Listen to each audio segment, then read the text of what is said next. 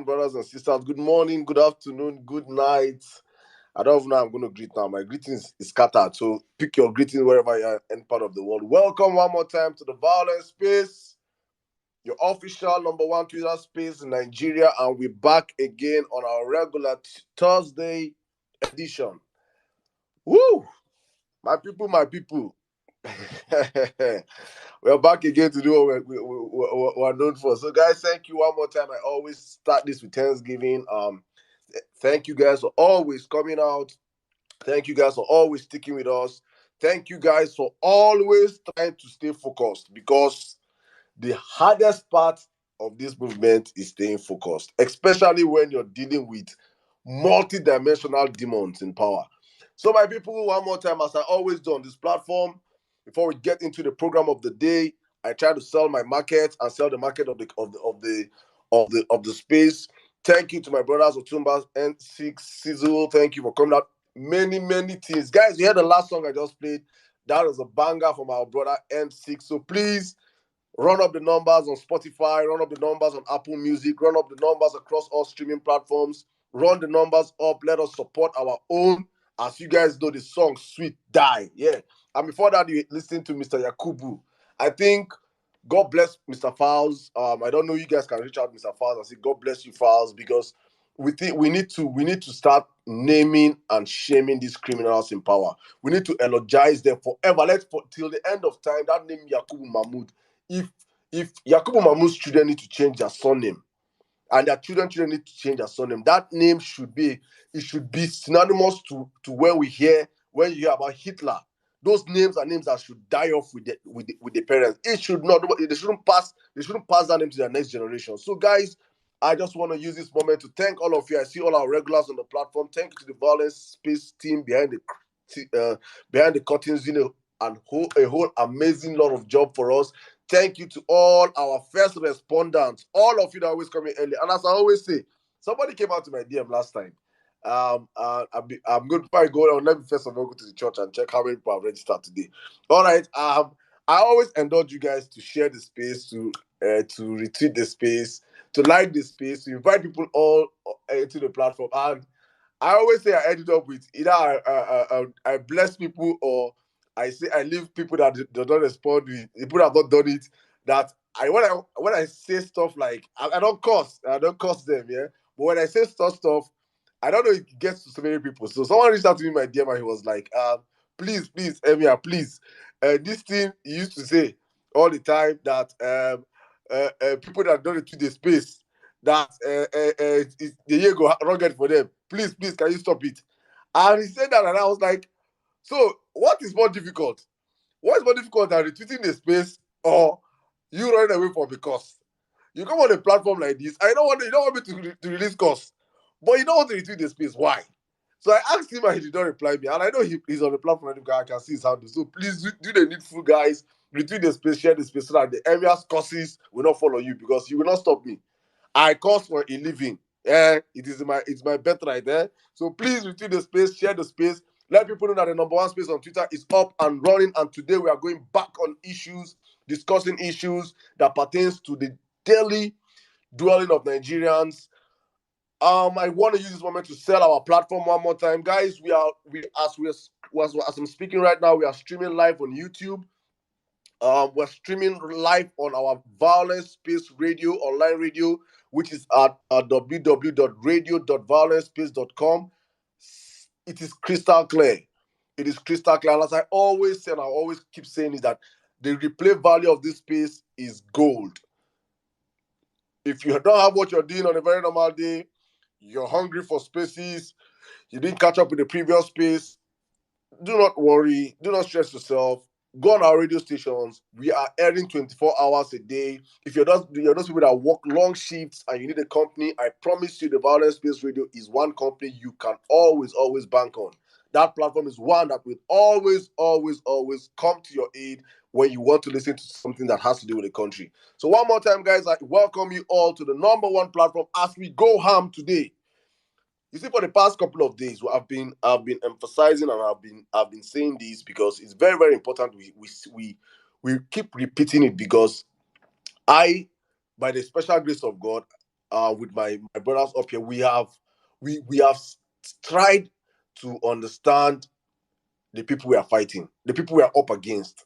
The people, when I say the people, I mean Nigerians, sensible Nigerians are up against.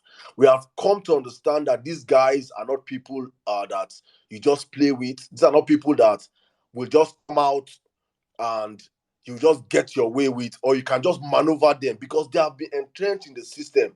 In fact, they created the system. They own the system we are trying to topple right now. So they understand vividly how to operate in such a system. And that is why for the past couple of days, you've been seeing the kind of news that have been coming out. You've been seeing the sort of you can see the topic, APC distractions. You can see it. Oh, I did not put the S. Woo! APC distractions. I should put double S. APC are coming out with all ways to distract you guys. They are trying to do everything in their possible power to distract us. And I keep saying this all the time. I ask this question. When you see this news, I asked in our last question, I say, what are they trying to distract you from? When you see the bile comments, when you see the bile tweets from the top handles of APC members, what are they distracting you from? What are they taking our hearts, our minds away from? And what I was discussing earlier on today with my brother NCC, he pointed me to so many things that have been happening, because when we're trying to come up with topics, we're thinking about deliberating on topics, and we're talking, and he was not telling me so many things that have been happening over the past couple of weeks. I can name them. I think let me just read from a few of the things he sent me. He said the unholy alliance between the North and the Southwest, according to FFK's tweet. To the lady Folake Daramola that came out and said that Nigerian elders demand respect, to the Dayo Israel's robbery story, to the disappearance of the criminal in chief that want to use backdoor to get into Aso Rock, to the fact also that common drivers, probably one or two of them, were part of the people that raised up cutlasses, or were armed with machetes, or were armed with guns to go and disrupt votes on Saturday, 2 Saturdays ago. They are now going to be paying 13,000 levy every day. Do you understand what it means by for the bus drivers to be paying 13,000? A bus driver, a downful bus driver, paying 13K in Lagos every day as levy. Do you understand how broke, or the kind of stealing that want to go on in Lagos? And these same people were the ones that you saw a man that came out to fight for you guys. You guys stayed back, or probably even joined in killing and maiming people that came out to vote against this corrupt system. So as we saw all this news coming out, and it was highlighting so many news, and I was like looking for behind this, and I say all these things are distraction. Then he broke it again. Did you remember that? And these guys almost took $22 billion worth of loan from China. If China did not say no, we wouldn't have known. They would have stylishly collected that money, as they have collected over 77. Nigeria is indebted to the tune of 77 trillion. The one they gave us as official, that we do not know. So you want to add $22 billion to the 77 trillion naira that we are in debt. And you have virtually few months to the end of this, your tenure. What do you want to develop in Nigeria that you need $22 billion from? So these are the distractions that we are going to be highlighting today, for you guys to see what these guys are taking your minds from and placing your mind to. And as I was going on, and I saw also on the news today, that they're going to be giving people free Wi-Fi in the markets, free Wi-Fi in the mosques, in the churches, in the airports. And it cost them a whooping sum of 24 billion naira to provide Wi-Fi for people in Nigeria. God have mercy. You see, when I tell people about APC, when I talk about APC as a party, as an organization, I don't call them a party. It's a criminal organization. It's a terrorist wing. It's the political wing of terrorism in the country. When I talk about that party, I get so vexed up in my spirit, because I see a party that has successfully destroyed every facet of this country, every facet of our economy. They have destroyed everything. Point to anything in Nigeria. Just point, look at anything. APC laid their hands upon this country and everything died. I was looking and I'm saying, I know how evil APC is. But the man behind the curtains, playing this game of chess, the evil hand behind the curtains playing this game of chess that have deceived us so many times, the man that we are looking for, that we are asking, where is he today? The man that they say celebrated his birthday yesterday, that we have known for years, he always uses his birthday to shine. He holds his colloquium and forms like one hero and does all sort of stuff on his colloquium day, gives so many written speeches, has been abruptly missing. And as usual, some people are telling you he's almost dead. Some people are telling you he's almost here. Some people are telling you he's there. I've been hearing all sort of stories about the missing man. But I want you guys to know something, that for a man like that to have stayed out of the media, to have stayed hidden for over close to going to 2 weeks right now, that Satan is cooking something dangerous for this country. I don't know what he's cooking, but I know from antecedents that it will never be good for the country. I don't know where he is. I don't know what he is. I don't believe that he is dead, because that's the last thing I will ever do. And I'm saying this right now so you guys can understand that they are distracting us from something, because we're going to land there. I'm going to land there with my final point for you guys to understand what they are trying to distract me and you from, where they are taking us to, because it is it is deflective tactics. Take their mind here, do this. They are doing things behind the scene. They are deflecting us with so many news. You can see FFK coming on so many tweets, say all sort of bullshit, trying to rile up the people through ethnic sentiments, using so many people using so many things they are doing right now. But behind the scene, some people are doing their final cash out. Behind the scene, a man is planning how he's going to steal his way through the back door to Aso Rock. They want you guys to start saying, oh, he's dead, come out, Tinubu, come out, then he will come back like the second coming. Exactly what he did to us before elections, when his alleged drugs were found. Well, I'm not going to say, I'm not at this point in time, I'm going to use alleged, because for me, we all know, let us put it as alleged.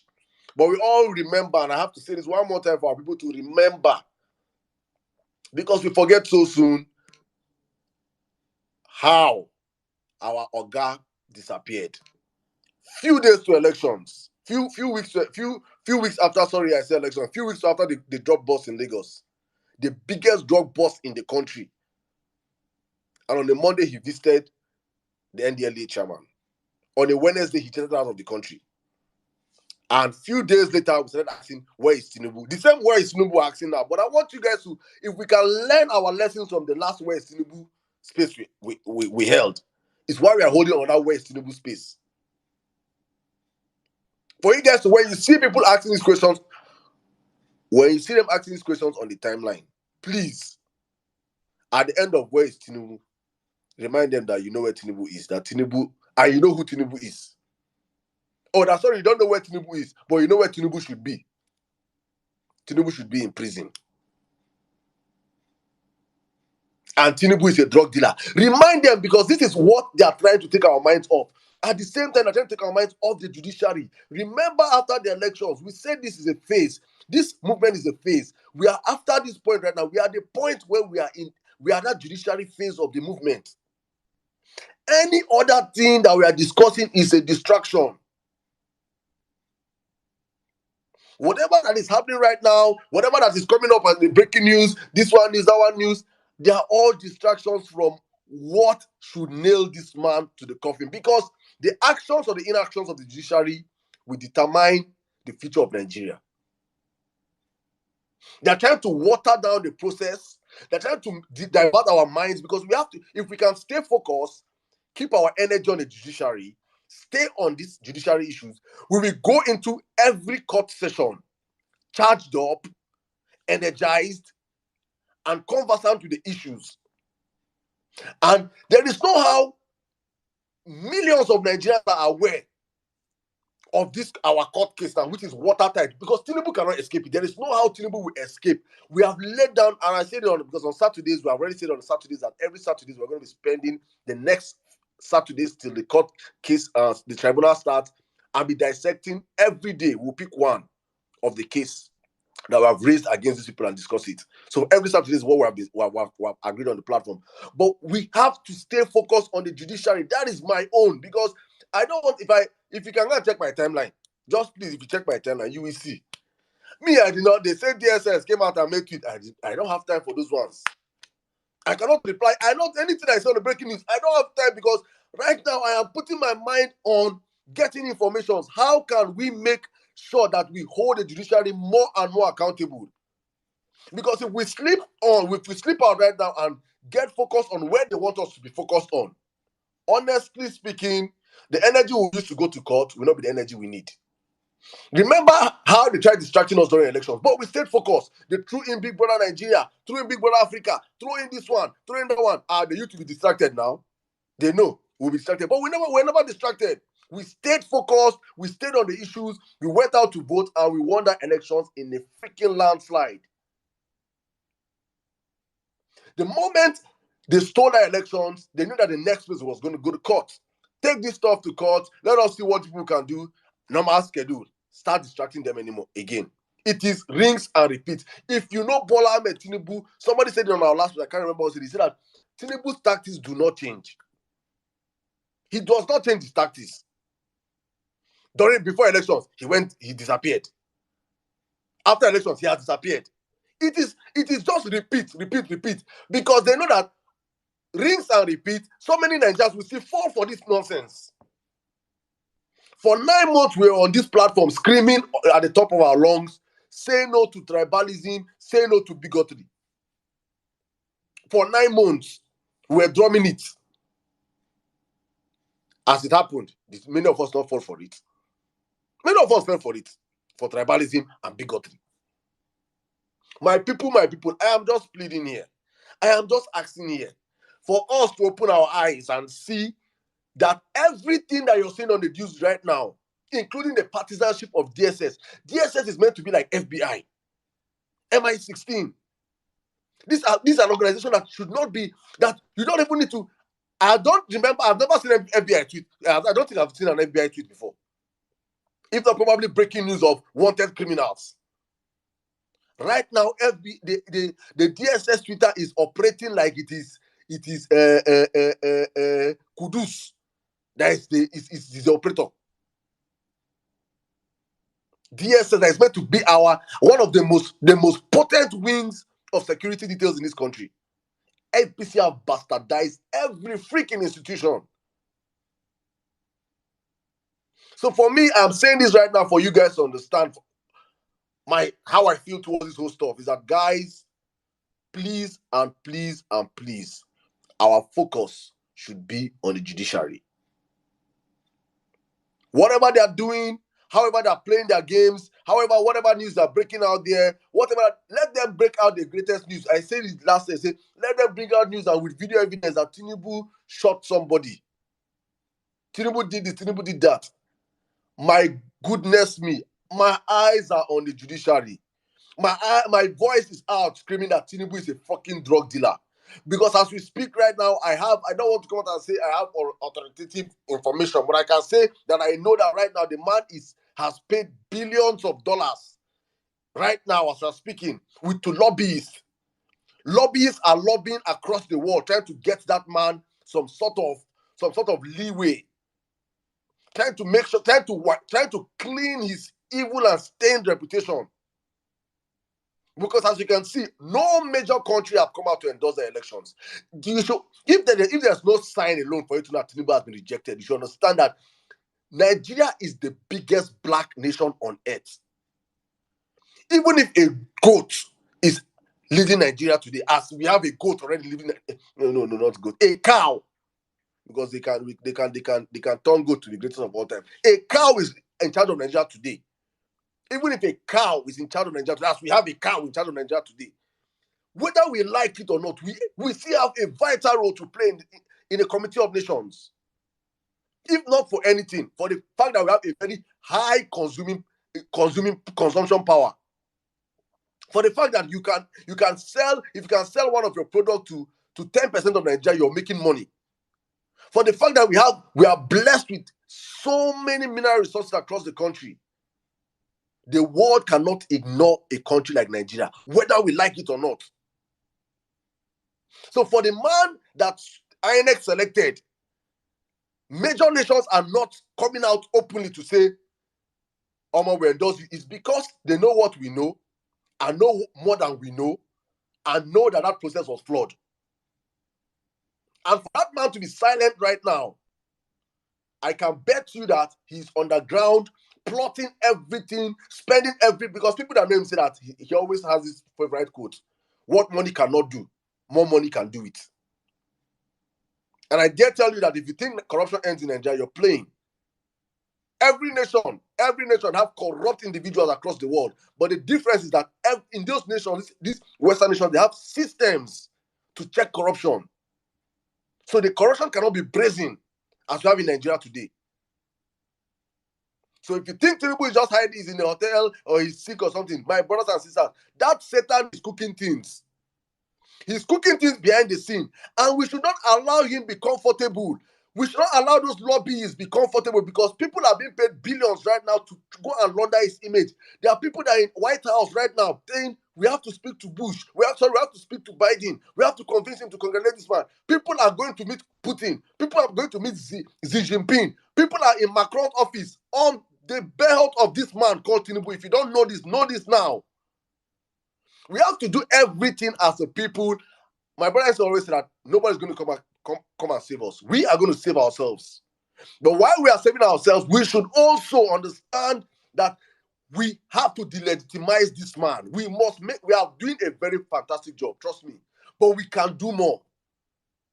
And they understand that if we put all our energy as a people, blocking our ears to their news, all the kind of news that are bringing in, all the kind of distractions that are thrown our way, and we focus on doing our trends, putting Tinubu's name out there as a legitimate, as an illegal president, letting the world know that we have said it on time, that this man is a freaking criminal, a drug dealer. When we do all these things, honestly, I tell you, let him pay billions upon lobbyists. It will all end up as a failure. I will end my submission today with reminding you guys one more time that the biggest protest Nigerians have had in modern history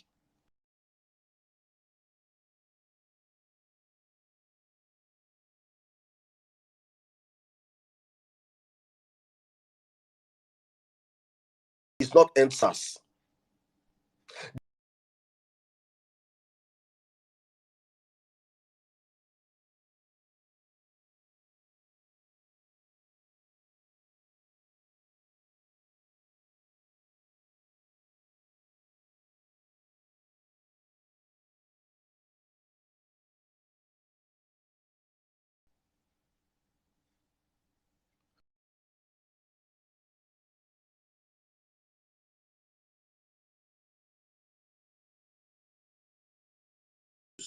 Thank you guys. Welcome to the Vawulence Space. It's a beautiful Thursday from my side here. I think I'm 1 hour ahead of the platform. Thank you for sharing the space. I don't know why should we have over 700 of you and only 93 of you have retweeted the space. Why? All of you retweet the space, share the space, let people know that the number one space on Twitter is up and running. And while you're doing that, I want us to get busy. Nigerians, let's get busy, please. While you're sharing the space, retweeting the space, I want you guys to start tweeting again. Every violence space we could trend them. Tinubu is a drug dealer. Every violence space we could trend Tinubu for prison.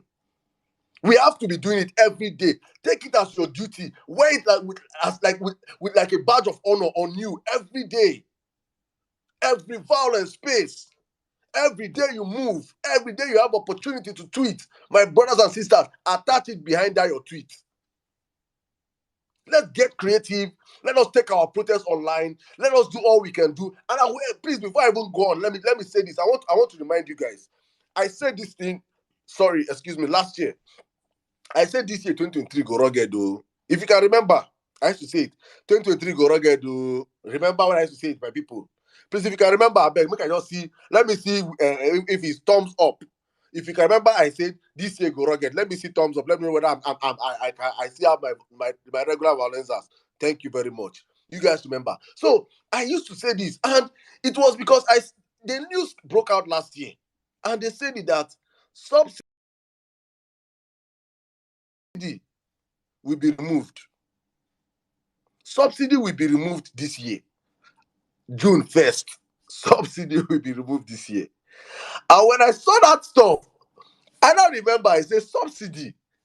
Peter Obi always called subsidy organized crime. That subsidy is organized crime. And I looked at it and I was like, I'm not seeing it from the point that Nigerians depend on virtually, we don't have electricity in Nigeria. So it virtually depend on generator. We depend on petrol. Fuel, everything in our lives is about fuel. And right now, they were selling fuel. I don't know how much they're selling fuel right now. But right now, once you take away subsidy, fuel automatically shoots up to nothing less than 400 naira per liter. I'm hearing that it should go as high as the early days, 750 per liter. For 1 liter of fuel. 750 naira for a liter of fuel. See, when that time comes, June 1st, a day after swearing in, the next president that will take over power will inherit fuel going up to at least 750 naira for a liter. Do you know what that means? That is potential anarchy in waiting. That is potential anarchy. So I was saying this all the time. I said, at that point in time, what sort of president do you want? Do you want a president that's going to tell you guys, please calm down? This is what we inherited. In the next few months, this is our roadmap to living, taking you guys out of these sufferings and this penury, and this is how we're going to do it. And you can hold me accountable. Or do you want a president that's going to tell you, shut up your mouth? If you cannot buy it, trek. If you cannot buy it, protest and we'll shoot you. If you cannot buy it, I asked these questions. If you can remember, I asked you guys these questions, and that was one of, because I was already seeing where Nigeria was going to, and we are here now. We are a few months to doomsday, and I'm saying this as a wake-up call for the judiciary, because the anger, and that's why I keep telling my brothers, many people that reach out to me say, "No, protest." I say, I will never use this platform to call for one protest. You know why? The protest that is going to come upon Nigeria, the protest that will come upon Nigeria, in eventuality that the judiciary do not do what is right. The combination of forces, of events that will be happening at that time in Nigeria, because I can bet whatever it is that Tinubu, that even if God forbid in the eventuality that Tinubu, if I'm Tinubu, I will honestly, if he's seeing what I'm seeing now, I'll honestly tell INEC, be the one begging them to let them have interim government. If I am Tinubu now, I'll be begging to have an interim government. I will be begging, because what is coming upon Nigeria, he cannot stand it. He cannot withstand it. What is coming upon Nigeria in the next few months? Eventuality that judiciary now add their grace on top. I pity that judge, pity his family, pity those judges and their families. That's all I'm going to say. And one more time, I welcome you guys, my brothers and sisters, to the Vawulence space. Thank you guys for always sticking with us on the platform. Thank you for sharing the space. Thank you for retweeting the space. Wonderful people that are not retweeting the space. People are my dears. I love you guys giving me some talking points. I heard that Ngige went to Channels TV. Ngige went to Channels TV and he exposed the small start of channels and said, you know, when you used to come to America, my house in America, and you used to use cash. When we saw this platform, I would tell people some things sometimes. People think us that we're just catching crews, or we're just saying out of assumptions. And it was last week I talked about Shewun on this platform. I said, don't ever compare Shewun to Rufai. I said it on this platform. I told you people, I never even knew that he'll come and do the Lord's work for us. Shewun dies with these guys. That's why he cannot ask a follow-up question. That's why somebody will come out and meet Shewun and tell him, by 7 o'clock, say, Shewun, but you know the time is 6 o'clock. A first Scamo can say, Shewun, can't you say the time is 6 o'clock? And Shewun will shake his head and say, yes, sir. But he has a big wristwatch in his hands, telling him that it's 7 o'clock. He cannot follow up. He said, no, he cannot say, sir, but my time is 7. He cannot, there's no follow up with Shehu. But when Peter comes in there, or any person comes in there, or an opposition comes in there, his prick will stand up. Then he will not know how to do practice modern day journalism. But whenever the people that have subjugated this country to the doldrums, to disaster that we're facing right now, are on channels, Shehu will forget that he can fact check. Shehu will forget that there is a follow-up to questions. I played on this platform the last time a 9 minutes interlude of a Festus Keyamo back and forth with Shehu. Festus lied 21 times in the space of 5 minutes. And Shehu did not fact check him once. Once. My people, that's the kind of media they want to give you guys. A media of that you'll be seeing protest. A media of that you'll be seeing, they'll be selling for people fuel. A filling station 750. Shehu will come on TV and say, but good evening, ladies and gentlemen. Right now, fuel in Nigeria is 250. You know, they're selling, and you'll be watching him with his chest. That's the kind of media they want to give you guys right now. Fake news media, as in open fake news, that you guys you'll be asking yourself, but I think I just bought fuel now 750. Or is it only my own filling station? You will call your friends in Lagos to say 750 here. You call in Abuja 750, in Kano 750, Enugu 750. But in Shehu's channel TV, it's 250. And he will say it with all his chest. And that's why I'm telling people, please, the Vawulence Space TV will take up anytime, any moment. We are working behind the scenes. Get ready for real, accurate news as we do on the Vawulence Space. Thank you guys for sticking with us one more time. And with this, I drop my mic and I welcome my brother Otumba. Otumba, good evening. I don't know if it's evening. I know it's morning by your side. Yeah, I think it's morning. Hey, good morning, brother. Good morning. I just, good evening, Sisu. Good evening, Sirdam. Violence Space member family. I don't really have a submission, but I just wanted to touch on the DSS distraction by APS. It's funny when the president is an APC member, the vice president, APC member, the Senate, the Senate, and the House of Rep, all APC members. The security agencies, head of the security agencies, the top brass of the military, all APC appointee. So, Saddam, please tell me, how would we get an interim government if not by APC itself? And APC, we've always said it, they are the king of distraction, misdirection, 75, 85 billion agendas at the same time. They were successful in using their number one image launderer, Channels News, yesterday to propagate this nonsense. You had the DSS also tweeting. Imagine, it's like the CIA and the FBI suddenly saying, "Hey, yo, Mr. Joseph Biden, we know there are steps within the government to impose interim government. Please figure out what to do." That makes no sense. The DSS is attached to the executive arm of government. Actually, technically, they are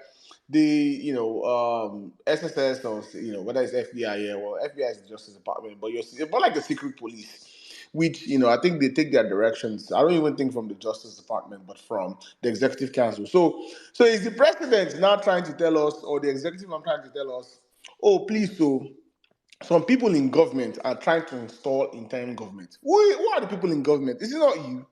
So this is another distraction. Like I NC had the tweet this morning. We didn't see any video, no talk from Bat. We know he's been running and hiding, and he can run as much as he can.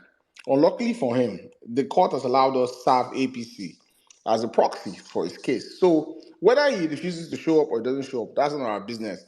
Whenever tribunal starts, he's there. He's a respondent, one of the respondents to our prayer. So, we've always, I think it was this Saturday, we drummed and drummed the APC distraction. And I'm glad a lot of obedience are no longer falling for that trap. Like, I just went to DSS, I was looking at their quotes and the replies, and obedience are giving it to them. And like, we're not buying this BS. So we need to keep trending Tinubu is the drug lord.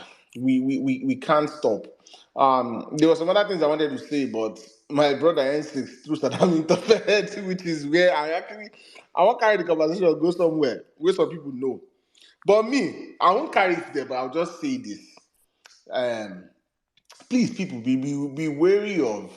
I call them fifth column columnists, where their goal is to. A lot of SPV boys and even some obedient influencers are doing this. Their goal is to sow division, and if you don't follow the conversation in depth and you're just responding, you would think the questions are harmless. Some questions, some rhetoric they throw might sound harmless, but if you take a deeper look and ask yourself, how does this help our current case in the court? Or how does it help our mandate? Or how does this help the movement? You start to see, wait, this is not to help. This is to destroy or tear it apart. So please and please be wary. Guard your hearts accordingly. Don't, be careful of what you let come into your space, into your head. And so because what it does is it demoralizes you. You start to ask questions, you focus on things you're not supposed to focus on. So please and please, I can't call names because NCs have stopped me from calling names. Me, I already called names before. I don't tell anybody. So, but I won't. I'll keep it to myself for now. The judgment will eventually come one day. One day. My brother N6, over to you. Thank you so much. Because now my All submission, right. that one. But I know that my submission. I don't. It is well. It is. I So, got you. Don't worry. I yeah, got you. Don't. yeah. So go ahead, my Well, brother. don't worry. Welcome everyone to the Church of Violence. Like I always say, you can be anywhere in the world, but you're here with us, and for that we appreciate you. Let us get to topic number one: APC distractions. Please remember, Machiavellian principles of politics say, if you want to actually not work for a country and fleece the country, all you have to do is give them something to discuss, if not every week, at least every day. And if not every day, at least every hour. Bearing that in mind, you take that as Machiavellian Politics 101 and apply it to what the APC has done for the last 8 years. Ahab blamed the opposition. Butler or Hitler is blaming the Jews, aka the Igbos. You can see it. But all they are doing is deflecting and deflecting while they fleece Nigeria of her. Now, what happened this week? In the last 2 days between the last violence space and this one, basically just between Tuesday and today, Nigeria requested a loan of $22 million from the World Bank and from China. To the world. If not, you would not have known. If that loan had gone through, you would not have known either. I also want to remind you, since you're looking for what to focus on, APC just wasted 355 billion naira of taxpayers' money to conduct a sham election. We saw that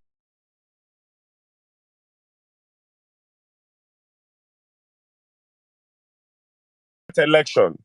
It was plastic containers, youth coppers, and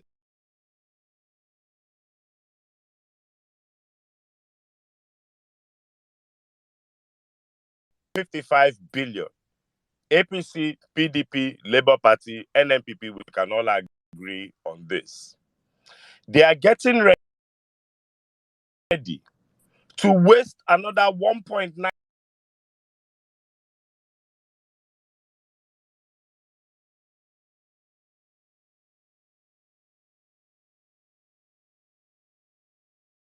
billion naira on a scam sense.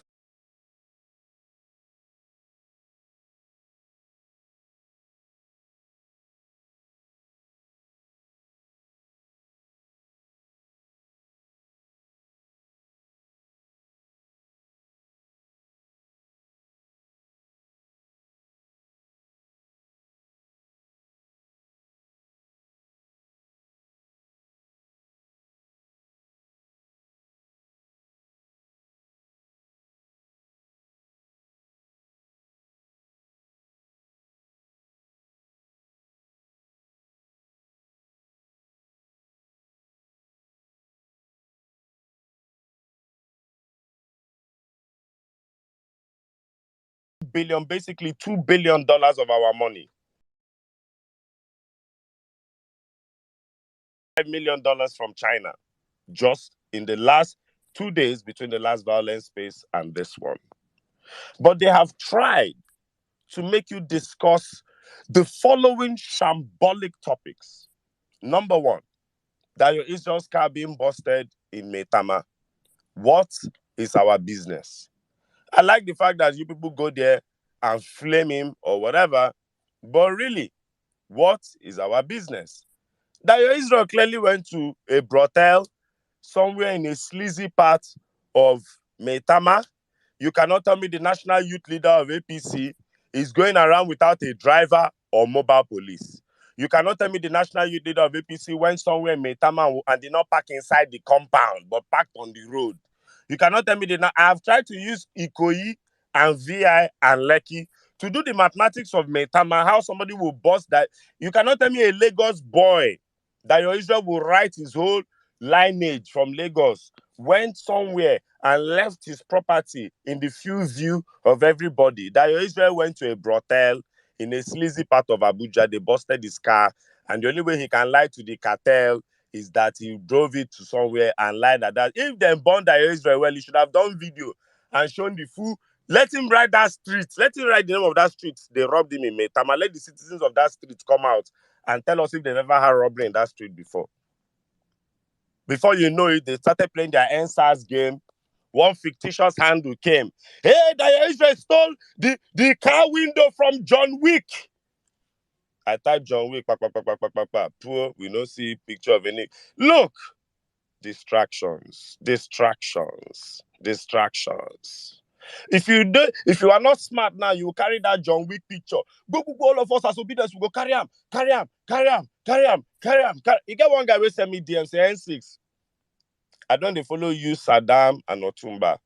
And if I no post the information, I no post them, no worry. You know, I go watch am for other people timeline, I go come out for there. But if I no post them for on our main page, I know they post them. Before you know it, you will carry good. The next thing, the handle will come by, the APC will do what they did in NSAS, turn you to fake news merchants. Distractions. They've come with interim government. As Otumba said, how is there a plot to put an interim government when there is when you people own the whole apparatus, security apparatus, everything? Buhari is your guy. He lifted your candidate. After the election, you have hugged, he has met. Buhari has gone around and said this is a free and fair election. Election where Angela Merkel, Macron, none of them don't congratulate the winner, but Buhari said a free and fair election. APC gaslighting. Let me tell you people, Tinubu is fine. One handle came again, truthfully this one, now so then they come. Oh, yo, Tinubu is dementia. They worry with it. It's a lie, yo. Tinubu is fine. He's fine. As I speak to you, he's on his exercise bike, not connected to any electricity, listening to Ashake. He's fine. He's running from the court case.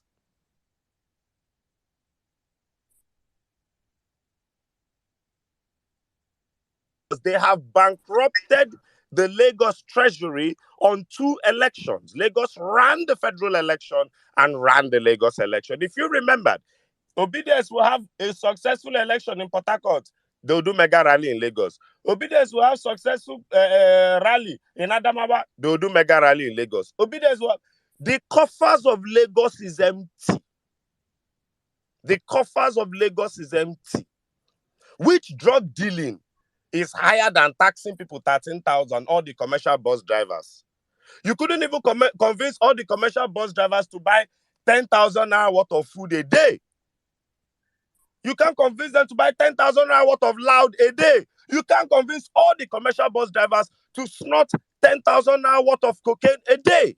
But you can use government power and compel them to pay 13,000 naira a day.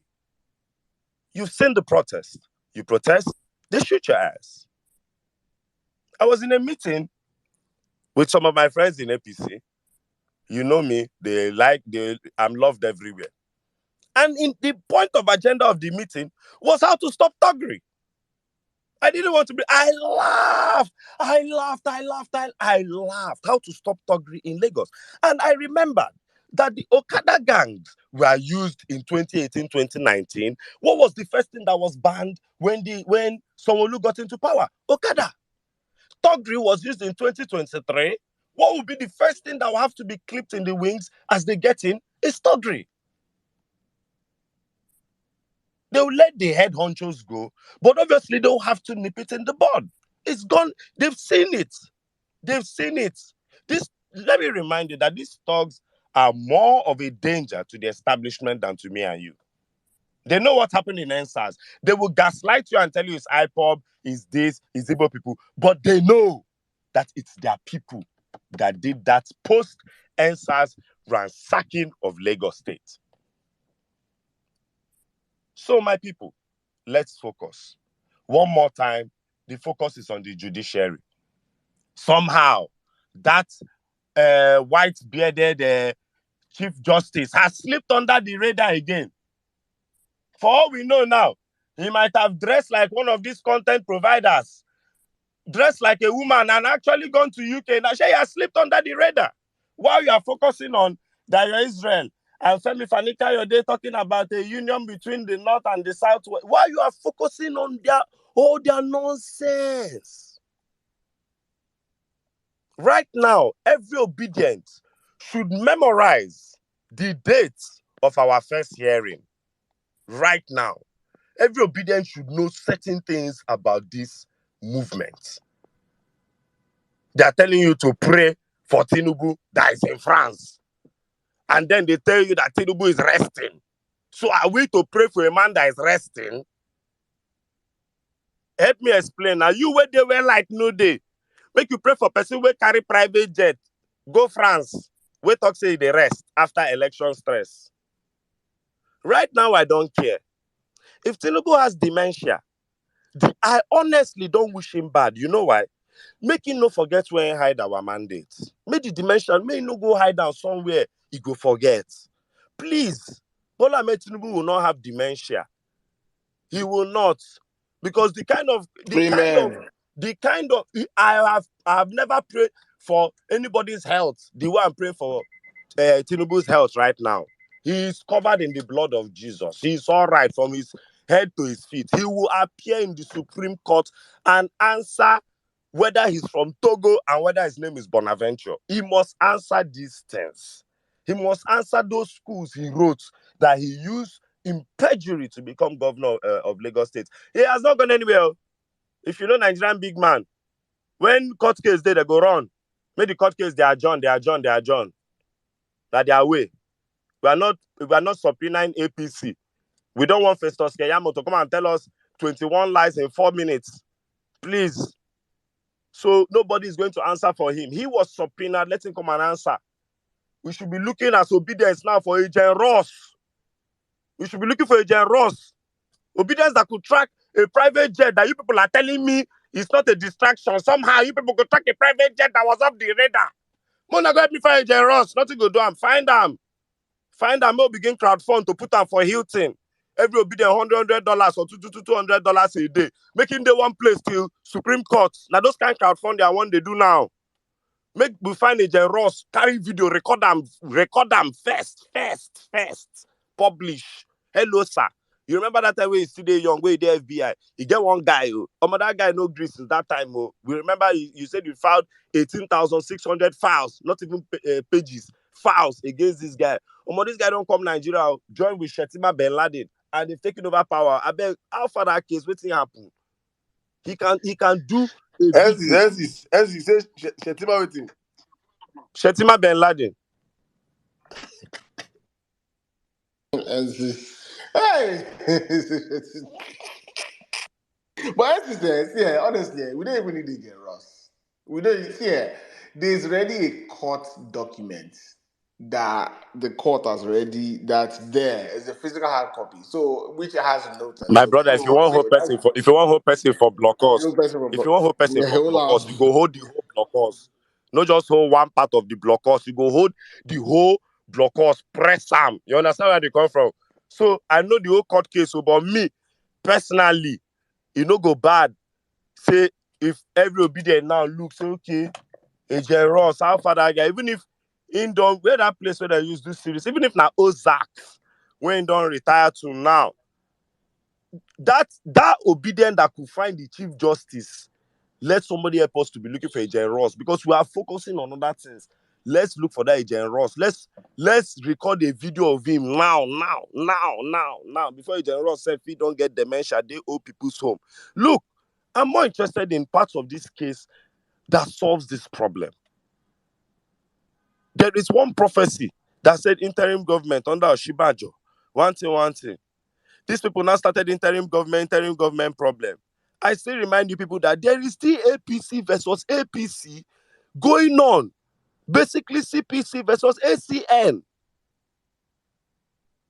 It's still ongoing. A lot of big men did not find us stepping down thing funny. But yeah, brother.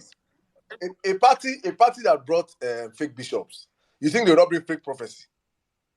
We underestimate. Most times we underestimate the satanic power of Tinubu. I say this in a lot. Tinubu is the devil.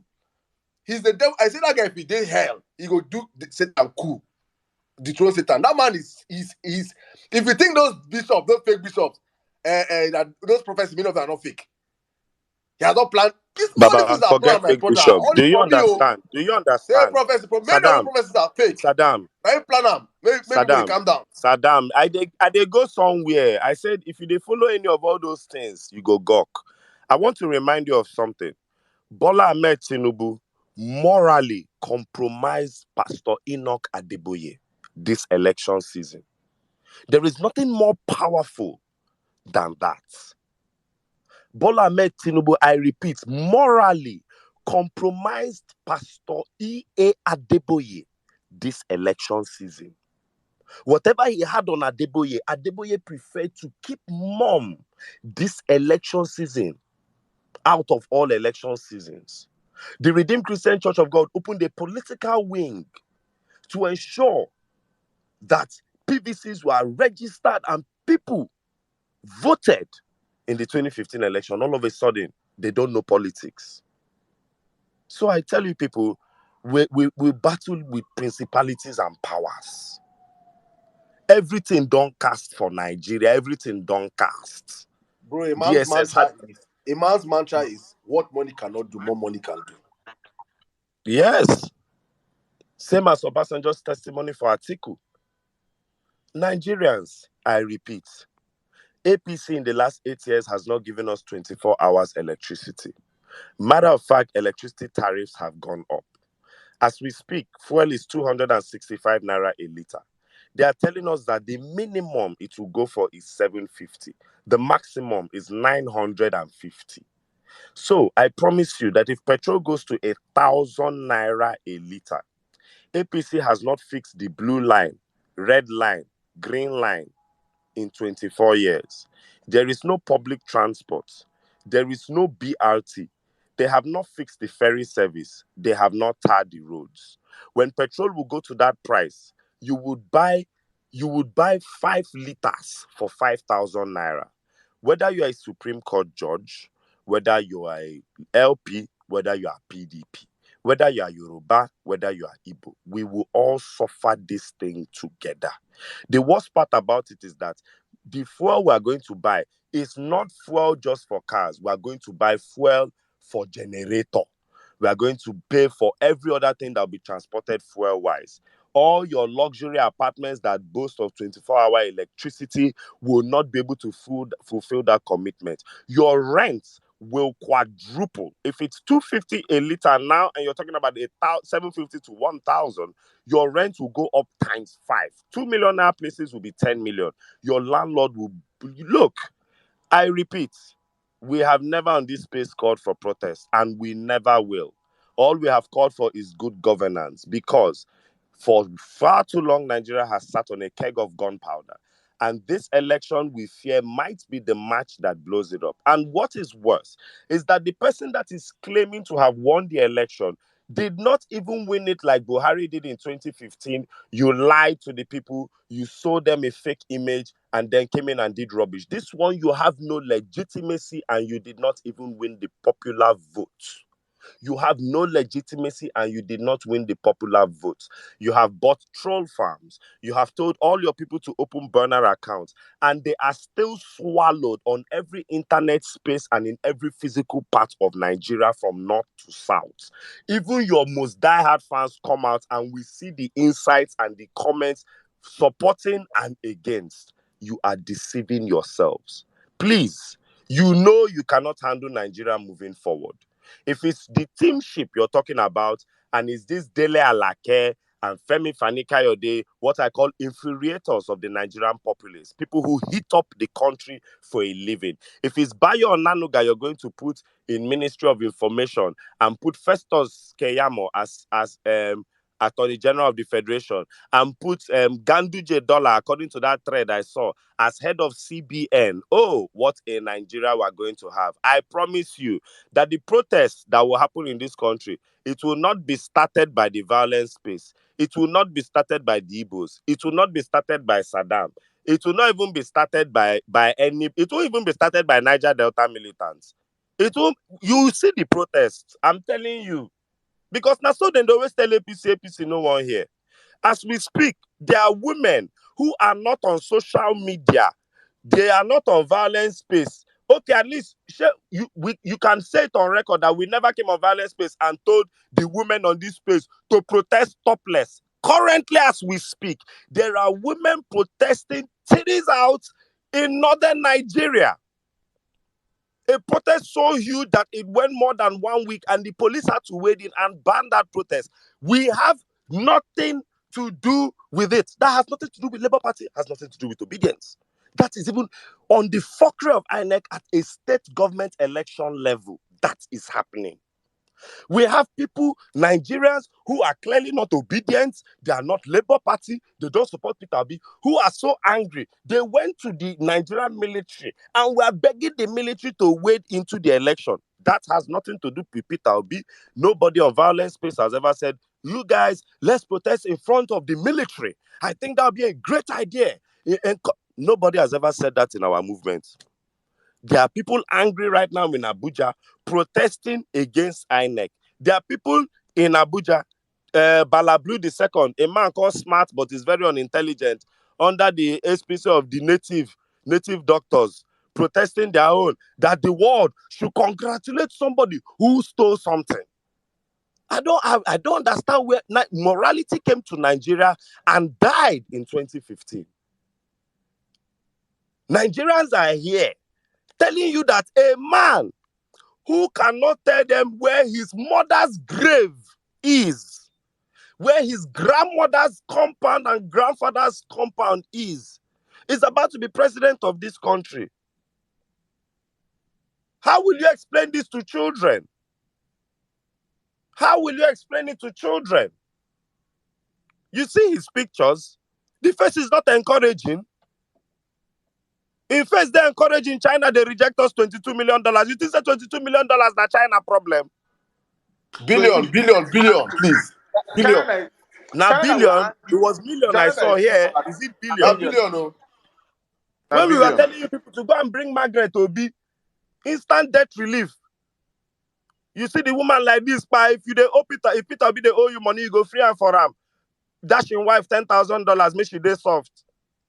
When I go carry person where then they support. Okay, no wahala. It's even deeper than that. See, China is one country that right now that their goal is to buy up Africa as much as they can. Especially Nigeria, with a country that has so much resources. For China to look at you and reject you alone, this is China that recently signed a deal with Brazil where they no longer trade with the dollar with Brazil anymore. China is literally looking to strengthen their currency, to strengthen My brother, the fact that for Russia not to support Tinubu just to spite America shows you that, Baba. They saw this election now. APC now, do you understand? Look, APC has a bigger job. APC, you have to gaslight the entire planet. Leave this Igbo agenda. Leave all these things. We have interlocked ourselves so much that I promise you, there will be no fights. There will be, go inside the census, do census of who done tribes we have dated as Nigerians. Just do census of that one to show you that this agenda won't fly. The world will not congratulate Bola Ahmed Tinubu. They will not. Pay money. Pay money. Shedino Melaye just showed his new Rolls Royce that he bought. He just showed his new Rolls Royce. Atiku the Ram, gone. If I want to ask how you Ojuwole, all these places where you don't the host, I know say they never buy you data once. Once they no buy you data. You just they do them based on you go send invoice later. Dino don't buy Rolls Royce.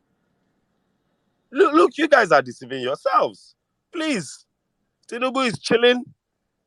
The governor said he is relaxing after a hard campaign and he's in France. You cannot be praying for somebody that is relaxing. APC members, go and find your candidates. I don't know how, with all the technology existing in the world today, the man cannot do video for you people to watch. He's ugly enough already. So what is he fearing to show himself in video again? Hello guys, what's up? The campaign is going. I can't do my colloquium for you colo mentals this year. You know, I'm in France. What do you do? Bonjour, bonjour. I'm sipping dumpy. It is what it is. You know, boom. That's it. He can't even give you 6 seconds of organize for birthday. Ha! I'm on a wow. That one is for APC, you people in you people's timeline. Open spaces and discuss that one. Stop opening space to discuss obedience. But something that was not a distraction is the Judas kiss of Osita Chidoka yesterday. I will refrain from calling that man a bastard because you are recording this space. I don't understand how you are writing. You went to Peter Obi's campaign. He was there from 6 p.m. to 8 p.m. You know, right? Say he got Atiku campaign in Atiku's office. I went to Atiku by 8 a.m., but I went to Peter Obi and he'll be there till night. Look, no weapon fashion against Peter Obi will prosper. Now, big boy from time, no be today. You people cannot kill him. So stop deceiving yourself. The only thing you have done, Osita Chidoka, is further prove that you are somebody that can never be trusted. That's your ethnic dog whistle. Whoever you are publicizing Peter Obi's movement or whereabouts or office location or off work time to thinking that they will do something about it. It's you. It's you they will do something about it. It's your workplace. And that your work time that you are, that's where they will come and meet you. Because we are not fools. We are not fools, I repeat. Go and do the statistics of how educated the average Nigerian is and stop this tomfoolery from all sides. I yield the mic. God bless you all. God bless Nigeria. God bless the violence space. Cheers. Thank you very much, my brother. Thank you. Woo. As in, one of Abi the things Sirdam, you don't notice that Judas kiss?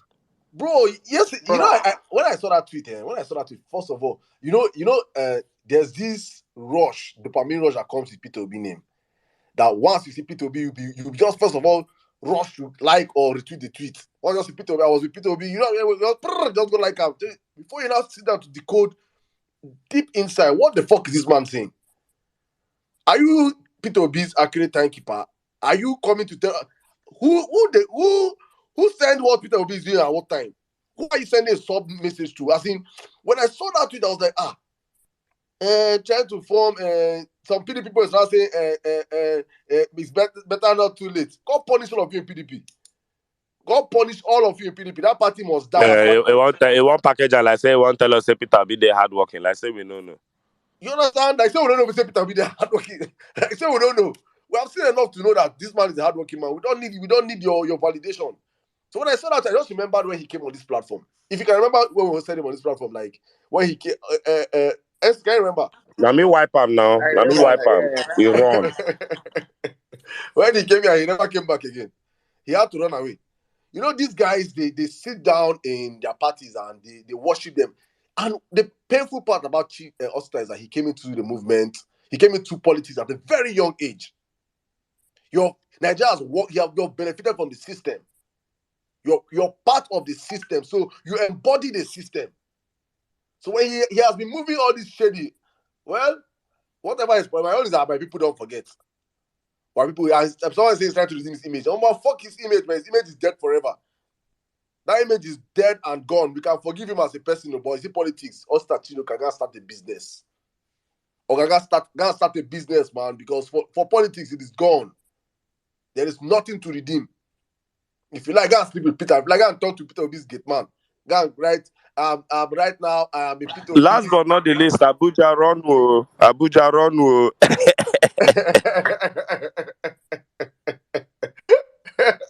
Abuja, Lagos is in town. Oh. Shine your eye. Oh. They don't break window for Abuja. They don't import. They don't set alibi. They don't set alibi for their boys, so that when their boys begin, they do pakrakpa for Abuja. They go say, even before inauguration, even that your Israel's car was broken into. Now lie, they know they do car robbery for Abuja. Oh. Abuja, stand up and force an investigation. Dayo Israel must tell you people what street in Maitama he was robbed, what spot his car was parked. Please take this investigation up, because you will wake up and they will start busting cars in Abuja and they will tell you that, oh, look at what Ngige said today, that the monetary policy went very well. It's not as bad as people are painting it. Policy where people don't die already. They will tell you that, Abuja, Dayo Israel, the national youth leader, was robbed barely a month after the election. Before you know it is affected by reporters and sodium reporters that report it. Wait in Nigeria, even in the US here, nobody in their car where it's parked leaves their personal belongings in open view. A cloud chaser like Dayo Israel would have shown the video front and back. Do you remember that Dayo Israel showed a video of them driving in the road when he was scared? I found out the person that broke it. That broke in this car. You should listen to the guy. Let me find the guy's clip. Let me play his clip. The guy when he was making his testimony, he was giving his testimony. They just interviewed him now. So probably people have seen. He just interviewed. Let's listen. Today, I want to declare without equivocation. Today, I want to declare without equivocation. Naim, this guy, Naim. The guy want to take over from APC youth leader. He said, no, they didn't work. He said, no, they didn't work. You can't find out.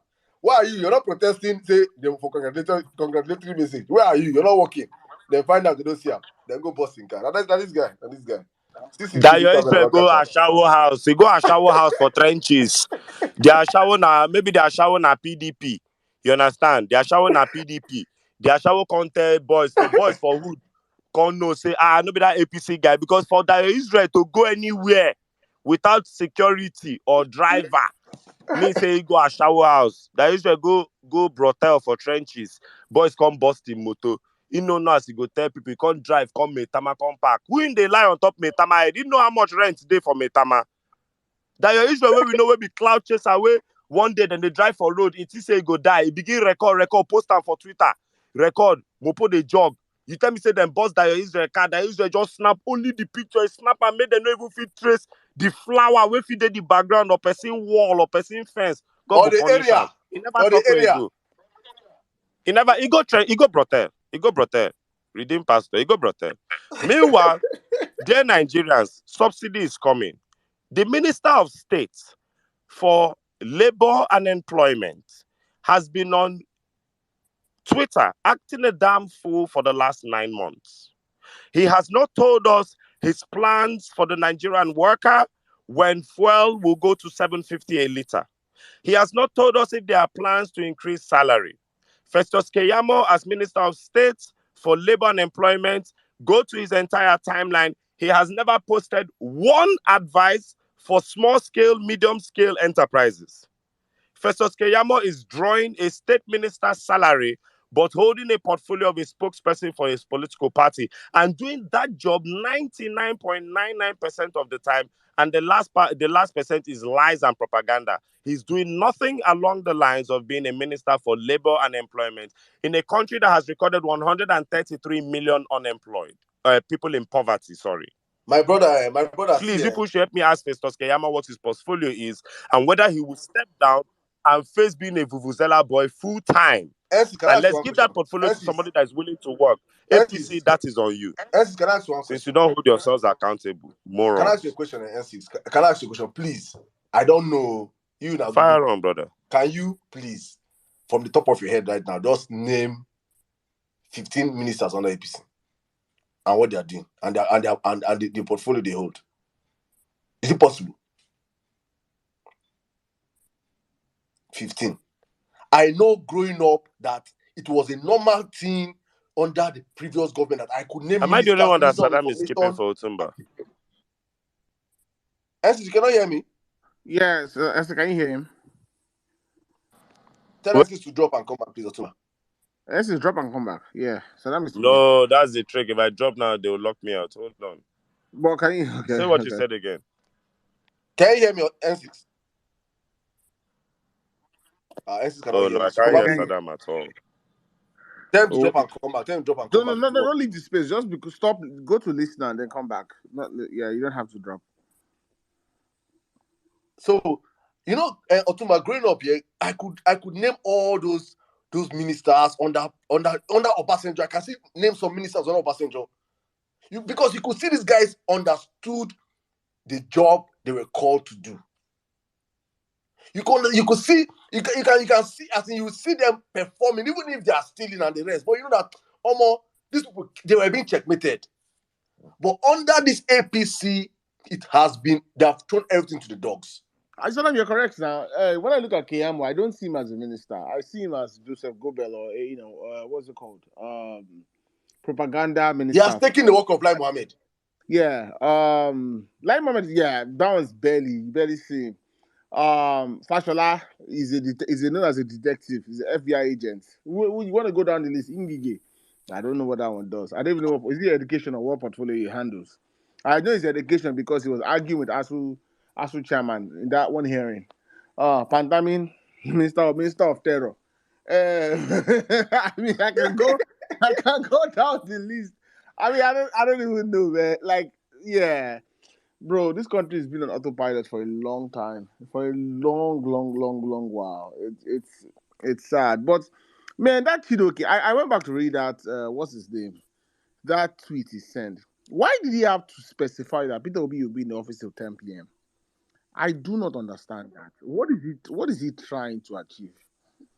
Otumba, I swear, if I tell you I know what that man was trying to achieve, I lie. If I tell you I know what that man was trying to achieve, I lie. What is he trying to achieve? Why would you? See.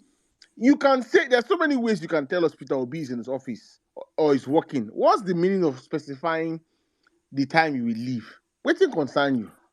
Then he took a picture of Peter. Why didn't he take a picture of Atiku? Do you understand? Ha! Listen, now so Judas sell Jesus for 30 piece of silver. But this one don't be sell our own principal. This one himself, No, he sell himself now. He sell himself. Judas, Twitter not there for Judas time now. We did Twitter now with an analysis in case. He said Judas did Twitter time, Jesus time. We don't hear the story. We don't come in dissect them.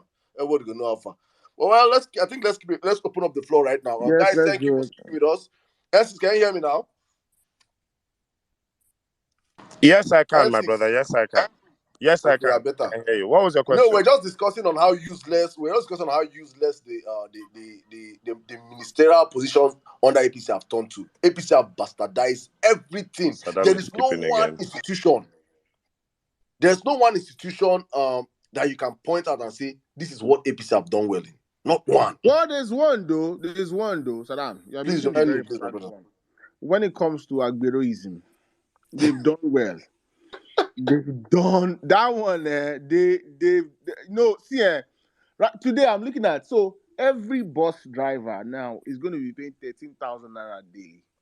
13,000 times 30. That's almost 900,000 or how much in a month?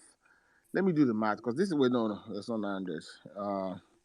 390,000 a month for a bus driver. How? For what? My God. I'm trying. I want to do how many bus drivers? No. When they were collecting 5,000, 3,000 to go for rally. When you printer, you are printing. You are printing. Tinubu, life is a hula hoop. The money when they don't spend, they just cough them out. It's like the money we gave is about to cough them out. Essex, let's just do some quick maths here. Officially, what is stated is that we have 75,000 commercial buses in Lagos, 75,000 downful drivers in Lagos, and they pay 13,000 naira every day.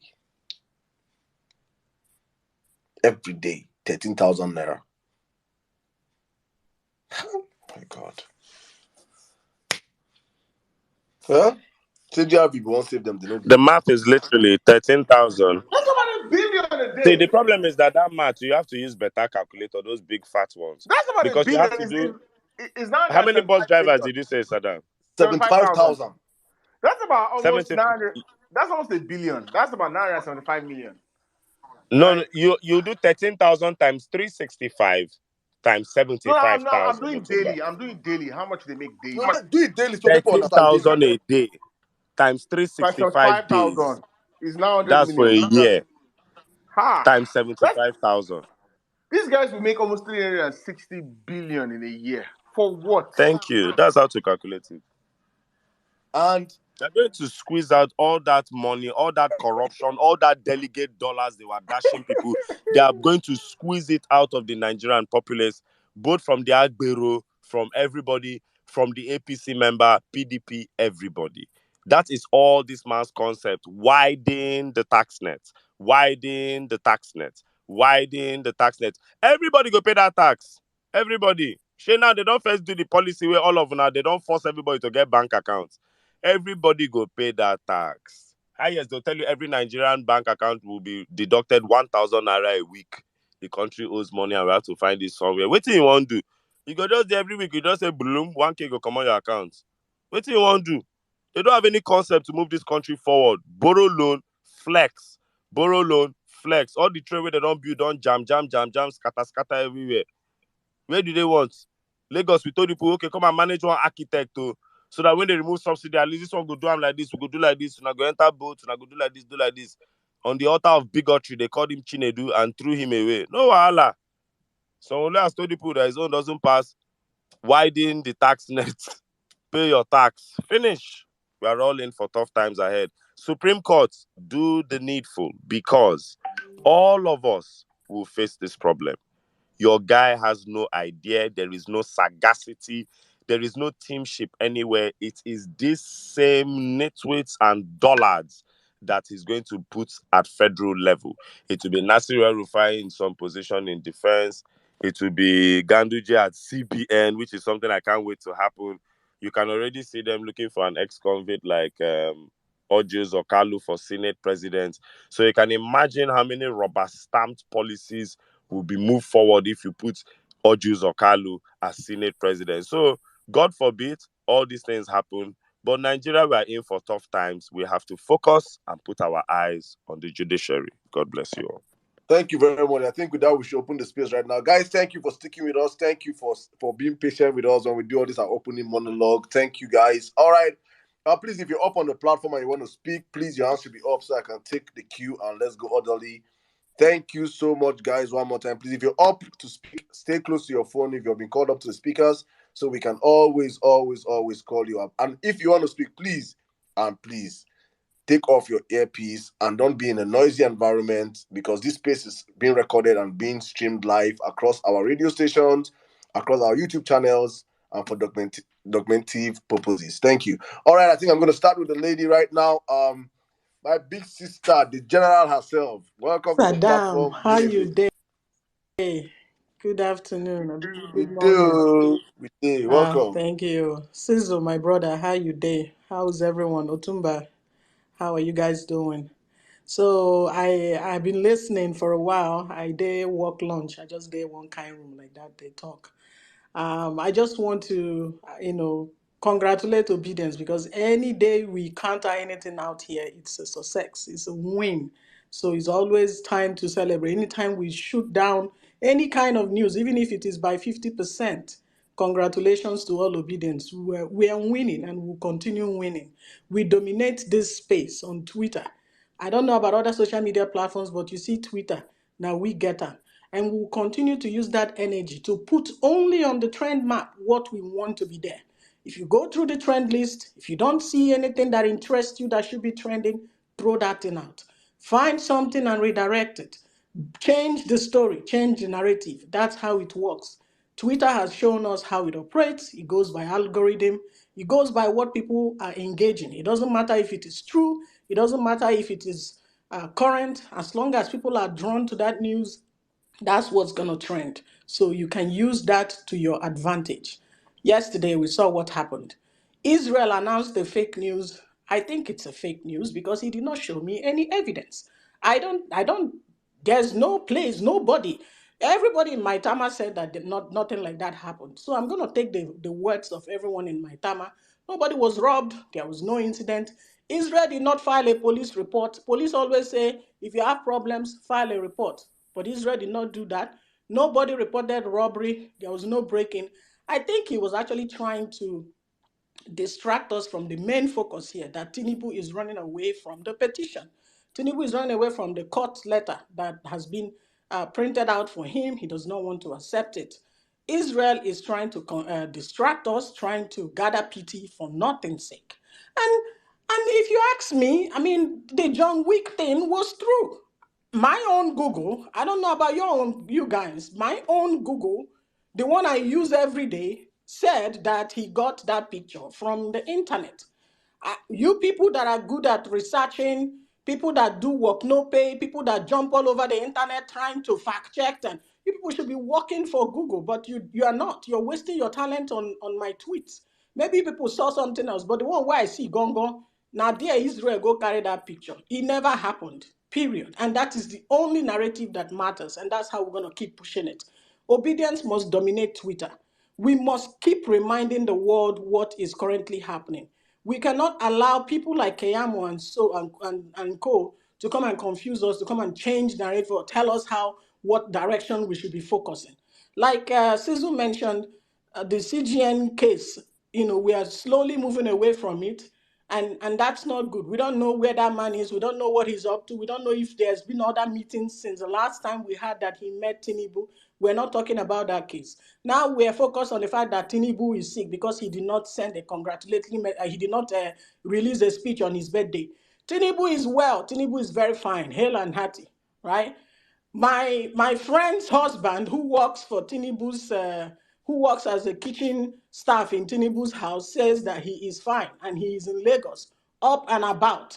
So that is who I am going to believe. Once again, don't ask me for proof. Don't ask me for evidence. I'm not going to ask him to send me a picture because they will know where that picture came from. I am not going to risk his life or his safety.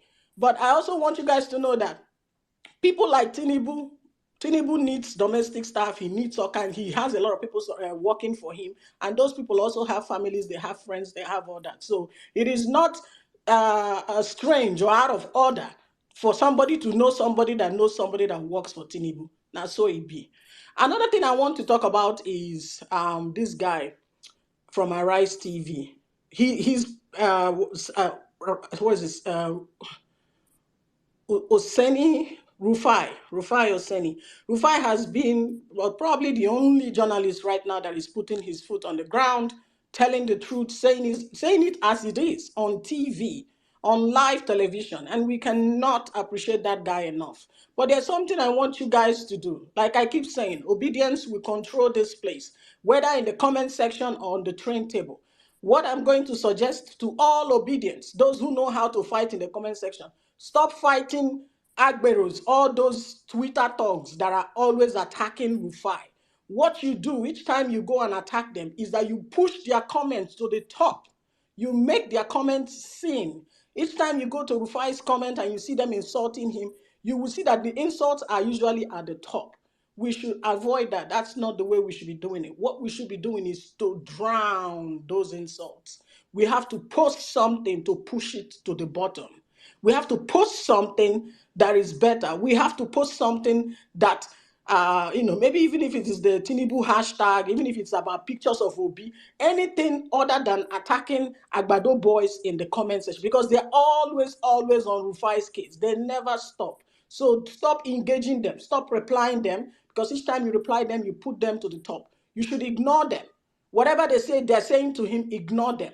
But keep posting more so that when their comments become ignored, Twitter algorithm will do what? Push it away from view because nobody is engaging it, nobody's interested in it. That's pretty much how it is. So, and your own as obedience must support other obedience. You know, if you see something way nice, you give a thumb up, and that's how you put relevant information on top of his page. That's pretty much the best thing we can do for that guy.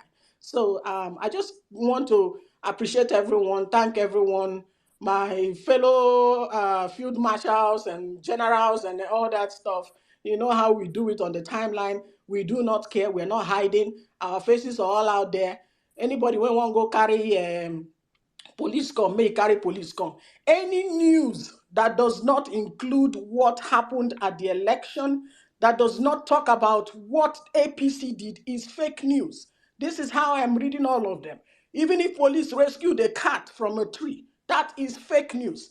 Even if the DSS arrested somebody who broke into city as central bank, that is fake news to me. The only news I want to hear is that MC Oluomo has been arrested.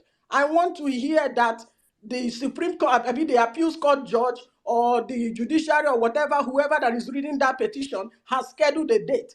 Any nonsense, Israel, whether he went to meet, all these busy girls in Maitama, whether he went to buy suya and they robbed him, all of them are fake news. Only obedient news, only thing that has to do with Obi should be on the train table. That's all I have to say. Thank you so much, guys. Thank you very much, my big sister. Thank you so much. Honestly, it is so soothing listening to you say what you just said right now. I just look at myself and I'm thinking how useless the DSS has turned out to be. That, like, in plain sight, we know, you guys know, by now, Nigeria does not take you guys serious anymore. And you think that you're not come and tell us that? If you like, tell me that. If you like, come and tell me that you arrested Osama bin Laden.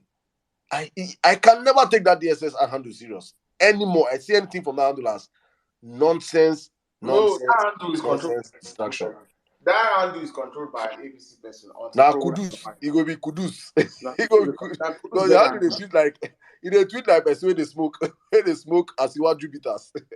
That handle don't be normal person they tweet use that handle. Because I'm wondering, like, for Christ's sake, we saw with all evidence. In fact, what we start doing right now, if that had to make any tweet, just go on there and post picture of one of the people that were macheted in during the Lagos rally. Just post picture, one of those glory pictures. Go under there and write Tinubu for prison under the handle. Let them know that they are so insignificant. And I say this all the time because the DSS might think that the APC have armed them to the point that Nigerians will be scared of them. You guys are. Nobody is scared of you guys. You've pushed Nigerians to the point whereby right now, and I say this all the time for you guys to understand that the people understand right now that the power resides with them. And in due season, because for me on this platform, I always say there's time and season. In due season, you guys will find out. All right, let's move on real quick, guys. Thank you very much one more time, my sister, the general. Let me take Oladipo, my brother. Good evening. How are you doing today? Oladipo, I hope your network is good.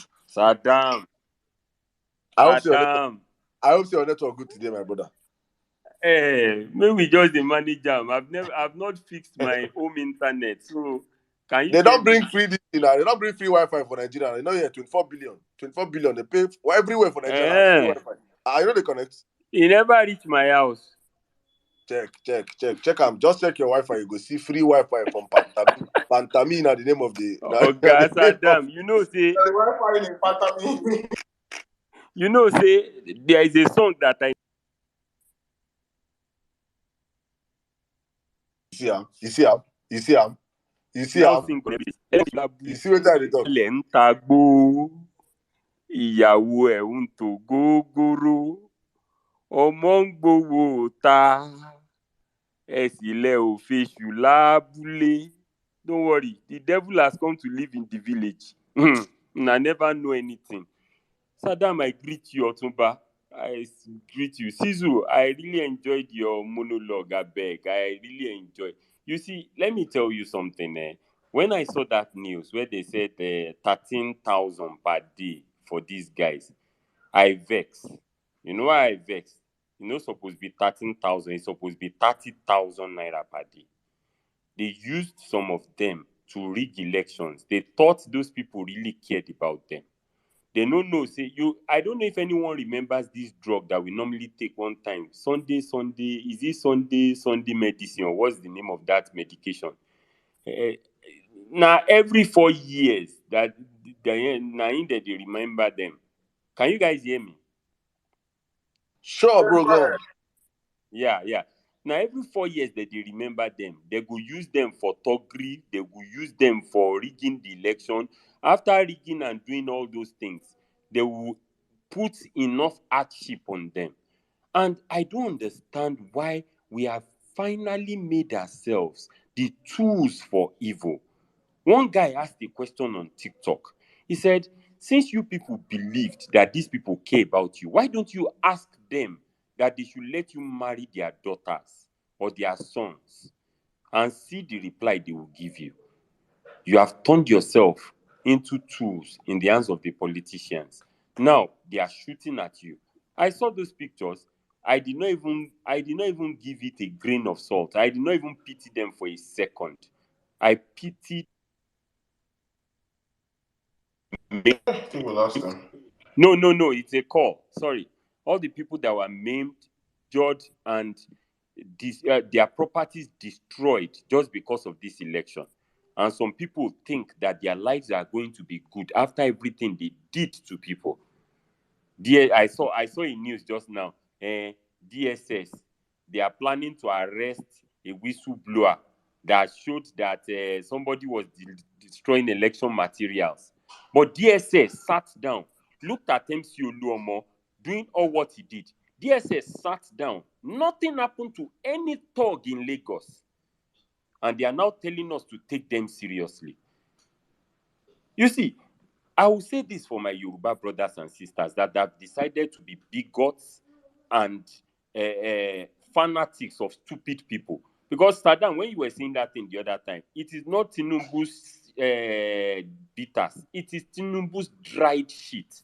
Because if no be saying now waiting on a smoke be that, how can someone decide to use you, and you know that your life has not changed in the last 8 years? Why don't you people just sit down for once?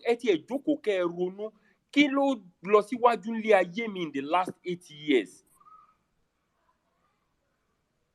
A brother of mine is a police officer. They called his elder brother out in Imo State and they shot him to death on the 13th of March.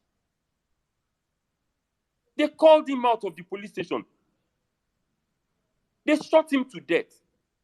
He's a family friend. He's someone I knew. He was a senior Baptist Boys High School. So we are talking about all these things going on.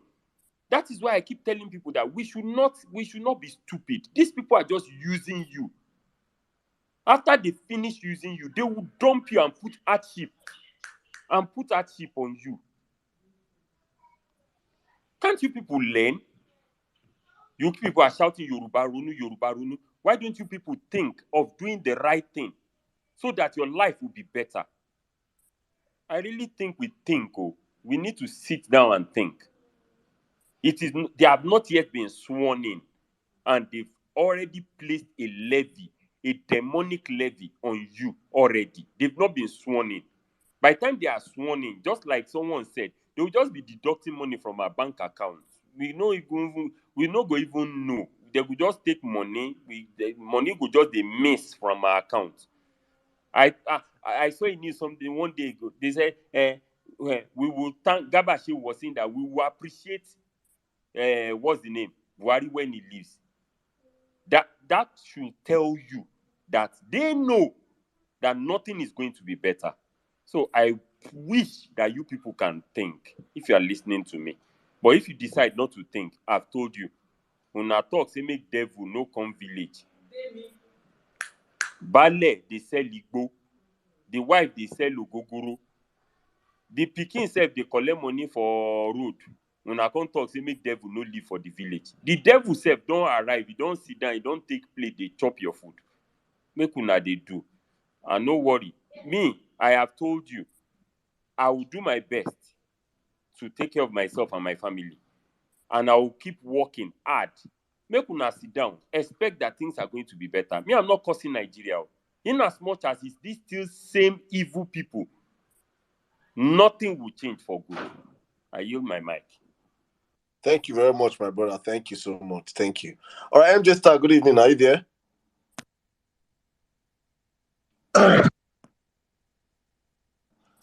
MJ Star, can you hear me? Yes, good evening, Sirdam. I can hear you now. Good evening, everyone. Hi, Caesar Otunba, Dr. Olo, I greet you all. Today's topic, I mean, the conversation so far has been very, illuminating, and it goes down to echo some of the sentiments and opinion that I shared earlier on as to the way the narrative on this space, Twitter as a whole, has been going for the last few days. I think most of the other submissions before now have already done justice to all of that. And I believe particularly that what we are seeing now is a desperate attempt of people who are trying to, basically they are playing the long game now. There are two sides to this, keep our eyes up the ball. And secondly, they are already foreseeing the possible play out of events.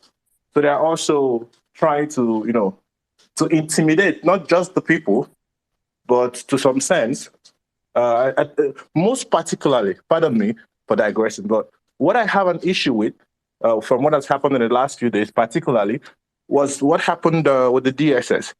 Now, from my own perspective, from my own point of view, I believe that they already know, they're aware that an interim government is not possible without the approval or even authorization of the government of the day. They know that. They are not oblivious of that fact.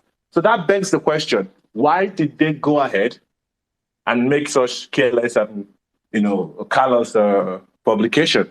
And not just that they made it public, and even went ahead on national TV to issue further threats to the people of Nigeria and calling our judiciary all sorts of names that people are trying to issue some injunctions.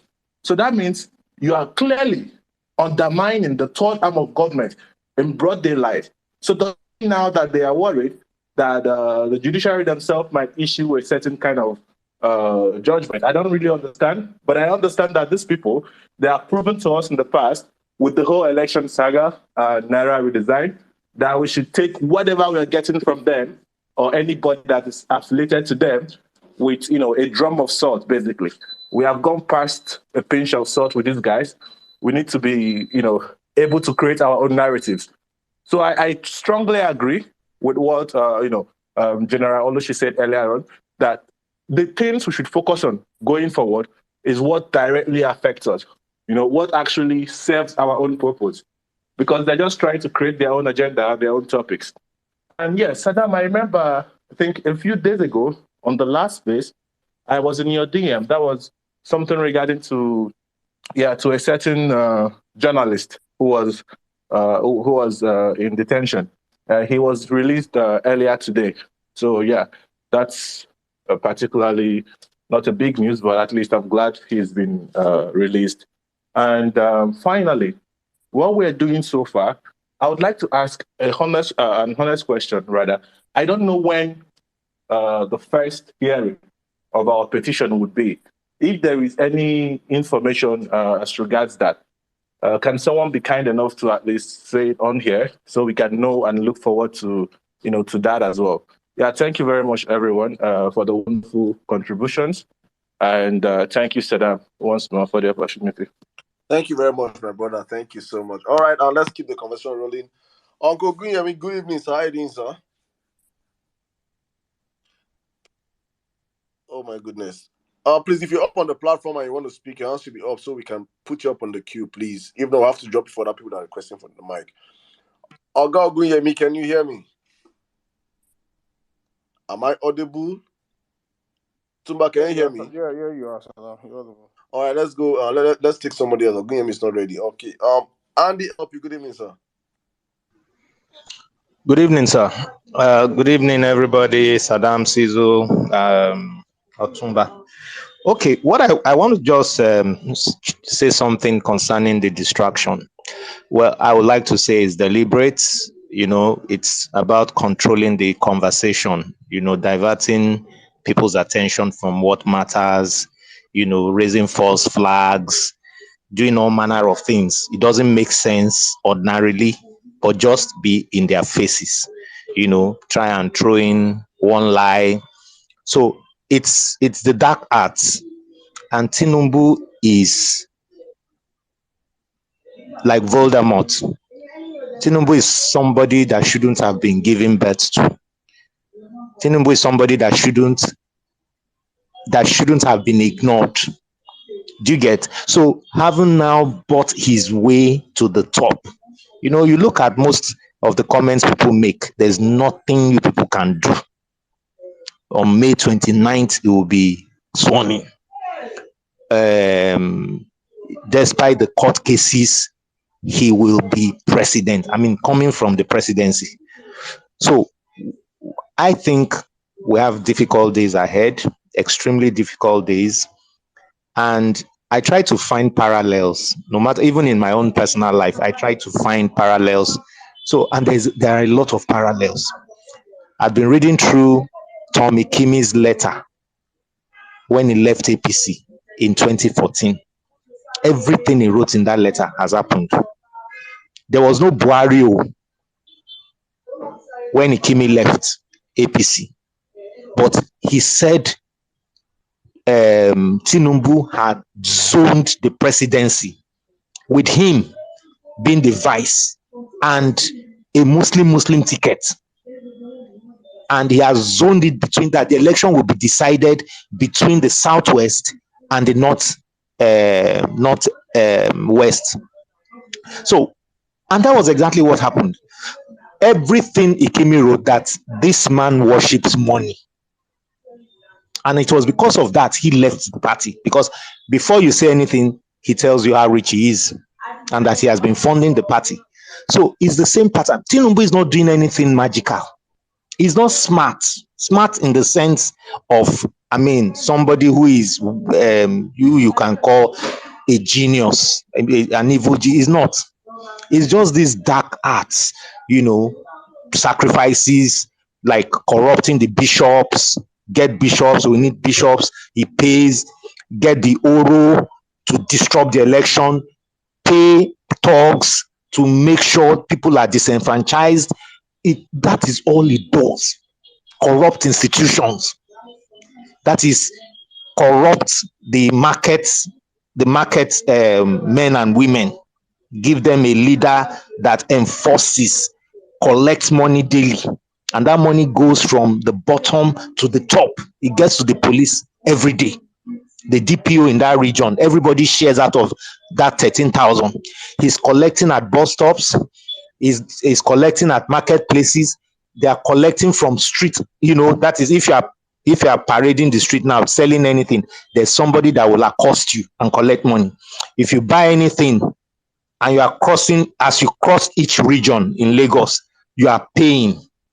So it's a system you find among cartels. So these are the things he has done successfully for 28 years. Sometimes you even feel he has captured people's imagination. You really need to be, you know, you see how a Fashola or even what's his name, the vice president, Osinbajo, professors will kowtow to a man who is perpetually on drugs. They know he's on drugs. They know how bad he is, but you see them kowtowing to him. So what I'm saying is, in effect, is that we need to prepare. We need to prepare our minds, because it will be dark. You will see all manner of trash. If the judiciary is able to call for a rerun, which I feel is the fairest thing to do to save the day, then fine. But if that does not happen, Nigeria will experience a revolution. I can't see every day. I see the possibilities, because on June 1st now, Buhari says the fuel subsidy will go up, and these are people who have no clue on how to stem, just reduce the hardship. There's no way it's going to reduce. So they're in a conundrum. So, but those who will profit from a weakened center are all these people positioning themselves to profit from this mess. And we know how these things end. History will always repeat itself. At the end of the day, everybody will see that nothing has happened. It happened to Abacha. I talked about the youths earnestly for Abacha. The same thing. They said Abacha must self-perpetuate himself as president, and that if that does not happen, there will be war. NTA started showing all the war zones in the world, warning Nigerians. Those were the conditioning they were going through. They want to prepare your mind. If Abacha does not come back as a civilian president, then the country will go up in flames. What happened? At the end of the day, Abacha died. So a lot of these things people don't learn from. They go down that same rabbit hole. At the end of the day, you sow the wind and reap the whirlwind. I yield my mic. Thank you very much, sir. Thank you. I just want to say this: removal of subsidy is not a bad thing. It's not a bad thing for people that don't understand. It's not a bad thing. It's as Peter always says, an organized crime. It is a means of a country paying billions and trillions to some set of people to subsidize the price of oil that we have. We carry our oil, our crude oil, export it outside to refineries owned by most of these men. They refine the product and bring back the finished product back to the country and sell for us as fuel, as diesel and the rest.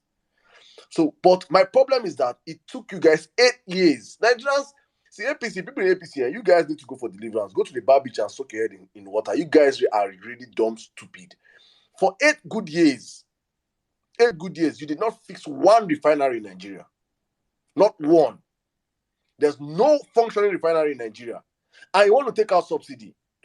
You're taking out subsidy. Let's say you're taking out subsidy, you have already fixed. You should have fixed our refineries that are refining back home. So that you know that they're dependent on the one their friends built. Dangote. That it's not even up. It's not even up and running yet, bro. It's not even up and running yet. We have functional refineries in Niger. They are functional refineries. See, Nigerian government, Nigerian officials, and when I see people that slave for these politicians, I pay them no pity. You are just stupid. You're slaving for people that have kept you as slaves in 2023. There is no functional refinery in Nigeria. And we have modular refineries. When Peter talked about the modular refineries, we have so many refineries going on in Port Harcourt, illegal refineries. Peter wanted to transform those illegal refineries to modular refineries. Because we can refine, it is not magic, it's not rocket science. These people keep making governance look like rocket science.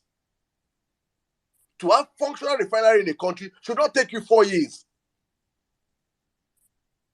When you spend 8 years, nothing is working. Your friends have refineries in Angola, have refineries in Niger Republic, have refineries across includes countries, and you're not sending the oil, and you don't take away subsidy. And the same slaves today are the ones that are clapping for them, are the ones that will face the brunt in a few months' time. We dey here, we dey watch. All right, let me bring in my brother to the conversation. Kelvin the Satirist, good evening, my brother. How are you doing, and how's the family, bro? Long time, Kevin. No, Kevin was here last week. Now. Kevin came here last. He came here on Tuesday. Yeah. Hello, guys. Top of the day to you all. Tumba, great Sizzle and Sirdam and everyone on the listener and the speaker session. Greetings to you all. So, with regards to this distractions issue we are talking about, I want us to see it from this way. Now, Bola Tinubu might just come off to be one of the most unluckiest human beings on earth, like unluckiest politicians on earth. Now, this is why I say so. This is someone who has been adjudged to have won an election, and then the entire nation was as if they just went silent, as if there was like a major disaster or natural disaster in the country. Everywhere is just silent. He hasn't gotten that pat on the back from even the international community. Even most of his close allies have not even congratulated him.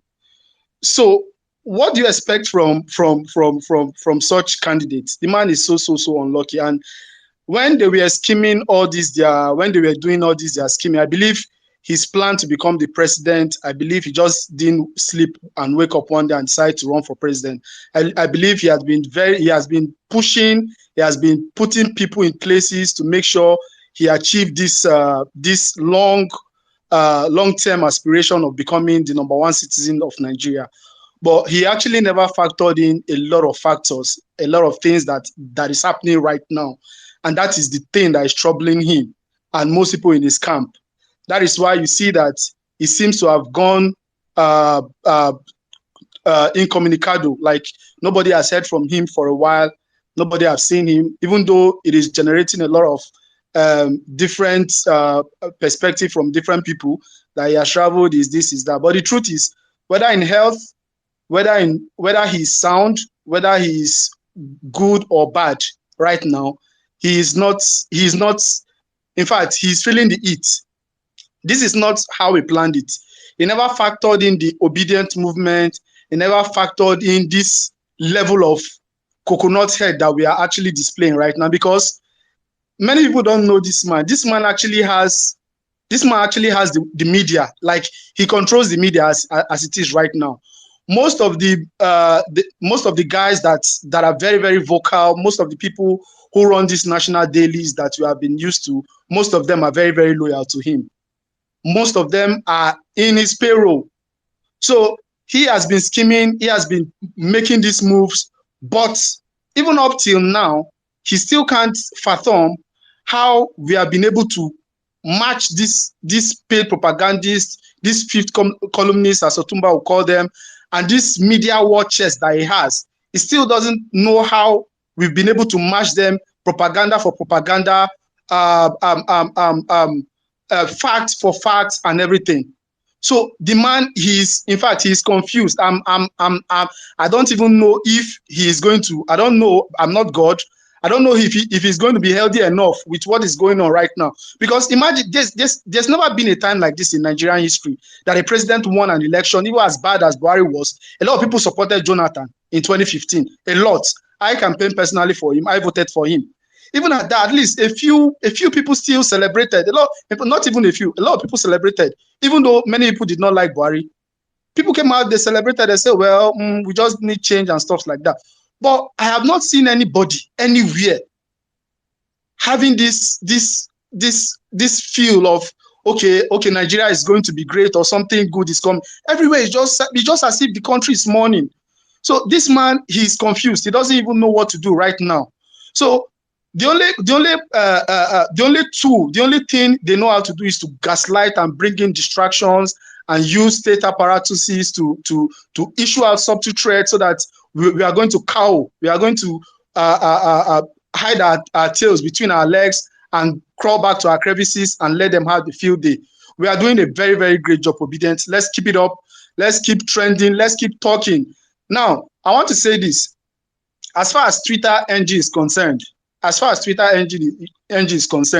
since the inception of the violence space up until the conduct of the elections a few weeks ago, there's never been a concerted effort to put these people on their toes, to debunk their lies, to face them head on. There's never been a platform like the violence space, putting them, like, discussing and talking. They are so mad. They are so angry. They don't know where to even know where to attack this particular movement from right now. So Tinubu is not someone you should envy right now. He is confused. Imagine fighting even within the ranks of the obedient movement. It's even almost impossible to even channel people's energy or tell people to do this or do that.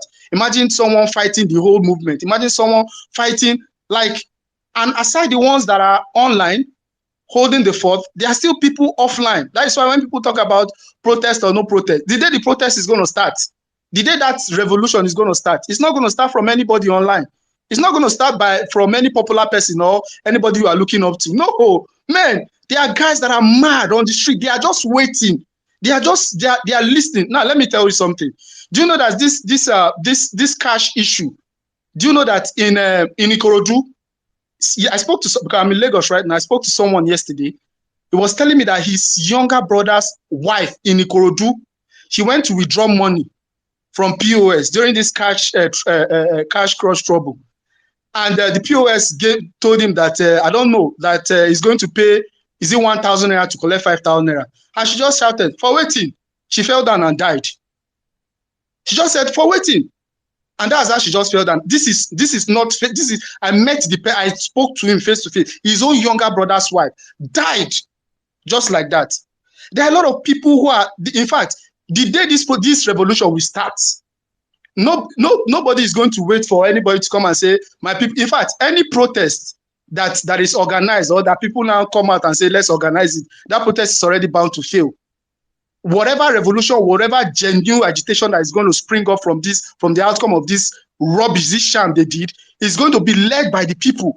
And nobody will even say, oh yeah, come out, let's do this. It's going to just happen spontaneously, just like the other protests that have made wave in Nigeria. So let us just keep up the good work. Let us continue putting on the fire on their head. Sirdam, you guys should not, for anything in this world, posting this, for anything in this world, don't stop, because see, I think to the best of my knowledge, there's no other platform that has been keeping APC on their toes like this platform. I beg, see, go and bring the platform. There's none. You guys don't really know the impact you are making. Like, you don't know the impact you are making. There are a lot of people that is getting energized, that is getting this hope that, okay, we actually holding these people in their, as NCs will say it, on their block course. We are holding them, because if today we decide to just keep quiet and allow everything to die down, or channel violence space into maybe talking about some other irrelevant inanities, man, a lot of people they will lose hope, and we might not be able to get back our mandate. So please, let's keep showing up. 19th century history.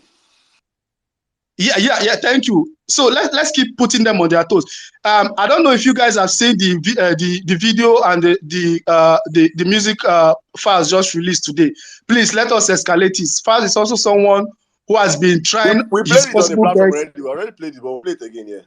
I never hear him now unequivocally ability that guy talk that time. And that equivocally sound na me I hear. No, I I don't beg play, try I'll play play it am. again, though. I beg try play am. I beg that he did well. They say in 1975. Let me end my submission by this. In 1975, they say fella was so coconut-headed that he named his pet donkey. He gave his pet donkey one name. I don't know that name. If any of you know that name, yeah, I bet Mona talker. Now the same person. Now put us for where we did so today. Go and check the person's name. There's somebody that fella named his pet after somebody.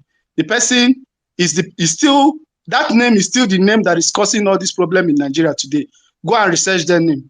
Thank you very much for the platform.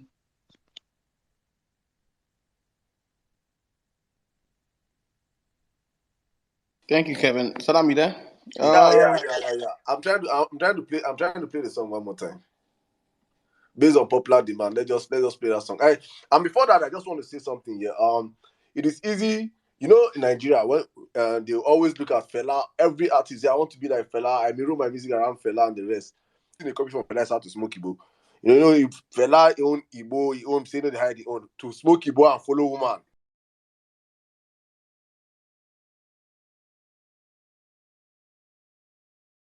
You will see a trending video of a picture of Wizkid, man of the people.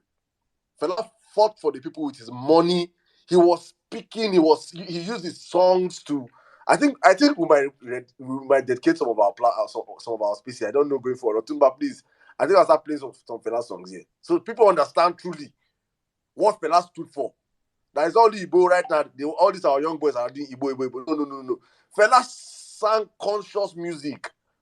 He called out heads of state. He was fighting IBB. Don't want me to fight the military regime.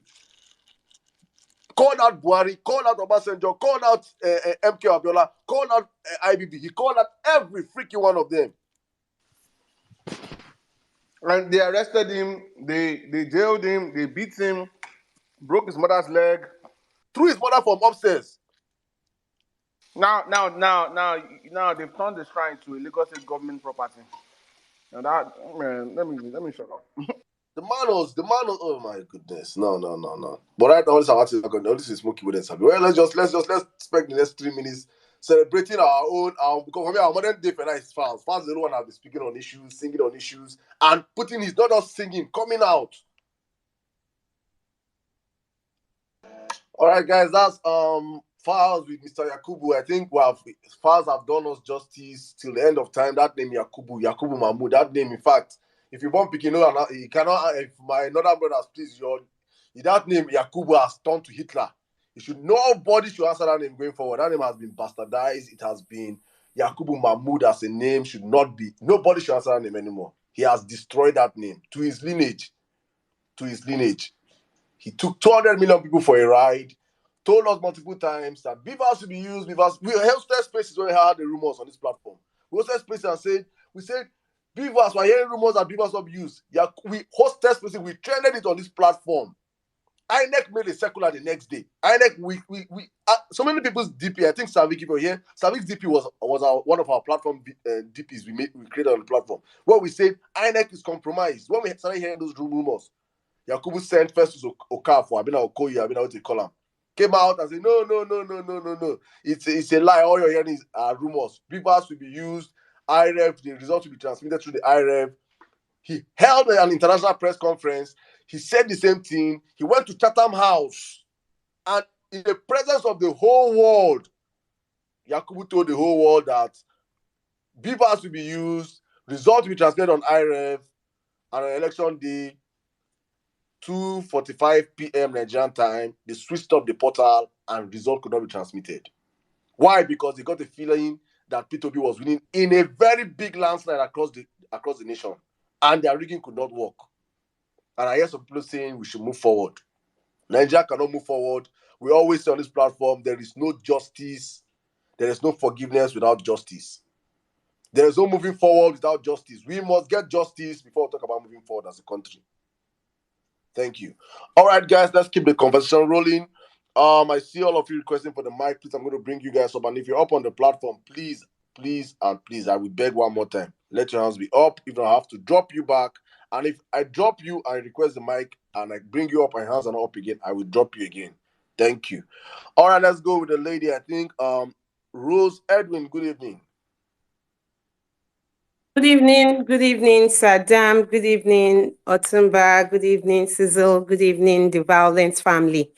It's my first time of speaking here, even though I've always been here. Thank you very much for the privilege. I'm getting really broken as the day goes by. I'm seeing so much, people are beginning to lose it. Somebody said we lost our morality in 2015, but it's really getting bad. Look at Portable saying that I worked for the APC. We are in charge now, we own the country now, and he had the effrontery to beat up a policeman. The same police who was there during the election, watch members come and destroy ballot paper. Somehow everything is working against them. We just pray that our people will not even be part of the suffering as much as they will. Look at what is happening in Lagos today now. Bus drivers, conductors are complaining, they're asking us, but when they gave you 1,000, 2,000, come and join the protest, come and join the rally, you joined without asking them, what do you have in the pocket for us? Nigerians are beginning to suffer. There is no light in the country and you're taking away subsidy. There's no light in the country and you want to remove subsidy. So we have to provide light for our houses, light for our business places, light for generator, because you have to buy fuel to power your house, to power your offices, to also fuel your car. In countries where fuel are expensive, you have general means of transportation. You don't necessarily have to, buy fuel for your car. But a lot is beginning to happen. And somehow the same people, the suffering will go around, though. This suffering will go around. I'm sure many of them that are part of this protest right now, Shebi, then join, collect 500 naira, do protest, do rally, join to promote our local. You understand? We're here screaming, crying and begging Nigerians, please, let's not let this come upon us. But I just pray that somehow divine intervention, because I know that the obedient movement, this Peter Obi, is not just a man who stood up one day. There is a divine mandate on him. And that is why Tinubu is hiding. Tinubu is hiding, doesn't want to take court papers because he doesn't want to be served. There's an injunction to serve him anyhow. Serve him his email, serve him to issue his party, serve him anyhow. No, I think we already served the APC secretariat, so that doesn't count. He can't run from it. That's why I tried to tell people, like, he can't run from it. Exactly. We can serve the APC secretariat, so he can run. He cannot run from it anywhere, wherever, however long he wants to stay. When you are done staying there, you come out and face it, because he choked with the wrong generation. I'm sure that Tinubu never knew that this obedient thing. Some of them are beginning to say that they never knew that the obedient movement. Atiku said, who is in the obedient? Who is in Labour Party? They don't have any state. They don't have any governor. They forgot that the power of the people is more than the people in power, and that is what is playing out. Tinubu never believed that in his time there will be a force like the obedient family. He never believed that in his time this young generation will say, no, it is our turn and we're taking back that which belongs to us. I just hope and pray that every obedient will keep standing fast and ensure that that which has been taken away stolen from us, will not let them have it too. By the special grace of God, I love to listen to this space, because there's a kind of feeling it gives me. There's a kind of ginger it gives me, that when I just listen while I'm walking, it motivates me that yes, there is hope somewhere in Nigeria. And I encourage people to please keep listening, because that's our mandate, which he thought that he can just maneuver. Some persons were saying that, okay, this is the worst election in the history of Nigeria. No, it's not. This is the only one that we can see vividly. The evidences are there. I'm sure this has been the way they do their thing. It has always been selection. Somebody will say during Gani Fayemi time he contested, he didn't even get 10,000. Who told you? Are you sure it wasn't rigged out? It has always been the norm, but the Beavers and the IRF has just revealed it to us. We have the evidences that, wow. So it hasn't been the power of these guys, that it has been the vote of the people, but has never really counted. And they have just joked with the wrongest generation, because they thought that when you say social media or maybe internet and all of that, it's just something that somebody was saying, something that would just manipulate figures and drop it and let it count. But there are gurus in this thing that have better knowledge than them. And that is why they have a serious battle to face. I am glad that somehow, not just the election petition that is in court, everything about him, his character, his fake everything, his fake name, his fake age, everything about him, he's there to in the court for him to just come and face. Because the truth is, I don't know. I don't think he come out of this alive. That's the truth. He doesn't have the effrontery to face. Tinubu may come and appear in court and just collapse, and that will be the end.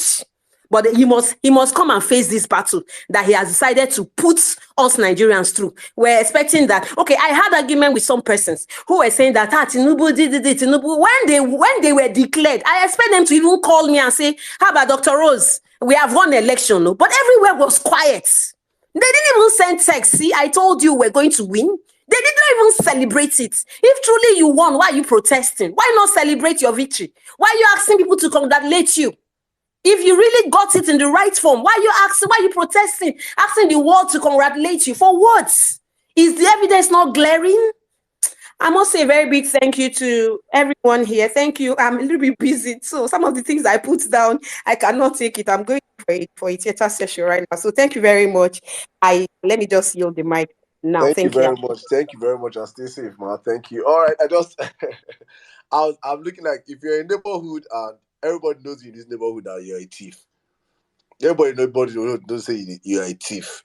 Somebody now comes into your neighborhood, buys a new car and a brand new car, and all of a sudden you gotta steal that car.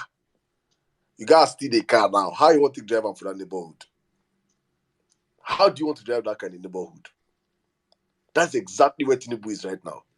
You came and we know you're a thief. If it's that we have known you that before, that you're a good man, or no matter how they try to paint you, no matter how much you gotta pay in Hollywood, let them act 1 billion movies to eulogize you and turn you to a saint. People know you that you're a fucking criminal. Look at how you've turned Lagos.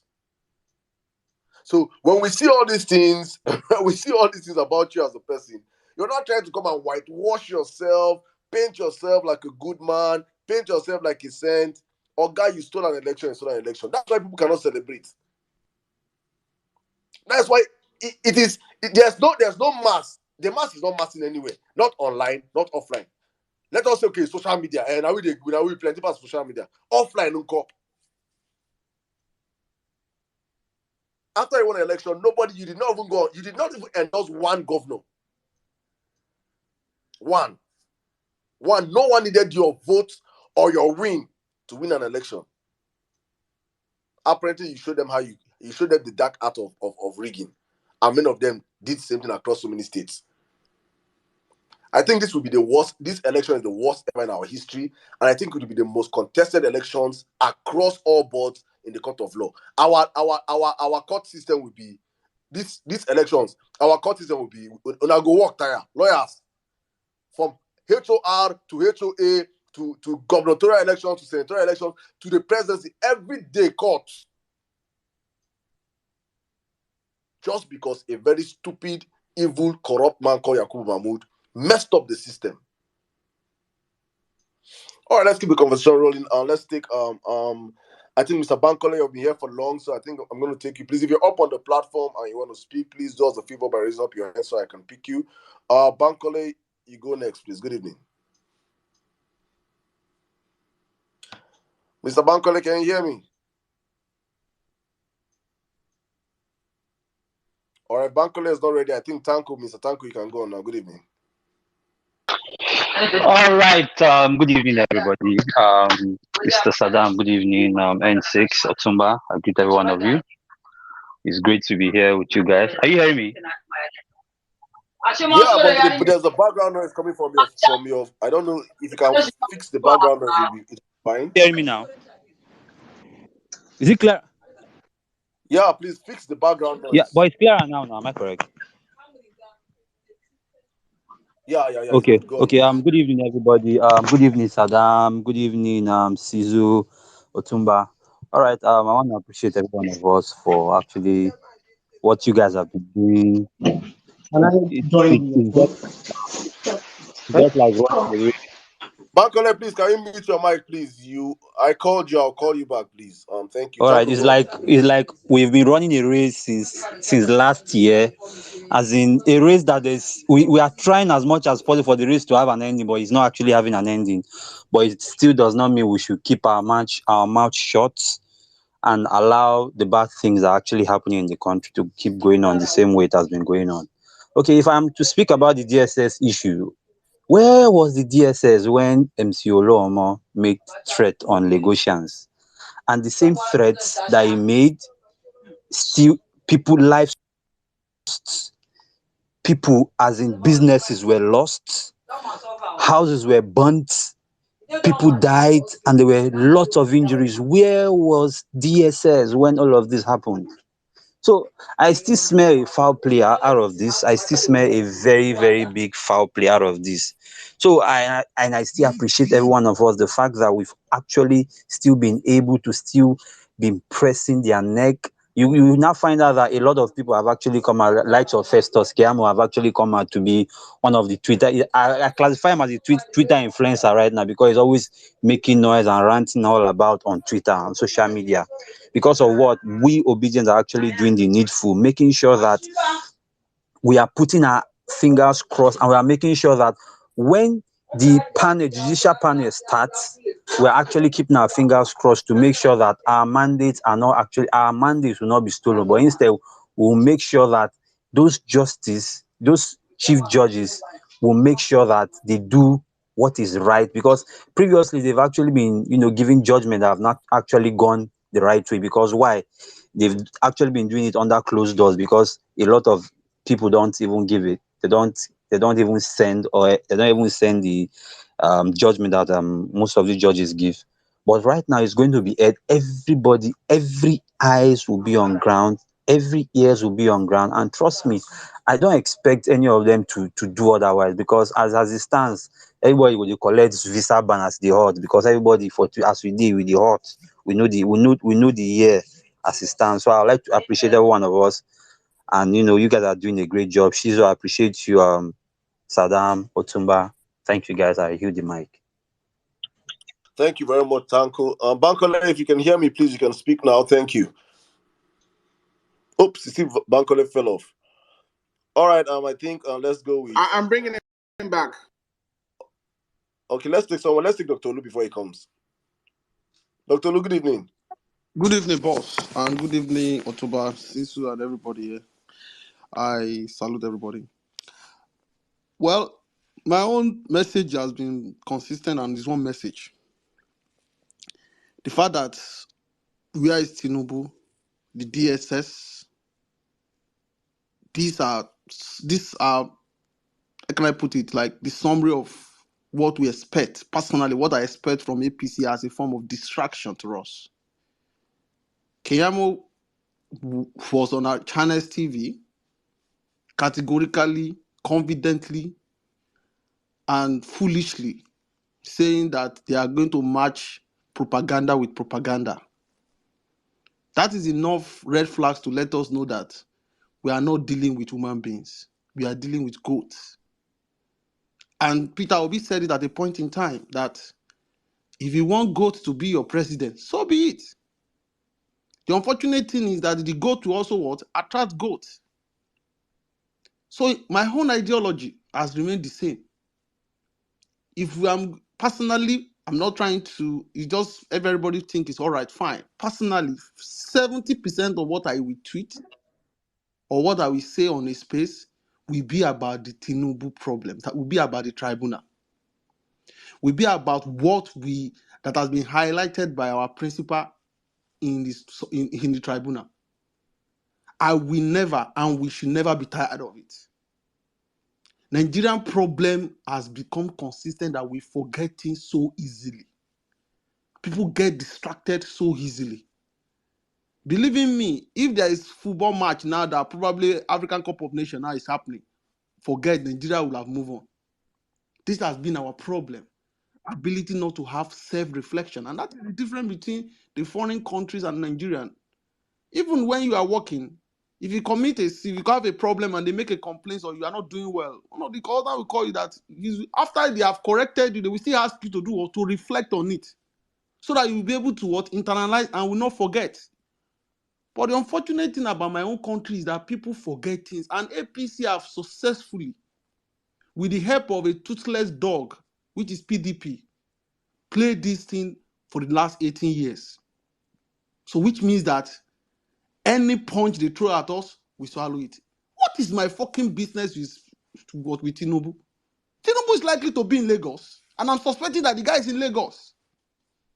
He's just trying to try to throw the flame, and people will be saying, where is Tinubu? What is my business with Tinubu? Tinubu will definitely not rule me. Wale Edun, all those kind of Dali Alake, FFK, Keyamo, those are the guys, Ganduje, Erufai, those are the guys, Bangudu, the Samvara guy that did not win, Yaya Bello. These are the guys that will rule us. There is nothing to say, there is no spirit about me. I reject it in Jesus' name anyway. So the point here is, we need to do what? Judiciary, we need to be focused on them 100%. Personally, it's not a decision for everybody, or personally, whatever at this stage, after the 21 days, which is March 27, we need to know all these dates that we expected the APC will have received the petition. 21 days to that time, put it on your calendar. We expected APC to have what? To have replied. We should know the first day they are going to sit. People need to be well sensitized, internalized in such a way that on that day of tribunal, the Twitter must be shut down, even if it will have 24-hour space. I know it may be difficult. I'm not trying to exaggerate. In such a way that the tribunal will feel the heat. This is the first time I believe that personally, Sheyi, I know what the content of tribunal case. I don't even know. All I just know is that Buhari take Jonathan or Obasanjo to court, or Obasanjo take somebody to court to go and find out, you rig me. That is, and we all know that there is no way. This is the first time people know the nitty-gritty of what contains in our tribunal case. So, and we have done excellently well. And I can tell you that this violence space has been so consistent about that. And I want us to continue to push the message down the line. This is the space where we raise Tinubu for prison, Tinubu the drug dealer, Tinubu the drug baron. All those hashtags have to be consistent from now till even post 29, if possible. Because the truth is, there is no government that want to go on social media, and that is what the PDP failed to do. and they will be labeled or in a very bad manner, in a very bad name. So distraction is going to come in different form. I can assure you that. The Dayo Israel is a very useless distraction. I was not moved by Hinch. I didn't even click it because I know it doesn't concern me. It doesn't. Will it change Tinubu from becoming president? What is the message? A lot will come. PDP guys, because they have consistently failed, and the fact that they too, they are complicit in this rigging, they will start throwing jar. Like, let's move on. Let's strategize. 2020. This is what they expect. So you as an opinion, you need to be focused. 100%. I don't want, personally, I have a lot of quotes I will have quoted from all these PDP and do. But what is it going to benefit this space? Because this is what I'm trying to preach. So people need to know why we are in this movement. The main ultimate goal is what? Because let me tell you one thing. The last hope is tribunal. The last hope. And Tinubu is not a foolish man. Don't let anybody think he's dull. The guy is, the so-called political strategy is always talking about is billions. He's already looking for a way to permutation and permutation. And I can tell you that, if not because of pressure, how people, the so-called Chief Justice will not be doing a video show that I'm back, oh, look at me, oh, I'm back. That is the impression. And that is because people put pressure. And that is the pressure we're talking about. I can assure you that this guy in Osun State, Adeleke won this re-election because there was pressure from more people of Osun State. Because they believe that if you don't give, if our pick up misbehave, there will be problem. That is what pressure is all about. And that is what APC are angry about. They are so angry, they're so bad, they're so mad. Because okay, what is likely to be the reason why APC will be protesting for their mandate? How? How is that possible? I won an election, and I'm asking you guys to protest or to support me so that I can be declared winner. How? Even in the time of when during the PDP time. So the point here is we need to remain focused. We need to understand that we have a lifeline and we need to use it judiciously. And the lifeline is what? Is this tribunal case. All the 4 cases or 5 cases that I know are enough to disqualify Tinubu. But as long as we don't trust the judiciary, we need to continue to do what? To call them out.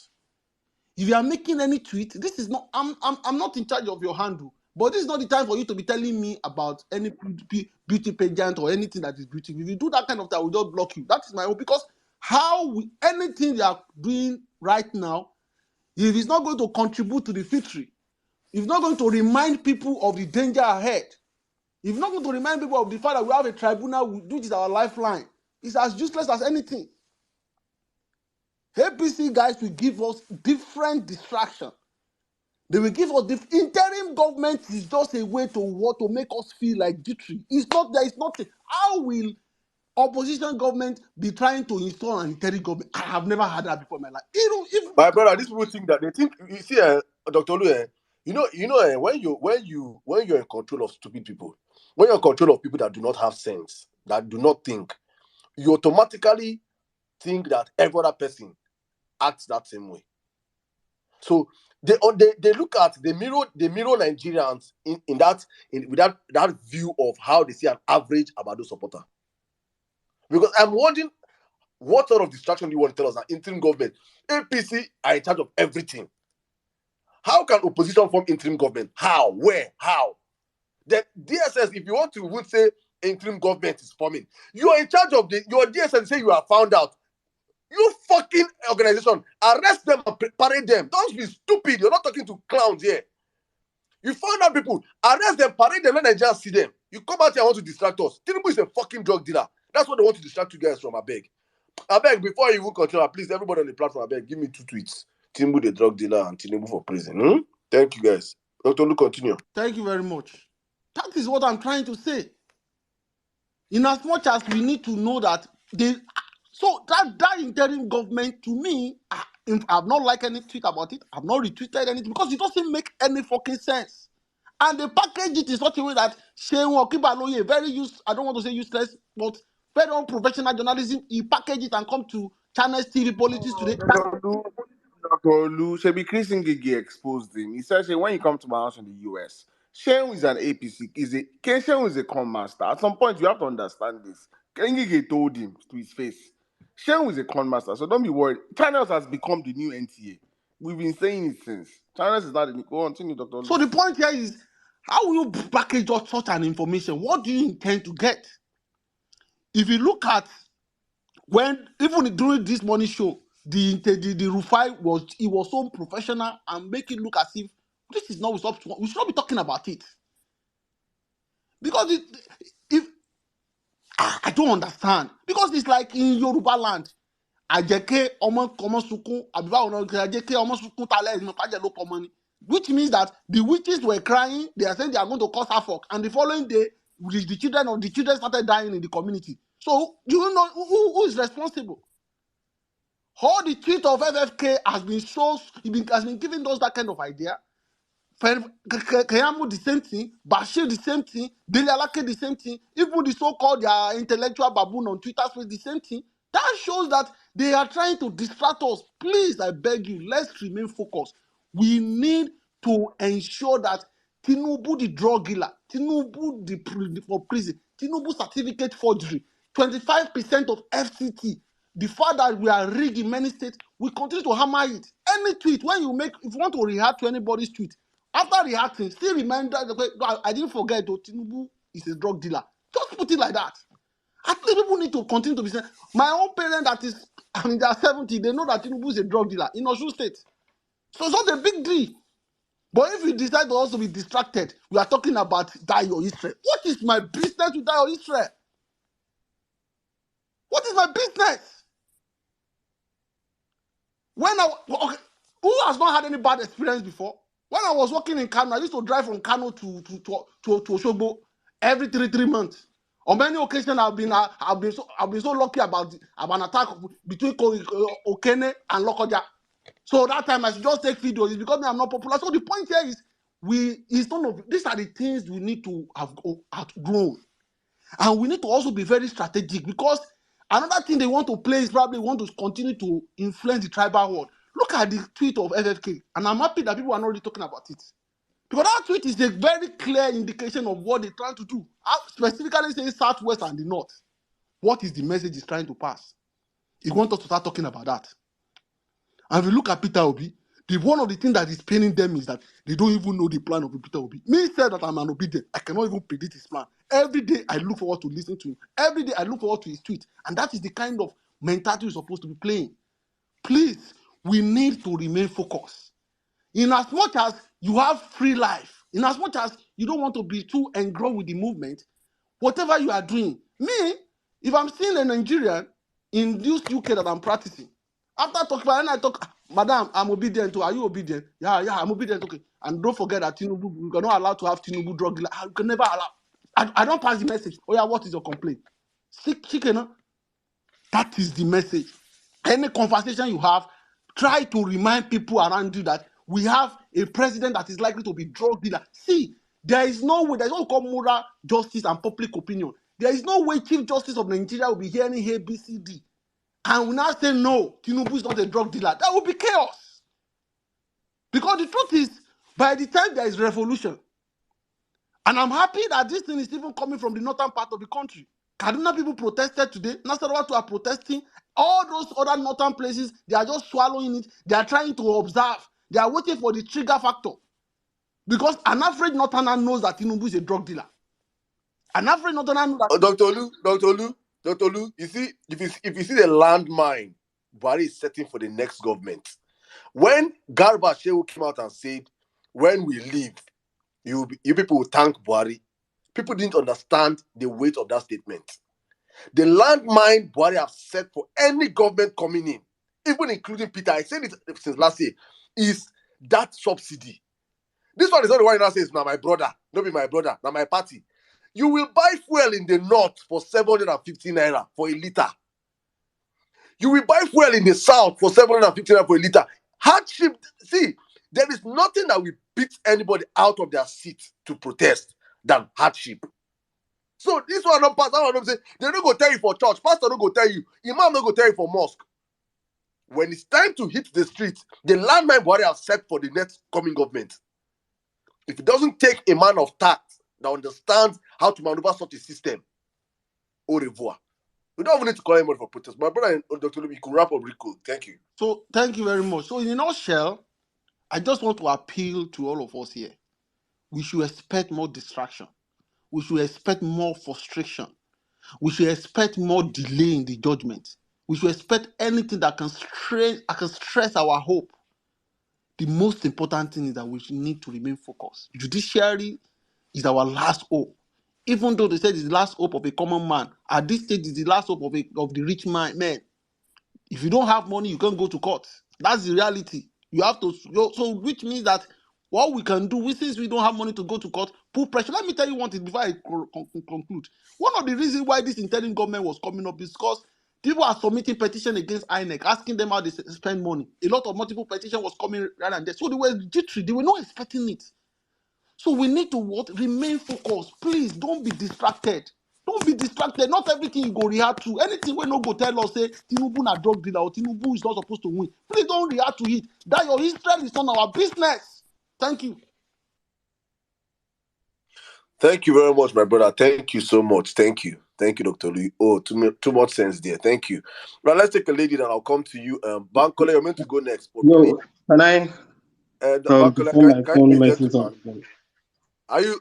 Can you be a My phone gentleman? Let the has. lady go before you. I'm a gentleman, but my phone might mess up. Oh yeah, go on then. Go on. Please go on, my brother. Thank you to the lady that was supposed to go. Emi after that, thank you.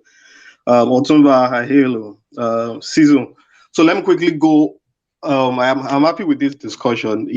We've been encouraging each other because we need it. And I want to also encourage us using something called the game theory to explain some things. And I'll try to be fast. So the game theory is a theory that believes there are two types of games: a zero-sum game and a non-zero-sum game.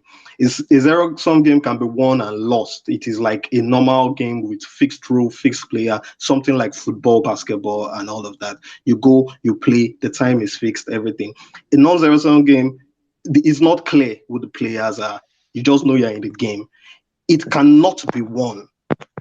You understand? But it can be lost. You can lose everything. And things that are in that category are things like career, business, politics, geopolitics. You can't win and you can't lose. You can't win, but you can lose. You can fall out of the game. So you need mental strength to play this non-zero-sum game. It is also called an infinite game. It has no end. So I did not realize this. I had to go digging after we lost the election because we're losing morale. And I realized, oh shit, I thought the game would end after the election. My brother, we did not lose an election, no, please. Exactly. After we win, that's what I mean. We'll either win or lose and it is over. The reason we are still here and we know we still have to play is because we did not lose the election. So I'm not one of those that will ever say we lost the election. But I'm trying to encourage us that, see, we need something. We need high mental strength. And we need to know that this is a long-term game. And only people that think like that will survive and play well. So as an infinite player that wants to survive, we obedient, there are two things you need, generally, inspiration and knowledge. And you need to have a goal. Inspiration, we have it. That is why we are obedient. The obedient, I believe what I'm in, why I'm an obedient, and what we share as a common value is a dream that in Nigeria, the good majority will prevail over the bad minority. And this is inspiration enough. But in order to do this, we need to have knowledge of ourselves and knowledge of our enemy. Is a game of war. It's like a war. Know yourself, know your enemy. So we have the inspiration, but we need to know ourselves and know our enemy. And I will just briefly explain who our enemies are. We know ourselves. Let me just give a small illustration. Assuming Nigeria is a country of 1,000 people, assuming that in a population of 1,000 people, 10% of them hold leadership position. We are talking about the executive, judiciary, legislature. We are talking about the heads of security, armed forces, and all of that, anything that matters. So we are going to say in the country of 1,000 people, 900 of us are the people, while 100 are the rulers. Now, the election in Abuja shows a clear indication of where the majority of Nigerians lie, because the election for Abuja could not be rigged. It was hard to rig the election of Abuja, so it is a clear indication of what the majority wanted, and you can see. I think they forgot. Yeah. A lot of people forget. So anytime people are blaming Nigerians for where we are in, I used to wonder if Nigerians were foolish people, but no, we are not. The truth is, the election, Nigeria showed where they stand. 60%, 61% of Nigerians wanted good. So only about 30-something% of the majority of Nigerians wanted bad. So majority of Nigerians are on the side of good. Make no mistake about that. But when you look at the ruler class, in that class, from this month, we have realized that 80% of them love bad. They are lovers of bad. And that's why Nigeria is in the conundrum it is of bad governance. I describe it as an ultra bad governance situation where we are being ruled by bad faith, bad intentions, everything bad. Only 20% of the ruling class have the conscience to stand with good. So what you are looking at is if we go into a collusion, do you understand? 600 people against 300 people. If we strike out, 300 people are left. 20 leaders against 80.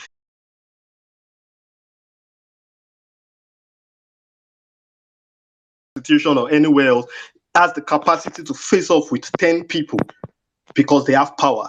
But if you clash out like that and there are no more bad people, the bad leaders don't have people to lead them anymore, They are no more leaders. They are no more rulers. And so it is one-on-one, and we are going to beat them. What I'm saying in a nutshell is that in a head-on collusion, we would win. And that is why you are seeing all this jittering, all this distraction they are throwing at us is tactics. In an open field, we'll win. So they have to put tactics. Things have to not be clear. Also, as nice people that we are and people that love our country and everything, we don't want to go head on with the useless 300 people that voted against us. So we don't want to, because it's costly, it's bloody.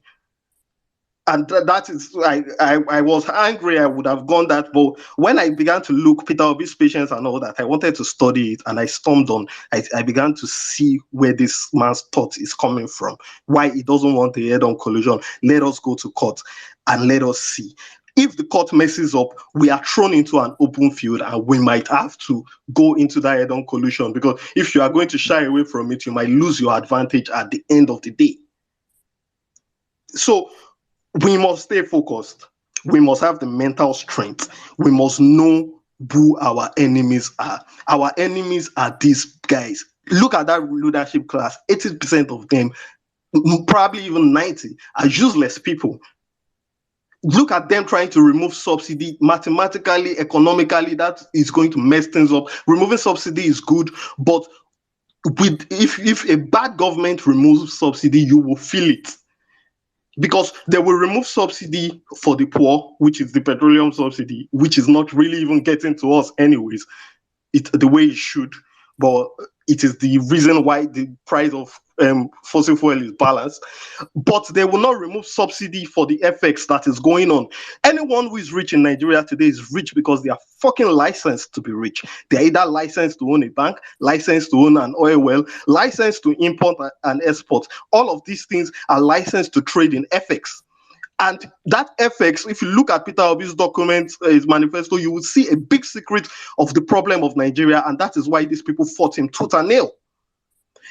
The arbitrage opportunity because of the multiple FX rates is such that if you have the license, you are going to be bloody rich at the expense of the people. So they want to remove subsidy, but you will never hear these bad government merchants, PDP, APC, talking about the multiple FX rates. They wouldn't.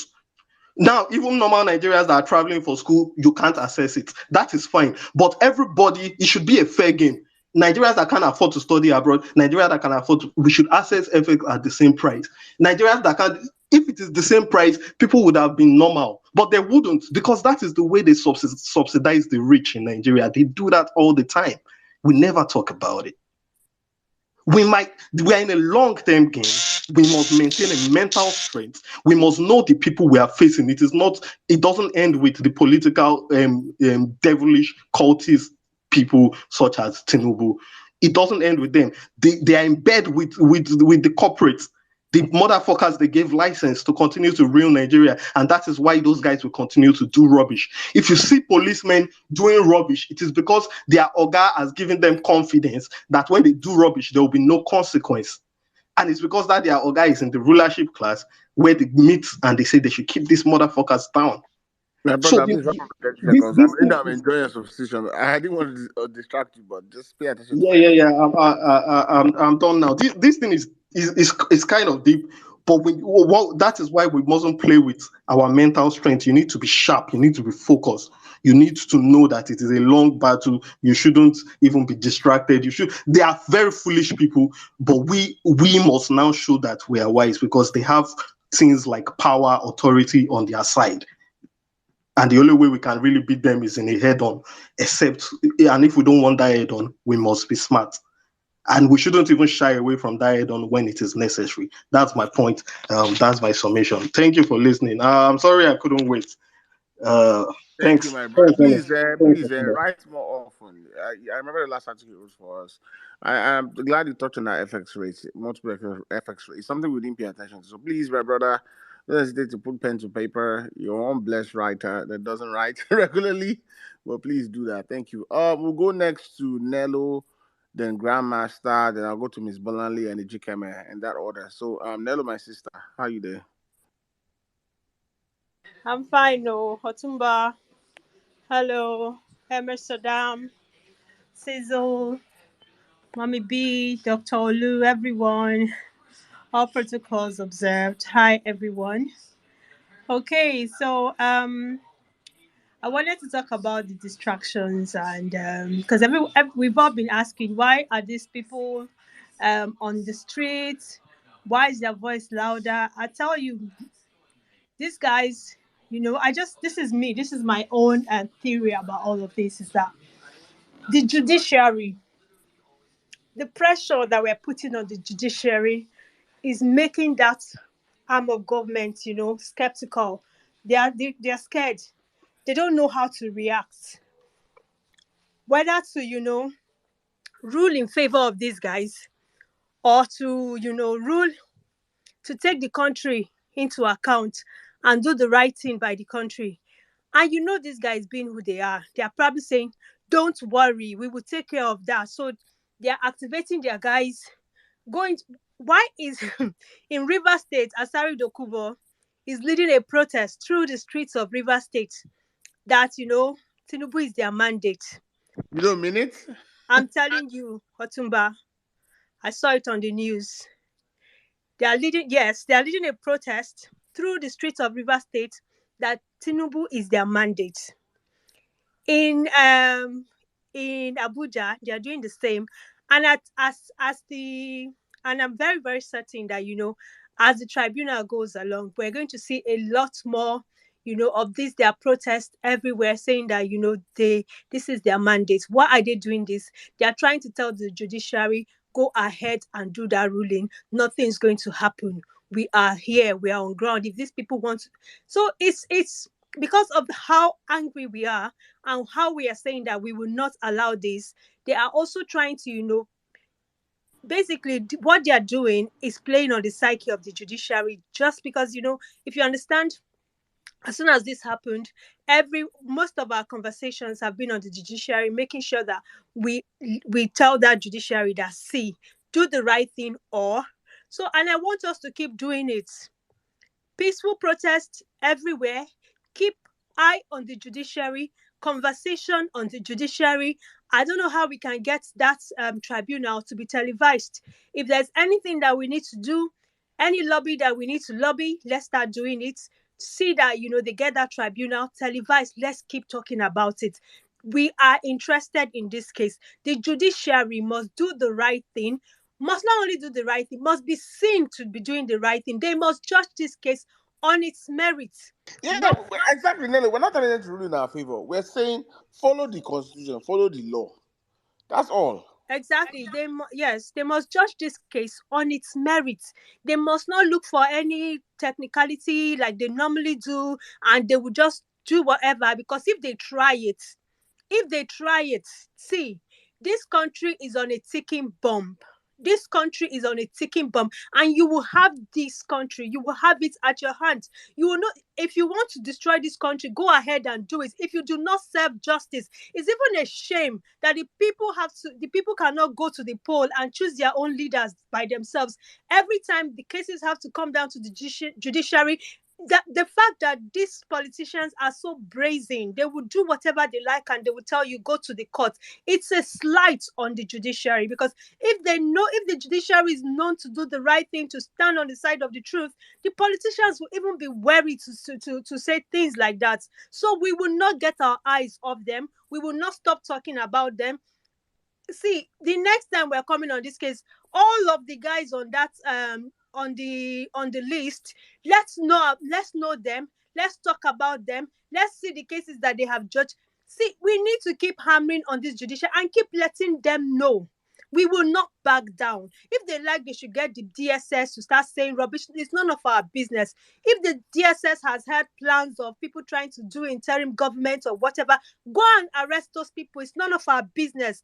You don't even have any. And I know, my mind is, I know that is that bitch's son that is behind this DSS account. You can't tell me rubbish. You can't tell me nothing. It's that boy behind it. And it's none of our. You can tell that the boy is dumb, because if he's not dumb, he won't be doing all this nonsense.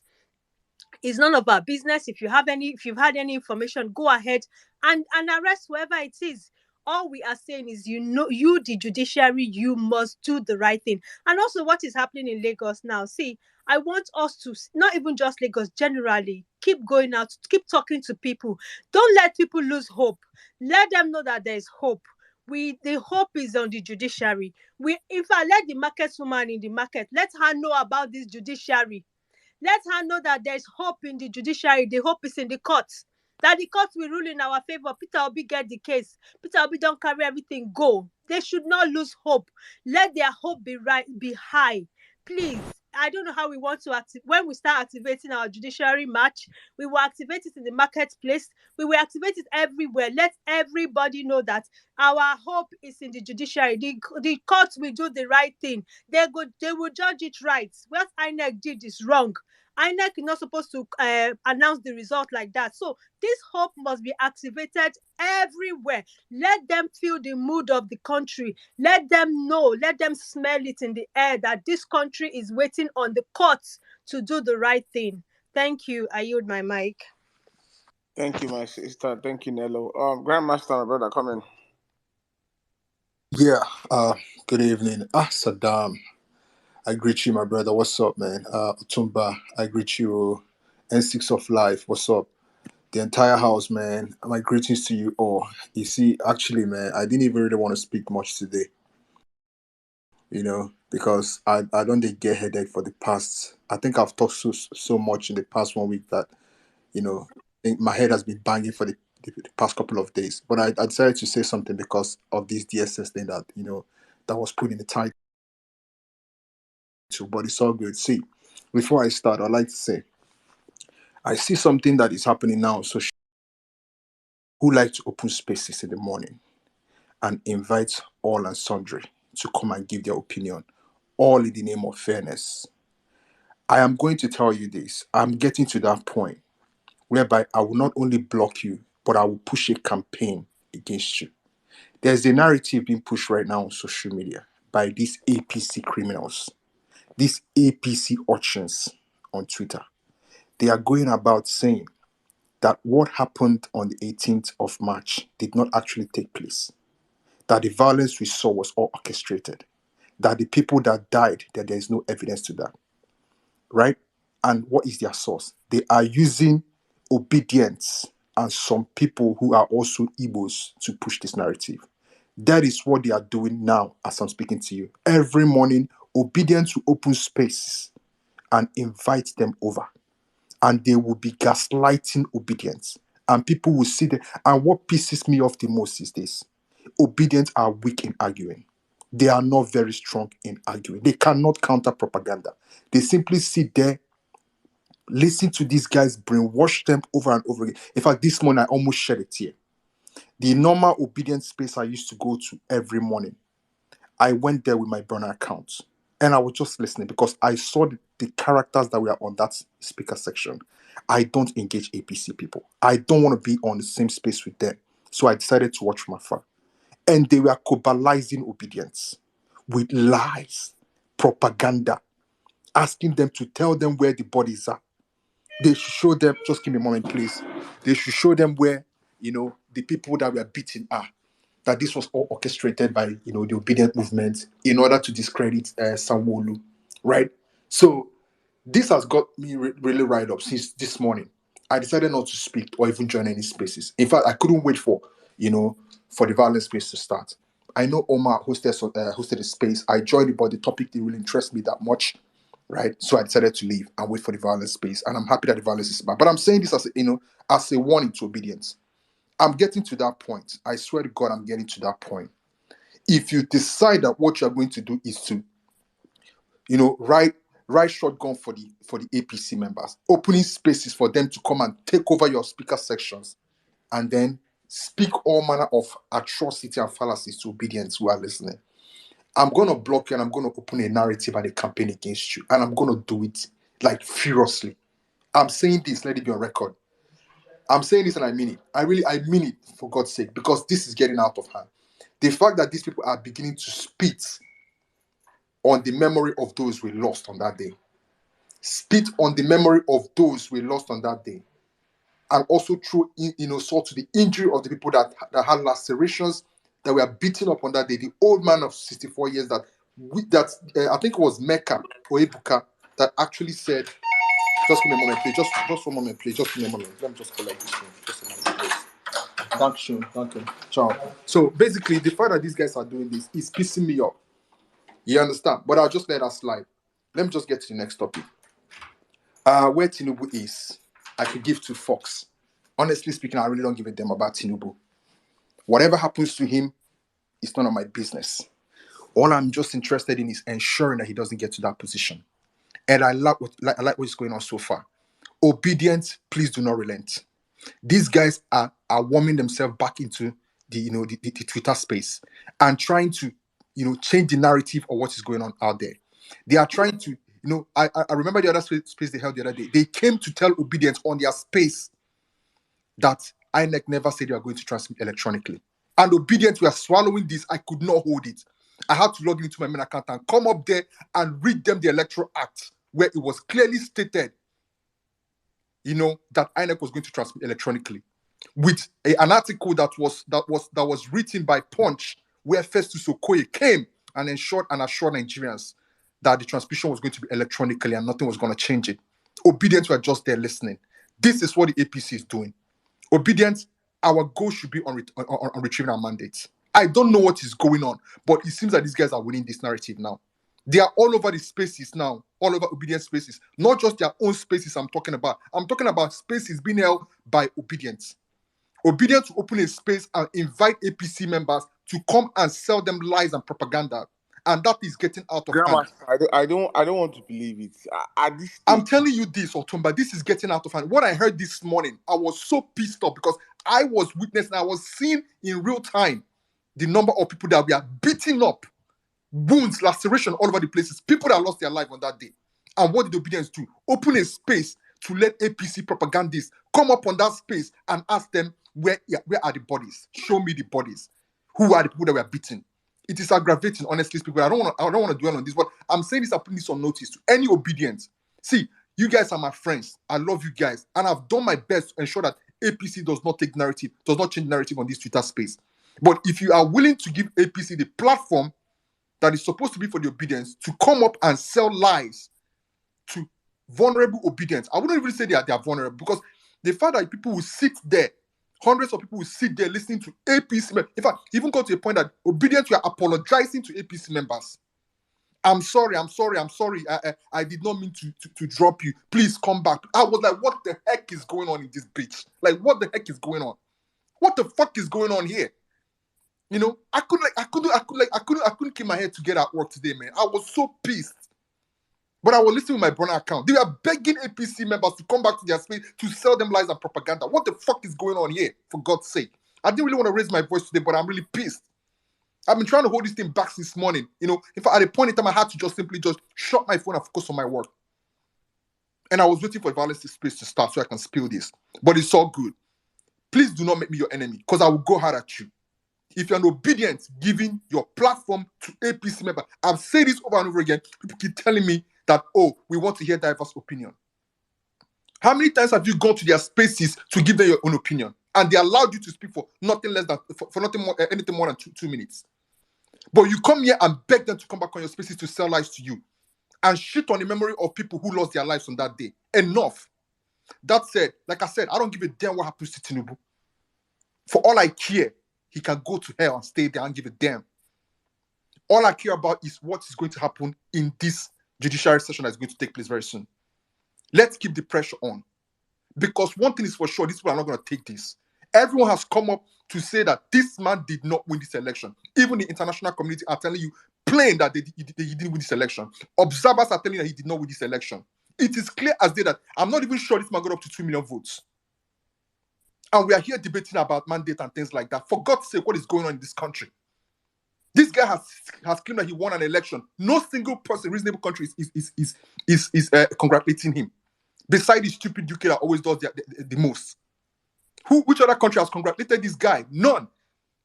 He's jumping all over the place, looking for congratulatory messages, but he's not getting anyone. So that said, let me get to DSS, because that is the main reason why I got here. You see, I remember the day these guys came on Twitter. It took me just, I'll talk about here, let me just very, very quickly just round up. It took me only 45 minutes to block them. I didn't wait to see any of their tweets. I preemptively blocked them. Because immediately they came, I just went to who they are following. I saw that they are following Tinubu. I blocked them. To the best of my knowledge, the DSS is a useless organization. The bastardization of the institutions that we have in this country. To me, they are simply police that went to gym. That is it. It's just police that went to gym and know how to squeeze face. They have nothing to offer this country. Intelligence gathering, they are zero. They were there in Abuja when jihadists went and released prisoners from Abuja. Where was their intelligence then? They were nowhere to be found. Protecting the integrity of this nation, they don't know how to. Territorial integrity of this nation, they don't know how to do it. All they know how to do is to threaten people. See, you will know that your organization is worth next to nothing when ordinary allies and street dogs are using you to swat their fellow Nigerians. APC members will come on Twitter and tell you, if you say anything, we report you to DSS. That is what they have reduced you to. The level they have brought you down to. It means your organization is useless. For as long as I'm concerned, these guys are thugs for hire.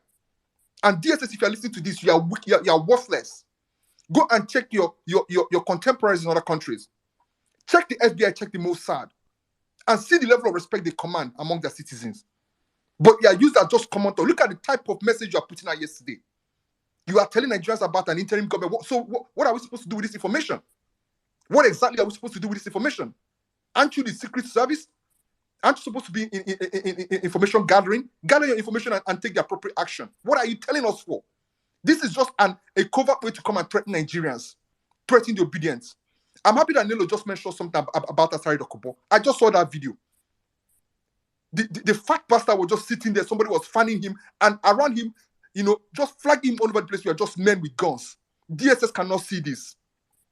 Asari is sitting there threatening Nigerians that when they start, and DSS cannot see this. These guys are worthless. The bastardization of institutions in this country is just painful to watch. All you do is come and throw threats at people. Shame no they catch you now. Shame no they catch you now, DSS. But I've said something. Listen, if you think, say mad or crazy, they catch you now. Let a single strand of hair from P2B goes missing. And that thing you guys are looking for, that fire you guys want to set this country on, you guys will get it. Your threats mean nothing to any of us. Thank you so much, Sirdam Otumba Sizzle. Thank you, my brother. I mean, I can't believe we still have obedience that are opening spaces and giving their time to APC. It's just, and sometimes when we talk, it's like we're trying to police what people say. It's not that. You can't, these people, I keep saying, it's like talking to a brick wall. There's a reason why we stopped talking to them. My brother, they would hey God, they will see the sky that is blue and call it green. just because the Agbado master seed is green. So thank you. Ms. Von Bolanle, the educator. Hello, good evening, everybody. Oh, do you know what? Distractions this time, at least everyone, they were throwing out multiple distractions, weren't they? And people, we were not falling for it. You know, you see their post, oh, where's Tinubu? As if it concerns us. We don't care where he is. Oh, pray for Tinubu, fuck off. you know, um, they're doing all sorts and it's not working. It's not working because we already knew this was coming, and the group that Grandmaster was talking about, I stumbled on it. I looked at the speakers and I was like, what's this again? I just came out quick because I was like, I'm not ready for anybody to pollute, you know, my mind with any of this rubbish that they're putting out there.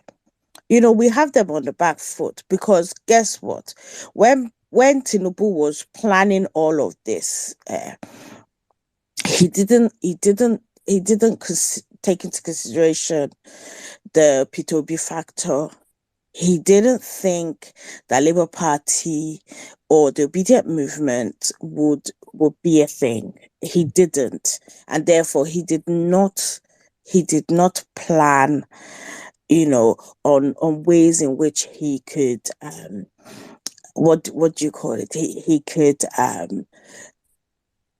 deal with us, right? So he thought it's going to be a straight election between them and PDP, right? And the thing is, when you have three, four parties that seem to, you know, be prominent, it becomes harder to rig, you know, and so that's why they made such a mess of it. That is why they made such a mess of it. And they know that they've made such a mess on it. And the fact that we, you know, the P2B's petition, I mean, if something needs to be framed, that's one thing that needs to be framed, you know, because it's beautiful. It's a beautiful petition. What they were hoping for was that it's just going to be based on IREV or they didn't that alone. They didn't know that they were going to, P2B was going to start from the beginning of the process, which is the constitution itself, you know, and that thing is paining them, which is why they're throwing all they can throw at it. They're trying to find something that will stick because they know that the hearts and minds of Nigerians, well, you know, the sensible Nigerians who are in the majority, are determined to see this through and they know what is coming, which is why they're throwing all at it. I mean, usually it is one propaganda, you know, a week, and now they're like doing 3 or 4, and I'm like, who has time? You know, you kind of just walk past it. I mean, find a few obedience who still talk about them, but not to the degree that we were doing it before.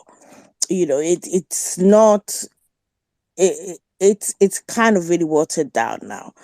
But we need to stay strong because I know how badly this can affect one's psyche, and therefore we really need to protect it. You protect your mental health.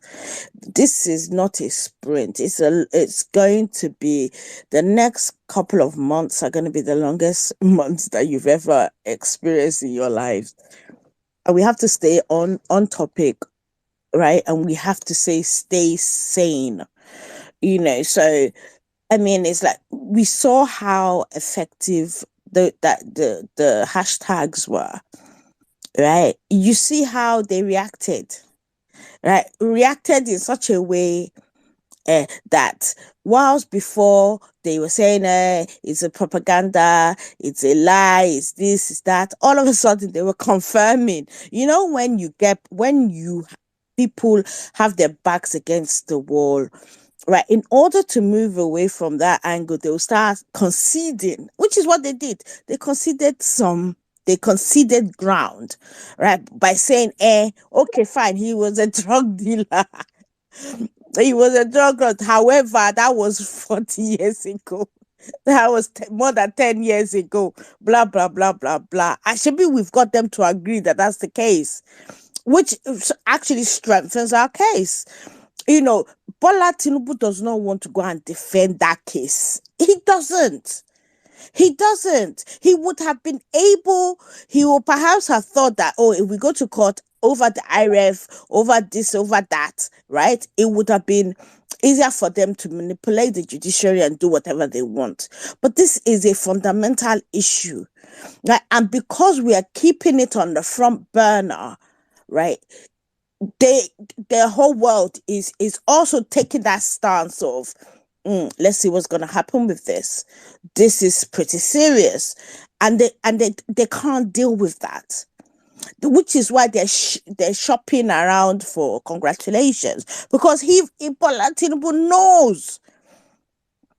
He knows that the reaction that he was hoping for is not forthcoming, because people saw how they messed up that election. It was totally, completely, utterly messed up.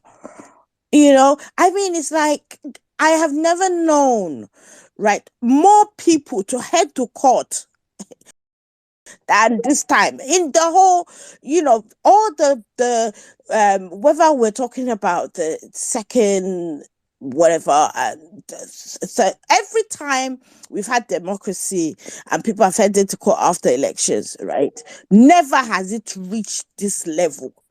And it's to tell you how bad this election was. And they know the world is now looking. The world is now looking and thinking, so obedience, hold firm. Let us keep on. If you don't know what to do, just tweet the hashtags. And like it was suggested earlier on, even if you're responding to something, end it with that hashtag. Get creative with it. Any random thing, hashtag it. Put that hashtag. We need it up there. It is annoying them. And when you see something that's annoying your enemy, you do more of it. You don't do less. So it needs to trend again. And it needs to keep on trending until they finally give us a date for the first hearing. Because that's another thing. We know for a fact that he's going to wait till the end of the 21 days before he responds to the petition, right? So what they're doing now, they're trying to run down the clock, which is what Yakubu was trying to do when we requested the information, and they didn't give it to us, right? But the whole idea is to make sure that we're out of time, but it doesn't work that way. That's why I keep trying to. I know, but Already been how it no, is. They wait, didn't no. have. It's not about that. See, the last judgment case we had was when APC can we serve the case on Bola Tinubu's behalf. That was all. There's nothing. If you like, it should disappear for the next 8 months. It doesn't matter. When the court day starts, it's been served. It's been served. So No. I know. I'm not even talking about it being served. No. The point I was trying to make is they're going to try and run down, because in the Electoral Act, it talks about all cases should have been completed by X number of days, but it doesn't really say what happens if it's not completed by that date. So they're trying. Here's the thing: they're bereft of ideas. They don't know what to do. They don't. That is why we're seeing all sorts of things going on at the same time, right? Because it is their desperation to find something that's going to take the heat out of this matter, and there's nothing. That is why they're doing all they're doing, right? They never thought that this is how the world is going to react to it. And obviously the world is going to react to it because all the people that came to observe saw what everyone else saw. And as for Fouts, he's my hero for the minute because he's been using his craft. He's been using it to deal with issues of the day, burning issues, in a way where there's no mistaking what he's saying. He's on message. I am so proud that a young man is not caring about whether he gets work after. He doesn't give a shit. He's doing what he needs to do, right? And that is what sad that we're not seeing more of that. We're not seeing more of that. We have more of artists being quiet, right? But we will remember them when all of this is over. We remember. And as for the DSS, I beg they should go and fuck off. Because if you look at it, I kept on reading their message, what they were putting out there. And I was like, who's in charge of this Twitter handle? Because they're not tweeting like a DSS would tweet, and then when they put out this, they're going to interim and blah, blah, blah. And I'm like, did they make a mistake? Were they trying to say parallel government? Because obviously that would be a different issue altogether. Right. And then I was like, do you know what? When your enemy is making mistakes, let them get on with it. Right. Because what they have eventually done is they mystify themselves. People are at that point telling them, well, fuck off. If this is how you are going to tweet, then clearly you've shown that you're partisan. It has nothing to do with the security of Nigeria. It has everything to do with the candidate Bola Ahmed Tinubu and trying to threaten people into doing what they want us to do, but it's not going to happen. So please, I'm tired of talking to obedience that do what we've been trying for the last 9 months, to stop allowing these people to have a platform. Because when they open their own spaces, people don't go there. So why are we opening spaces for them to come and talk shit?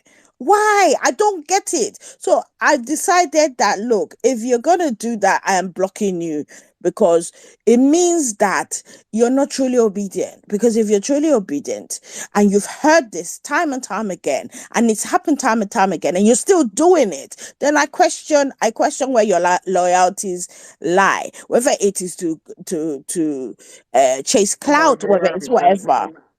Yeah. I'm more or less done. So I'm just gonna block them because I have no patience, and I've lost my temper way too much in the last couple of months, which is unlike me. So I'm just gonna block. Anyway, thank you. I yield the mic.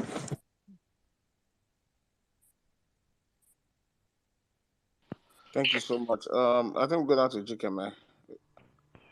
Yeah, thank you very much, Otumba, Emir Sazam, Sizu. Are you with headphones or something? No, I'm driving. Can you hear me? Yeah, go ahead. Yes. Bola Tinubu will remain a drug baron. He will remain a convicted criminal.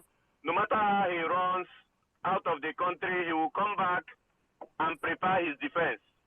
Yes, just like the last speaker said, they never saw this coming. And as our vice presidential candidate, Ahmed Dati said, they are not going to rig so shamelessly, and therefore we have decided to also prepare a petition that will bite and bite so hard.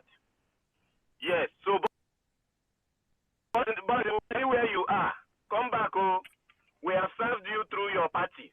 You have to come back and prepare your defense. That is number one. Then, as for the DSS that is gaslighting Nigerians, a supposedly independent, a secret intelligence organization now behaving like whistleblowers, it's a shame. It's a big shame. DSS, it's a huge shame that you have allowed yourself to meddle with criminals and drug peddlers. They are the people you now report to. It's a terrible shame, a big one for that.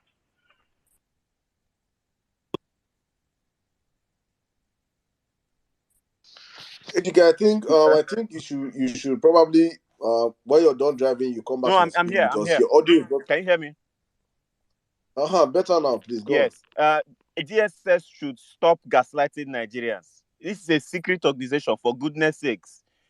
Bola Ahmed Tinubu and his advent into our political atmosphere must not further degrade and disgrace our institutions.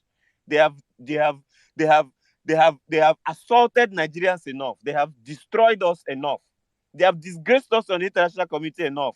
You know, countries that were not our mates in terms of issues now have what it takes to come and talk to us anyhow. You know, any little thing, they flash pictures of Tinubu and tell you are going to have a sleeping president. So DSS, I feel ashamed for your sake, completely ashamed for your sake. An intelligence body that is respected everywhere around the world. Tinubu has brought you people down to whistleblowers. An agency that is like an owl. You go by night, you disseminate information, and you nip crime in the bud. Now coming to talk like market women on Twitter. It's unfortunate. It's very, very unfortunate. You know, it's sad. So, but for me, the judiciary is on trial. I'm happy what Fals has done, you know, with his latest hit single, Mr. Yakubu. I am very happy that in that video he was clearly showing Ariwola on wheelchair. You know, Ariwola is shown there on wheelchair. If anybody hasn't seen that video, go and watch it and trend it. Under it, add Tinubu the drug dealer, Tinubu for prison. You know, Ariwola had to stoop so low to go on a wheelchair to see somebody in UK. If you subpoena all the hospitals in the UK, you will be shocked to know that that man did not go to the UK for any medicals. I stand to be corrected. He did not go to that place to see any medicals, but of course you have obedience all around the world. Immediately they saw him, they escalated it. So the judiciary is on trial. Kekere Ogu, your lordship, we already have information that you are already given a visa ban. This case is one of those cases that you people have to redeem yourselves. Probably you get out of those visa bans. Yes, that is the way forward. Give us, we're not trying to make you to sway your judgment, but give us what is sound judgment. Give us a judgment that everybody will read your judgments and be happy that the Supreme Court has just done justice to this case. Otherwise, you will continue to be a shame of yourselves. Your generation would forever not be proud of your names. So CJN, whether you want to understand it or not, that is the case. You know, your name is already putrefied. It's smelling already. These cases have not even been brought to your table, and people are questioning your credibility and your ability to dispense justice appropriately. So it's very sad. Buhari is already going. Buhari is gone, more or less. So he can't go with killing everything that is in our institutions. Let us have some dignity for once. This is a country we are talking about. It's just unfortunate. Each time you hear things a lot of people say about Nigerians, it's now so bad. We swear in a narcotic drug lord right now. The dogs that we will meet at the airport when we are traveling out of the country, it will be so embarrassing because every Nigerian will be seen as somebody who is peddling drugs. What kind of country is that? Simply because we have decided not to do the right thing. A drug baron will not be my president. I keep saying it every day. I keep preaching it. Bola Ahmed Tinubu, anywhere you are around the world, you have to come back and face your defense. You have to face that defense. I am not an obedient member that anybody can gaslight at this age. We are saying enough is enough. Enough of all this rubbish. I mean, let us have some dignity as a country for once. APC cannot also distract us. We are sticking to the topic. We will continue to hold this narrative. We will press it and press it down. We will press it down from denying the fact that he actually had some drug cases. Now they are saying it is beyond 10 years and therefore he should he's now eligible to contest the highest office in the land? Are we mad or something? We can't have this. A criminal cannot take oaths of the sacred oaths of the highest office in the land and give orders to our armed forces. It's not done anywhere. What kind of law is that? No. What invariably we can say, okay, Evans the kidnapper after 20 years can also vie to be governor because his case was 20 years ago. What kind of law is that? We need to put our foot down in this country and say enough is enough to evil. If we don't do that, then we don't have a country. It's a banana republic. We can as well just go home and say, no, it's toast to democracy. So the judiciary for me is on trial. They should know that the international community is watching. They are watching us to see how we dispense justice, to see how we can take a criminal drug lord and make him president, and the judiciary will back it. That is the most important thing. We're not even talking about the fact that he's possibly a transgender, because there is a certificate forgery. Bola A. Tinubu, that is on record in the materials that he provided as certificate, is female. So maybe Bola Tinubu is also a transgender. So there are several facets to this case. If you say, okay, we're not going to, so they can't get out of this. Drug issues is just terrible. Certificate forgery, money laundering. Where do we start? Double nomination. So they cannot gaslight us. We are here. We will continue to press this thing, whether he wants congratulations from international bodies or not, which he's not having. We are here. We will continue to talk about this. We will not go away. We will press your neck.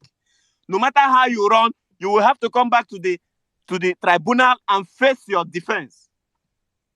Let us see how the judiciary will now, swing this in your favor. So that is what I am here to say. The international community are watching. We are hearing that there are some prominent Nigerians that have already been given visa bans on this particular issue. And in the issues of the past, we have had a sitting governor talk to international election observers that they were going to be forced out of Nigeria or be forced out in body bags. Such people should remain in Nigeria forever. They should not go to Europe. They should not go to America. They should not go anywhere. All their assets must be freezed. Let us have some sanity in the country for once. We have more millions of Nigerians who are hardworking citizens that uphold the national anthem and hold the passport very dearly to their hearts. We still have passionate Nigerians, patriotic Nigerians. So it will be a shame. It will be like trampling on their dignity to have a criminal drug lord superintend over everybody. It must not happen. We're not animals, for God's sake. That's all I have to say. I yield the mic. Thank you. Thank you, my brother. Just a minute. Someone, my friend just sent me an article, a newspaper page from The Guardian, Friday, October 16th. And it reads, as in Policy and Politics, Friday, October 16th, 1998. Original picture. Let me say this one. Say original picture from The Guardian, Friday, October 15, 1998. The caption is, I do not operate by innuendos. Senator Bola Tinubu, 52, returned from self-exile recently. But the matter does not end there, as it turned out in an encounter with staff reporter Clifford Nduje last Wednesday. Senator Bola Tinubu, 52, returns from self-exile. I'm going to be posting that. I'm going to be posting that picture for you guys to see. 1998. He was 52 years old. 52 years, you add 23 years to 52 years old. He is 81 years old today. And they are telling you his official age is 71 years. You see this man? If the judiciary, that's I'm not worried. If the judiciary just messes up, honestly, I'm going to restate what Dati said. Dati said The moment you swear in an unconstitutional president, Nigeria is running on autopilot. Automatically, the country is you've given room to unconstitutional behaviors. So what if a Nigerian chooses to stand up in the middle of the road and stand up from his house and stand in the middle of the road? Anything goes. You're throwing the country to the dogs for a freaking criminal. Is it a perjury? I'm saying, oh my God, have mercy. I'll make a thing right now. Post, let you guys see. Let nobody say I me talk. We could have seen, but that's in cap, that's in chain cap. Since then, 1988 till now, 81-year-old man, and it is still probably fake age that he reduced then. So I think I saw his certificate from. Let me post that one too. Where it was a female. Yeah. I told her, I said they're wishing him. I said she wish her a happy birthday. Hey, God have mercy. Oh man, a zombie. What alien? What does go enter us rock? Alien zombie. As in zombie apocalypse. How you want to put to Nigeria like this? Which kind man be this? Hey, God save us. God save us. Oh my goodness. I don't know who's going to goodness, please, but help me here. Yeah, I think we'll establish a new queue. I know Tesha P, then we'll go Ayomide, then Real Jack. See Joel. Yeah, I'll call Joel and Aralena. Where's he? Yeah, Joel will come after that. Yeah, Joel can talk. He wants to talk. But let's just go Tesha P, Ayomide, Real Jack, and then we'll go Joel. Okay, all right, go ahead. Hi guys, good evening. Can you guys hear me? Yes, go ahead. Alright, all protocols are duly observed. I want to start with my own is the first I want to start with obedient that are joining APC space or inviting them to their space or following them on Twitter or retweeting them or arguing with. I don't understand. Don't you guys feel triggered whenever you see these guys? Like whenever I see them, all I see is I see somebody that wants to, like somebody that I hate so much and I can't stand them. Like I can go a day, in fact I can go 2 3 days and I will not and nothing about APC will pop up on my TL.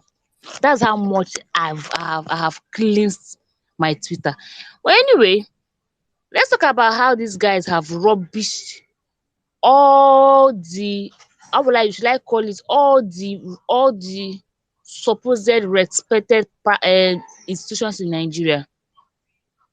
It's like FBI or CIA coming to embarrass themselves on Twitter and then reduce themselves to nothing, that people that Americans can now talk to them anyhow. That's exactly what DSS did. DSS are supposed to be the most feared security whatever in this country, and right now I can't even, like, people now look at them like jokes, all because they want to, all because they are being partisan. Anyway, about this Tinubu stuff, people have been asking, before, whenever they ask about Tinubu, these guys will do one kind of abracadabra and bring out a picture, maybe a picture of where he's riding bicycle, or a picture of where he's or maybe carrying children. But this one, people have been asking about where Tinubu said. These people are not even trying to, and do their normal eye service. Unlike I care, Sha. Are you guys there? Can you guys hear me? Hello? Yeah, go ahead, continue, but listen. Not like I give a fuck, Sha o. But I want to, this nonsense FFK tweeted today. I don't understand how FFK. I'm not sure. I'm not sure that man needs to do some serious mental evaluation, Sha. He's saying that the so-called relationship, whatever bond, that the North and the Southwest have established, that nothing can break it. Forgetting that there are people like Wike that is from South that is supporting Tinubu and the rest of them. So where people like Ada, Anambra and co Chigozie, all those people. Where would they now put those people now? In which corner? Where would they now fix those ones now? Since APC or whatever they are doing now is now between Southwest and the North. Somebody once said here that he has noticed that some of the smartest people in APC camp are the likes of Keyamo, FFK and co. And I'm starting to believe it because I'm yet to understand why these people think the way they think and act the way they act. Because you see people like Keyamo leading the pack, and then you understand why they behave the way they behave. We are gaslighting people that nothing happened on election day, that they should bring out the bodies and bring out the same thing that happened in EdSARS. And obedient people are tolerating this thing. Anyway, like I always say, these guys they are banking on the gross corruption and everything that is happening in judiciary, and that's why I keep saying it. I'm not saying that nobody we should go and be harassing their children or whatever. I'm just saying that we need to find out these people, their children, their grandchildren, their great grand, whatever, whoever, and simply tell them, Oga Ade, go and tell your father and mother to do the right thing. All the judges involved, all the political everybody that is involved in this thing.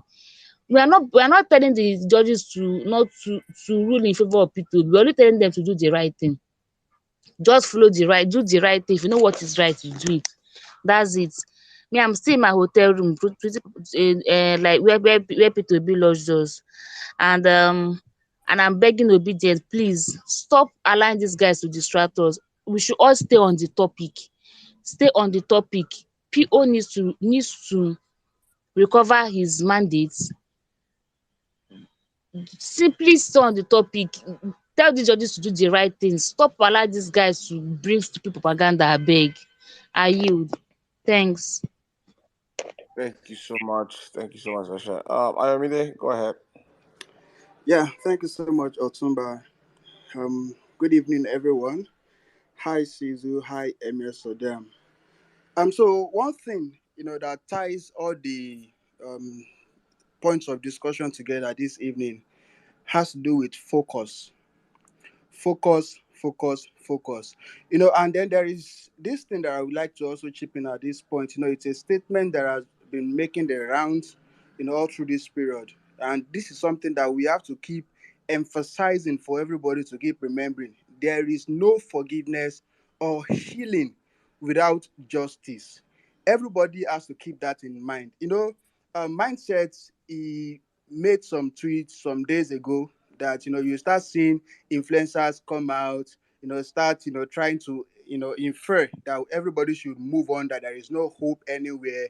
And then we saw a tweet today from one of the SPV boys, trying to say that okay, he doesn't have any hope to give to anybody at this point. I mean, a so-called SPV boy that is supposed to have his principal Atiku having a case in the court, saying that rubbish that okay, I mean, like there is no hope to give to anybody, and I can remember somebody on the timeline saying it some days back that okay, this particular person voted for, Tinubu. So, I'm not surprised, about their disposition right now. So, and that is the reason why we are not going to join issues with those guys. Everybody at this point, there is, you know, if you fail in the days of adversity, that means your strength is small. This is a point, that I can call adversity moment for obedience right now. And strength is what is being tested right now. Everybody has to have it at the back of his mind that, okay, yes, this is a battle. And victory is always assured for somebody that does not stop, that does not give up, that keeps trying. So at this point, our focus is not even on, those guys. Right now we have come, it has been re-emphasized over and over on violence space. You don't trust anything that, comes, that makes the news about Bola Ahmed Tinubu. Because right now, you will hear some people still saying it now that the man is in Lagos. Could be true. It was in London. Could be true. Could be false. He's in France. can be true, can still be false as well.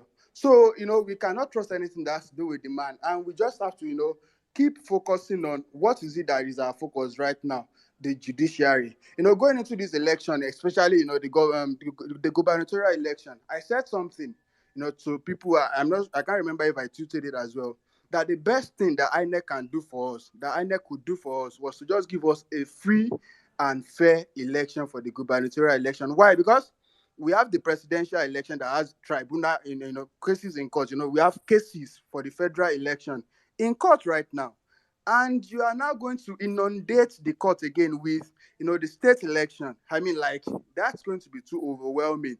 Lo and behold, it eventually happened. Now we have so many cases in the court, so I'm just wondering how the judiciary is going to be able to handle all of these causes. The court cases, I mean, they are just so much right now. So, looking at it, it's just been the strategy all along to ensure, going back to, the Tinubu, where is Tinubu, where he is right now. It has always been the strategy all along. They thought we were all going to give up.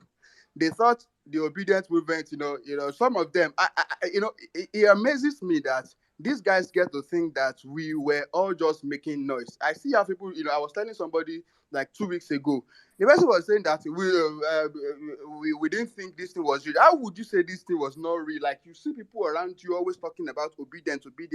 So, the strategy was to make sure they announced that guy, get him into Aso Rock by hook or crook, anyhow. And then they began to, they begin to, manipulate things to their own advantage. That is what they want to do. They want to just run. If it's possible, they can, they bringing that date back. They would want to do that. Right now, they just want to get into Aso Rock so that they can be able to quench everything.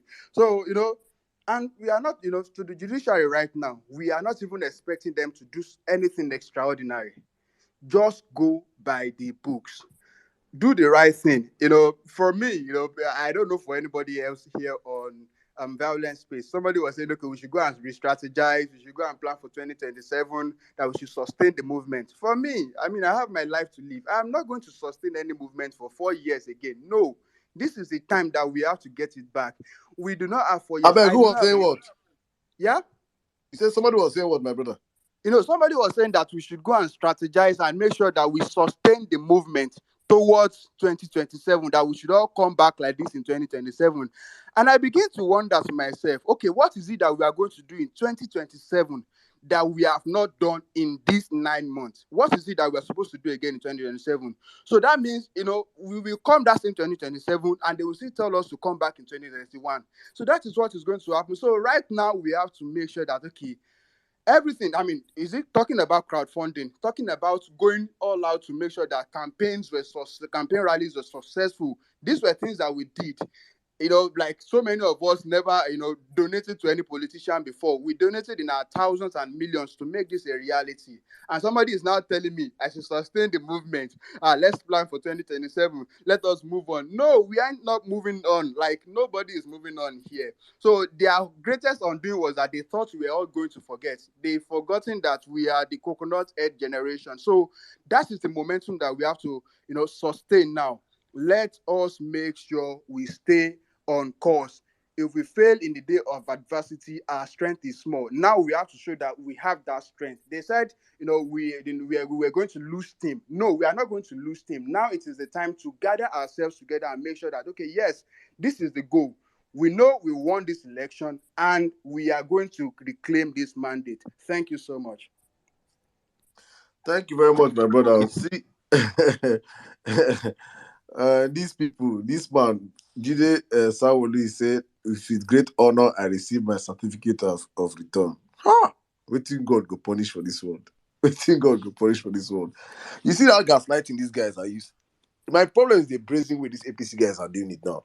They're not waiting for it to be like 1 month or 2 months. Probably I think that to them that our retentive memory has been eroded. We don't even retain anything again. We have forgotten. So they feel like it is so right now. It is so soon that you can in less than 2 weeks. You're already gaslighting Nigerians. What we saw, real life, real time, people being butchered, videos, real live videos of people being flogged. Even someone that I think which estate, the guy that they said they killed or so, that they beat. We saw all these videos, real life. APC are not telling us our faces. God have mercy. God have mercy. As I always say on this platform, Nigerians, if we don't kill APC as a party, APC will kill Nigeria. Honestly, we have to make sure we end that party. And I'm saying this all the time. All the security forces in Nigeria, you need to go and borrow more. You need to go and invite your brothers in West Africa. The whole security forces in West Africa. The whole security forces in Africa, in fact, join them together. They don't make. I'm not sure they made up 20% of the population of Nigeria. You don't have the numbers. When Nigerians come out for you people, now go on. So you call yourself DSS, SSS, BIE, whatever you want to call yourself. People should be praying for Nigerians not to take out for you people, because you people, you these politicians that you think you're working for. All right, it is well. Otumba, I don't know who's going next, but I think it was Real Jack. Then it's Joel before Real Jack. Okay, Joel. Sorry, Joel. I better leave your submission till tomorrow. You don't hotel now. I don't know how they do me for this hotel. Now go put me the first in a studio room today. Now near generator. Wi-Fi not strong for here. I bet more now make provision for data. I want stop MTN 40 gig. You know, it's not video they upload. No, the hotel don't off this in data now. And this Nigerian government, Pantami don't supply data everywhere now. I beg, I want sub data. I get videos to upload. 24 billion has been budgeted for free data for Nigeria across the country. If you use Pantami Wi-Fi, your phone will blow. Unintended. Good evening, guys. Sirdam, I beg, now market I want concert today. I'm selling a product, a very special product. The product is called Hope. Obedience. I beg. I know say many of them they despair. Many of them mind. Waiting they on our mind, not waiting with they tell now. You know the year. I want to explain to you the power of hope. Now, everybody, all of them know. We all know that this mandate, an attempted theft of our mandate is going on, and we're about to reclaim it. You have two options. One, think of it in despair and say, oh, 2027, let's wait till 2027. There's no hope. The judiciary system will not work for us. It's all about let's just burn the country. Let's do this, let's do that. You have another option. Keep hope alive. You have evidence. You have a principal that is intelligent and picks intelligent people around him, that has brought out an impressive petition that has been tagged ironclad. PDP petition never come up for their table. They don't throw out some part of them. That's the kind of person you have on ground. Now, this hope I want to sell. I want to tell you, sell hope. The reason I say you should push your hope further is because people go into spaces, go on Twitter, and want to tweet their mind. You want to tweet how you're feeling. You want to talk about how you're feeling. And you talk about it loosely. When you do it, you discourage people. How it works. Let's assume you're in a room with 400 people. And you are maybe a judge in a room with 400 people. Out of that 400, 100 is on one team, 300 is on the other team. The 300 is us, obedience. If the whole of that 300, they are telling you that they know they won it, they are insisting they won this election, it shapes your thoughts. You think of the things. Do I want to disenfranchise 300 people for 100 people that are paying me? You think of it. Do I want to... What will be the repercussion of stealing these people's, allowing these people's money to be stolen?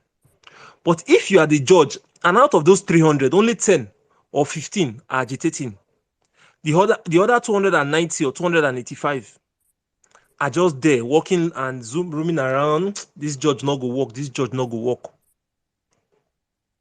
It will be very easy to give it to the 100 people agitating. These 100 people that have paid you. So keep the hope alive. Let the room be filled with obedient feeling. May our perfume the smell. May not be APC body other one they specific for the room. Don't go around selling dead hope or despair for something that you have proof that you won. Don't, even Peter Obi has said he trusts the judiciary. I say it too. Even if I have doubt with them, still keep the hope alive. Who would have thought that the woman that inferred professorship on Issa Pantami will be a hero of this election. I'm sure if you had heard that she was the one, you might have challenged her being the returning officer in this thing. So God brings miracles from the strangest place. And funny enough, her actions there are actually precedents. She's the first person she was the only person that actually challenged what came from the local government collation centers, and she vetted it. I wish this thing had happened in presidential. I'm sure a lot of professors would have done the same thing for the gubernatorial elections. We would have gotten more of our states that we won. But God brings miracles from the worst places you never expected it from. Alex Oti has been denied before. He could have been denied again. They will tell him, go to court. She will collect 1 billion naira free of charge. Maybe he will get it in court, maybe he would not. But this is somebody we may have not trusted. So please, sell hope, not despair. The second part I want to talk about is what Grandmaster said. Me, I like to call names. Mazi, I've told you before. You don't allow people come to your space to come and gaslight you in the middle of a battle. After elections, all of us go host space. We go host space, PDP, APC, Labour Party, AAC competition, debates. After we don't win the election, we don't collect our mandate. But you host it. I was speaking with somebody today and he made an example. I hope I can get it, the philosophical example. He said that, okay, first of all, this is what happens when you host a space and you bring those people. You are a pastor on a pulpit. And you see somebody that's an atheist come to your church and tells you God is not real. Instead of taking that man to the corner and talking to him and trying to convince him, you give him a second podium to come and debate with you in front of your church. You successfully convert that man from atheism, he becomes a Christian. But what that man has said on that podium has converted like 20 of your Christians to atheism. An example of what somebody said to me today, he said, I don't know who had the story, but he said the person said that if God was omnipresent, how was it again? No, if God, why are people suffering or so? It means God is not omnipotent. He explained how to explain God is not omnipotent, omnipresent, and omniscience. I think that's Peter is better. Maybe if he's here, we'll say it better. But when I heard that, if I'm somebody that's not strong in faith, I will question God. I'll question the existence of God. And that's what you do when you invite people to your space to come and talk on your platform. You are supposed to be the one going to mess their platform up, mess up with their heads. Not bring them to your place, to your audience to mess up with your head. Mazi, I don't beg if you are here. If you know him, please beg him. You want to host a space. I know it brings people to your spaces. Your spaces are not very full when you have only obedience or are not as interesting as you want. You say you want to learn from them. There is nothing to learn from corn dust. Useless corn dust, not just corn dust, useless one. That's what you are cadring, and you are bringing people along with you. I come to your spaces sometimes because you say, okay, you're not doing it. Then sometimes you still bring them up. And I feel bad. I want to even stop going to those spaces now because people that join me in those spaces start to follow you. And when I'm not there, they follow you and they hear corn dust. It is not the right time. Please, if you are hosting a space, you're obedient, host your obedient space. And also make APC not come. Make them the listener section. Make them they tweet. Me, once you tweet under my tweet, I go hide your tweet. Nobody go see them until the person go find them. That's how you should treat them because they are saying nonsense. Somebody practically came on one of the spaces and said that the IREV is Jara for beavers. Say people that develop the beavers, they just say, okay, let them add Jara so that people can view the result from home. So it's Jara, it doesn't count. And people sat down, nobody challenged him. I was so pissed, I had to request the mic on that space. So I beg, all these spaces, you don't take over land, you don't fight war, you don't win territory. You can't tell your opponents, may they come spar with your soldiers for inside your own land. They'll come, they kill your people one by one. They'll kill your people. They will walk out, come out, and so then go to empty your this thing. Otuma, thanks for the time. I'll use the mic here. Thank you so much, Joel. Thank you, Joel. The real Jack.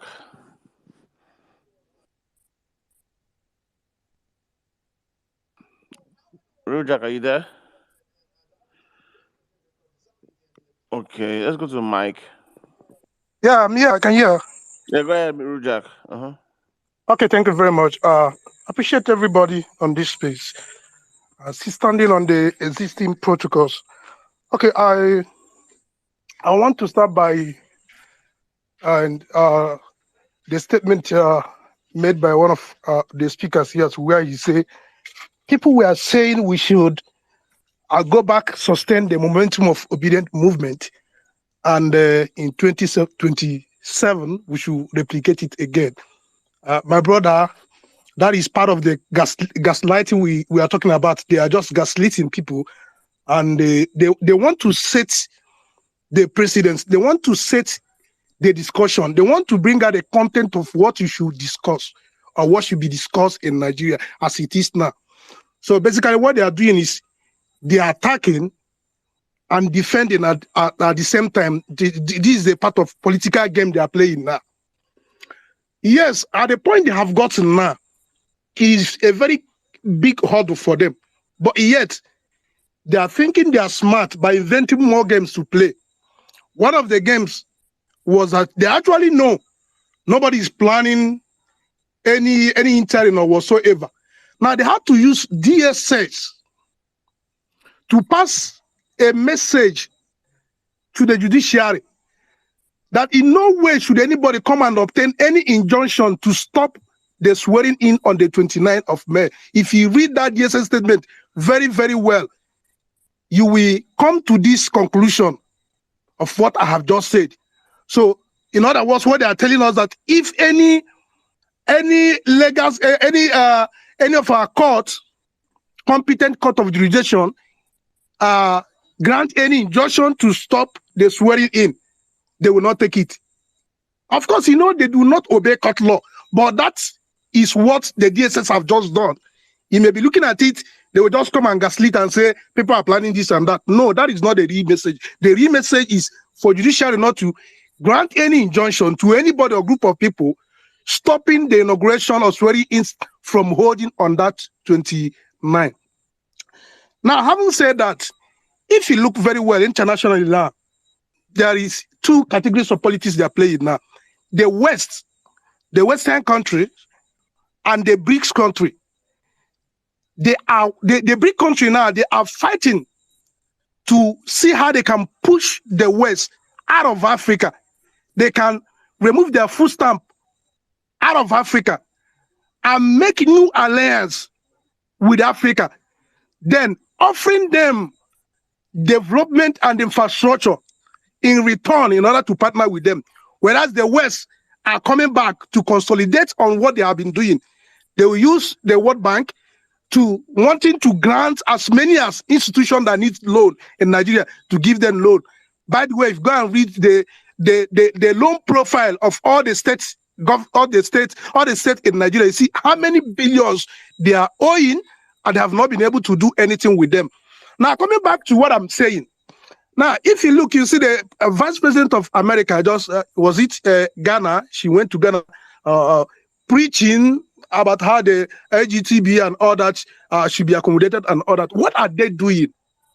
They are coming back to consolidate their indirect rule and their food stamp on African soil. Whereas in the United Nations Council, we don't have that power as a security bloc, as a continent to have a bloc to vote at that United Nations Security Council in order to make a decision as a continent.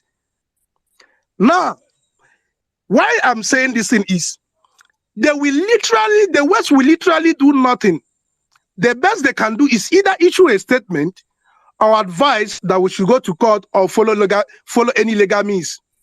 But they are not going to do anything to stop this criminals APC government from destroying democracy in Nigeria, the African largest nation.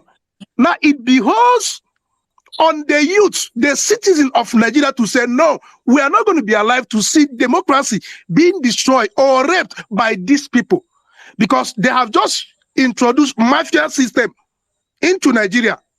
Read the election for us, do whatever you need to do. We will intimidate, we will keep people. Let's just announce us. We will tell them to go to court. Then in court, maybe 7 or less than 7 people or more, we make the decision that will affect over 200 million people. Then we will unleash our billions. We will coerce them. We will intimidate them to yield to our bidding. At the end of the day, if the judgment is being given in our favor, we can now rise to say, if anybody disagree, if anybody disagree, you wait till the next dispensation or you remain silent. Anything contrary to that, they will kill you or do whatever. Now we are giving the judiciary the benefit of that, to follow the due process. We are not praying whether they should do the right thing or not to do the right thing. I'm talking from my own perspective. We are just telling that go there and do the right thing the way it should be done, by saying this and this should be this and this ought not to be this. If they're fair, they did not only fair obedience, but they fair the entire generation of Nigeria, because the after effect, the aftermath of what is coming will affect them. And the history will not be forgotten. That this present judiciary, we are part of the problem why Nigeria has uprising, post-election uprising that took a lot of life, that reshaped Nigeria, because he's coming, whether you believe or not, he's actually coming. Now, when they do the right thing, everybody we know that we have fight to uphold democracy in Nigeria. And when this thing happens, Nigeria will be able to stand in a very level and good ground in Africa and in the world by doing the right thing as articulated by our principal. So most of those things they do, like for instance, they will come and project to us that what they get from our oil well is on daily basis 1.2 million barrels per day, whereas they do not have actual meter that detect or tell Nigerians how many barrels of oil that is being uplifted from Nigeria. Probably they may pump up to 3 million, and they will keep on telling you 1 point something or lesser or little more additional. This is how they will continue to loot. This is how they will continue to fight, because they don't want to see you have a good future. So what am I saying in essence? We must continue to uphold that if judiciary like, let them dance the tone of the drug cartel, they will be blamed for aftermath of what is going to happen to Nigeria, because the youth will not stand. Not after you have killed us at the Loki target, not after you have wasted many lives. When you say we should go to the polling units to pass our message across, to vote who we wanted. Now, example is in Enugu, where they voted. One local government that remained, that local government, Beavers captured 7,000 accredited people, but they produced 30,000. Now, tell me how long we are going to be moving from one court to the other, from House of Assembly, House of National Assembly, Guba case, to this point. That is to tell you the level of stink and corruption in Nigeria, that if we do not fight it now, if we allow this cabals that is coming, they will sell off everybody and begin to kill people. And most of us, perhaps, we may say, okay, let me do one or two things and jackpot and migrate. Jackpotting is not the best option. When you go there, Nigeria will also happen to you. So it's better we stay back here. Even though you are there, good luck. Fight from there. Those of us that are here, fight here to make sure that democracy is protected and the mandate of the people shall stand. Nothing outside than this. At this juncture, I give back the mic. Thank you. Thank you very much, my brother. Thank you so much. Nice submission there. Thank you. Hopefully, ears are listening. Thank you. All right, let's take someone. Let's take a lady. Tachi, good evening. How are you doing? Hello, everyone. I've been trying to get in since network or what, I don't know. Hello, everyone. Good evening to everyone. It's evening, right? Yeah. I wanted to call the name of the space that what's his name? Grandmaster was talking about, but Joe didn't called already. On that space this morning, the co-host was asked to unblock Doggy so that Doggy can keep talking. Because according to the host, I can't do sha. According to the host, when he brings Doggy up, Doggy falls off because the co-host maybe blocked Doggy. So he asked the co-host to unblock Doggy so that Doggy can come up and talk. My sister, please, I beg, my sister, please don't vex, please. There's a reason why on this space, we don't even permit calling or discussing some certain things. Yeah. Okay. If you and I'm coming and let me tell you something. We tell people, and I pride myself saying this all the time. We tell obedience on this platform. Go to obedient spaces. We have a whole lot of obedient spaces going on. So we concurrently, as I'm speaking right now, I think we have other obedient spaces. If you don't feel what is happening on the violence space, go to another obedient space. it should be just like switching radio stations, yeah. So when you go there, and if you go to another obedient space, I can understand. But when you go and you hear what you don't have to hear, don't come up and be calling us here and be telling us what happened there. I beg, it's not our business. Here on this platform, we have a topic. Let's stick to our topic, and you can have these diversions. But I don't really want to come here and start calling. If you dignify these guys by calling their names, you make them feel relevant. These are very irrelevant set of people. You understand? So please, let's try and minimize, because when you go there at the end of the day, you get trauma, and that's why they don't like us here, because we tell evidence the truth, and it's painful to me because I feel like obedience spaces should be space that should be like a soccer ground for every obedient person. So if you're hosting a space as an obedient and you're giving rooms for such how do I put it now, allowing all these good for nothing crazy fools come up in your spaces to gaslight obedience, I don't think you're doing it right for me. But I'm not going to tell people how they run their spaces though. What we run on this platform is we are running a platform. We are running a platform that is, they call it an echo chamber. I pride myself saying that because I can go back at the end of this space and listen to this space tomorrow, and I'll be hearing submissions by intelligent people. You cannot support APC and have sense. You have no sense. There's no sensible person that supports APC. They are all stupid and dumb. So why should I go back to listen to a space whereby I'll be listening to APC people talking nonsense, tell you that people die. You know. So please, I beg, don't even make me tomorrow if I want to listen to this space as replay. I'm not gonna be hearing that you're talking about going to one space. I beg, my sister, please. Yeah, I understand. The reason why I decided to also lend a voice is because, like Joe Biden said, I used to have a teacher who said, if you give your ears to the devil, he will convince you that what God did was wrong. So I just feel sometimes we shouldn't give our ears to certain things.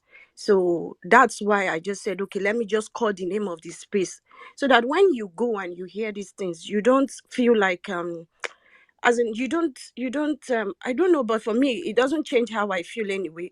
I just listen because, okay, let me just listen. So I just said it so that every other person who also goes to the space to listen can be open-minded enough not to, go back home and feel like they are a mess. No, we are in the right cause, and we are fighting the right cause.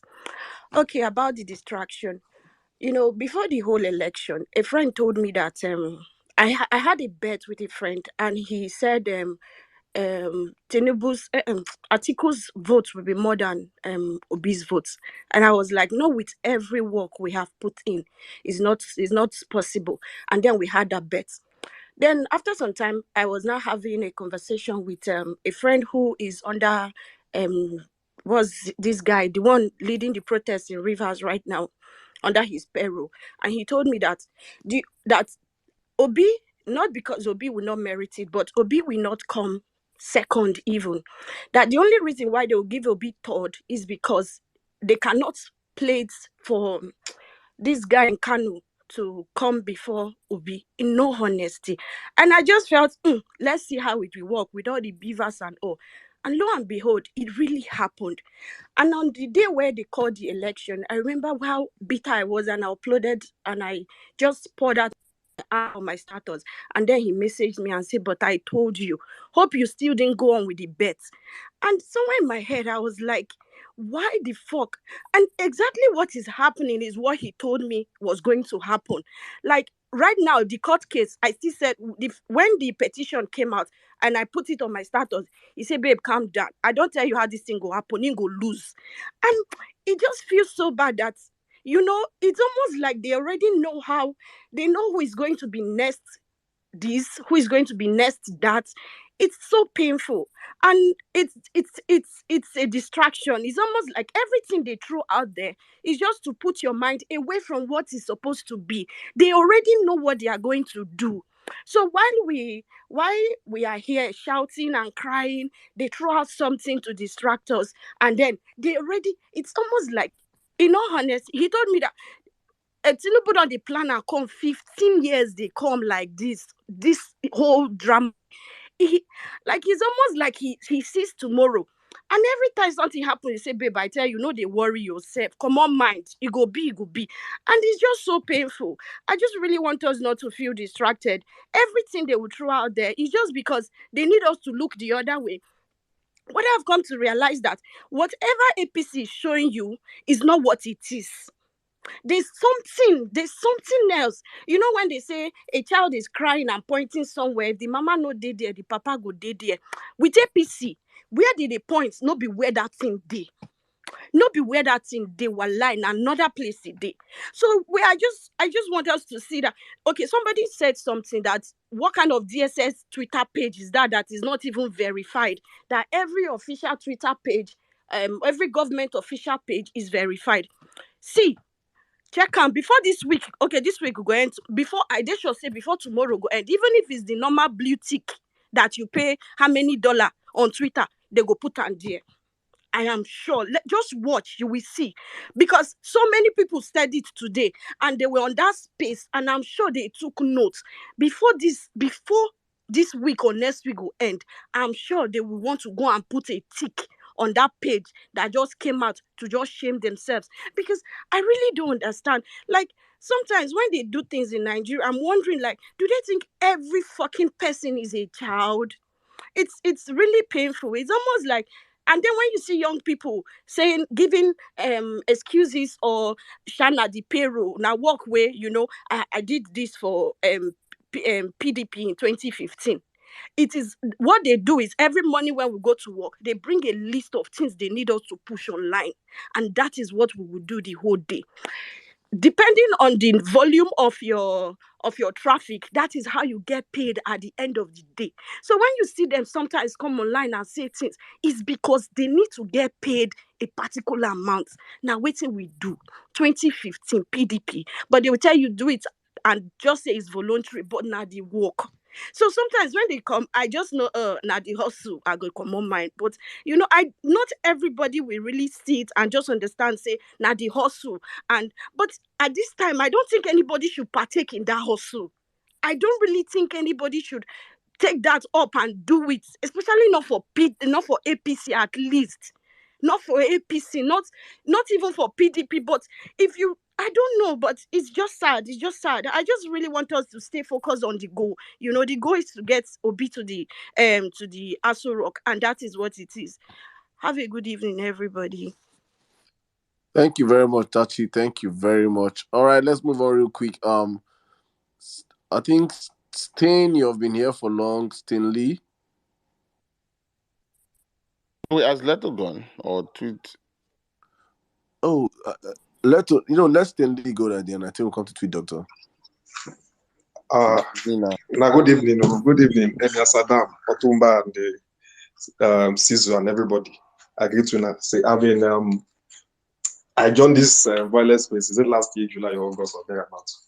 I don't know. Like, this is the very first time I'm being on the speaker session. I've been listening for a very long time, and I want to applaud you guys for what you guys have been doing. I swear. Now they try. I mean, you guys are trying. You guys are really the backbone of this movement. Both those behind the scene. I greet all of you. See, this DSS of a thing, our DSS, like, I don't understand. See, this DSS, they are nothing but a disappointment. Those people some people said they are not tweeting like Easter blog and the Gist lovers. Like, I don't understand why APC have reduced a whole DSS, a secret service. There's nothing secret about DSS anymore. Like, I don't understand how did we get to this point. But no, the problem is not our business. Our business is the petition in court. Because like this now, but then they pay me already. When is this court case? Now, my own problem. When the dates we start the court case, because I can't imagine this man being sworn in 29th of May. I don't know the consequences of swearing that man in, because I can tell you now for a fact, but I'm spacing from South Africa. I can tell you for a fact that we here in South African government are now refusing to give Nigerians permits. That one might be the latest now. Like, they are refusing to give you work permits here in South Africa. I don't know if it's because of what is happening, but that is just the latest now. And we can't continue like this. These people won't just wreck our future for no nothing. Like, I don't know. Well, like, why, if they patch, the thing with the leak, if they patch, it would they leak, if they patch, it would they leak. Why are they doing this to us? They said, go get your PVC, we get our PVC. They said, come out and vote, we came out and vote. And still. So the thing is just, the thing does very, very painful. It's very, very, very, very painful. And about this interim government of a thing, that one is their own business. Like APC is trying to tell us that APC is trying to form a government, an interim government. That is what they're trying to tell us, that APC is trying to form an interim government because only them have the power to do that. Labour Party don't have the power to do that. PDP don't have the power to do that. So, like they say in 2014, Chibike Amishi said that they're threatening to form a parallel government in 2014 if PDP rings the 2015 presidential election. So they know about interim government. So they know about anything that concerns interim government. Let them sort themselves out. It's not about business. Like for me, I remain focused. Like I don't care. I keep on tweeting that Tinubu is me. I have muted so many people that are APC, that are my guys that are APC. I have muted them because what I'm seeing on my TL, I don't like it.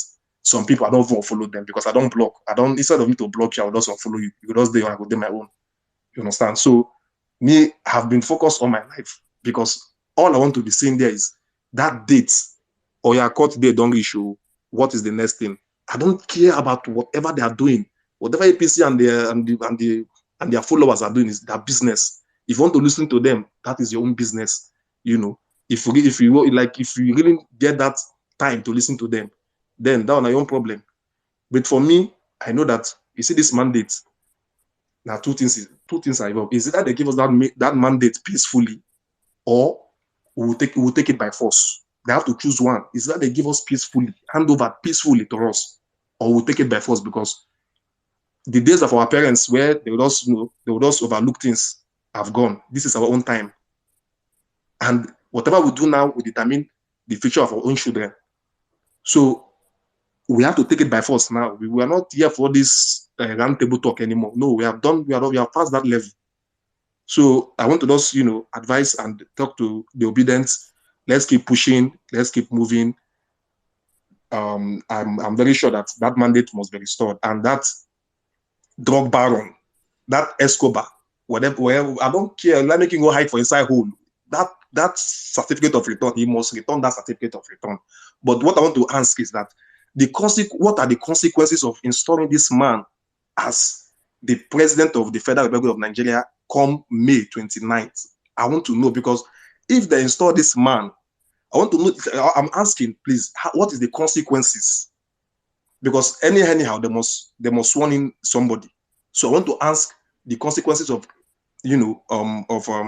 installing this drug baron, this Escobar, this drug dealer as the president of Nigeria. So that is what I want to say. Thank you, guys. Thank you very much. All right, thank you. I think Doctor, you can come in now. Good evening. Sirdam, good evening, my brother. Good evening, everyone, every member of the family. A quick one.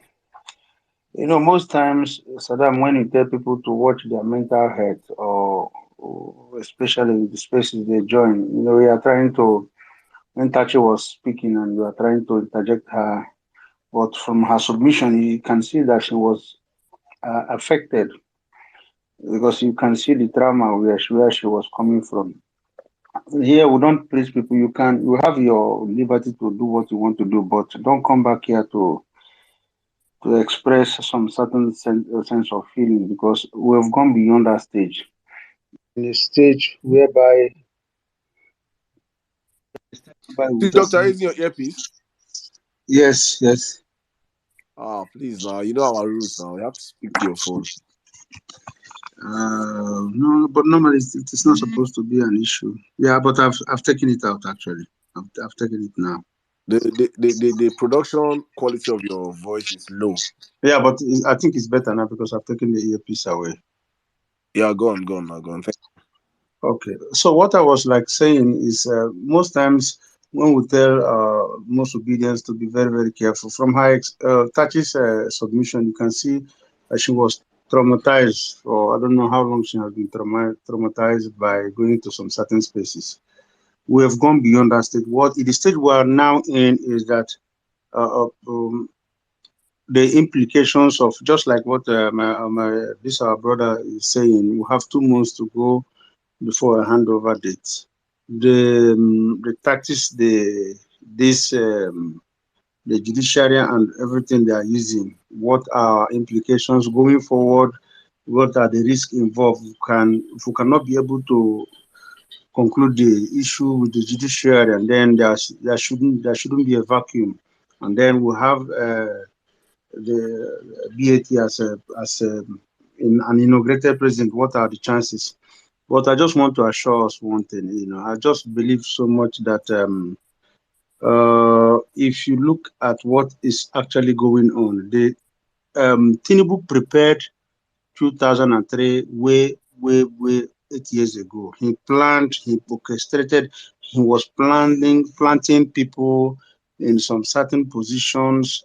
And if you know how drug lords, drug cartels, these mafias, how they work, they don't work on the lower cadre, they work on the higher cadre. So they put in people who they know they can be able to drive down the narrative down below. So he planted people in INEC, in the judiciary, in everywhere. But if you watched what Faz played with his video, there is a very big jittery going on with the judiciary, because now we never know that INEC will be what they are, because we went into the election believing, there was so much enthusiasm, hoping that these people will be what we've taught them to be. But now we are now preparing for the worst. We are now preparing for the worst going into this tribunal. So everything we are doing is paying results. These people are jittery and they know they can't win it. There is no way, whether Tinubu has bought the whole entire judicial machinery. Believe me, he can never. There are an issue whereby, I don't know if most of us remember the issue of Pontius Pilate. There is a stage whereby a judicial official will reach. He doesn't know what to do again, even though he has taken bribe. He can only wash his hand off to tell you that I've done my part. Now, what will happen is that this judiciary, they will do what is assigned, what is not even expected for them to do from the establishment, because Tinubu prepared before this election. He was thinking, he never knew the obedient movement. He never knew that P2B would be into this scenario. So he prepared so much, knowing that with PDP and APC, he was like propagating and planning on how to, among themselves, maneuver each other, who wins. So P2B came in and disrupted that strategy. So now, what he has done, because this the Chief Justice of the Federation was planted by Tinubu, he planted him there. He never knew that a time would come like this.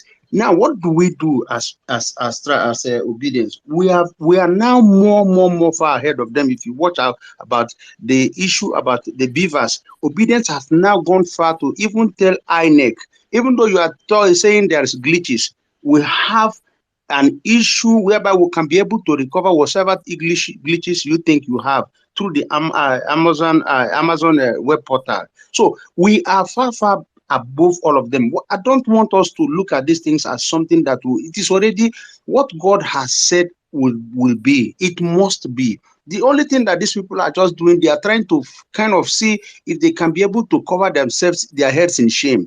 But it is, for me, as far as I know, and especially as far as I believe in, I'm somebody, I have so much faith in destiny. I believe so much what God has said it will be, it will be. This time and season has been planted before now so as to shame this establishment. If you see what happened in Lagos, these people did it in such a way they never knew that a person like GRV will come on board and disrupt an establishment. So last minute preparation, that was why you begin to see somebody becoming as a hairdresser, doing one or two things, because things things got changed in the middle. Now, the judiciary, what we do, that is what I want us, if it is possible, yes, because we're trying to see as much as possible, if we can be able to get the names of the judges and people who will be on board in the tribunal, we'll begin to know who they are, begin to analyze them, because the only thing we can do to put these people on a spotlight is by bringing them on the public space so that they will know that we are watching, we are seeing them. Everything that you are seeing that can be done, we can undo all of them, especially judging from we having a very big platform, especially on the internet space, on the social media space, because most of all of the narrative that is seen going on the traditional media, most of them derive their news from the social media space. So please let everybody just be guided, nothing to worry.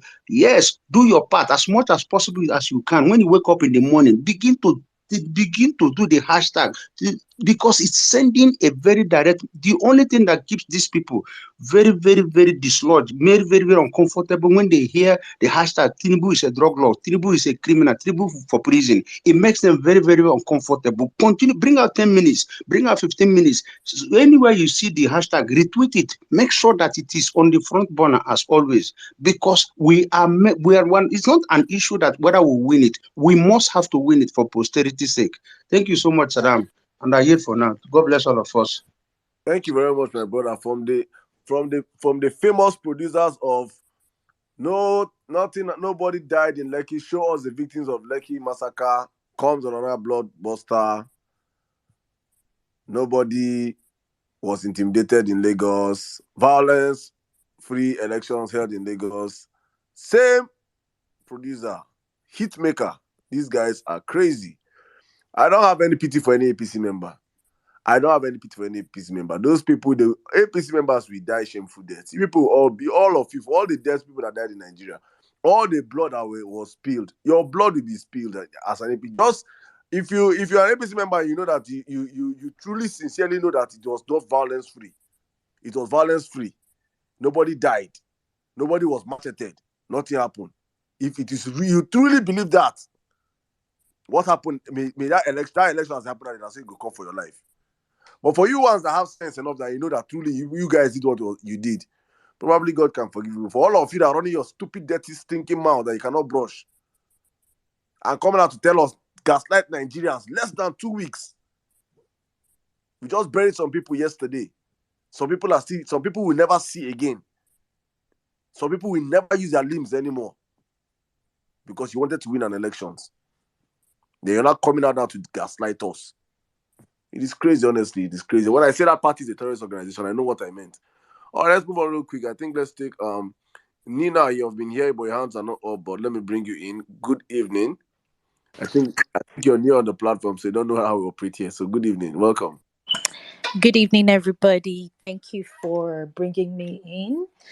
I've been hearing people say standing on existing protocols. So standing on existing protocols. I just want to speak on the issue of obedience who allow opposition members, because it's not just APC, PDP as well. I just want to point out that in corn, for instance, there's something called the long corn and there's the short corn. Let's remember that when the campaign started, APC planted moles.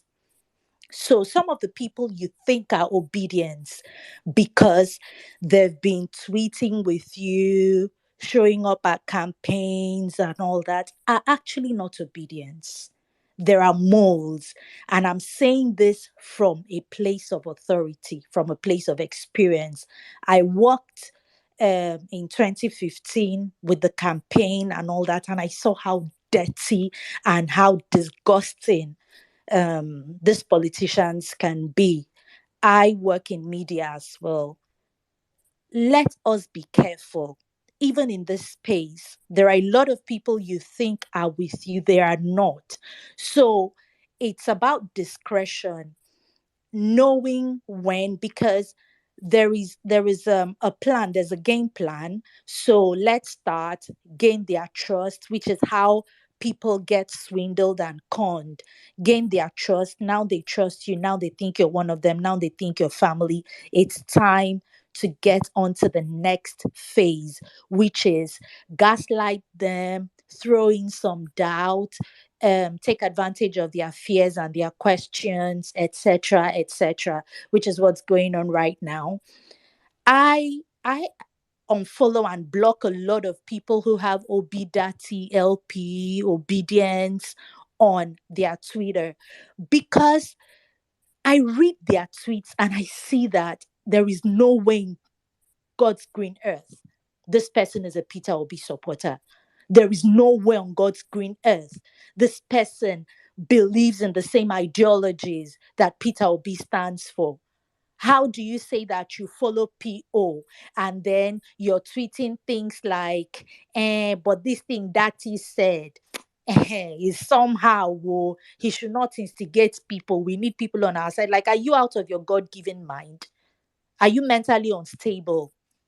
So we need to begin to read between the lines and all that, and begin to weed and separate the wheat from the chaff, because at the end of the day, a lot of these people do not have sincere intentions. Then, talking about the distraction, this is part of the distraction. So those spaces, they create those distractions. They bring in their people who you think is their opposition, but actually you are their opposition. Just that they put Obi Dati on their profile, so you think they're one of you. So they bring in these people and they begin to sow the seeds and activate the next phase of their plans. We all need to be conscious and careful about it. Then, talking about the drug baron called Tinubu, our mother, whatever his name is, I think what has happened is that he has managed. In fact, I wrote an article and I titled it "Thank You, Bola Ahmed Tinubu." And what was I thanking him for and about? I was thanking him for being the one who demystified himself. For so many years, if you grew up in Lagos, for so many years, we heard about Tinubu, like we were in awe of him, like, oh my God, he's such a cool guy, he's so strategic. At the end of the day, this political strategy that they have sold to us, this election made it clear that he is a dumbass, empty head. He's just a thug. That's all he knows. They made it look like, oh, he was very calculating and he has strategies that transcend the normal human intellect. He doesn't have anything. All he knows is money. So all these monies he piled up from his drug business, this is what he's using right now. So let none of us be deceived. As much as we can, let's keep talking to each other on our WhatsApp. I'm a lot more active on WhatsApp. I have lost a lot of friends. I don't care. I have blocked people. In fact, I am very radical about it. I don't care. So let's just educate people. When people say, this, this woman, that woman that is, she even told me that we might lose the case at the tribunal. Tell the person clearly she works for APC, because that's what it has to be. She works for APC. So they are sowing it in your head so that when it happens, you will say, they already told us it was going to happen. It's not going to happen. Let's not be deceived. There's nothing cool or special about Tinubu. He doesn't have any strategies. APC is floundering. Look at the mentally deranged drug addicts called FFK and the other one called Festus Keyamo. They're just empty barrels. Let's not be distracted and deceived. Thank you, everybody. Have a good evening. I yield. Thank you very much, man. You just said a whole lot of stuff. It is sad, but it is true. Many of us we have been saying this on this platform for a very long time, that this movement, it is something that we have come to know. is a demystification of Tinubu. He has demystified himself, and I would really love to read that your article. Please, if it's possible, you can send me the link, please. I would love to read that your article. Thank you very much. Thank you. All right, Otumba, I don't know who's going to go next. I think Leto have been here for the longest. Leto, please, you have the space. Good evening.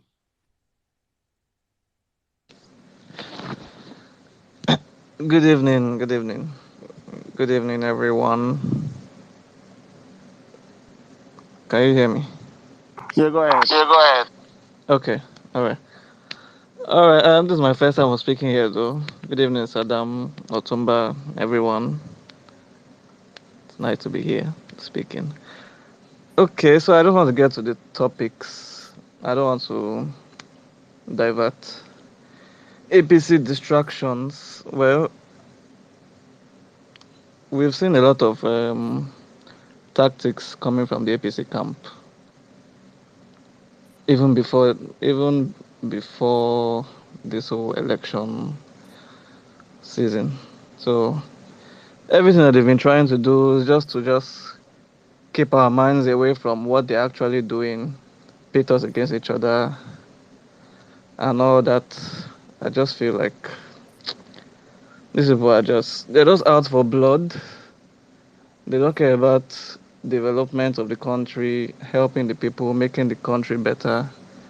All they want is just their usual dirty politics game, which doesn't help anybody in the end. I don't know if people hear me. Oh, sorry. Go ahead, Leto.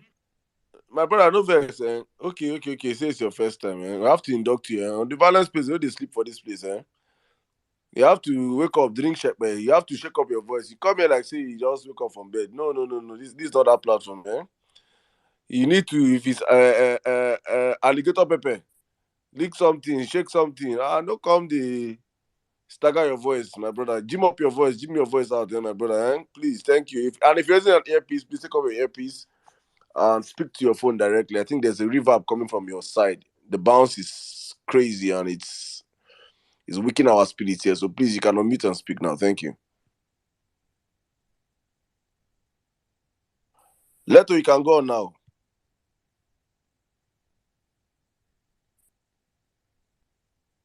You off here? No. I can hear you. I don't know. I think my network was having an issue, so I'm better now.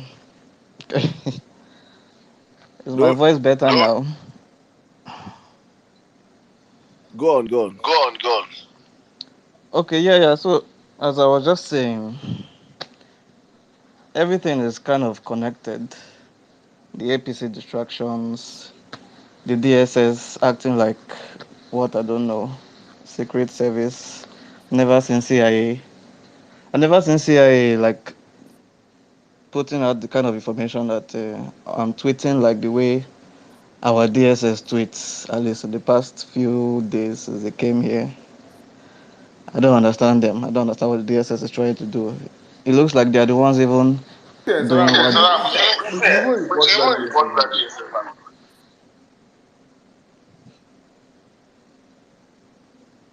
Hello? I said we can report that DSS handle. Say it's impersonating someone. Because I don't think that account is real. It's time to report it and say it's impersonating the real DSS. I think so. Leto, go on, please. Leto, go on. I don't know if you please work on your work on your background. Your background is so the most important thing when you come up here to speak. And if you're using your earpiece, please take out your earpiece and speak directly to your phone, please. There's the blowback that comes up with some of the background is crazy. If you're in a place that echoes, please leave that place. Just find a safe place if you want to speak, please. Thank you. Please, Leto, you can request the mic back if you're good to speak right now. But let's go to Mike. Sirdam, I just Mike, wanted good to evening. chip something in. Yes. Oh, Sizzle. All right. Mike, please, this is the time. Thank you. Go on, N6. I just wanted to chip something in here. We need to be very worried about these DSS activities. In the last few days on the internet space, I have been seeing a few discussions about the son of the DSS I've heard stories about promises made to the current head of the DSS to continue his tenure.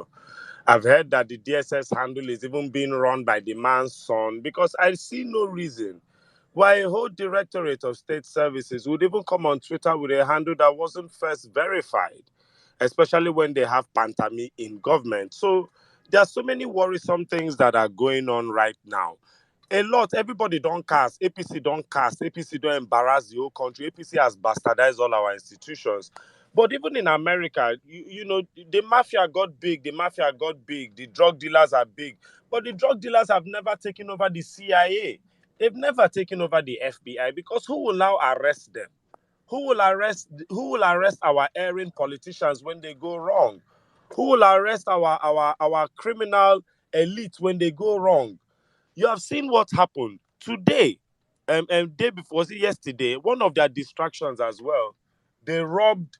They arrested Abba Jalingo. But these are the same people that allowed the politician that burnt over almost 20 people to death in Kano. They let that one out on bail, but they are arresting journalists. They are arresting journalists. They arrested him. Then the next news was, we have released him. One thing. Please, I beg of you, Nigerians, let's keep our eye on the judiciary. Let us keep our eye on the judiciary. Let us not forget the dates. Let's remember where we are going. Let's put this petition in prayers. The person that told you, when 100 days, I will hit the ground running. Day 1, hit the ground. Day 2, keep running. Day 3, day 1 never even reach. He don't run, go France. Then they run drip for him body now. This is somebody that has to hit the ground running. Day one is subsidy removal. Day 1 is subsidy removal. The problems of Nigeria are not waiting for Tinubu. We're going to remove subsidy while owing 77 trillion. And you people have a president, you think it's to spy 10-6. You think it's not taught to obedience. You have somebody that did not go to school. You have somebody that did not go to school as our president. He's lying. He studied accountancy in Chicago. Have you seen somebody that from the day he was born, he did not go to any school? There's no record. Then all of a sudden he shows up in university. You've seen him. The lady before was talking about it. There's nothing special about that man. All they talk about is Tinubu's sagacity. His sagacity. His sagacity no pass Togri. It is his bread and butter, Togri. At the end of the day, Togri. That's why they are shouting. They want to destroy the country. Yeah, they are trying to pit the north versus the west versus the south. Everybody should fight everybody, because that is Bola Ahmed Tinubu's last card. After the Supreme Court takes away this mandate from him, he will sulk like a baby. He will activate Simon Ekpa. He will activate Abubakar Shekau. All of them. We know how it will go. They did this thing to Goodluck Ebele Jonathan. They did it to him. God bless that man. They did it. They tortured this man. They used Boko Haram, bombed Abuja, made the man look like Nigeria was upside down. Even when Peter Obi becomes president, they won't let Peter Obi rest. We know these people. They've turned our DSS to DSS Stapo. We officially have a Gestapo as our DSS. That was the difference between DSS and secret police. They should go and be sewing clothes with Hugo Boss and let's know where we stand. We've moved from Ahab to Hitler. Tinubu's modus operandi is blame it on the Igbos. Buhari's own was blame PDP. Tinubu's own is blame Igbos.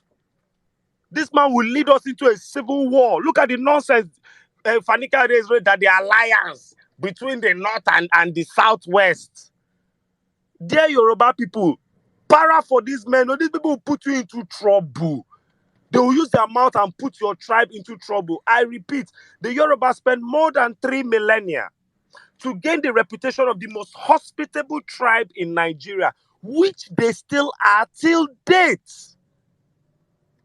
They still are till date, but this small caucus of criminals have destroyed. Look at the kind of, if you read the kind of things Yoruba people are typing online, you'll be ashamed. You'll be ashamed, because you know that these are sentiments that no normal right-thinking person can have in their brain. No normal thinking person can have in their brain. No problem. The other day, I asked again, what was Amoteku set up for? Was it for IPOB? Was it for IPOB that they set up Amoteku? The threat to the southwest that is in the forests, that is so valid that Amoteku, a parallel police force was set up, still exists. And nobody is looking. Was it not 2 days ago? On Wednesday, we had violence space on Tuesday. On Wednesday, the headsmen attacked a village and murdered people in the southwest. Was it Chinedu that did it? Was it Gbadebo or Rosevival that did it? Were they speaking Igbo? The threat to the southwest still exists. While you're allowing this man point hands to you with the immigrants that are paying 75 million naira for a plot of land, the ones that are carrying gun and AK-47 and kill one whole village and live inside people's houses there. That's not the immigrant. That's the immigrant. This man will never open his mouth and condemn. Right from when, what's that man? The Yoruba leader whose daughter got killed. Funke. What was the son name again? Was it Daramola or something? He will never condemn those ones. Those are not your threats. That's not the problem. You have a murderous tribe in our forest. N6. Yes, my brother. Please just give me 14 seconds before you connect submission. Fire I want to play something from two of your favorite friends. Listen, please. Fire on. Party, but of course, the PDP is my party. I will never leave the party. You're never considering going back to the APC? I would never. At the APC, absolutely out of the question. Until kingdom comes, until Jesus returns, that will never happen. That was FFK talking to a crackhead, a junkie, a cornflower snorter, a madman, a mental patient. Set our teamship. These are the people that Tinubu is. These are the people his front line.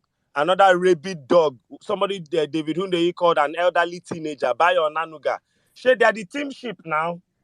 No be them be teamship. Teamship pass this ones. With Ganduje. El Rufai back in cabinet. With Ganduje. Ganduje at CBN. God have mercy. God have mercy. Ganduje, from Emefiele to Ganduje. This man has sworn that we are going to miss Buhari. I never believed that any minister can be worse than Lai Mohammed. Till I heard about Dele Alake. A man that you look at like this and you can smell his mouth odor from the TV screen. You can smell Dele Alake's mouth odor from your phone. And these are the people that they want to bring and come. People that, like the young lady said, thugs. They are all thugs. They have no modus operandi. Their default setting is thuggery, bloodshed, ethnic, dog whistles. That's all. N6, do you know something from this article, from this newspaper I'm reading right now? October 16th, 1998, The Guardian. I posted it on the Jumbotron for people to see, where Tinubu's real age was 52. I want to take a question from that Guardian. So you understand that what is happening today happened 24 years ago.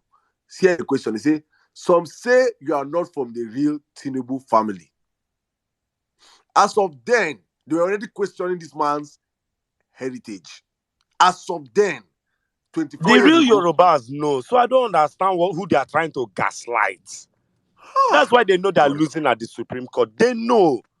This man is from Togo. His name is Bonaventure. That's probably where he changed it to Bola. He's from Togo. I know, he's from Togo.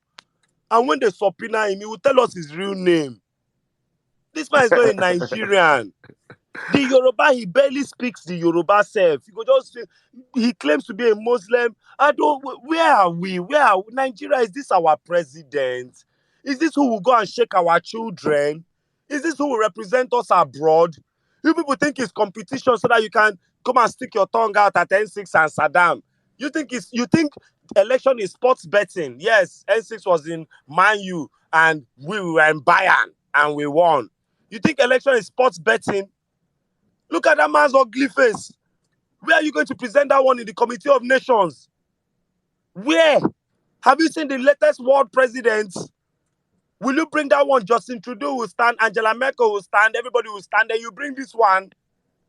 You want to bring Papa, then my brother, no Biden. leaders, none of the leaders in the world will stand. They won't be in the same room, share room with him. Will he even be able to understand the Ghanaian president? For the sake of Nigeria, please. Even if you're in APC, don't worry. We'll share money. We'll give you people. Don't worry. Peter B will allow some stealing to happen. I believe we can do that as a compromise. But if you people tell me that it's Bola Ahmed Tinubu that will rule this country till 2031 with Shetima Ben Laden, you guys know it's a lie. You guys know it's a lie. So that if anything do Tinubu, Shetima will take over. Boom, boom, boom, boom. Boom, boom, boom. Will take over this country. A man that called the vice president of this country an ice cream and popcorn seller. That's the person that people want to go and complain to when there is a strike or subsidy. June 1st is coming. Festus Keyamo has not told Nigerian youth what are his plans for us once subsidy is taken off. But he's the Minister for Labor and Employment, Mr. Mugu. Go through his entire timeline. There's nothing about labor or unemployment to show that he's doing half of his job and half of Tinubu's job. All he's doing is telling lies. Telling lies. Telling lies. Festus Keyamo is a minister for state, for labor and employment. And in Nigeria, there are 133 million people in multidimensional poverty. He's not even keeping some tweets to advise youth how to do some business. Everything is condemn, lies and falsehoods. You don't see what him being commissioned. He commissioned when he give like 600 youths wheelbarrow and cutlass. Say for in town, he gave them wheelbarrow and cutlass as commissioners, Minister of Youth and Labor, cutlass and wheelbarrow, Keyamo. Then you now come on Twitter and be pressing phone with us, pressing phone with young people and be dragging with Peter Obi. And be dragging with Peter Obi. God have mercy. Somebody that has portfolio. Can Festus Keyamo show me his first 100 days in office for this year, 2023? But Epic he's collecting failure. salary, and I'm sure that ministry has allocations. Of course, I always say you sure. Festus Keyamo will not miss prison. He will not miss prison. Let's go around in a circle first. So please, I beg you, every parastatal in this country, I beg you, you can do. I'm not begging you that, I'm begging you to do the right thing. Like I begged Mahmoud Yakubu, please, I even want all of you to cast. I want every single parastatal in this country to cast completely so that the Nigerian people will know that they are well and truly alone. So that the world will see that Nigeria has tried. So that if the world will see that Nigerians, we have tried. We can't do more than this. After this, you people can pack your fucking democracy and shove it up your ass from America to the entire European Union. Fuck you guys. Fuck beavers, PVC. Fuck all that shit. Because if you guys are going to watch the most populous black nation, 240 million people, go through a travesty. You people watch this election for 1 year. Saw Peter Obi. Saw Bola Tinubu. Saw Atiku Abubakar. And they told you that it's Bola Tinubu that won. And you people want to fold your hand and withhold your congratulations only. All of you are mad. All of you. All. Every president of every country that is looking at Nigeria going through this, you people are all bastards. Yes, they cannot do anything for us. They are all mad. I'm not begging them. I'm not begging them. We don't expect them to do anything for us. I have told Nigerians, I am not, listen, Sirdam, I am not expecting our redemption to come from any foreign country. So when I insult any foreign president, I'm doing it with my chest. You people can go ahead and start congratulating Tinubu from tomorrow. It does not change what we, the Nigerian people, know. What we know. This man did not win an election. He rigged the highest PVC registration at 97 million registrants and rigged it so much that we ended up at the lowest voter turnout at 24 million voters. You people are mad. If this democracy, kill it in the largest African country, then you will tell me whether military coups and all those other things won't come back. See, S is a honestly. You want this man to come and embarrass democracy that has existed since the time of Pluto and the Roman Senate. Bro, just honestly come and nonsense government for the people, by the people. Just nonsense the thing. Yakubu deserves life imprisonment. Yakubu Mahmoud deserves life imprisonment. Eating what he will not miss it. That man deserves life imprisonment because when I start thinking of something, my head grows the catch fire. How can you explain to the world that with the increase in voters turnout, with the increase in PVC drive, Then you're now saying that these elections recorded lower voter turnout than With the highest 2019. budget spent in an election year. With the highest budget spent. Then you're not telling us that more people voted in 2019 than 2023. 2019 is an No, off-year election. 97 million people collected God! PVC, and 70-something million of them just stayed at home to look at it. And only Do you 24 understand? million The came mass out. you cannot mass this mass out. You cannot mass this mass Bastard. out. How can you explain to the world that after 2019 that the apathy was fucking crazy?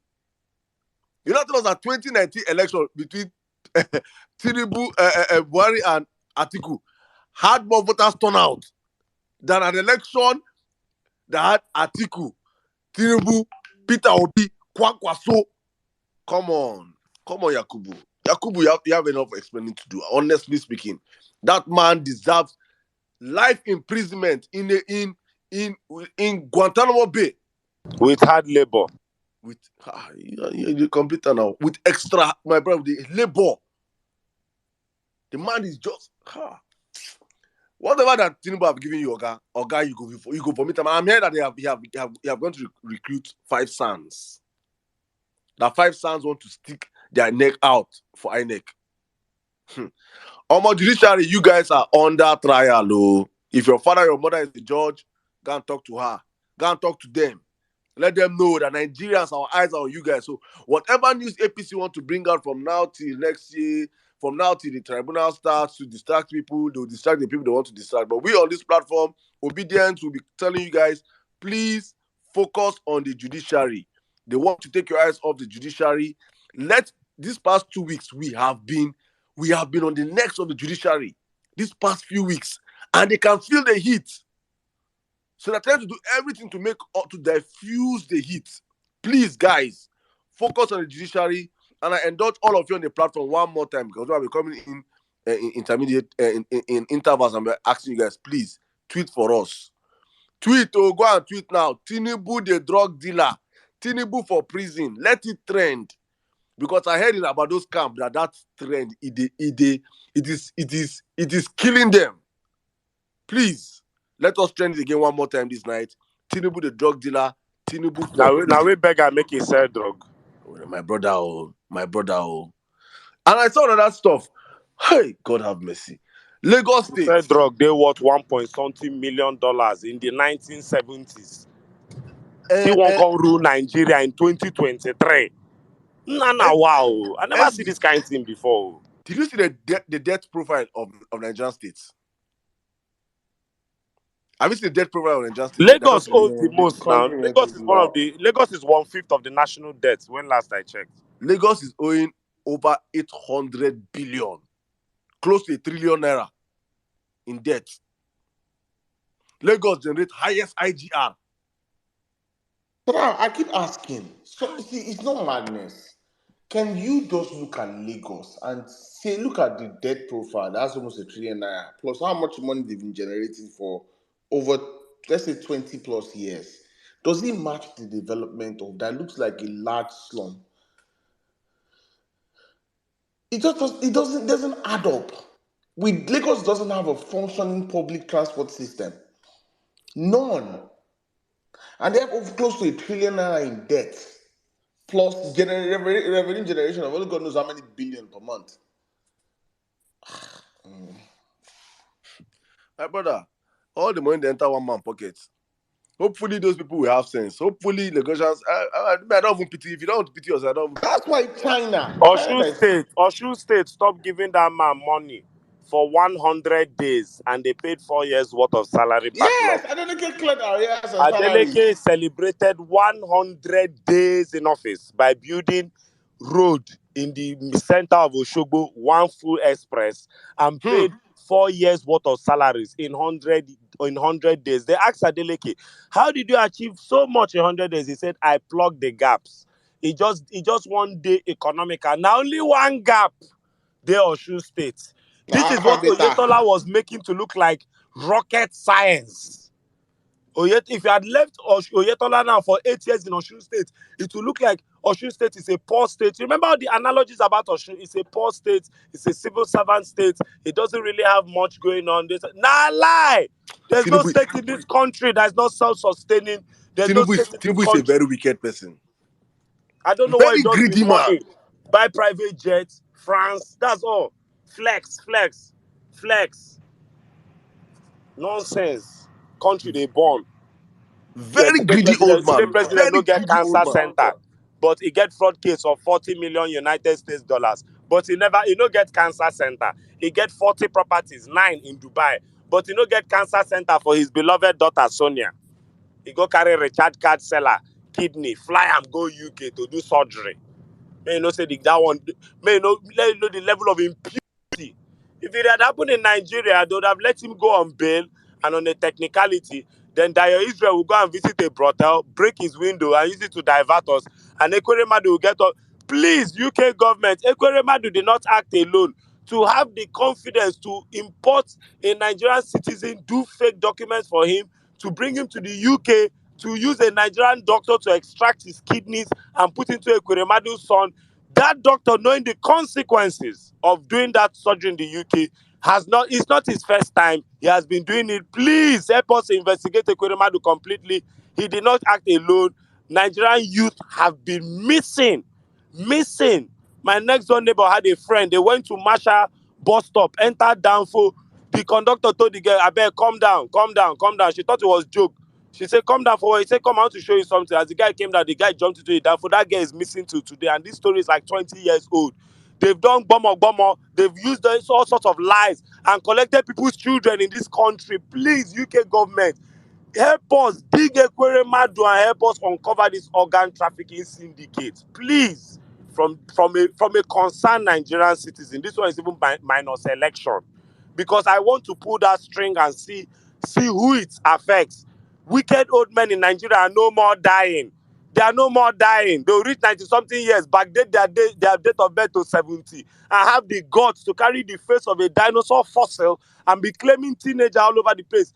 Please, help us out. Let's know what's really going on in this country. Wicked old men are no more dying. They are not waiting for donors list and they are no more dying. Something is wrong somewhere. God bless you all. I yield. Thank you very much, my brother. Thank you. I think one of these days when we have gotten back our mandate, we'll now face the social vices in Nigeria.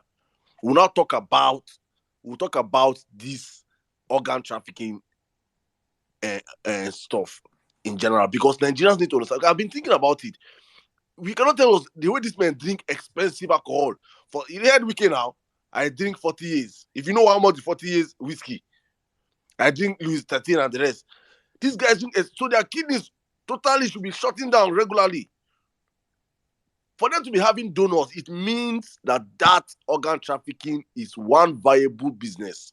And they're not disguised that. And I was talking to one of my friends in the health sector, and she was telling me that it is not just only kidney, that there are so many parts in the body that are being sold in the market that are needed. The pancreas, the liver, kidney, liver, even the skin, eyes. Saddam, the eyes, cornea. cornea. Yeah, If you know cornea. what to be cornea, now when they go get cataract finish, next thing eye go come back. They are Did no they more see? dying. Criminals. Native doctor can now come tell all these small boys, go and cut a virgin boy, a virgin girl, plug out the eyes, we'll make money for you. This thing will not come. Politician will not come and buy the eye. Give native doctor 10 million. Native doctor will give you 5 million. You go say blood money they work. Omo, we're supposed to now go with punish all of the politicians for Nigeria. Omo, when I heard that thing, I shocked. I say, really? So that is how these guys have been deceiving people that there's blood money. Politicians have been, honestly speaking, Otumba, if we open up That's Pandora why they've box been now, using churches. It's churches they've been using, spreading ignorance. It's juju. The people that the way they'll use church finish, they'll use Nollywood, spread another ignorance. Nah lie, yo, nah lie, nah organ trafficking, nah lie, yo. Kidney is worth 65 million naira. Cornea, 55 million. Bone marrow transplant. Liver. Hey, Liver. this one. The skin, Skin human skin. transplant, scalp transplant. That's why they'll do and undo and have the mind to be in politics for years. You'll be seeing them like this, though. their body will decay after one picture. Before you know, yeah, like I said, then they Photoshop them in real life. Criminals. You know how many girls are missing in this country? Young girls. Hey, all those girls who don't miss now, their wives. You see, woman, and body, 68 years, engine 18 years. Engine 18 years. They don't carry 18-year-old picking engine, put inside her body. Yes, So and they why you vibrate. go see Oshomole inside gym? They lift body anyhow. Wah, wah. They whine me. At in age, he's supposed to do that kind of exercise. Or what? They don't put. They don't carry Volkswagen. Put Mercedes engine inside Volkswagen. Mercedes engine on that. Hey, God have mercy. Okay, let's keep the conversation flowing. I go one Lagos rally, Saddam. My whole body pay me like 3 days. This man go 36 state rally. You go tell yourself, say politician. You dey whine. Hey, God have mercy. It is well. Whew. My brother, Mike, are you willing to speak right now? Please go on. I'm here. Yeah, good evening. Let me answer that. Good evening, Otumba Sizu. Evening. It's actually my first time on the speaking on the space. So after you go do induction for me. But We supposed to get song for all this our first time as Otumba. I think they're supposed to ring bell. Yeah, it's supposed to ring bell, but make I begin doing from tomorrow. no, wahala. That thing where you talk about other things where we're supposed to do for the space, man. Nigeria problems, they are too much. But let's focus for now. But problems in the society. Person talk about corporate sector, even. That one's still in that area we're supposed to look into. I will sum my submission into 2 points. But before I do that, I just want to just echo on something Sizu said. Tinubu's presidency in Nigeria will be something none of us have ever imagined how it will be. Now, we just touch small areas, small areas. It will be a total disaster. Total. So the submissions I want to make, it will get onto something which is we need to eventually continue to maintain focus, because if we lose it, where we are heading to, no get part two. It's not the purpose of the space today, so I won't go into what Tinubu's presidency could mean. But we're even looking at him as one man. Imagine all of those daily allocates, FFKs, all of them being at the helm of things. Abacha's presidency of his military era would be child's play. That said, the two things what I want to point out, I want to use and buttress two different things. One is the bad side, which is that APC are constantly fighting, and they are not going to stop fighting. The other side of it is that we are doing well in terms of countering whatever it is that they are bringing up and drowning it. But we need to focus more. So that leads me to my first point. Sometime last year when Dati spoke, I think that was in September or in October, he was talking about winning election. And he said, where we are now, this was back in September, October, sometime around there. He said, where we are now, we are going to win this election. We are winning this election. But we don't just want to win the election. We want to ensure that there is no space for any sort of argument that will result in any form of runoff. So he made that statement expecting that there will be an election on February 25th. February 25th came and they did whatever they did that day. Now, that's their first problem, because APC have always had a plan. There's always been a plan. There's always a map. The thing that happened on 25th is that they never imagined in their wildest dreams ever that there was any way Labour Party will get the margin that they used to win in that election. And that was the first thing that displaced them that day. That's why you saw Mahmoud kept saying he will call 2 today, he will call 2 tomorrow, they'll keep waiting, blah, blah, blah. It threw them off because they had the playbook already. Unfortunately, we didn't read it. We got deceived by the presidency and all of that. But it was so much that perfecting this rigging couldn't just work. And so they came up with Mahmoud, just call any number. Now, having failed their playbook, which is my first point, they now started going into other things, like Mahmoud, just call any number after we go follow them up. And things like the DSS handle we are talking of now. They now knew that what they thought was a joke was no longer a joke. And they started, so to the DSS, I don't even want to worry about it because the timing of it coming out, it just smells of all sorts of rubbish. I don't even care about that. But it's the first point to tell you how APC will keep iterating and how they've been iterating. And so came March 18th, that one come happen. They've done what they've done. Now, when they asked the second point, so that was my first point. The second point was when they said P2P go to court. The whole go to court thing was, again, they don't prepare their playbook. Well, it don't be like this. Maybe we arrange our judiciary. We go there, make they just throw number, throw anything, make them just say we've won. Now, never in their widest imagination again were they expecting that P2P will go back to resolve the equation from first principle. Since that time, they never get any form of peace. And we don't hold them. All this Tinubu is nowhere. Wherever he is, he's in fact, if whatever it is up to him. But I don't even care about where he is because this is part of the game. Everything where you see where they throw now all part of the game. They are buying whatever time they are buying for. I don't know to what means. But what we know, and maybe someone help me on the space later on to say if LP have succeeded in giving that petition to the APC legal team.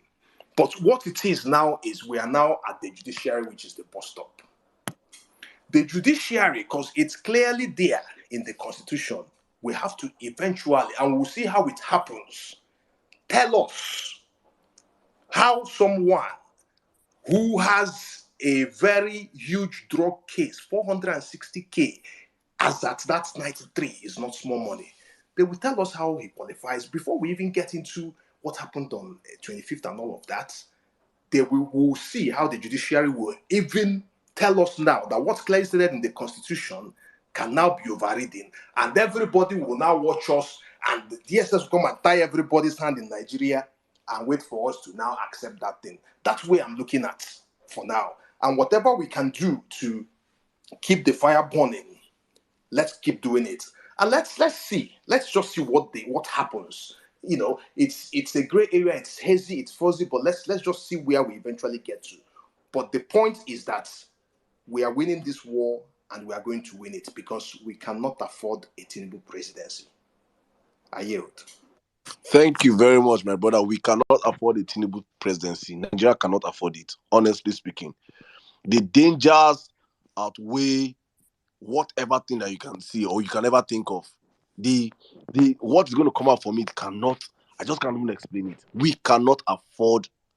The judiciary itself suppose know. They suppose know. And Shetima, you people forget this Shetima. This guy didn't put Oshibanjo as vice president too. We have left that with president Shetima bin Laden. Shetima bin Laden is VP. Shetima bin Laden is VP. Combination of terrorists and drug lord. Look at the combo. Look at the combo with this one. Be saying Nigeria is going. Nigeria is there. Just say that you don't take the country to hell. A drug lord filled with Aberus and a Boko Haram founder. Just imagine what will be going on in Aso Rock. Just imagine, my people. Just pause and imagine. Then you understand why we have to hold the judiciary accountable and focus. Then you understand why you should be tweeting every minute, every second. Tinubu the drug dealer. Guys, the way we shape the narrative with this our hashtag movement is very, very, very, very powerful. When you see all these news, these distractions, it's because they're trying to take your mind out of it. Please, I indulge all of you. Make multiple tweets every day. Every day, our big handle people on our platform here, you guys should be helping us. People like retweeting people, please make tweets for us. Put up Tinubu the drug dealer. Put up Tinubu for prison behind your tweets. Let people retweet these tweets, please. We need We need this man to be trending every freaking day for the wrong reasons. Let him know that we are not resting on it. We are not resting. Well, we will never rest until we take back our mandate. Let this mandate, he's sleeping, his in obedience, pursue him. I beg. Thank you. I think we'll take a lady right now on White Lioness. Good evening. You're welcome to the Violence Space, my sister. Good evening, everyone. Emia Sirdam, Ranka Dede. May your reign be long. Otumba, NC is my guy. Okay, so this is my first time speaking on this space, so you guys will have to. No, they lie. Come on, You baby. guys will have to vote me also. See, person we get. Otumba month don't finish. Month don't finish for new members, so we not pack enough malt and meat pie. I should not reach my thought, Abby. See.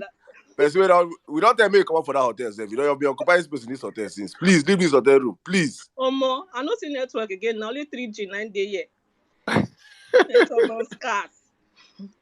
Okay, quick one. The federal government will have free Wi-Fi for you soon in marketplaces. Voila.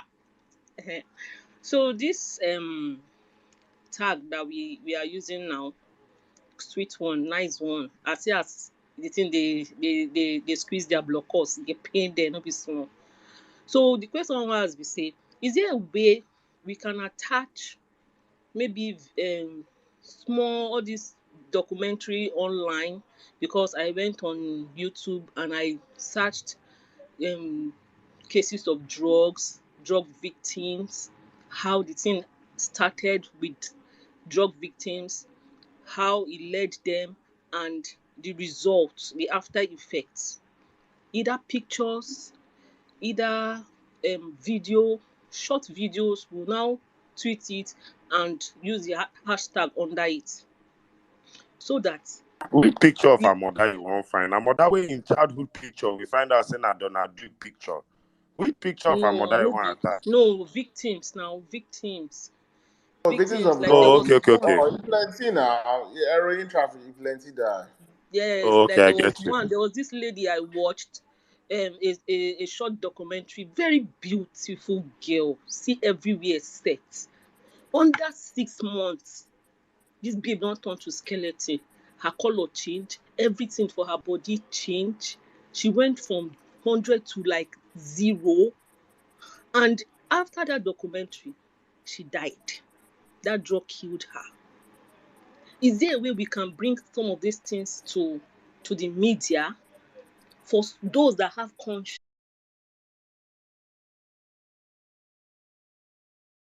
Already happening in Lagos, my sister. Not now. I was in Lagos. I think 2 years ago. Landmark Beach. We're driving in front there openly. We get Molly, we get Loud, we get White. They're already hustling in Lagos. Molly crack cocaine, loud. It is open in Lagos. Will get names. It's crazy. That's it.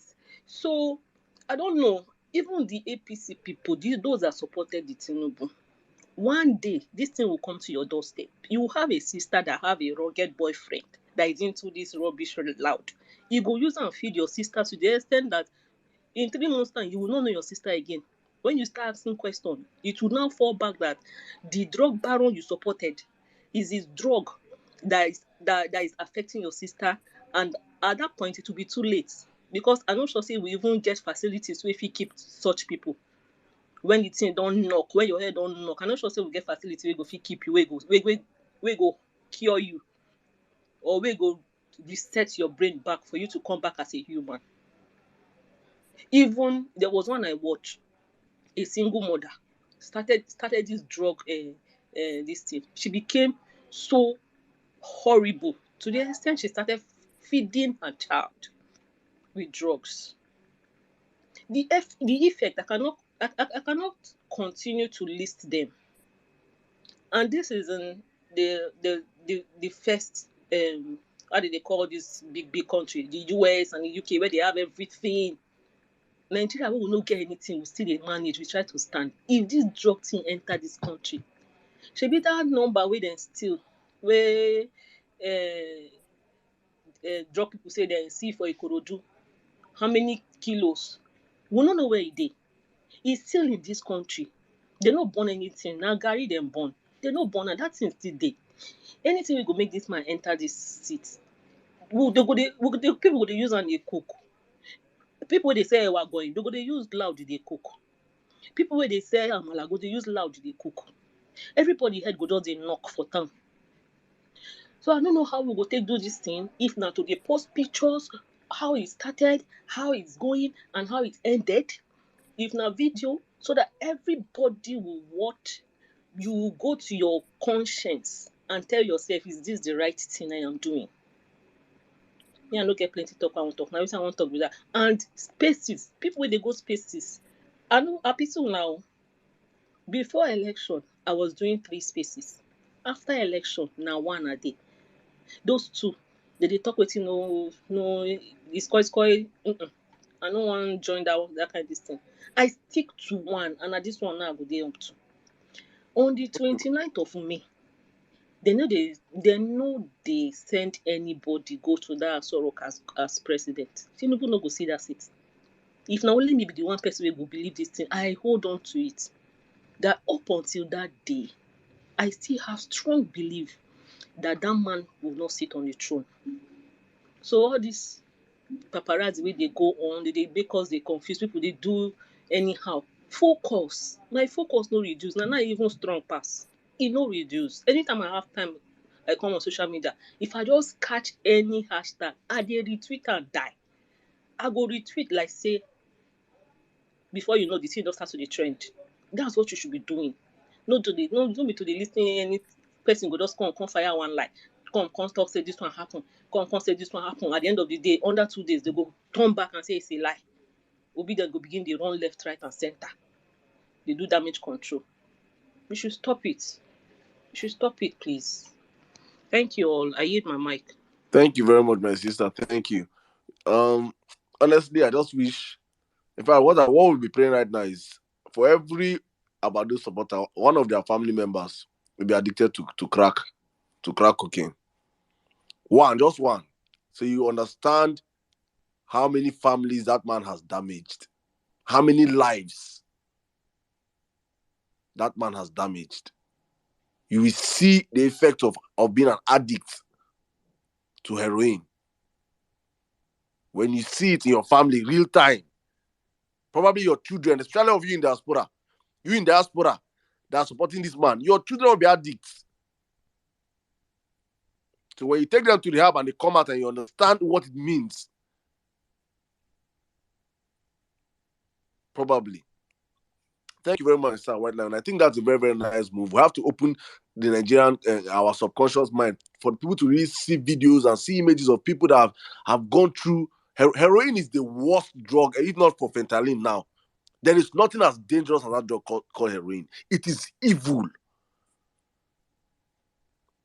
In that Lagos, when I was going to from Abuleba back to Ikeja, there was one junkie. I can swear my life that guy is a heroin addict. You need to see all the injection marks on his hands and everything. You need to see how this guy was shaking like a mad dog. So when I see this man hand shaking, people think it's Parkinson. No. Sometimes you notice him, his hand is not shaking sometimes. Sometimes his hand is normal. When you not take those, your hand go dey normal. It is normal. That's the kind of person you want to be your president? No. God forbid. I beg, let's take, I think who has been here for the longest. Real best, you want to come in, you can come in now, my brother. If not, let's take best man, Chukuka, before I come to River Best. Please, let's take this guy before I come to you. Best man, are you there? Best man.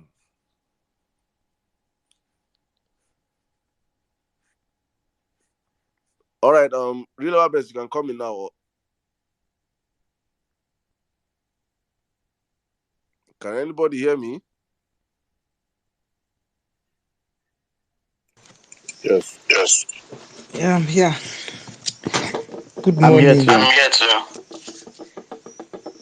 You can hear me, right? Yeah, go on. Right. Good morning, good afternoon, good evening, depending where you're spacing from. Once more, it's good to be here. What's an interesting topic we are talking about today? I think one thing that this election has done is to actually expose us to what Nigeria has been all this while. Because all these things we are saying, before now, a lot of us have not really been paying attention. We don't really know what this country has been and why the country is not working. So it happened that for a long time, this country has been, chop and chop conglomerate. So if this every election, people will just perhaps see somewhere that there's this story about America that people say, oh, American presidents, American government, there's always people deciding it and not the rest of them. Perhaps such story, whether true or false, could actually be true in our own reality. Perhaps all this while, the kind of arrangement we've had in this country and the kind of elections we've had have not actually reflected, the mandate of the people. And because Nigerians have not been paying attention, so every election cycle, whatever that comes out of it, we'll just take it like that because we've not really been paying attention to what is happening. And that at some point it became that, oh, our votes will not count. And they made it so that to make you, if you watch some of the discussions, when we started this movement, well, some of the things that people are saying was, oh, on the election day that disobedient, they will go and play ball, they will watch. Even people became even angry with Big Brother. Remember, I was saying, oh, this Big Brother, we should not allow it. Why are they bringing Big Brother and stuff like that? The idea was that that on election day, people will just go and be watching Big Brother, people will go and be playing football and all the rest of it, because Nigerians, a lot of us don't pay attention to. So, and because when you don't pay attention, you don't really actually know what is going on. So the reason why we know this much is because in this election, we paid attention to what is happening to our country. And to say that it is not that, our problems are so difficult, because when P2B was campaigning, and most times the way he would simplify some of these problems and say these things should be done, like these things are not rocket science. That's what people started saying, they were the one who formed this thought that, oh, we say that P2B is our messiah. No, never a time that we said P2B was our messiah. It's not that we listened to this man and were inspired by what he was saying and the way he was simplifying some of this, and we just came to realize that yes, these problems are not power. How come we cannot have power? And this man said, I've gone to these countries, I've gone to these countries. Look at how they've done it. I've met people that did it. This is how we can do it. This is how we can do it. Why is our oil being stolen? This man said, why are we talking about oil being stolen as though these things are happening in Jupiter? It's government that is stealing government oil. And how is government stealing it? That these things are not groceries. This is not sweet that you put in your pocket. So it's government, because before you to steal oil, you have to bring ship to your territorial water. Government have to know, there are navy, everybody. This thing cannot just happen in isolation. So people will know, and who are those people who know is government. So if ship come here and load our oil, government knows about it. A whole lot of other things. And Nigerians open, and this thing is true. We don't know. Before this time, we are not paying attention. When they tell us, oh, oil, we think that oil theft is something that is happening. It's magic. These things are happening. This thing is organized crime.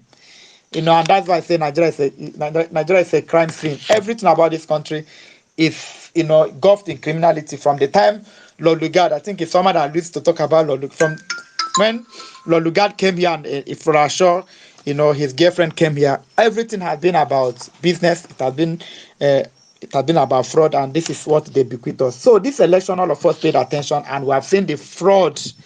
With people who say with their crow eyes, and that's why Nigerians are angry. If not, Tinubu would have just soft. Before this, I was saying yes, I'll be president, because he knows how this thing is being done.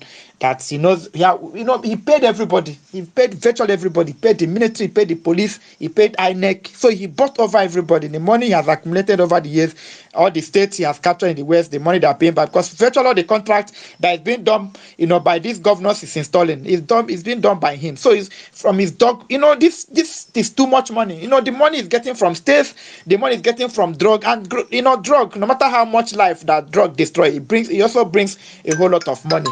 So from all this money is accumulated enough, and he knows that the stuff is that you buy these people, you buy everybody over, and that is what he has done.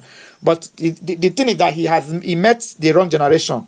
He met Nigerians when Nigerians have been woken up, somebody has woken up in this season, and we are looking, with our 2 eyes, and we are conscious. On that day, we do not go to watch.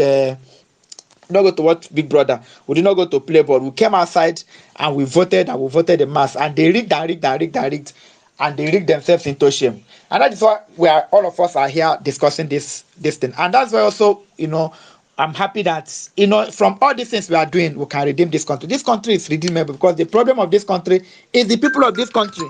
And the solution to the problem of this country will also come from the peoples of this country.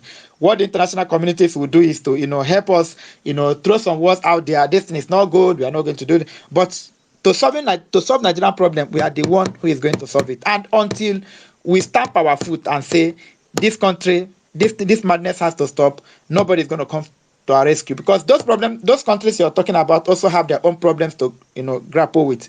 But the citizens of this country have to come out clean and solve the problem of this country. Unfortunately, in our own case, we have a lot of mad people on the other side. People have been fed with a lot of abado. People have been drugged. People have been deceived.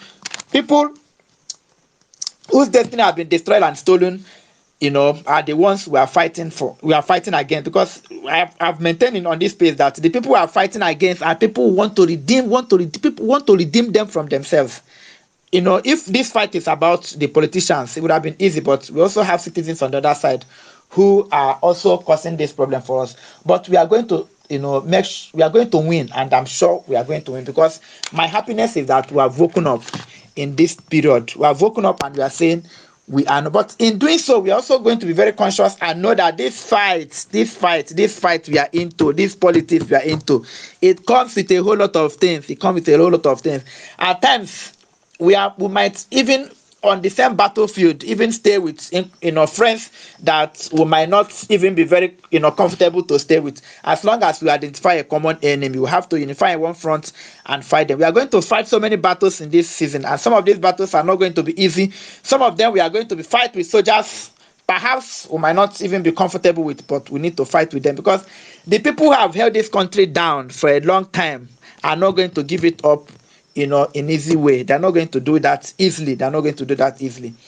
And I also know that in doing so, we're also going to be touchlighting our religion, because there's no time I'm going to come here. I'm not going to talk about our religious father. Those ones you call your geos, those ones you call mama, those ones you call papas. We're also going to touchlight them, because they're also part of the problem. The truth about the matter is that religion plays a very significant role in a society. It is religious, groups that decide somehow relatively the peace of a nation and how a nation, because spirituality is something that is very important, especially to those of us who believe in one faith or the other. Spirituality is something that is very important, and because spirituality is not something you can prove, it does not have, you can't prove it empirically. So it's something that people hold dear, to themselves, and therefore that's why it was Kamal that said religion is opium of the masses. It's opium in the sense that it's like a drug that when you take it, it becomes part of you, it becomes your life, everything about you different. So it's also good in talking about politics, and people have done also talk about how much that religion has actually gotten into our head, and how much has religion made us not to focus in the real things. I believe in it wholeheartedly. I believe in it. I continue to say it. But the truth about the matter is that God has created us to be humans.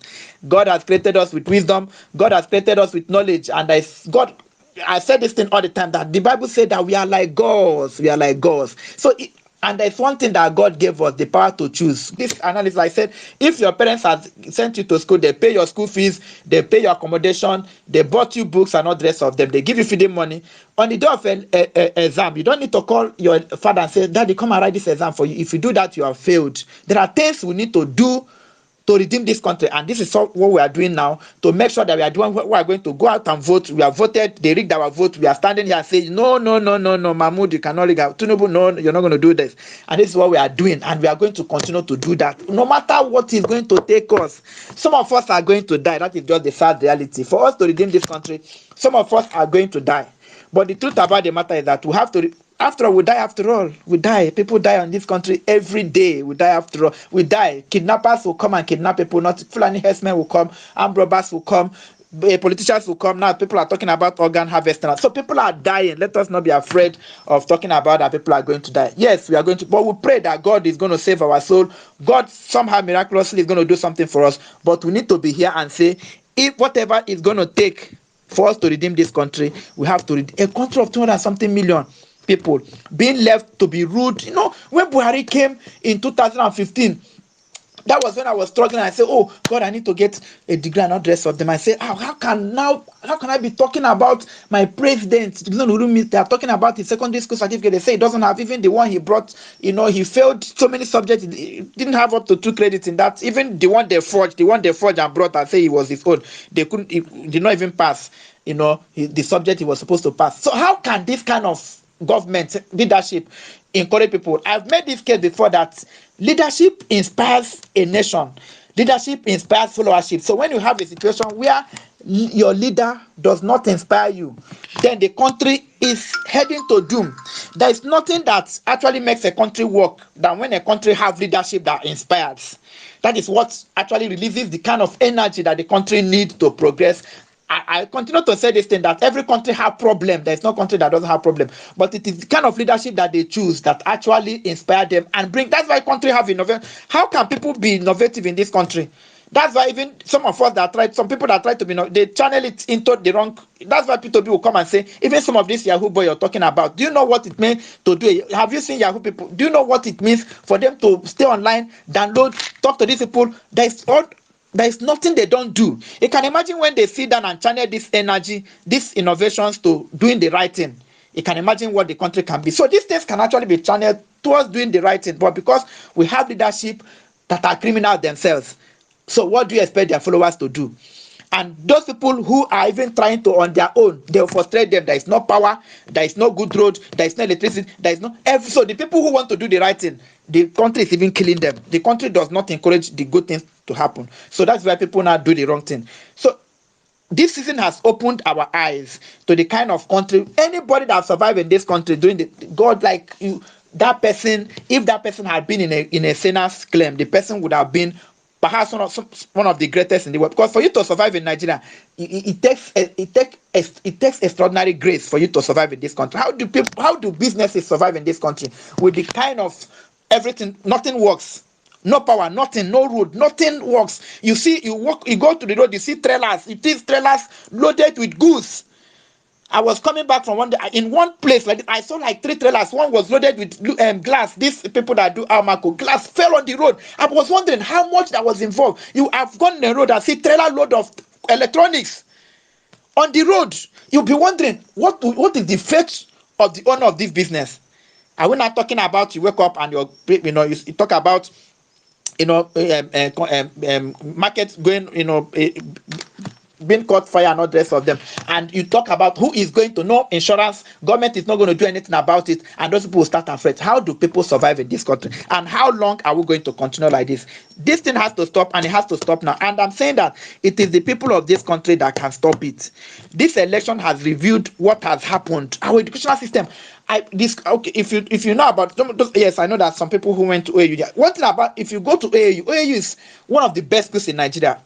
Very nice architecture, very well built. You will just see that this thing is something that they build this school and say perhaps in years to come we are supposed to have something better than this.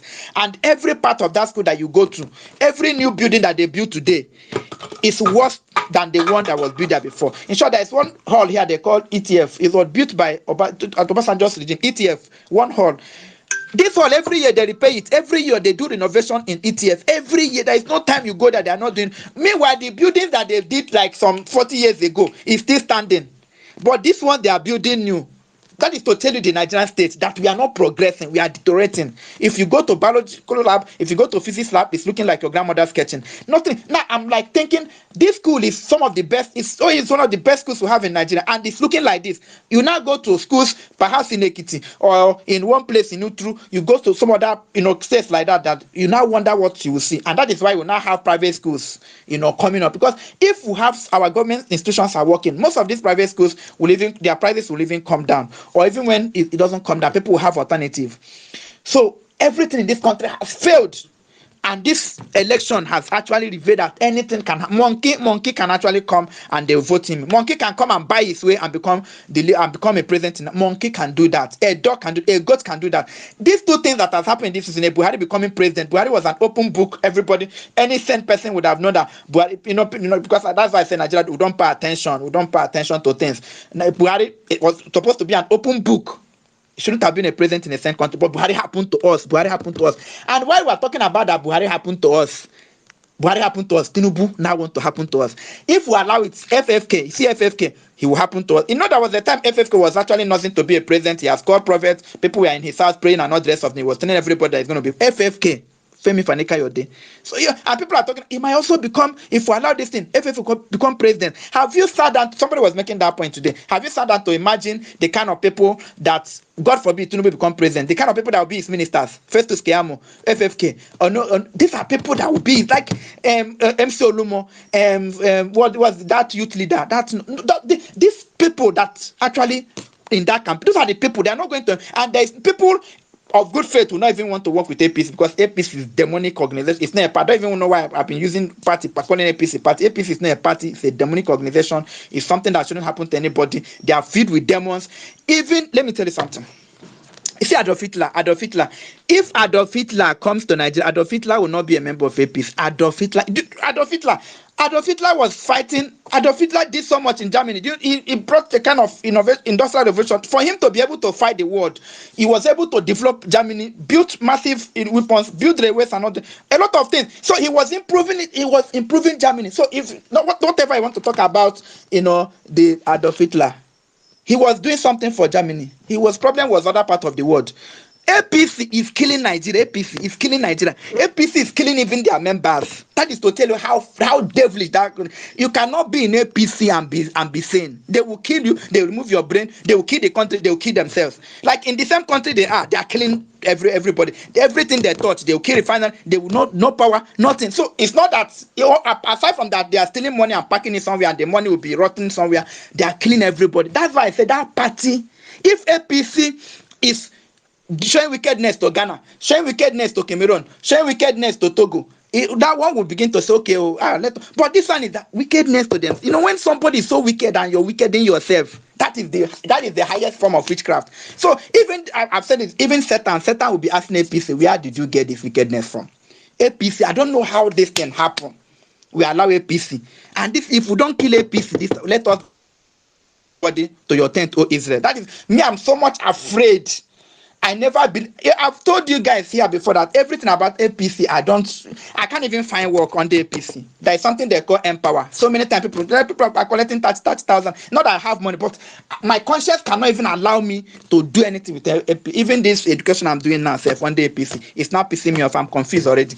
So I was thinking, that's why I left everything. I was thinking that, by now would have gotten this man.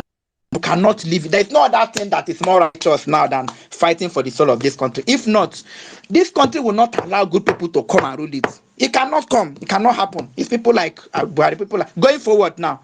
We've had a case where we've had some good people that come. Just like something happened this season, somehow people picked Labour from and they got elected and all the rest of them. If we don't continue like this, take this power from these people, my brother and my sister, the next person that will become your president, you will not recognize. He might not even be a human being. Even the Tinubu now, is he a human being? We don't even know where he came from. But he might be a monkey in human form. He might be a goat in human form. He might be a witch in human form. He might be anything. But the next person that will come will be proper monkey. Like that one, you see this person is an animal. It's not a human being. So nothing cannot happen in this country. If Buhari has happened, and Mahmoud, Professor, sold out. Everybody sold out. Even Professor, I remember what happened in Enugu. I was looking at that man. I was like, the man was making sense and say he had been in Enugu, his school here and all this. But at the end of the day, he sold out. That is where we have been. Nothing works. Nothing works. And this thing that doesn't work has corrupted even the best of us. Professors, you sit in class and they try to rationalize what is happening and say, so please and please and please, let us not forget this fight, yes, we'll come here and talk and all this, but this thing is big. This fight is big. And we just have to now and stand up and fight. We must fight this fight. We must fight this battle. If not, forget it. And that you are abroad, yes, I used to say being abroad is good, but remember you have people at home, you have friends, you have siblings, you have people your root is at home. Please, we have to fight for the soul of this country. if you follow this campaign, what happened in this campaign, you will know that our problem is real. Our problem is real. Even Buhari himself is even, some of us were saying before that, oh, Buhari is not good. But I think even at some point he was even overwhelmed because the wickedness, the conspiracy is too much that we cannot allow it to happen.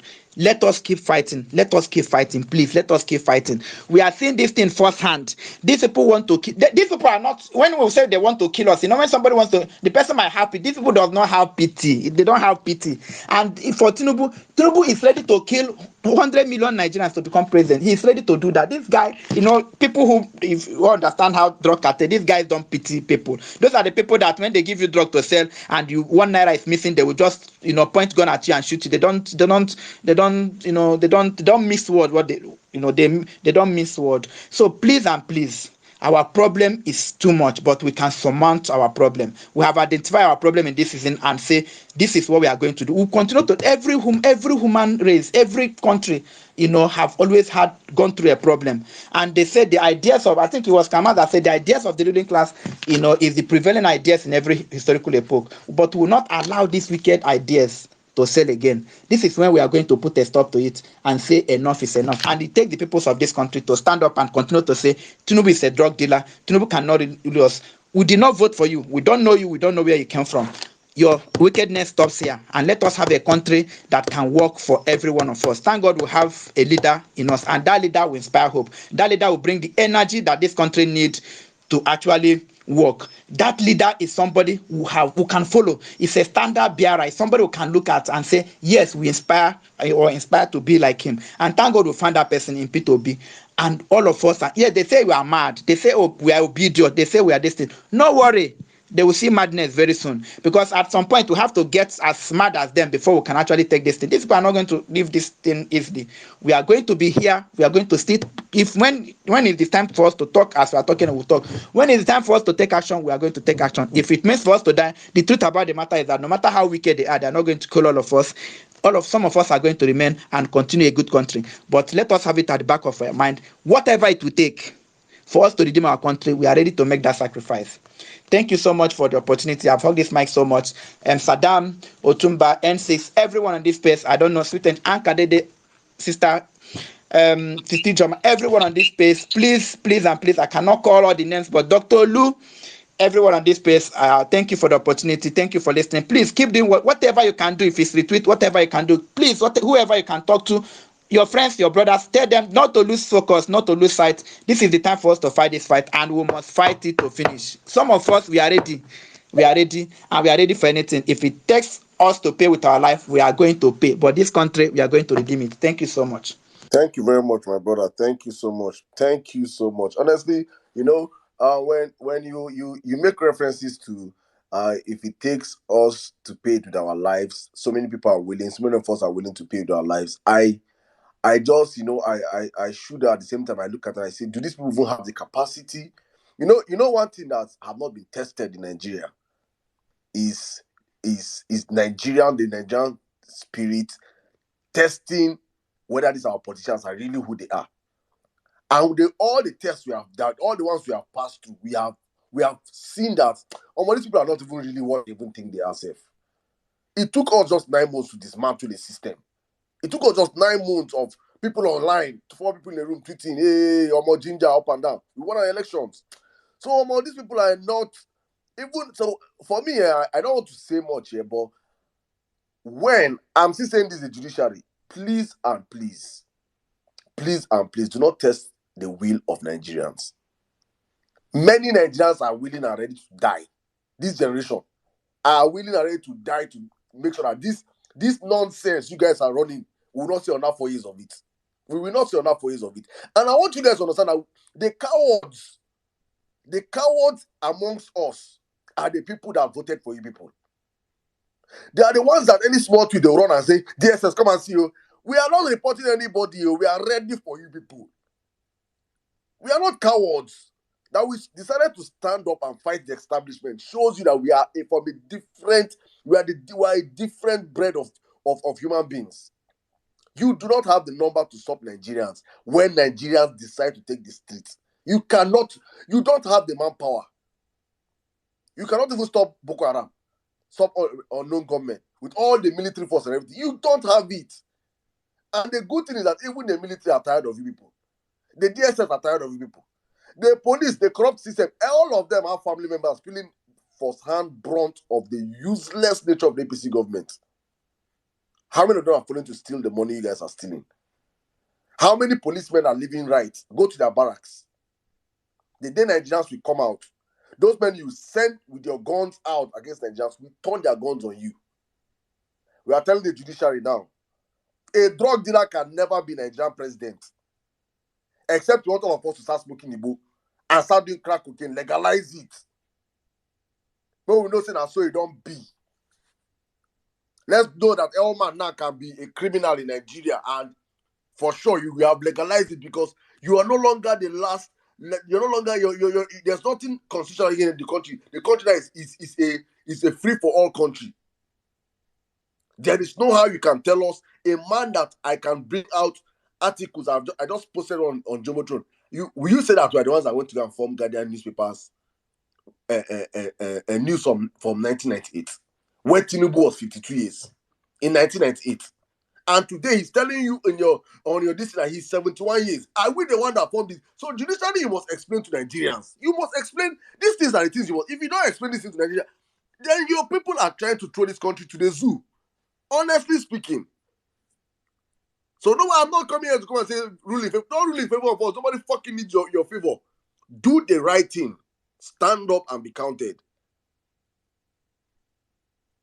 Because as I said earlier on, when subsidy hits, you think it's the one who will not come and start begging our brothers in the north. Join us in the protest. So join us in the protest. By the time Musa carry his car, go filling station, go buy filling station, go buy fuel 1 liter, 750. Musa buy for 750. Chinedu buy fuel 750. Yemi buy fuel 750. Across the country. You think it's this one we're speaking here that we're doing on spaces? You will be calling us, begging us, oh, please go on space and beg Nigeria to calm down. You will be begging us at that time. Do not add to the anger of Nigerians. Do not act. Your subsidy alone is enough anger to shut down the country. Oh yeah, now make una dey play. Let us move on real quick. Let's take a lady first. Good evening. Good evening, Sirdam. Good morning, good afternoon, good evening, depending on where you're spacing from. Good evening, my Vawulence family. Sizzle, I see you. Otumba, where is Otumba? I greet you all. Dr. Haruna, real ever best. I greet everyone. I'd like to speak to the topic, but before I do that, I'd like to hail every single person on this Twitter space, this Vawulence family, the number one political space on Niger Twitter. God bless you all. I bet may una retweet this space now. We plenty for this place. Now how many we don't retweet? May una try retweet now. Every day Saddam go dey beg us. 190 retweets. How many are we? We are plenty now. May una try retweet. Anyway, I'd like to speak to the topic. While I'm speaking, please you people should be retweeting. And remember our hashtags today.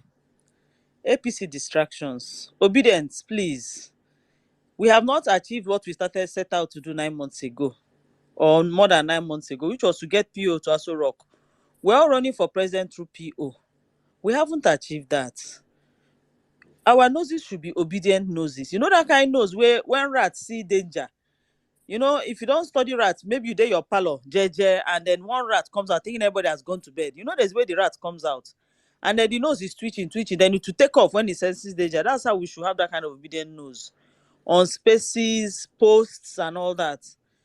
Because I mean that's why we get distracted. Because we have to keep our eyes on the ball. Yes, they may bring something, you just respond, but it's just like someone that is heading for the goalpost. Even as they are dribbling you still carry the ball, they run, they'll come, you dodge another because you're heading somewhere. We're heading to Aso Rock. All these little distractions, all these funny spaces, whether hosted by obedience or otherwise, or so-called neutrals. Let's use this our obedient nose. See, this battle is not over. We're just starting, we were just starting. Because John is still there. We still have the election tribunal to face. We can't afford to lose our space. Look at it now. Today they will say PO, what's that one, that popular one they say? They say PO is the one that has done the tribal and ethnic thing. It will come and trend. Some obedience will carry that one and run. Please, let's focus. Obedience, I beg una. We can't continue being distracted like this. We have to focus. Where is Tinubu? Which one concern us? Concern where Tinubu dey? The most important thing is that they have dropped the summons in a APC office. Anyhow they want to answer, they should answer. The day that the court appearance starts, he should appear. Where he is doesn't matter. Sirdam, you remember the time where we thought we in loss? We did there, they pursue Tinubu, they don't burn cocaine. I be burn corn dust. We didn't say that they burn cocaine. Please, like Sirdam said and others have said on this space, let's focus on the judiciary. That's our concern. Let's apply the pressure. Let's do what needs to be done. We're heading to Aso Rock. It's really, really important. Please, obedience. And then on the side, this on a lighter note, something just food for thought before I yield the mic. Let's say we go to the tribunal and there's a rerun. Obedience, are we ready for the rerun if there's going to be a rerun election? Are we ready? Are we still holding our strongholds?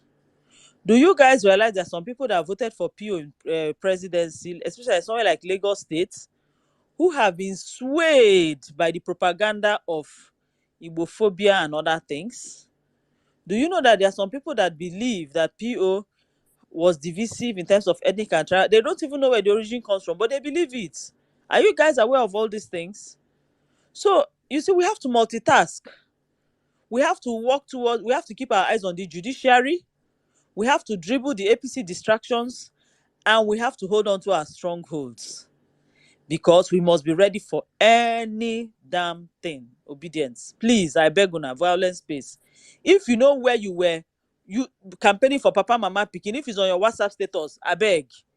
Still they go there, they put small things. If it is on Twitter, if it's on Facebook, wherever, Instagram, TikTok, please, obedience. We have not gotten to Aso Rock yet. Our job is not yet done. We can't be tired. That's why we have these spaces. That's why we have obedience spaces throughout the day to encourage us, to ginger us, to keep us, agile, because we're not done. Please. And you see that obedient knows. I beg, obedience, please. Your obedient knows if it is no longer clean, go and wash it. Go and sharpen it. Go and sensitize it. That obedient nose cannot go down, because those are the things that drop our ginger, and then you see them taking over the Twitter space. Thank you, everyone. I love you all. I yield the mic. Thank you very much, my sister. Thank you so much. Honestly, I just stumbled on that video. God have mercy. See, Yakubu Mahmood, mad mood. Yakubu Mahmood must go to jail. That man must go to that man. I will personally come and serve you watery beans. Beans where if you chop finish. God.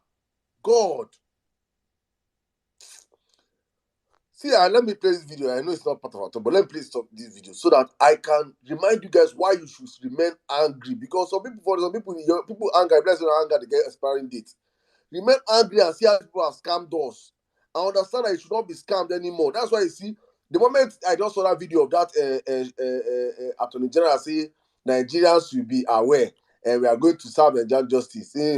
That moment I saw that, I became skeptical. I say no. Once beaten, twice shy. The moment anything Nigerian can tell you, it's better Nigerian if they come and tell you that, be very afraid. Then calm down. If they tell you we will do this, no, they will not do it.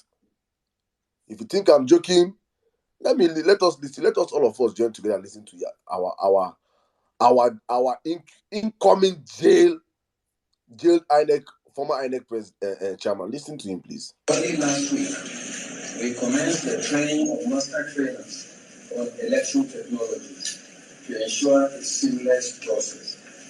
Beginning from tomorrow, we commence the same training at zonal level and subsequently train all the ad hoc staff for the 176,846 polling units nationwide. On this note, let me once again reassure Nigerians that there is no going back on the deployment of the bimodal voter accreditation system (BVAS) for voter accreditation. There is no going back on the transmission of results on the INEC result being portal for real time on election day. Oh. There will be no incident form that enables ineligible persons to vote using other people's permanent voters' cards during elections. We are committed to ensuring that the 2023 general election is transparent and credible, reflecting the will of the Nigerian people. Oh, make I stop. I don't want to go further. Because I'm just, this man made this video, and I can find that I've seen like 5 of these videos, different forums. This man just carry us handicap. Beavers we walk, IRF we walk, real time. He kept emphasizing on this real time, and Nigerians put their trust that for once, after spending over 300 billion naira, Nigerians 300 freaking billion naira. And 55 billion. 355.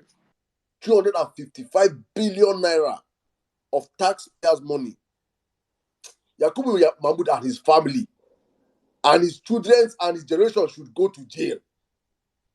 He's not supposed to go to jail alone. He's supposed to pack your whole family. They're supposed to pack all of them. What the fuck? Hey. APC na show Nigeria shege. I swear to God, na show us shege. Una show us shege. But now go collect all this one. Look at how they do now. Una cup don't full. APC, your cup has filled up. It has filled up.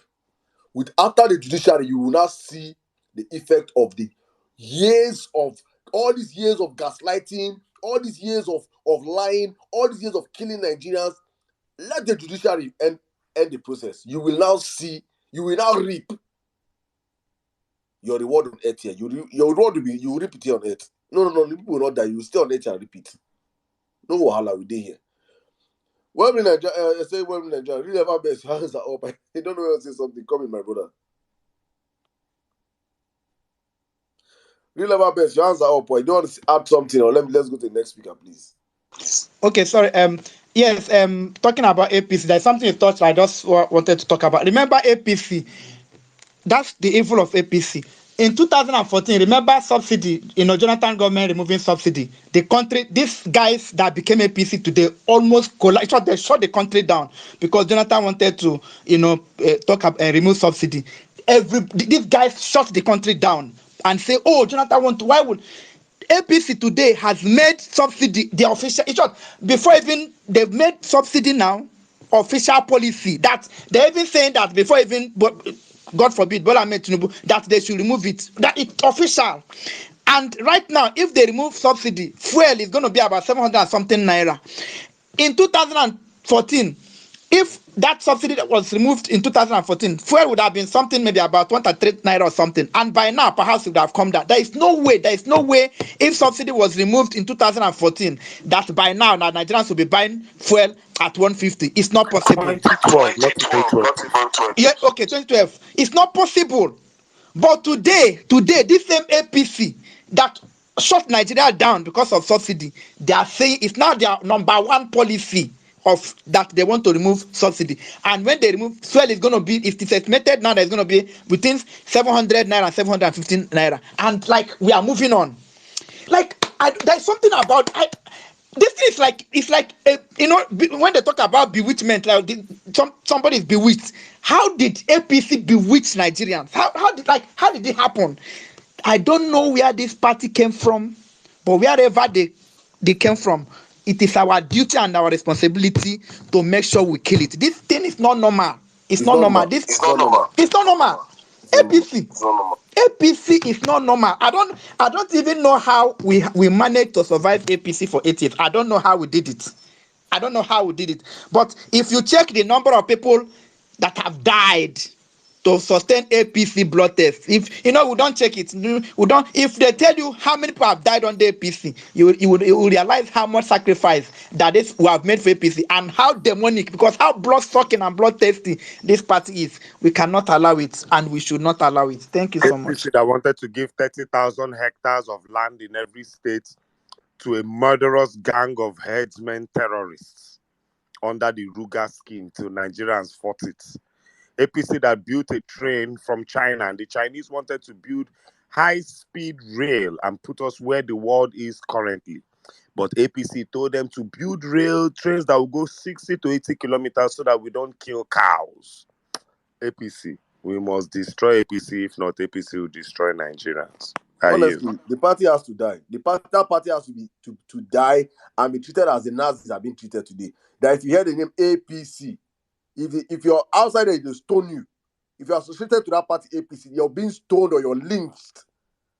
APC that caused tribalism and xenophobia in 2023. Nigerians are discussing tribalism. Nigerians are saying one whole tribe are bad. Hey! Fucking satanic party. From in hell. 2023, Nigerians are discussing Igbos in 2023. From hell. No, they have to go. They have that party to. Has to happen on. Why I'm not even worried myself. I said, I am in for it. Bring on the subsidy. Take it out. Let me see whether Nigerians have a gate. Let me see whether Nigerians have a breaking point. Let me see that police station. Sirdam, do you know the fuel scarcity we are just coming from?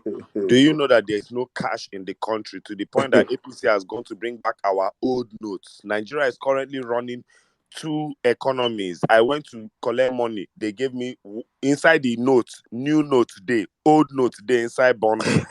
I've never seen this in my life. How can a nation be running 2 different currencies of 2 different colors? When would they mop up this one that they've injected back into the system again? When would they mop it up? They politicized this whole thing. I remember during Jonathan's time, fuel was about 60-something naira, and they were saying that if there was subsidy to go to 250 naira. APC fought that one in 2012, then took over power, then took normal petrol price to 265 naira, and their own subsidy is 750.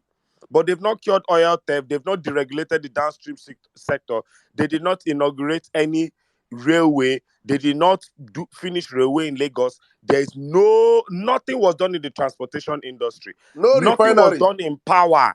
Sirdam, do you know the amount of fuel we'll buy for generators in this country?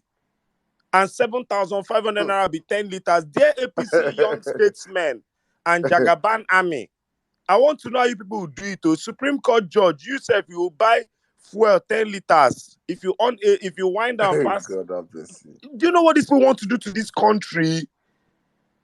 And you people want to hand Nigeria over to Tinubu that is not well, that you can't even see. So that means at least subsidy will start maybe for the first 1 month. You will see him first. Then you start doing Keyam on this one. This same thing Buhari did, that there was no cabinet for 6 to 8 months.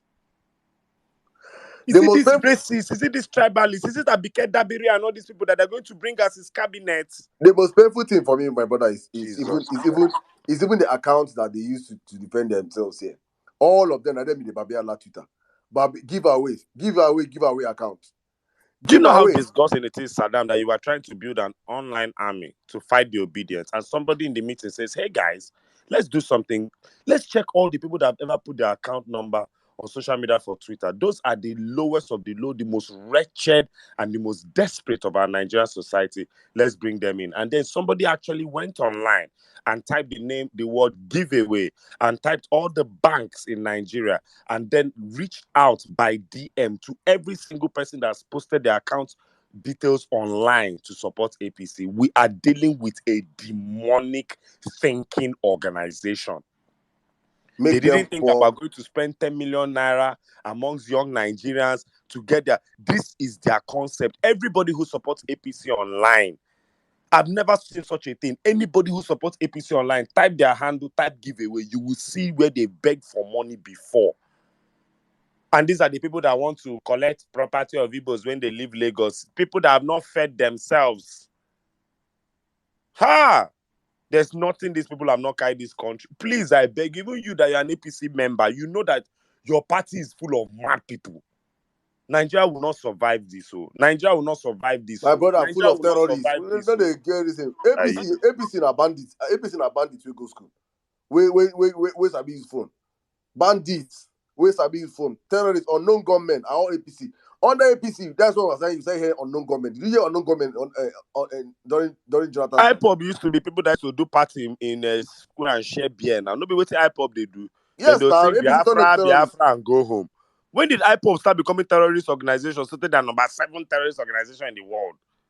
APC. Under APC. APC. Now Yoruba agitation has started. Before you know it now, it go start. It go begin here for West. APC. That party. Nigeria, well, I honestly, I mean, I'm not even worried anymore. I've got to that point where I've seen by the grace of God, I'm already forecasting the future. I'm already seeing the whole stuff brewing. The only sucker Nigeria we have, a sucker Nigeria we have this year is the declaration of Peter Obi. Because I've been saying it, I said it since last year, I said, this year will be the hardest year ever for us in Nigeria.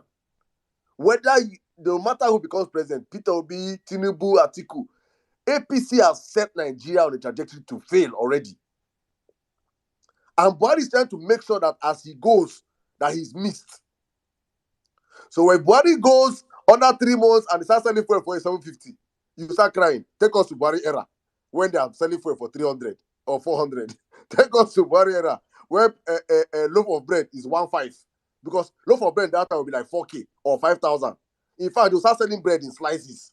If you want to eat breakfast, you can buy 5 slices of bread for 1.5.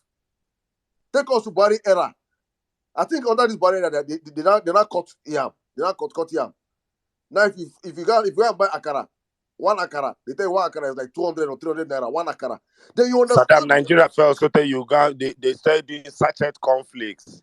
Bro, sachet conflicts. No, under the incoming government as it will stand, it will be leather bag. The sachet go expensive. Now leather, they go wrap them for leather. Wrap them. They go wrap them small, the smallest size. You will see the inflation rate that is coming upon Nigeria. I'm saying it right now because many pastors are on this platform. You take it and go and preach to your church or imams. And when it happens, you say, God show you. Now, like God don't show you. If you can forecast the future, you can see where Nigeria is heading to. Irrespective. So if you like all these stupid about people say, the Tinubu administration favor me. Tinubu administration cannot favor anybody because APC has set the country already on a trajectory of failure. So what Nigeria needs is someone that understands how to cut costs of governance. And you don't have that in APC. All you have a bunch of fucking thieves that will go there. Gwanduji and Co will enter there. They want to steal. They don't even care that the Nigeria is selling for 750. The honest, we don't enter power right now. How do we start stealing? No loopholes to block. You ran for presidency as an obedient using P2B. The same way Gwanduji and the rest ran for presidency using Tinubu because they need him there to go and steal. That's exactly what's going to happen. Then you now go into a system whereby subsidy has been removed. The whole money that they're going to be putting to cushion the effect of subsidy, because that's the next thing the government will do. All right, let us cushion the effect of subsidy. We're going to be buying buses. We're going to be buying there are smart ideas to put Wi-Fi in all the markets. That's their own smart idea. You'll be dying of subsidy. Nigeria will be giving you free Wi-Fi. Oh God, have mercy. You now release money for this Wi-Fi now. I can bet. I don't want to say, I don't bet though, but I can say it and take it to the bank that 24 billion that was released, or that they want to release, or that have been budgeted for Wi-Fi, that what they will use will not be more than 2.4 billion. If you reach, if they won't do, I made them send 24 billion, share it by the 4 networks, and tell each network to dash all Nigerians money. Then we will load the data we want by ourselves and make call, and let it be on record that Nigerian government share 2,000 airtime. How can you be in a country that since you were born, the country has never put money inside your account balance? It's crazy. What are we doing here? Even America did PPP loans during pandemic. A party that hit palliative, a party that hit Indomie, hit spaghetti, hit rice, hit gari, hit salt for Nigerians. That was donated by private individuals under COVID. Not that it was their government that did it. APC as a party must end. That party has to die. That party as an organization has to die off. We have to because, and when it dies off, it's not be better. If an evil person dies, you send it to the evil forest. When APC dies off, we have to now make sure that we have a remembrance day of the pains of APC cost to Nigeria. Candlelight service. That party, and you see slaves. We They are will buy. slaves. We will buy. We will buy. What's that thing? Too sure. What's that hand sanitizer? And spray the whole country from coast to coast, from the coastal waters of Lagos to Calabar. We will clean the whole country. Then that evil broom, we will use their same broom and sweep them out of Nigeria. Pack all the dust of APC from all the corners of our house and incinerate that party. My God, how did we get here? It's crazy. Well, and the funny part of the whole thing is how they managed to bastardize education. APC turned majority of our youth to Yahoo boys. Turned majority of our ladies into prostitution, into runs girls. Baba, now that prostitution, I don't know when we'll come back from it.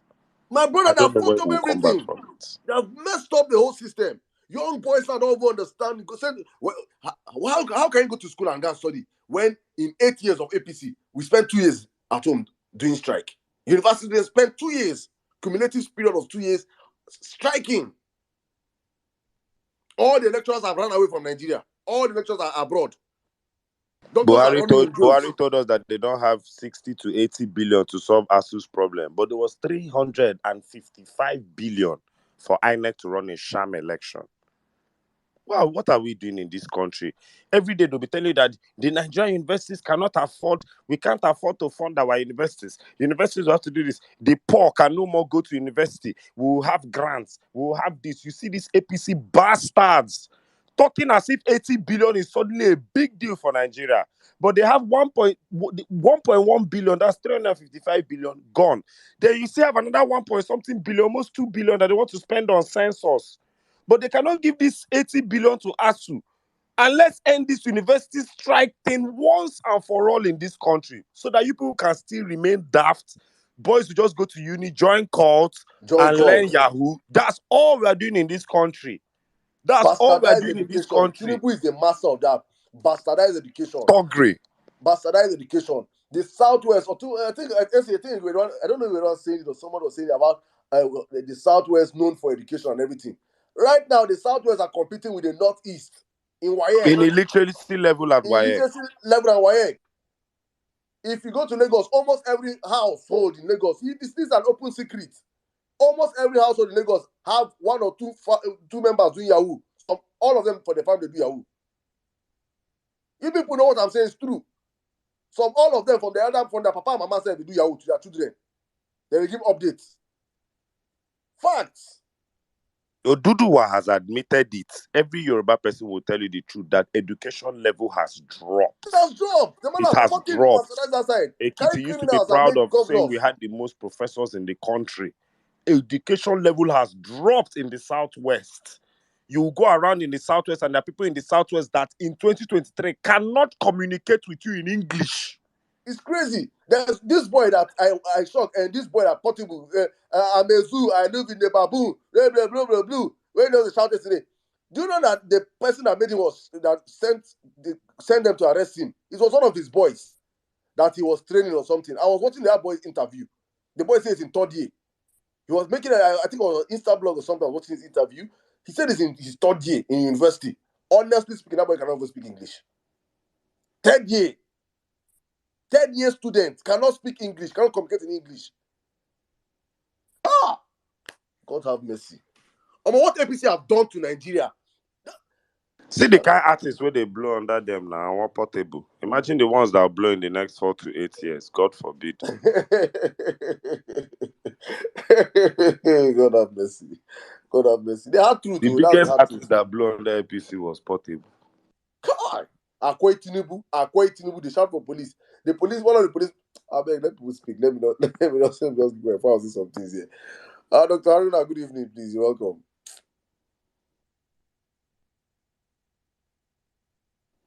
Dr. Haruna, are you there?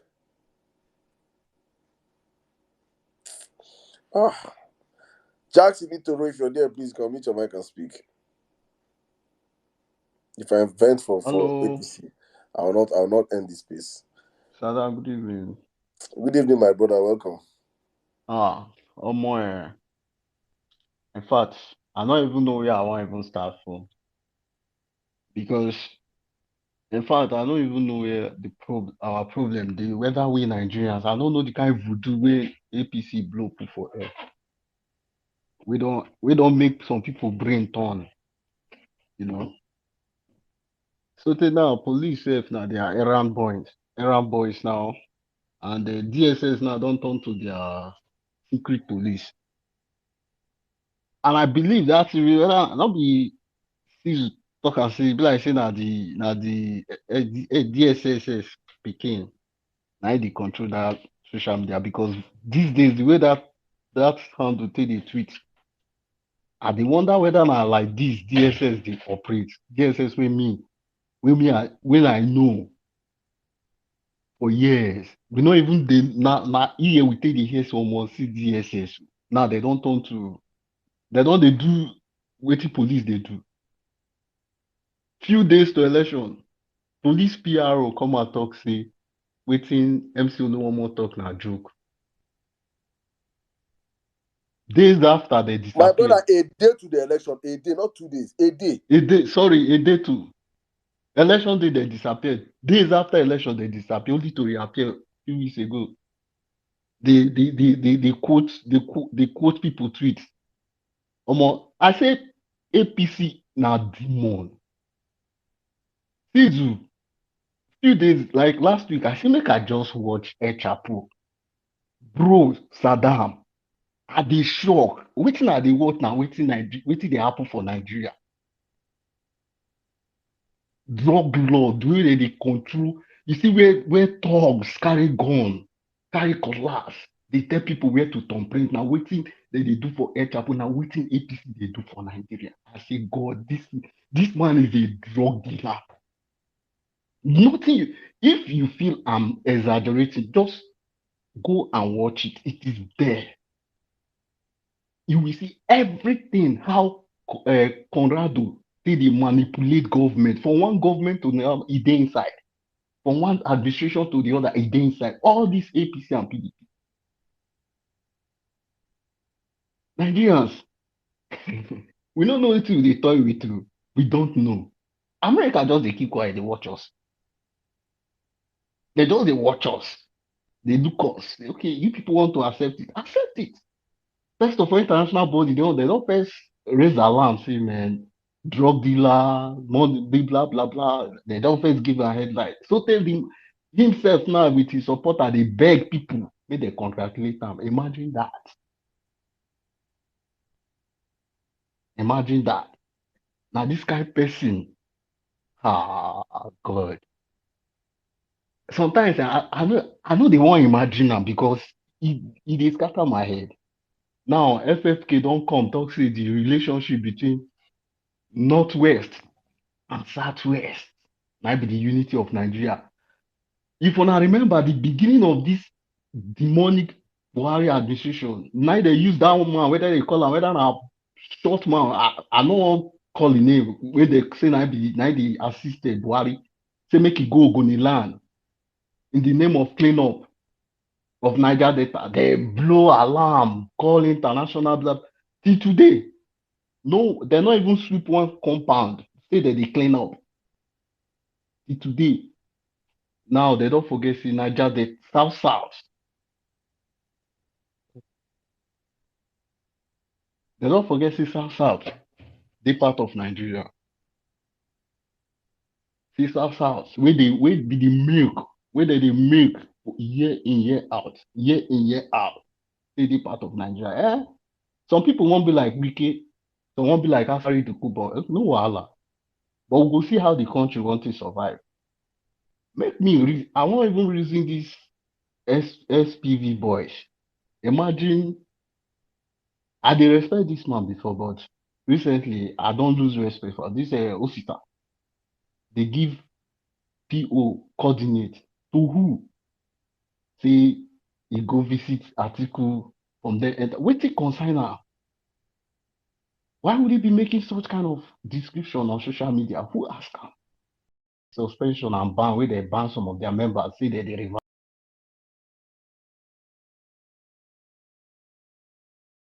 My brother, in fact, I don't feel even talk against the effects and the way the disadvantages that comes with a Tinubu presidency. It is catastrophic. It is the end of Nigeria as we know it.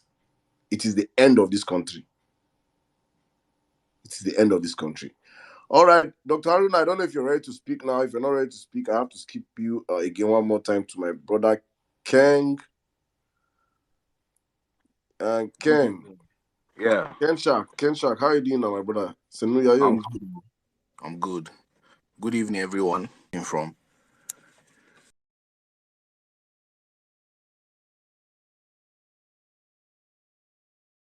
uh, the BAT APC propaganda machine works. What they do is they come up with narratives, or they put things out there that are false. Now, if they believe that if they keep repeating these things enough times, it will now start sounding like the truth. Like, you can take whatever it is, whether it's Tinubu's fake age, you know, they think that if they repeat it enough times, it will become the truth. Or if it's, that Igbo said Lagos is no man's land. If they repeat it enough times, or yeah, give us one instance, show us one Igbo man somewhere saying that. They don't have it. Obi ran a campaign of religion and ethnicity. Meanwhile, Obi was the one who went to 36 states and the FCT saying, don't vote me based on where I come from. Don't vote me because of my religion. I am sure we can make a collage of the 36 times that he went to different states and said this thing. So that is just the APC, modus operandi. They will put things in the air, and unfortunately, it's obedience that will carry it and be spreading it up and down. We need to be smarter. We need to understand by now we should have gotten it. This is what they do. They will introduce things. In fact, let me tell you, this whole DSS talk, I believe they are just they're watering the ground. Them and their collaborators. They want to, I'm sure they want to pick up some people. So they are laying the foundation so that when they start coming after obedience, they will say, we already said this thing is happening. Some people were planning, these are the people who were planning this thing. And then they will set up people. That's what I believe is happening. But we don't have time for that. What I believe is pertinent now is that obedience. Me, I'm not the person that will come and be patting you on the back and say, we don't try. Obedience, we are not doing enough. We are not doing enough. And I'll tell you why. This thing, we are fighting for our lives. If you are fighting for your life, you don't need to wait for someone to come and be patting you on the back and saying, we've done well. We're not doing enough. Who is going to fix Nigeria? Obedience. Who is going to fix Nigeria? I keep hearing there's something that I have, I used to have that before the election. I also had that, mindset. If this thing doesn't work, I go japa. But who is going to fix Nigeria for us? We want to japa to places where things work. But why do things work in those places? Things work in those places because when something doesn't work well, when somebody does something wrong, the people there will stand up and fight. They will stand up and protest. They will make their voices heard. And I don't know, some of us seem to be afraid of this word protest. Check the dictionary. Protest just means to make your, to voice your concern, to make a strong objection to whatever is going on. That is what protest is. You don't have to physically go anywhere. This thing we're doing on Twitter, it's beautiful, but it's not enough. The way we were gathering people to try to get them to vote Obi. That is how we should be talking to members of our family, to people we know in every space that we are. Everybody should be protesting. If you believe that the elections that just held, they were a sham, you should be talking to people to make their voices heard. Everybody, we should be, it is disgraceful that it is foreigners, it's foreign observers who are saying that the elections were a crime scene. Meanwhile, some Nigerians are trying to give legitimacy to that disgraceful uh, sham they call elections. We should get more people. We should be talking some more. We should be posting some more. Even me, I will increase the number of tweets. We have to. We cannot give up. We need to keep pressing. We cannot allow. Who will change Nigeria for us? When is it going to be enough? What is going to happen in this country? This country, they will gather people, shoot them at the toll gate. Nothing will happen. Some people will go and attack people in church, shoot them, bomb a place. Nobody will be arrested. Nothing will happen, and we'll just sit down. When is the last straw going to break the camel's back in Nigeria? Right now, in Israel, I think the prime minister wanted to change, some I think there are laws, something that had to do with the judiciary. These people protested for weeks till I think as of yesterday, the prime minister came out to say they have put the whole thing on hold. Same thing in France. They are protesting right now. Nigerians, what is going to break what is going to break the camel's back in this country? What is going to push us? At what point are we going to say, look, we have been pushed to the wall? This thing, go stand. We no agree. That is the level that we should be at, all of us. And we should be trying to recruit more people to be at that level. Because all of us can't run and leave this country. All of us cannot leave. In fact, if this drug lord gets sworn in, no countries will not even want to receive more Nigerians. It will be harder. And when you get there, if you manage to get there, the treatment that you get will be worse than whoever. You will be like the lowest of the low. So please, we are not doing enough. That is what I will say. Whatever we're doing, we should increase, we should add, we should talk to more people. Whatever spaces, some people don't stop they follow me talk, because I don't let it go. Arm yourself with the truth. If you are on the side of the truth, you cannot fail. You cannot, you don't need to be, you don't need to shake. Arm yourself with information and then put it out there. We cannot stop. We cannot let up.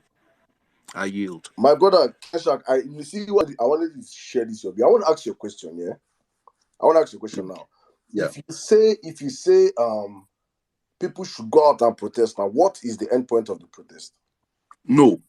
I think you missed an important part of what I said. I said a protest doesn't have to be physical. What we are doing online,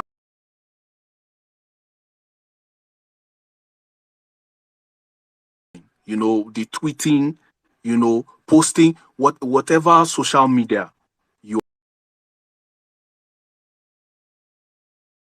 a protest just means making your dissatisfaction known. That is what a protest is. It doesn't have to be physical. So what we are doing here, posting, Tinubu is a drug lord, it is fantastic. And what I'm saying is we need to get, how many Nigerians are doing it? Is it just obedience? Is it just they call obedience? We need to talk to more people, because I know some people who were with us, during the build up to the election, but they're not, nobody saying anything. It's like Nigerians were just so used to relaxing, when something happens, Nigerians just know how to find the next, the next cravings of comfort and then squeeze into it. All right, I get It your has pitch. to get to, it has to be, we have to get it. Enough is enough. This you have to do something about it. Either you declare Obi the winner or you run another election. Thank you. Thank you very much, because I just wanted to get that point very, very clear, because when people because Nigerians, we are all of the illusion protest outside on the street in variant forms. So I wanted really to know whether you are also of that opinion. But it's good, at least you can now put into perspective that protest could be in any form. And for me, I keep saying this. I don't feel like, ask you a question, Keshak, you're in the plateau.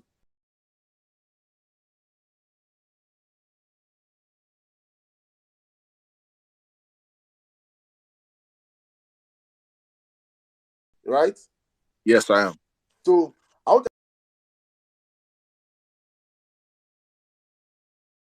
Space to protest because, see, I tell people, if you can buy data,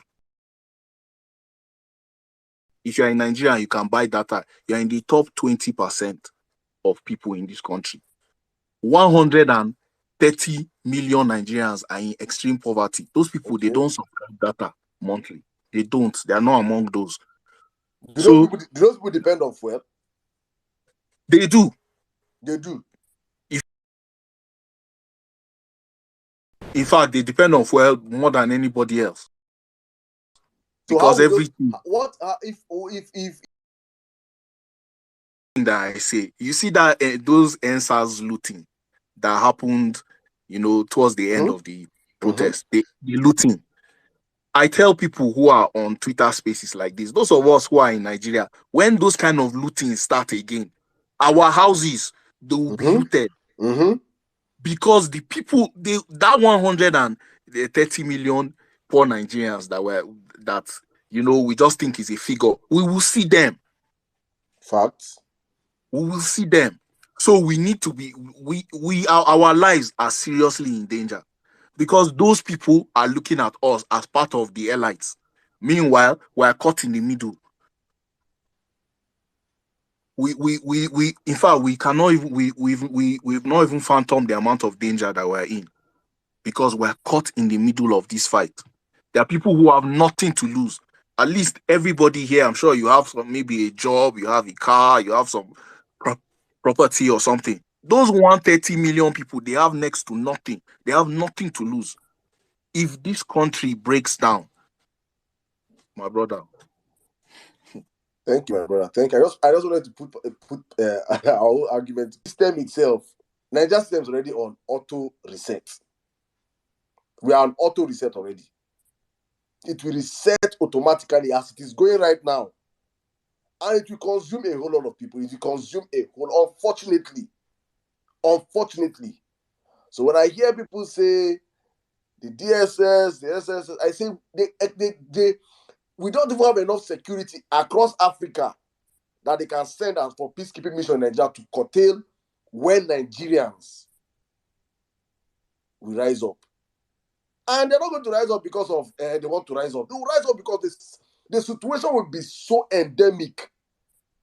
They have nowhere to go again. When people went out in their millions to occupy all those warehouses across Nigeria, didn't we see those videos? Did they care whether they were military people? Didn't you see military cars parked by the side watching those people? How many military men will stop those people from going to occupy those warehouses? Did they care that there will be gunshots? They joined them. In some cases, they joined. Some And cases, the military joined them, my brother. They joined and collected their own bags of rice. You cannot stop what is about to come. So that's when I see people scream, protest, I just say, calm down. Melembe. I don't want it now, sir, because I want us to go through this process. Let us go to court. The last hope of the dying man of Nigeria right now is the judiciary system, and it is in Peter, reclaiming his mandate. Let it be. The judiciary do otherwise. Oh my God. We're not going to be televised, sir. That protest will be what you engulf Nigeria will be televised. Thank you, my brother. Thank you so much. Thank you.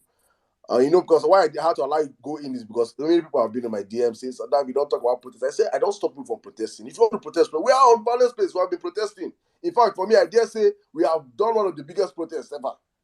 Our hashtag on Tinubu top, and that's why I'm encouraging everybody on the platform. Please keep tweeting it. Those that are hitting the street, big shout out to our mothers in Nasarawa State. I see you guys all the time.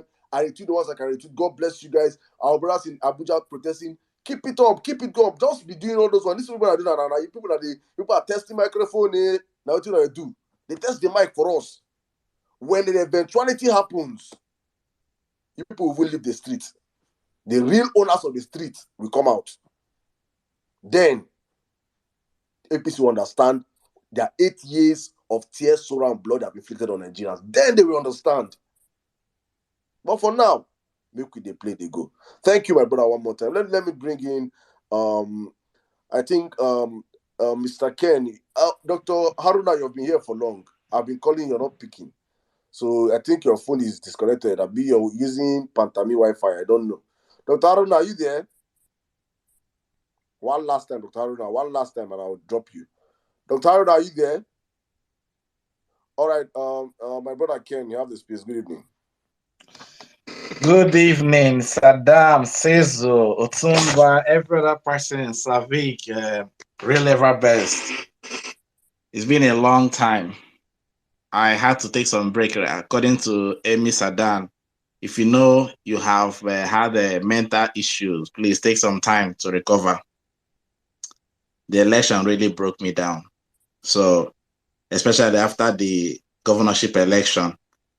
So I have to stay away from spaces just to heal, but I've been here today and I've been inspired again.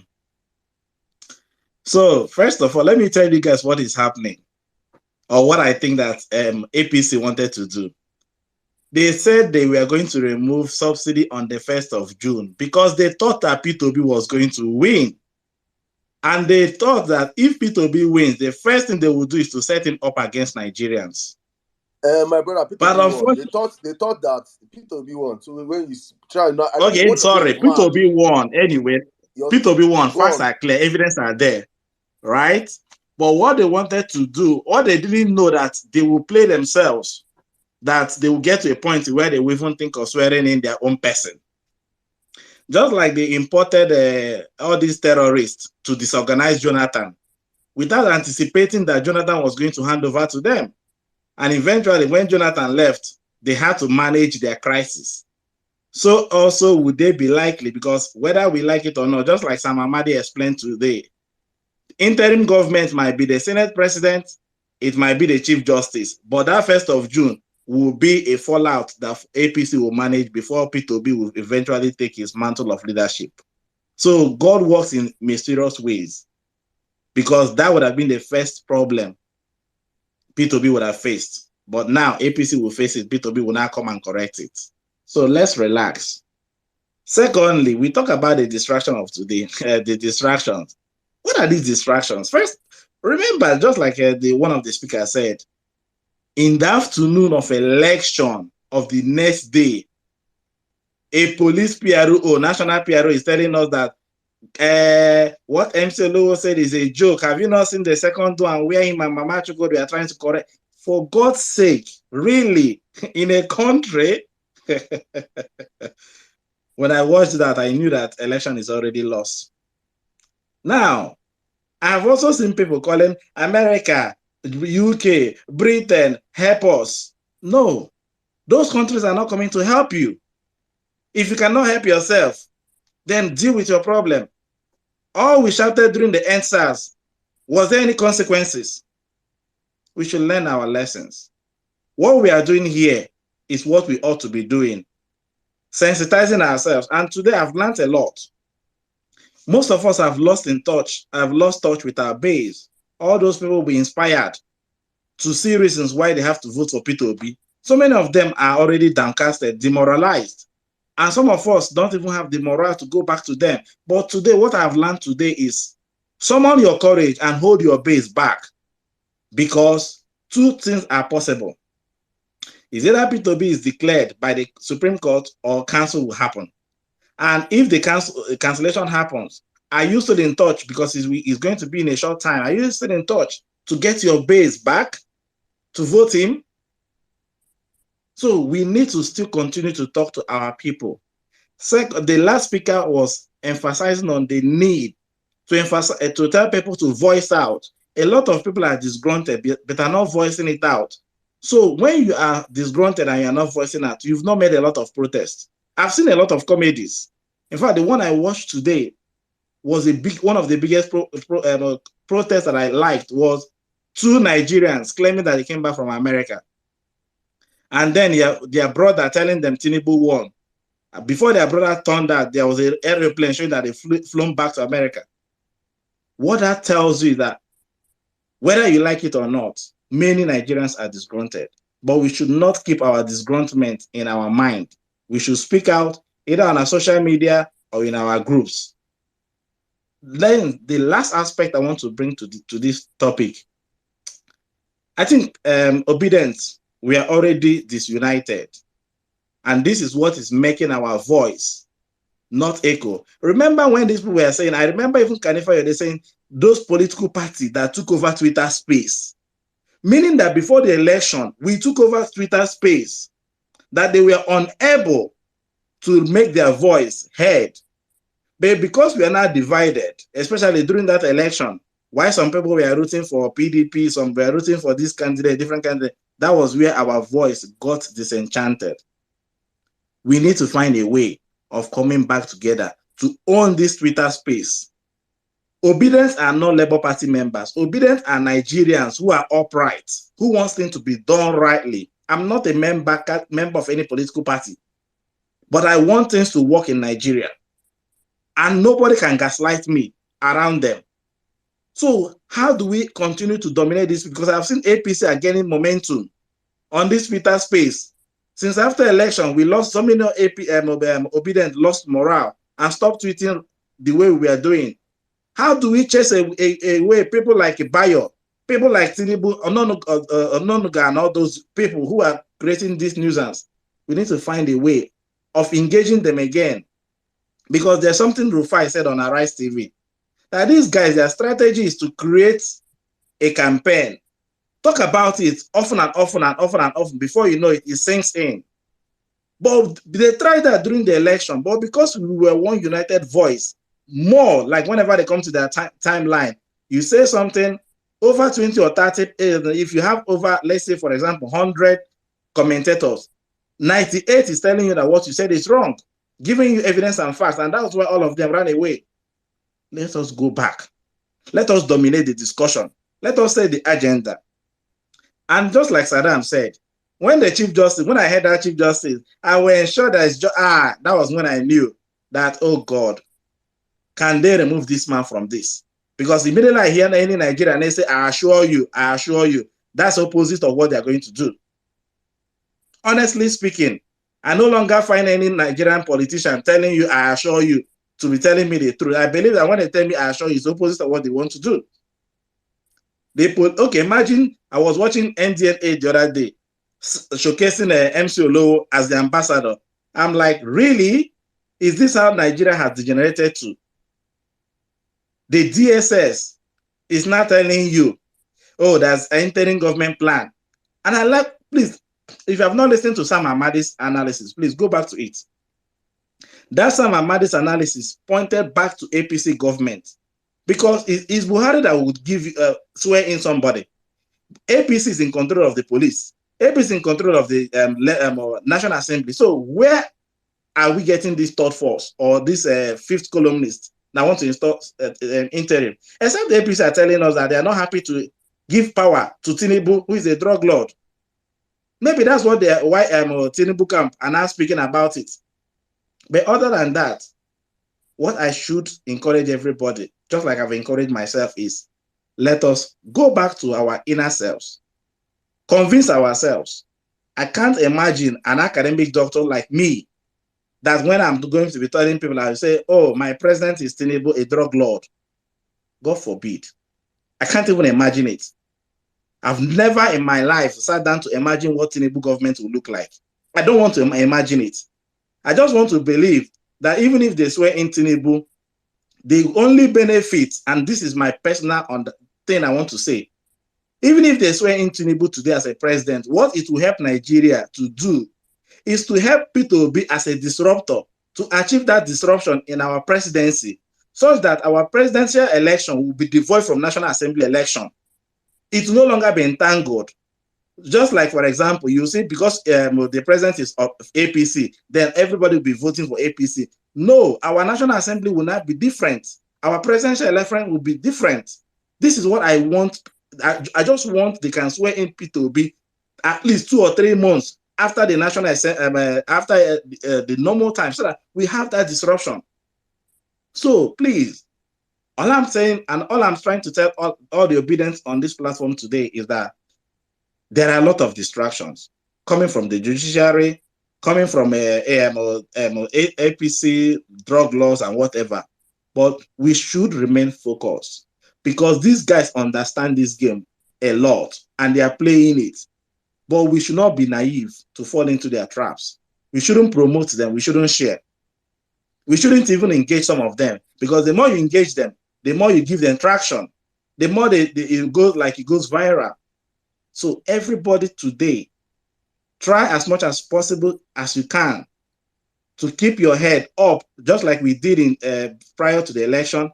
Continue engaging and attacking these people with facts and evidence, while continue keeping your strongholds informed and continue telling them, express your thoughts. Don't die in silence. I yield my mic.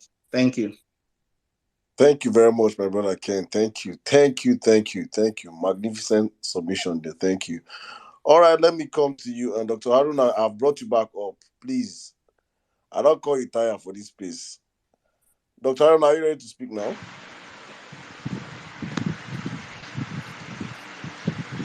Hello. Yeah. I beg. Yeah, good evening. Please go and work on your background, please. Work on your background and come back, please. Please, your background is too noisy. Dr. Haruna, please. Work on it. Is this still noisy? Yeah. Okay.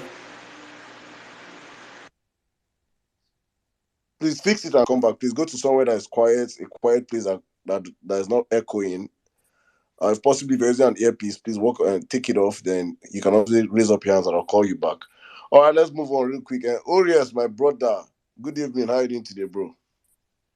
Sirdam, I greet you especially. I greet everybody here, Cizo and everybody. Adam, it's been an interesting space. You see a lot of things are happening, and I keep on wondering every day. I'll talk. Nigerians were just too scared for so many rubbish. 250 million people, just about 300 people, just the oppression. Now all of them are the hide head. See, there are a lot of things that are going on in this country. You'll be wondering. Right from the very first moment I noticed these guys that were trying to play games was when Heineck liked that picture. Was he comment on Twitter that about Chenwo saying Pio was an opportunist? I was like, really, you guys are doing this? Are you really doing this? Heineck liking a post about candidates, and we all thought it was just joke. At the end of the day, we saw what happened. You understand? This old DSS stuff. DSS, they just got an account. I was almost surprised. The old DSS, they don't have accounts since on Twitter. It was last month they opened that account, and people that was promoting the account was those bigots, people like Dikbo and the rest. They were happy that day, and I was like, "Is it now one of them open this account?" Those things people are saying, I don't know, because when I read those statements from DSS, Secret Service for that matter, they bias, they do partisan. The court case, I don't know, I've even forgotten the English they use for the court case. Bro, you understand? I don't know how the Nigerian agency has stooped so low and they allow this APC to be using them. Bro, a lot has been going on for the past few months. And on a normal day, those things are not supposed to happen. On a normal day, on a normal frequency, the civilized country.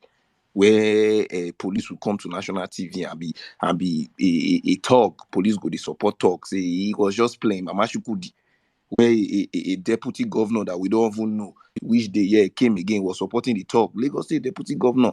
First time I do the same for TV, he never fit do anything for a state. He was supporting. I saw him on Twitter. He said his Mama Shukudi. I was like, what's wrong with all these men? Are you people daft? See, me, I don't know how we're going to do it, but we can't keep on going like this, be scared and everything all the time. Like, say, wait till they sub. I saw a picture of DSS son. See people where they see talk where they for people for party follow small picking. Imagine they follow the boy. DSS son is partisan. They will say, imagine. Say, Asiwaju, same thing. I make chairman picking with us. Say, the PO win is not going to come back to this country. I've just been looking at a lot of things going on. I'll be like, what's really happening? Me, I don't know, but I think the biggest mistake Tinubu made was trying to fuck up with a man like Peter. Peter Obi is not a man like that you promise contracts, he will just go back to Dubai. All these men, all those ones, they want Nigeria to work. That court case, I'm more interested in that court case than anything anybody's even saying right now, because I've never seen this kind of thing. Election don't finish. If you be like say election never even reach, you be like say the date of election never reach. And you can't win an election and the country is in a sober mood. It's like we going back to 10 years back. You can't. The people don't like you. They don't. On a normal frequency, let's be real. Yeah, Amoda did not get more than 3 million votes. Let's be real. Because even his top shot, the people supporting him, Ganduje lost his own state. The Buhari lost the state. Erufai lost his state. Amoda is on a bad state, Osun. He lost Osun. His state will say that he build Lagos. He lose them. So where can't he get the votes? Let's be even real here. Let's even give all those, if on a normal sense. See, in short, I'm not. My brother, he can't go win reverse. You understand, Saddam? Come on, rivers. That's what we don't. That's what we for South Africa don't like. These people don't rate us, I swear. But see, for us to even lose Lagos, see that election. Don't suppose Abemona not give me that certificate. All the money, all it we don't. Now Lagos money you take sponsor by next chairman, by everybody. You see, loser. See, without much talking, we know win the election at PO. For people to win Lagos and Abuja, I keep saying this thing anywhere I go. Yeah. People want Abuja landslide. That landslide, they talk since. Now, so people say beat them from Abuja. Even Lagos, they do everything. Court the vote, mate in here. Say people go beat that guy with 10,000 votes for waiting. How? For Lagos, how? It's not possible.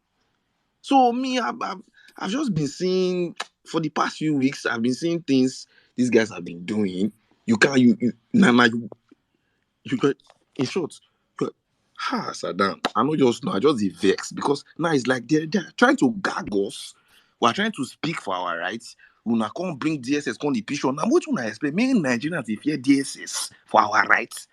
We they fight for DSS now. Who the DSS? We don't they fight for them.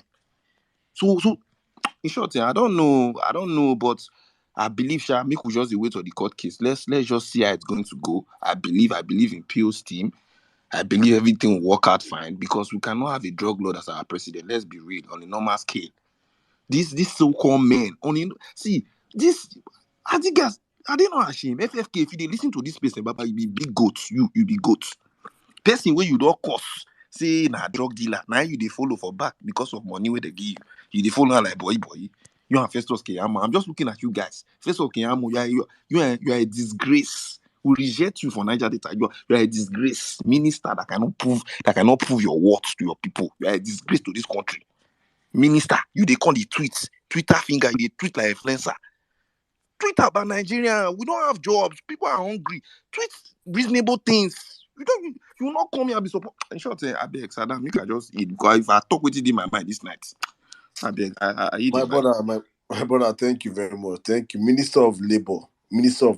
And This is we're having the worst numbers of unemployment in our history as a country. But instead of the fat cow, overfed cow to hide his face in shame, he will come on Twitter and be tweeting because these guys are shameless. You can't support APC and have shame. You cannot. For anything, if there's any minister that should not be on social, that should be hiding his face, it should be Keyamo. Keyamo should not be. He should have. Oga, we our you know when you get F9 parallel, you see come out, they shout on top your mates. People get A's and the B's and the C's. You see come out, they shout. All of us write exam together. You freaking failed in 8 years as a minister. Nothing to show about it, but to be commissioning people with wheelbarrow, giving Nigerians wheelbarrow and shovel. Keyamo. But he can tweet. No, man. We must destroy APC. APC must die. APC as a party must die. That party has to end. Savik, my brother, I can come in here. Good evening.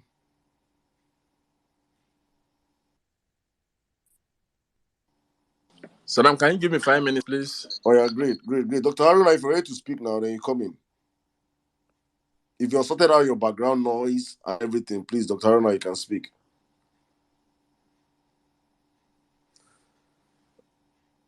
Dr. Haruna, are you there? All right, let me take a lady now. My sister IJ, good evening. Hi, Sirdam. Hi, everyone. I actually wanted to speak after I believe somebody was talking about how obedience are probably losing the steam on social media, and a couple other people have said this earlier today. I kind of feel that maybe there's a psychological agenda being pushed against the obedience. I'm not sure where this narrative came from, but people have really been saying a lot about it.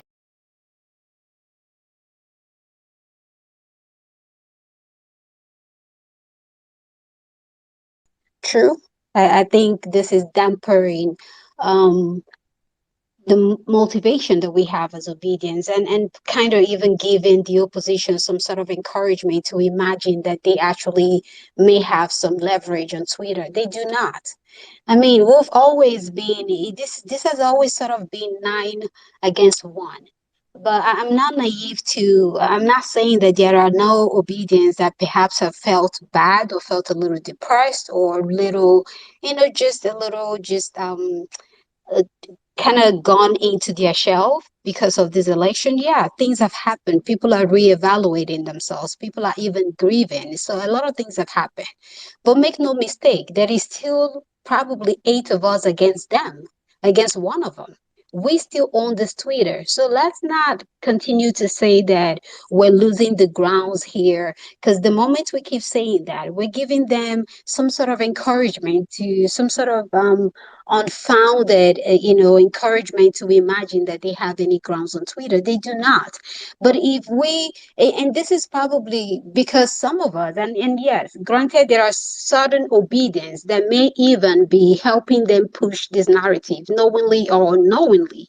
But when we continue to retweet things, about DFS and about all the distractions that they're bringing, this is us giving them the opportunity to imagine that they have a ground. And I'm glad that we're having this conversation today, because perhaps after today, we'll go back to what really matters, which is the case we have in court. The fact that there is a somebody convicted of drugs out there who wants to steal our mandate. Those are the major things. DSS has no moral grounds to tell Nigerians anything.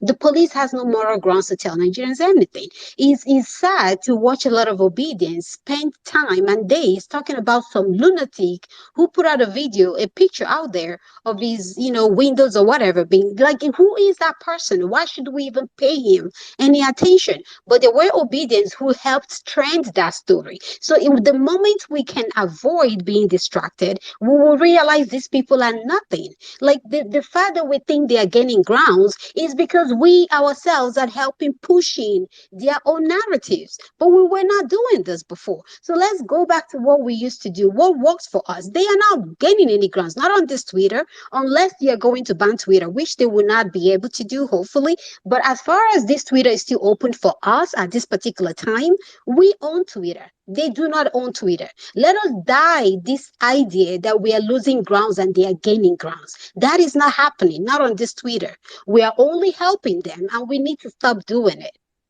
Saddam, that's really what I wanted to say, though. Thank you. Thank you very much, my sister. Thank you. No, it's so many obedience. I don't want to look like or sound like you're gatekeeping. We're in a movement whereby everybody's free of association, what you want to do, where you want to go to. But we're on our platform here. This platform is an obedient platform. If you're not an obedient person, you will not speak here. And if they pain them, if they choke them, they'll go on. That's why they open space, violence space versus. They pain them, say they DM, they will go by there, they beg me, please, Oga, you go talk. If you're supporting APC and PDP, you don't have sense. You don't have sense. So I cannot be in it. I don't at that time of me and you talking, for you it's cruise. For me, it's not yet. I have a country to save. You're crazy. You should be in the marketplace arguing with mad people, probably. Not coming to open space and discussing APC and PDP with you. Are you mentally all right? So that's the way we're not doing that one. So for people that want to be doing that one, good luck with you. Obedience, I love that kind of platform. Go there also and listen. I'm not going to tell you where not to go to. More than I'll tell you, do not go to APC spaces. Do not go to PDP spaces. You're wasting your time. You just going to get mentally exhausted. Do not go to any of those spaces. If the only space I can recommend is if you my brother mindset space. Mindset, hey, we have no mindset to be always have that open view for everybody. And he knows how to control the whole affair. And yeah, that's good. But all these other guys, I don't understand what it means to hold spaces. They just got open space and you bring in mad dogs. Carry people that don't have sense. People that God have mercy. At this point in time, I asked one of them, I said, you want me to come and debate with you? APC. Did Tinubu come out to debate with Peter Obi? Did Tinubu come out for any live interview in 9 months? None, not one. He has won elections. He has stolen elections. Have you seen Tinubu anywhere? After the day that he stole the election and gave, have you seen him anywhere? Is he saying anything? None. So you can see this very, very glaring that they not want me to use my data, my time to debate you a APC supporter. You're fucking crazy. Honestly, and I say this all the time. Many of us in the movement also, many obedience are also, this movement carry over, we get all kind of people for it. We get crazy people for inside obedient movement. We get people with their head correct. We get people with their head touch. We get people with the fifth columnists, as Otumba said earlier on. Some people have been with us from day one till today and disguising that were never with us. Now you think they are that. So it is, just understand this whole movement and find peace with yourself. But for someone to come and say the narrative, how can, if they have the numbers on Twitter, let them trend Tinubu is our president. Let it trend for 2 days. It cannot. But we here on the violence space alone now are trending things just as we small. So nobody should come and change that narrative that we own the number. We just that, as I say, we have scattered energy. We scatter energy here and there. We're not focused on what we have to do. If we can just stay focused for the next couple of months and direct this whole conversation towards the judiciary, I tell you that judiciary, that court hearing will be the best hearing ever. We're going to stay focused on them. And this stupid man, Festus, came out and said, we will match them. Propaganda for propaganda. What were you guys expecting? Propaganda for propaganda. Do you have the machinery to run propaganda like the state machinery? The state machinery is, they have the media, they have this DSS nonsense you're hearing. It's not just the state propaganda. When he shout to match them propaganda for propaganda. Who controls DSS? Saddam, Who have their propaganda went straight to channels. Straight to channels, you understand? We now will do our own airlines and not reach channels. It's only Arise trending tomorrow. That's why I tell people, please trend this hashtag. That's the only thing. That's the only way because and these people have on Arise have trending news. They come to the hashtag and see what is trending and they put it as news. That's how our Tinubu the drug lord got to Arise TV. On a normal day, we never have gone to Arise TV, but because we trended it. So we have to make use of the only avenue we have is social media. See, journalists all around the world follow trending news. They do. So the more we keep trending the particular stuff. Now, I'm not saying I'm naive that trending is the only thing we have to do. No. But there's a reason why right now most activism online go to Twitter to trend stuff. Because those guys, they have people, news organizations that look for things that are trending. Because right now we're in a content creation age where the news, they no longer report news. They want to report what people want to listen to. So yeah, they go on Twitter, they go to Instagram and look for things that are trending. So because if you think about it, whether anyone understands SEO, if something is trending and you want to get attention, you're going to write articles that is along or create news that's along what's trending. Because you look at a lot of people are focusing on this particular issue. Let's face that. Somebody else sent me a message that they are reporting that hashtag. So probably it's not why to not trend. People are tweeting it. So what will happen that maybe by Saturday's space we will create a new hashtag. It can be bad. It can be bad for prison or something. Yeah, that's not even hard. We will create a new hashtag. Yeah, that one is good. Sirdam, can I say something real quick again? Just the last statement. Okay. Hey, I don't know if maybe people did not recognize this, but APC really do not have supporters. They don't. The APC probably did not get more than up to 2 million votes in this election. The only people who support APC are the cash TVs they have online, the touts that they have on the street who do not have PVCs, and some of the bigots that we have seen online. They don't have people. They were never trained anything. But when we go and help them, that's when they get something trending. So we just have to stop. We're not losing any ground. We've owned this ground. We own it online. We own it outside, out, on the streets. They don't have any grounds. They don't have supporters. The people they have on their side, they don't have PVCs. This is the truth, guys. This is the truth. So don't let anybody make you believe that somehow we're losing any ground. And again, let's just use our brains, okay? That's all. Thank you, my sister. The Lagos presidential election. APC not get 200,000 votes for Lagos. They're not getting 200,000 votes. Like 150,000. There are rallies in Lagos. Do you remember that they had to be forcing Lagos state employees and they were closing markets? That was when we knew that these Lagos, Otumba, they are still voting. They were still voting in Borno as of last week. Shetima State, they were still printing to fill up those miraculous numbers that they got from the north. Don't worry. When they bring out the beavers, we will see all these things. I'm not even worried about this thing. You will see. I want to understand how Tinubu got all those miracle votes. You lost Castina, you lost Lagos, you lost Abuja, you lost Plateau, your DG state, you lost your DG state. The head of APC party, Nasarawa State, you lost it. The DG of your party, Plateau State, you lost it. Your president himself, Buhari, lost his state. You, Tinubu, you lost your state, your original state, Osun State. You lost the state Lagos, your home state. Lagos. You people lost all round, even with the rigging. How did you now win the elections? Who are those miraculous people that voted you? We will find out. So go to God, go to court, we're in court. Please, obedience. Your eyes should be at the judiciary so that we can feel it. Let us fulfill. For me, I love fulfilling all righteousness. Fulfill all righteousness. Asalam, please keep tweeting with that hashtag. Let's try all our best tonight. Keep tweeting the hashtag Tinubu for prison, Tinubu the drug dealer. Let's monitor the trend. I think it has been being reported massively. What we're going to do by Saturday, we're going to cook. From tomorrow, now we'll start cooking. So that by Saturday, our space on Saturday, we will dish new hashtag that will trend all through weekend.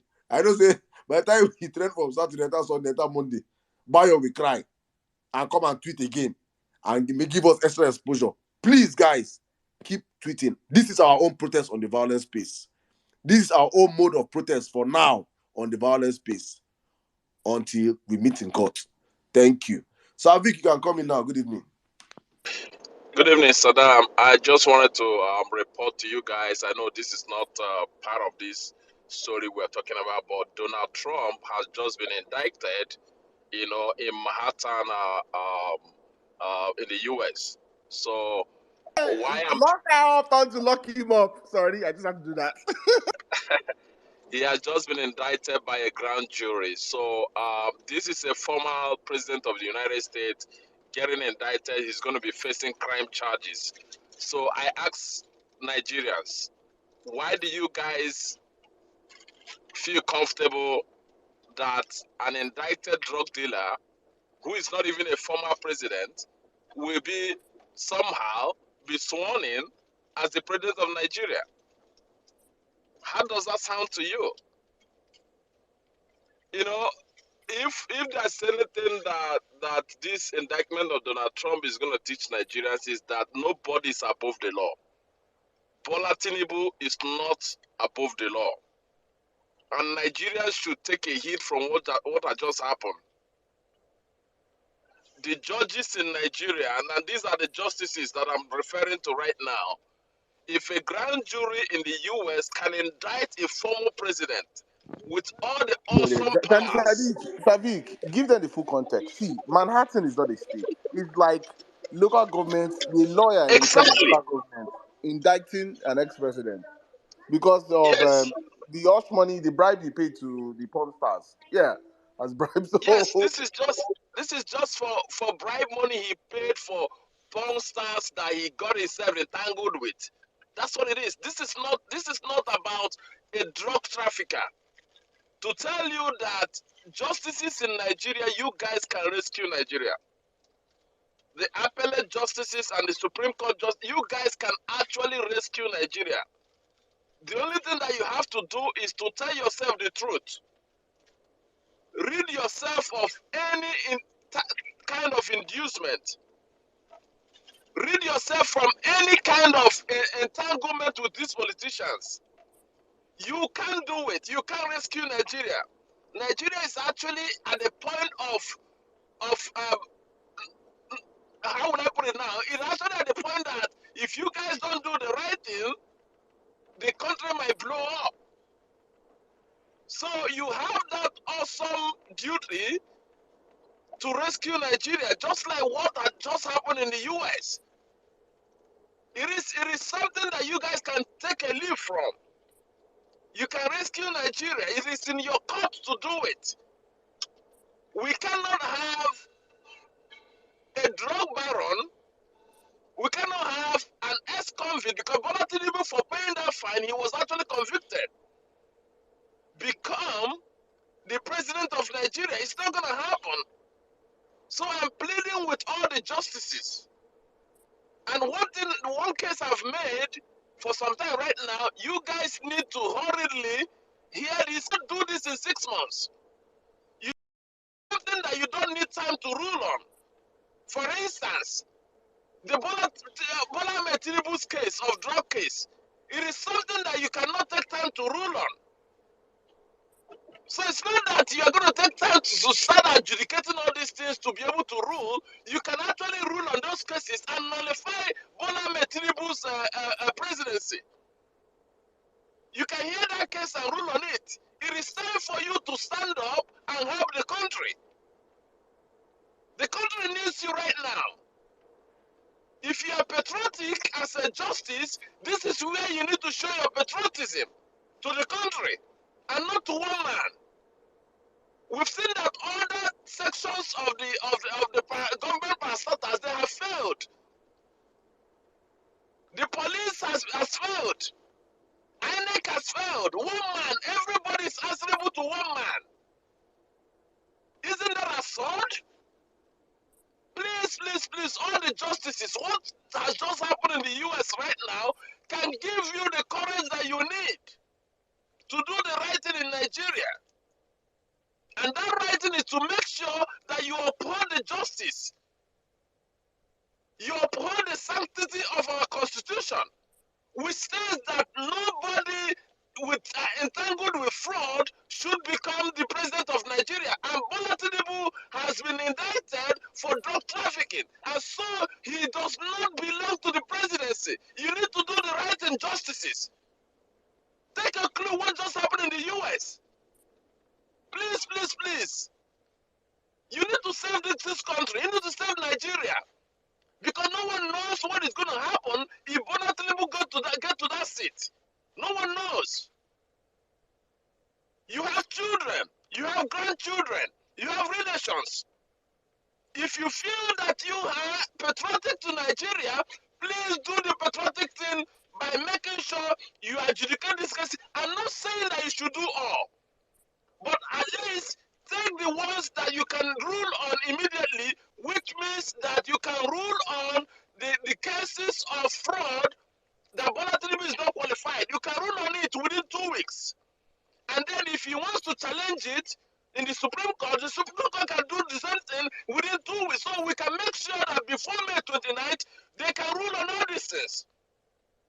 Because what Bola Tinubu is doing right now, he's trying to buy time. That's why he's hiding himself. He doesn't want to accept the petition. He's hiding. He's a master. He's a master in this game by buying time. That's why I played with all justices. I know some of you might have information listening to some of these places. What just happened in the US right now, take a clear about it, be patriotic Nigerian, and do the right thing. I yield, Sirdam. Thank you very much, my brother. Thank you so much. Thank you. Hopefully our justice system will stand up to do what is right. Honestly speaking, I do not trust them. I do not put my hope on them. I just pray and wish they do what is right. Because if they don't, the great reset will start from them. If they don't, and please, obedient, let me now say it one more time, so that we don't lose focus. On our space on Saturday, we'll discuss more. We'll be talking about Peter Obi's case. It's for everybody to know and for you to see and understand why, even if we bring Satan from hell to sit down as the judge in that case, Bola Tinubu can never be the president of Nigeria. What we have, the evidence we have, the case we are presented before the court, even the worst, the most corrupt judge, when the lights are shined or beamed on that judge, before the world these are not cases of technicality. No, there's no technicality here. There's no technicality. Bola Tinubu have to explain to the world why officially he has over 5 different ages. In the morning, he's 71. In the afternoon, he's 80.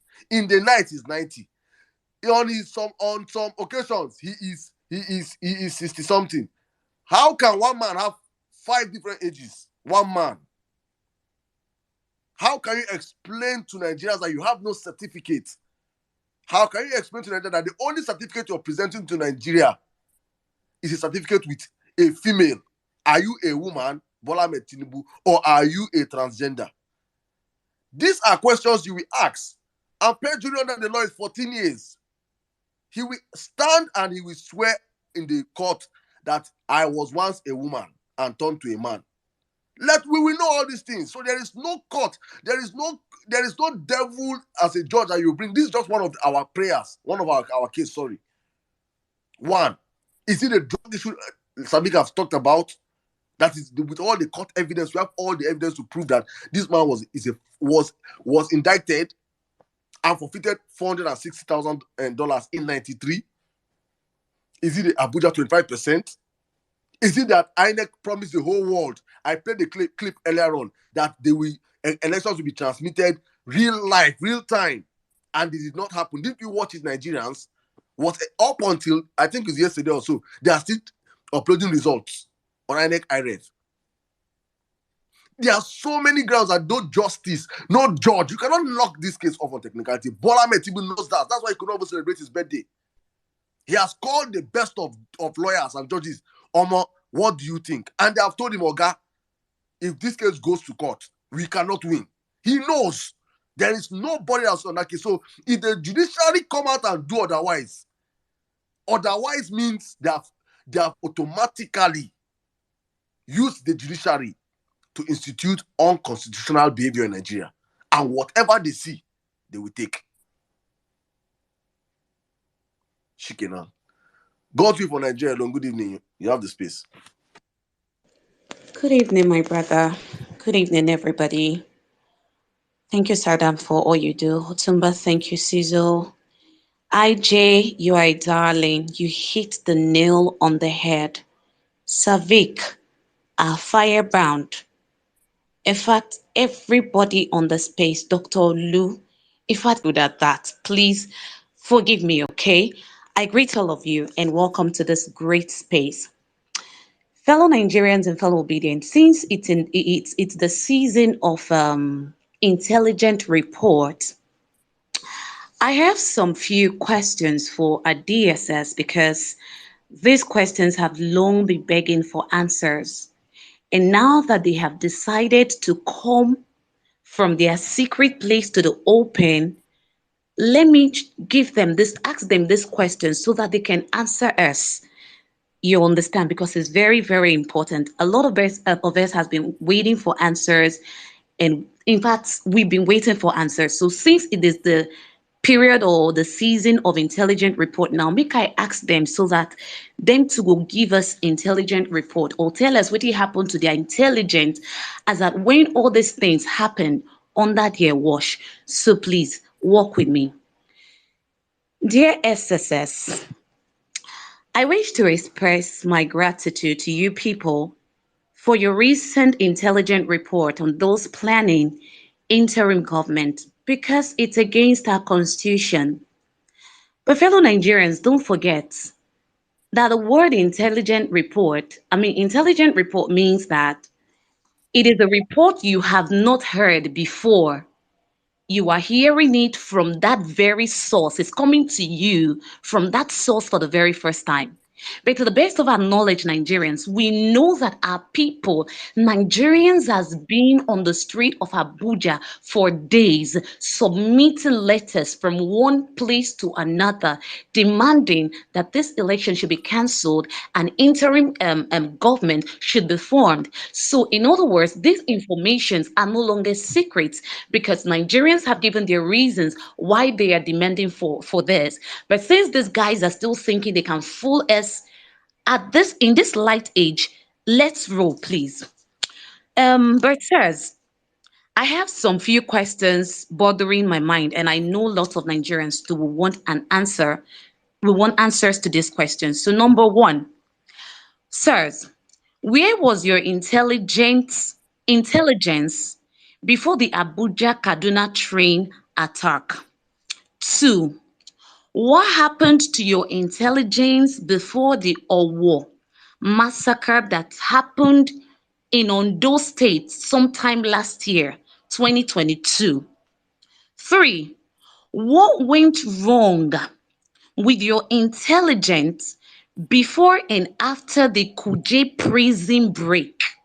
Because up till date, Nigerians are still waiting to know why the military or the personnel guarding that prison were asked to leave their position at that time that enables the criminals to move in, freed their bosses, and burnt down the whole place. No intelligent report from you, and up till date, we are still waiting for intelligent report. Shona won't give us intelligent report. I beg, we need this intelligent report as a whole based on say no time.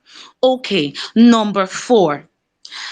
Aren't you people supposed to alert us about the man who forfeited $460,000 in the US for drug dealings before the presidential primaries to prevent Nigerians from demanding for interim government today, sirs? Aren't you guys? And last but not the least, sirs, is why didn't you inform us that INEC has turned off the means of transmitting the presidential result? Sirs, Abiona intelligent report no reach there. Aren't you guys supposed to tell us that out of the 3 legs of election that started, presidential, Senate, House of Rep, Are you guys not supposed to tell us that INEC, based on the intelligent report we are having, INEC have turned off the means to transmit presidential results. They only left that of Senate and Kilongbe.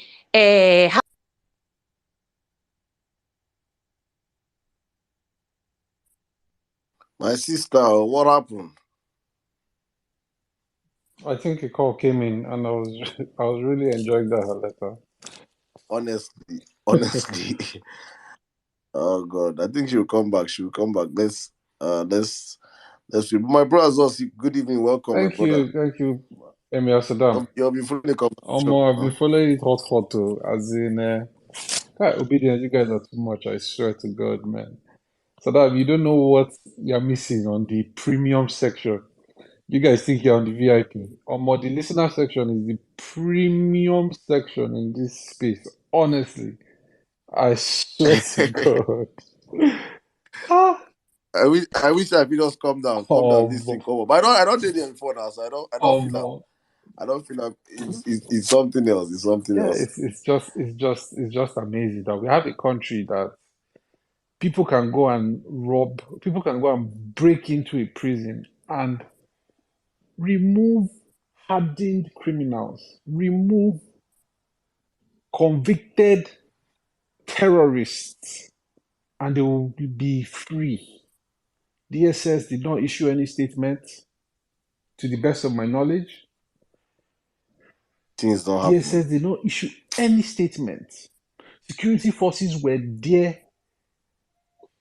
See, Saddam, that Kuje prison, you have immigration, you have NSCDC, you have a police camp right at the junction of Kuje, you have Air Force, you now have military, you now have airport where they park helicopters, where they park airplanes, possibly even that Tucano is in that Abuja airport. Tucano. APC have messed up Nigerians, I swear. It is just so sad. It's just so sad. APC have It's just so sad, honestly. Then terrorists came and spent three hours raiding that 3 good hours. Nobody don't catch up. Small time now, you hear that the DSS has picked up some obedience because of we are tweeting. My brother, that is the beginning of the anarchy. That's the beginning of the anarchy. God. That is the beginning of the anarchy. Let them pick up. Let them try it. I dare them. DSS, I dare you pick up obedience. We dare you. Honestly, it's just ridiculing themselves. They mad. Ridiculing themselves. They crazy. I never go pick up Solomon. You guys are fucking crazy. I say people should report that DSS handle. Report the handle, sir. Massively report the handle. Let Elon Musk take it down. Massively report it. It's impersonating. It's acting as someone else. That is not DSS. That cannot be DSS. Honestly, they should come with verification right from the get-go. The government agency. It doesn't take that long. So report the account. Massive reporting. Massive report the account. All sad gone, honestly. Sad gone. I don't know if anybody ever read Saddam. You've ever read that Darius thread? Which one on Iceland? There's a thread Dari did about how he was the whole section of Ireland. If you go and read underneath it, and the things Nigerians are going through right now, my brother, these junction, these people want to push us to. With the narco president. Everybody go collect. That's the fact. Everybody. This Emiloka, everybody. Everybody, and now them they travel pass. Is it somebody that's not eating 3 square meals that will be traveling international journey? Now them they go UK, US. I want flexers, I want ballers. Tinubu no get money reach Pablo Escobar. You know power for reach Pablo Escobar. Colombia did not allow him to become president. They did not allow him. They did not allow him to stay in Congress, in their whatever, their parliament or whatever. Ordinary parliament. The Justice Department. And guess who led that charge? It was the Justice Department. Yes. He killed the Minister of Justice. Then someone that came after him said no. And that country still suffered that reputation. Till today. Yes. Till tomorrow. Till today. See, there's this statistics I was looking at. If you pull up right now, if I tell you one of the most dangerous countries to go to, you probably say, or if I say Colombia, if you don't know much about Colombia, there's an hesitation. Someone now did a comparison of gun deaths, like homicide ratio. There are cities in the US that have high, almost 10 times the death rate from homicide than Colombia as a country. Mm-hmm. And yet, till today, Colombia has, when you mention Colombia, if there's someone that's not exposed, there's this drug, cartel crime. When there are cities like St. Louis, in the Memphis, that have higher gun death Chirac. ratio, just because of one guy and a bunch of other guys. Now we now want to put one as hey God, as president, not even as minister, as president. Pablo own a house house of reps in Rongo. As and you know, say they come out them. They come out fight them. The famous Pablo Escobar that you heard burnt $2 million in the 90s, $2 million just to make sure. No, wait, no, it's Sirdam. No, it was 1 billion. So Pablo Escobar. No, I mean that burnt. He burnt it to keep his daughter warm. His money, he filled the couch with $1 million. Like till today, they said their money buried on the ground that they can't find. That are rotten dollars. This guy was using, they were using containers to ship money home. Tinubu no forget 1/4 of Pablo Escobar money. He cannot. But Pablo, with all his money, with the lack of internet, lack of information age at that time, they resisted him. What are we doing, Nigeria, as a country? You people that are supporting APC, what are you doing? Do you have any idea of what you are trying to get us into? Do you have any idea?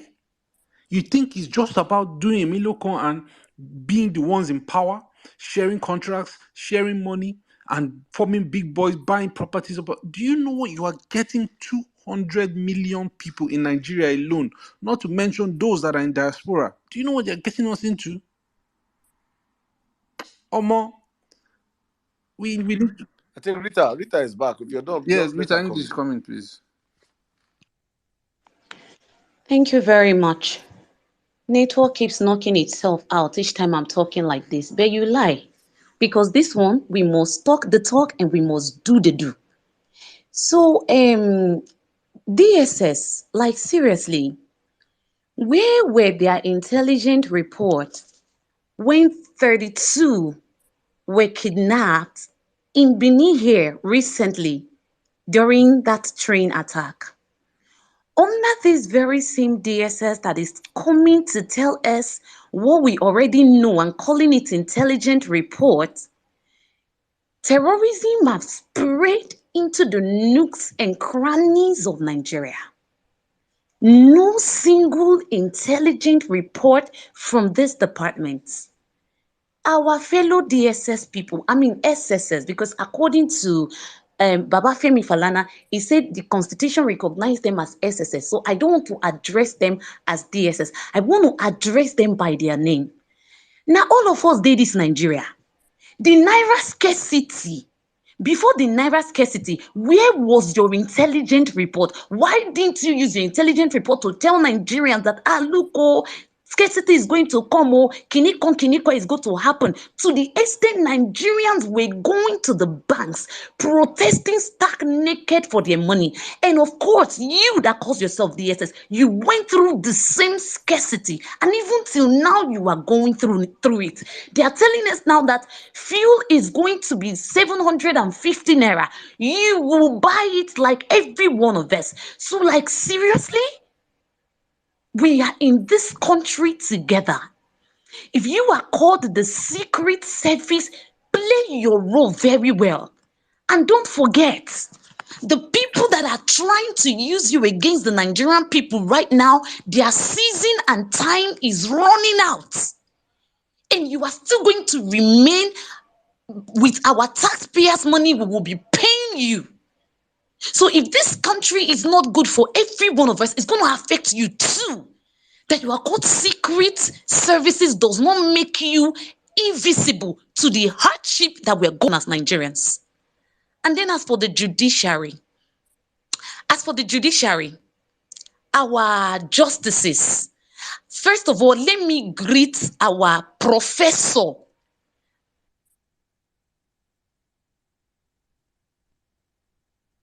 Did we lose Godwill again? Godwill, we lost you again. Like she's even dropped off. Oh, she's still here. We can't hear you. We can't hear you, Rita. I think we just move on until she comes back. Yeah, Sirdam. I don't know, Shalai, you see what there's something Mr. Val posted. He said he support for what Yusuf Kalu has for Senate president. He said president, drug ex-drug dealer. Vice President, Boko Haram. Senate President, ex-convict. When the people complete the trial, Speaker. The combo, wicked Speaker combo. to run come up for US on top bribery or whatever. When the people complete the 4 of them, they are top 4 officials. They're all ex-criminals. God. You no go better for these wicked people. Let's take Hero then. Hero, can you come in? Hero, while we wait for Rita to come back. Hero. All right, real. Yeah. Thank you for the opportunity. Zos, Satsumba, and all the people that have been speaking. I appreciate all you guys have been doing.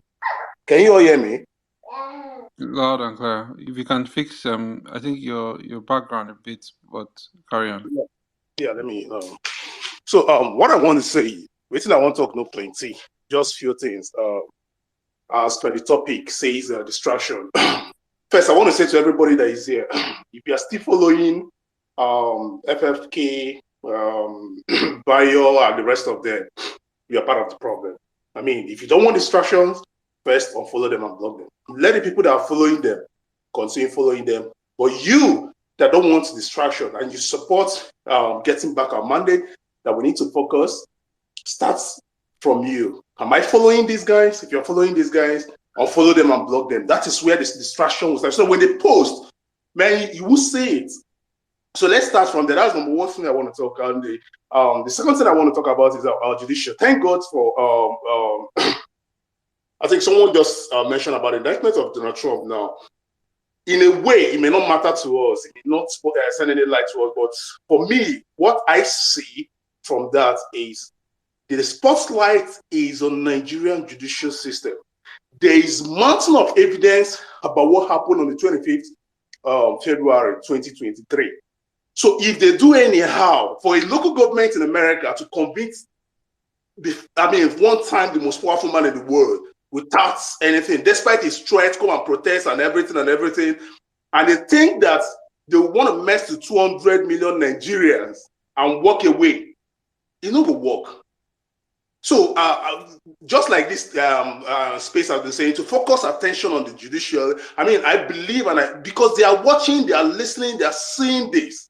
So if after seeing this, watching this, I'm going to use all these words, they not think well and say otherwise, call it technicality or whatever they want to call it, then they are ready for problems. Someone said, a pastor, I think in River State, said, INEC chairman, are you going to walk the street of Nigeria one day again? The justices, are they going to walk the street of Nigeria one day again? Their children, their family, anything that concerns them, are they going to one day walk the street of Nigeria again and feel that, they are free man, go to the mall or come to events, occasion, they're going to just hide up and down. So there is a whole things on the table for them. There is so much for them not to play with Nigeria. This is not Nigeria of 2019, 2015, and this is a different Nigeria in everything. So I support everything that has been said here, but the major thing I want to say here is, if you are still following these guys, you are not ready for the focus.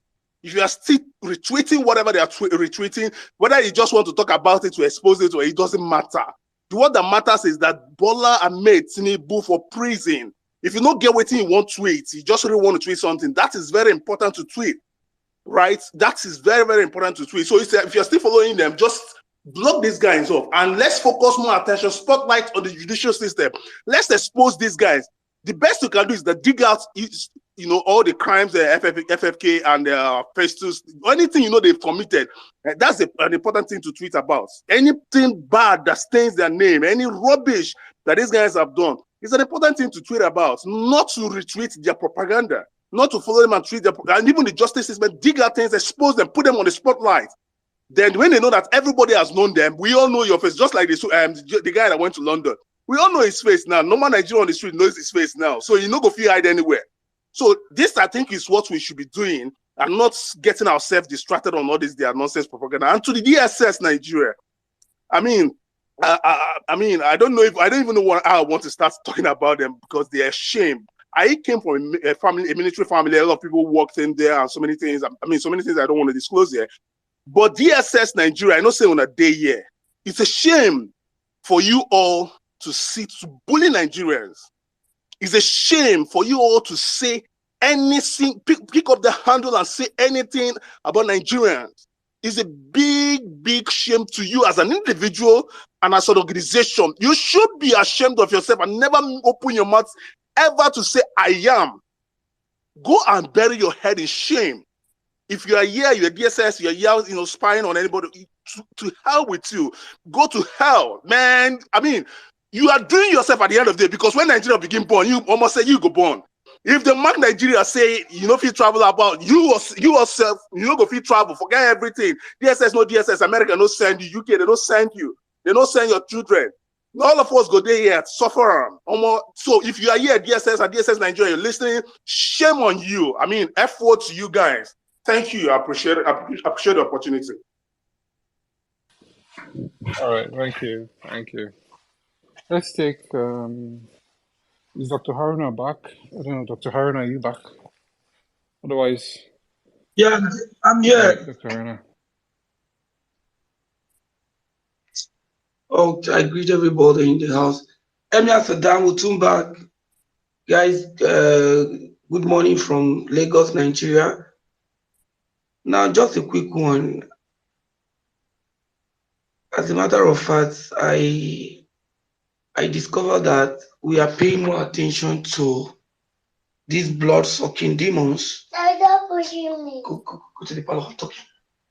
We are paying more attention to these blood-sucking demons called APC and their propaganda. And as a matter of fact, I think our focus more now should be on what to do to make sure that this doesn't slip again. Because from the onset, we took a lot of things for granted. I listened to the video, the audio clips that Emir Sirdam played concerning INEC chairman. As a matter of fact, I don't know how come that these people fooled us to this extent. They fooled us to this extent. I stayed in Lagos, I live in Lagos, and as a matter of fact, what happened in Lagos is enough for people to know that these people meant business. And it's not something that we just come on a platter of gold. We are here, and we've already made up our mind that, okay, we have a good case in our hand, but we must make sure that we take our stand to make sure we pressurize those people to do the right thing. I'm telling you, as I'm talking to you, these guys, they have a sinister plan to make sure that, everything they want to do to make sure they suppress the masses, they want to do it. Tinubu is ready to go AY. He wants to do everything. He will explore both diabolic means, hypnotize people, give them political analgesia just to make sure they are well suppressed. But we cannot all be fools. We cannot all be fooled. Is there anything that is working in Nigeria right now? Is there anything? Is there anything? There is nothing.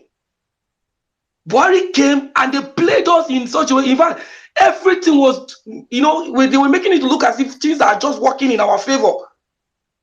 The Naira crisis came, fuel crisis came. All those things were just to play. It was more or less a kind of revised psychology. And we're trying to believe them. And there is no reason why these people should be, because These are corrupt entities. They have been in this game for long. Kwankwaso said, if election is to be allowed, the result is to be allowed to come out the way it's supposed to be, that he would have come on vote even more than Tinubu. Tinubu is a man that has been rejected by both humanity and divinity. That is the truth. You can't fake it. You can't fake it. I think I said with great, I said, I have a lot of colleagues in UK. I've traveled even maybe before now, because as a matter of fact, how would people see me? By the time you tell them, oh, I'm a medical doctor, I just, this is my field, this is my specialty, I just want to travel to, they'll say, okay, guy, can you strip yourself naked because we need to check? Before you know, they will spray you, possibly do an exploratory laparotomy to know whether you are carrying drugs or cocaine or whatever. Is that the kind of life we want to live? Having a drug baron at the helm of affair? I see it is better imagined and experienced. Doctor, What we are playing with. Dr. Yes, Aruna, sir. see, probably you need Yeah. to explain what the laparectomy is properly, because some of them may be here, they won't understand until it happens to them. Please, maybe you explain it in Okay. layman's terms. In layman's terms, what it simply means is, assuming you want to travel, and because you have a drug baron at the helm of affair, the moment you are appearing at the embassy, they already see you as, as an exhibit. Or they already know that, yes, as far as in Nigeria, you are carrying drug. It's either you are carrying physically or you have swallowed it. And they may want to even open your tummy and check your intestines to know where those drugs are located. So that is what the word exploratory laparotomy means. They can just open into your, just to make sure that they have, look at the visceral structures and see what is there. It's just to paint the picture how bad things will be for we Nigerians. No, we can't take this anymore. We can't take this. See, let me tell you, they don't have the number. We have the numbers. We have the numbers. What is paining me is I'm from Kogi State. I'm based in Lagos. And all the ethnic profiling, everything that happened here, it has taken Lagos, even the Yoruba race, like 50 years backward. That is the truth. We've not seen this kind of political shenanigans in my life. They turned Lagos State to a kangaroo republic. Agberocracy. The government of Agbero for Agboro by Agberos. That is what simply happened. See, I will be the last person, because whoever tells you that judiciary will do the right thing, whoever is believing them, you will believe them at your own peril.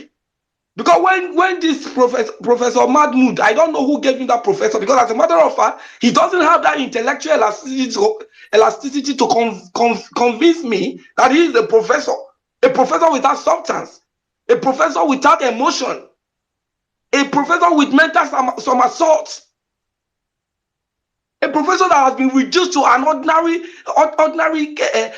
classroom teacher. I don't understand. I cannot believe it, because when some people come up and tell you, I assure you, when somebody tell you, I assure you, you better run. If they tell you, I assure you, forget it. They are ready to do the worst, irrespective of the outcome. If there is anything we need to do, because it's not something that will now start crying, how I wish we took this step, how I wish we did this thing. Because the language these people understand is not the language of gentility. Oh, yeah, we need to follow them. Our principal is there, he's doing his own. Yes, our principal is there doing his own.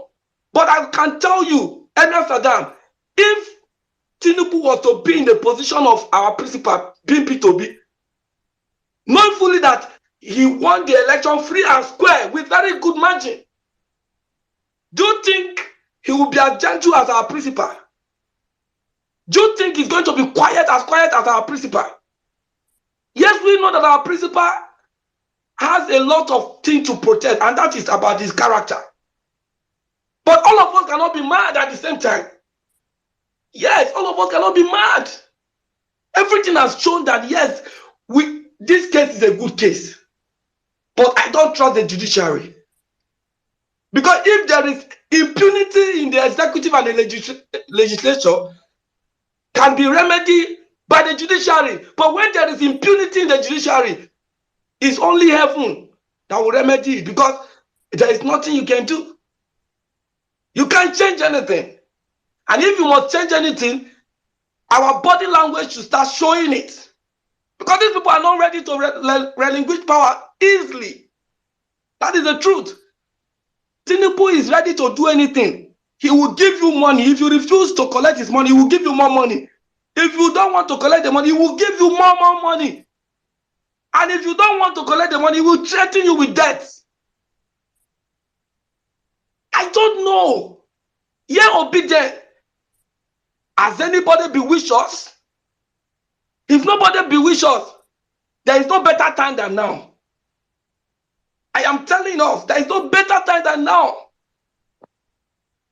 I can tell you for free, because it's a system that I am in, that I can kind of talk about. The health sector is in shambles. If Tinubu, the drug baron, is in UK for medical wherever, and they told us he built Lagos, if he has built Lagos, come and see Lagos, all the government hospitals in Lagos, and you will know the difference between acid and water. Even you yourself, you wouldn't want to go to government hospitals in Lagos, because most of the things that you will see there, it will irritate you. The only thing that is making Lagos to work a bit is because there are private hospitals in Lagos. But how many people can afford it? How many people? Yes, how many people can afford it? If you want to go to the best hospitals in Lagos Island, for ordinary cesarean section, you might spend up to like 1.5 million naira. How many people can Dr. afford Aruna, it? please, can you wrap up in 30 seconds? So as a matter of fact, I am angry in my spirit. We don't have any other time. This is the best time we've ever had. And Tinubu, the drug baron, can never be my president. Somebody who is an ex-convict can never be my president. A terrorist can never be my president. I want a situation whereby I can move in Lagos freely. About 2 days ago, a guy at Ijaraba, at a gunpoint, he boarded Keke Napep. He just bought some things and he was going home.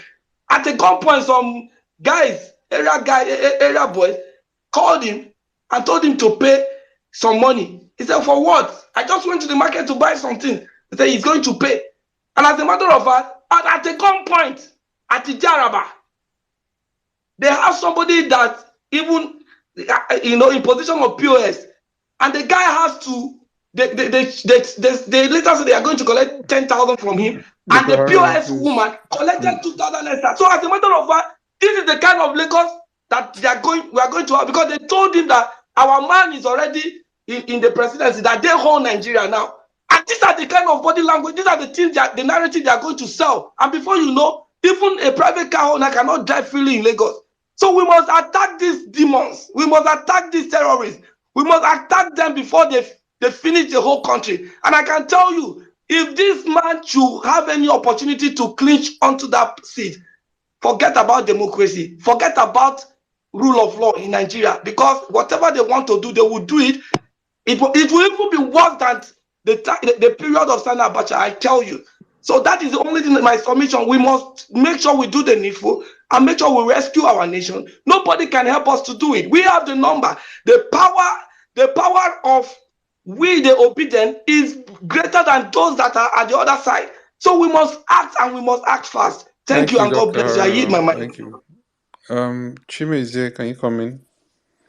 After Chimeze, Dr. Olu. Yeah. Good morning, everybody. Amaya Saddam. Okay, you are 1 hour behind us, so good evening. Zos, Tumba, everybody on the space. Good morning, everybody. And the topic of today is really getting me energized, because a lot of people are doing justice to it. Let me start with DSS. A lot of people are thinking that The only problem about the DSS tweet today, yesterday, is just the fact that they put up a secret information on open space like Twitter and all those kind of things. My analysis of DSS of these days is that DSS is doing no intelligence. DSS is working nothing in this present government. Only thing that DSS does is to carry propaganda. Let me tell you the first initiation of this message. This message is exactly the Facebook pastor that analyze all these trends, that is looking like this thing is coming to pass these days. And DSS wake up yesterday morning and looked at it and write it exactly and claim intelligence. They are watching pastors' prophecy. They are watching tweets of Nigerians. They are looking at environment. They are not doing any intelligence. They are not sure of this thing that they are saying. Somebody here has also stated, where is DSS when Kuje prison was broken? Where is DSS when 50 people were shot dead in Owo? Where is DSS when MC Olomo threatened Igbo in Lagos and they watched it come to fruition and all those kind of things? I tell you, anybody working in this government of APC is incapacitated. There is nothing productive about anybody under this government. That is the first distraction of APC. It cripples destiny. It cripples the economy. It cripples the institutions. It makes everything a slave to themselves. Nigeria has never had it this bad, unless the elderly people that tells me that that's how it was in 1985 when Buhari ruled this country. He turns every government institution to ridicules that they find it difficult to operate.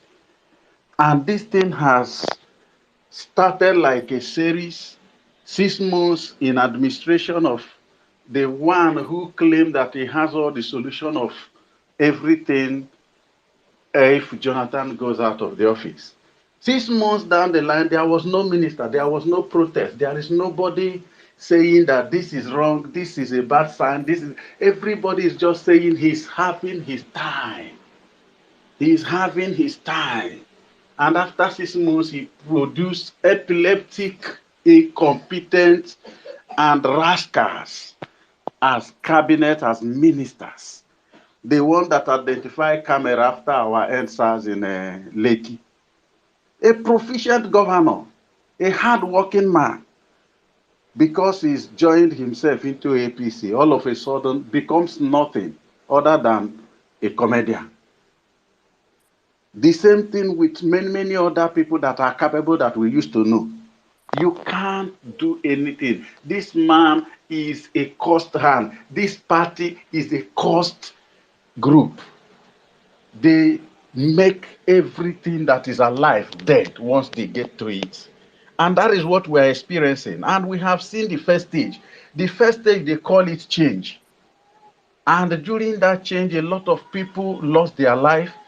A lot of people lost their business. A lot of people lost their job. Companies that are doing well, that has many employment with Nigerians, packed out of this nation. And we suffered it for 4 years. And in the next re-election, people started preaching, allow him to finish his 4 years, allow him to finish. Once he finished, North has done their part. Mr. Once Chibueze, he please, can you finished, wrap we up your will take the submission? president. Yes, I'm just coming, I'm just laying a foundation so that we understand what we are battling with.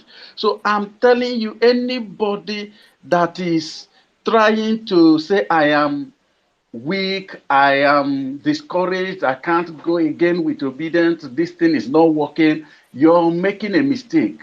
You need to be dogged, you need to be resilient, you need to be focused until we reclaim this mandate. All of us are in for destruction. We cannot risk our life under this drug peddler. If you see what is happening in Lagos as at now, things have not, the government has not even been inaugurated, but different markets has been burnt down. I have people working for me. Some are Yoruba people, good people, nice people. They keep telling me that what the Agberos are boasting is that once Baba is inaugurated, that they are going to burn down Alaba International and that they are going to charge Igbo people that have built their houses in Lagos. If you bought a land for 2 million, you are going to pay 4 million. Because your offense is just because you are an Igbo man and because an Igbo man contested in election. So for them, it is a war between Igbo and Yoruba. But when somebody is ignorant, you need to educate them. And that's why our tweet is important. That is why our voice is needed. We have to keep speaking up. We have to keep talking. We have to do everything positive that we can do. Don't be intimidated. DSS is out of focus. They can't even find anything. They are just relaxed, drinking beer, sharing money, and all Mr. those Chimede, things. please, you need to wrap up your submission. Okay. I just encourage everybody to keep running. We are not backing out. They have not seen anything. It is judiciary that we are waiting for. Once we are seeing a wrong signal, things will start scattering. Thank you, everybody. And may God All right, bless you. thank you. Wumi 1. Are you here? Wumi 1. Yes, sir. Hi, please, you got 3 minutes. When I'm waving my hand with this emoji, please wrap up your submission. Thank you very much. Okay, no problem. Apparently, I just stumbled on this platform, some space yesterday, and it was quite different from other platforms that I've been on. And I really want to thank you for what you're doing. As in, I've never been so afraid in my life that I've been pro-election. I mean, before the election, during the elections, and afterwards. Like the things I witnessed, they brought back memories of what I witnessed in Rwanda and all of that with the ethnic profile because I'm in Lagos. And I saw it firsthand in my life, right? How people who live with me on my streets were being, profiled and called out for attacks. And I'm like, how did you get here?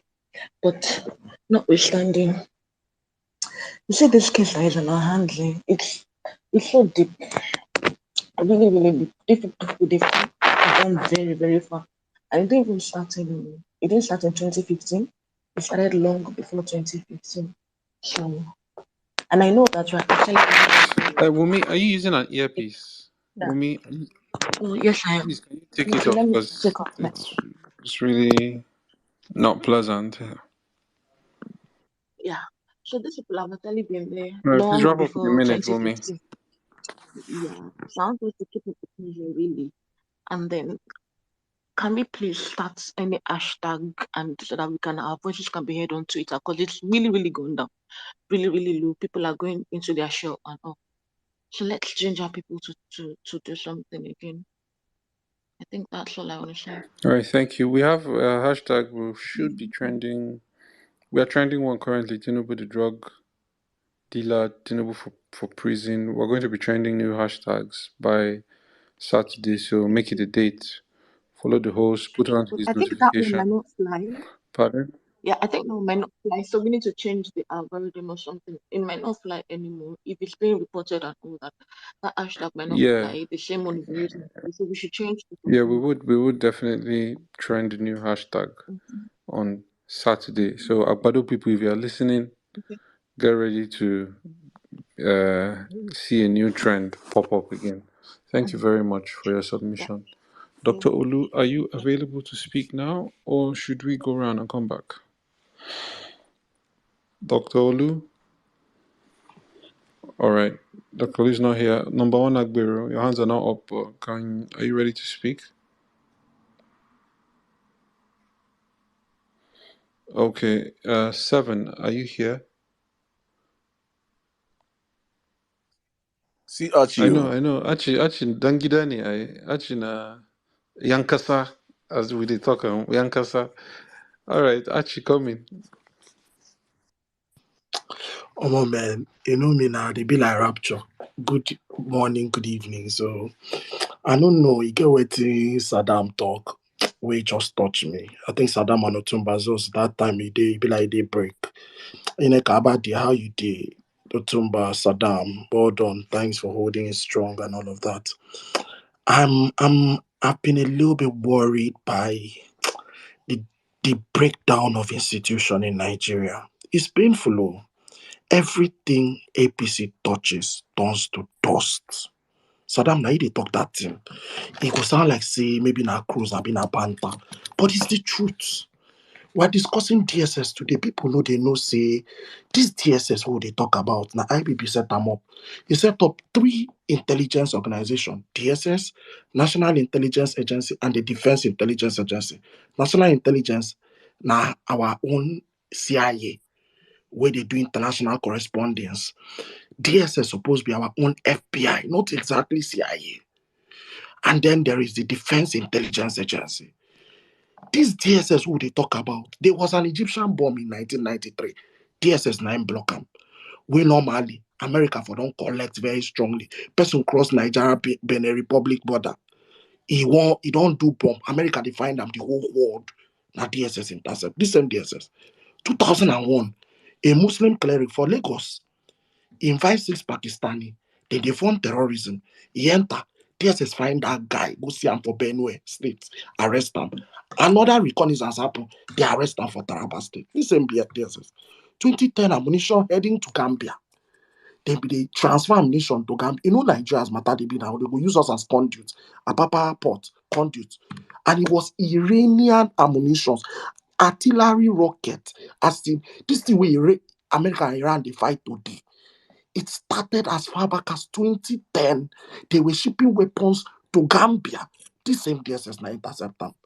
Abuja bomb for South Africa, triumph. Same DSS. Even the United Nations bombing that happened, where at some point newspaper can't they blame, say, DSS no been do.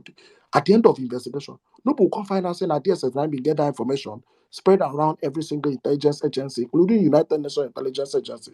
But their security advisor been do negligence. Can you imagine that an institution that powerful, before if they tell you say SSS, they find you for Nigeria, make peace come up for your body because you are finished. Look at, see what the APC don't turn DSS though. DSS now they follow me, they banter tweets. They follow me, they pedal. I do not understand it. This is supposed to be the lifeline for security for executive officers in the country. That is what DSS is. And then maintenance of internal security. Now they play like this. Now we move on from DSS and still go ahead. I know of a federal parastatal director general that they give an upper form Meshifield. And normally at date of birth, let's just assume was 1960.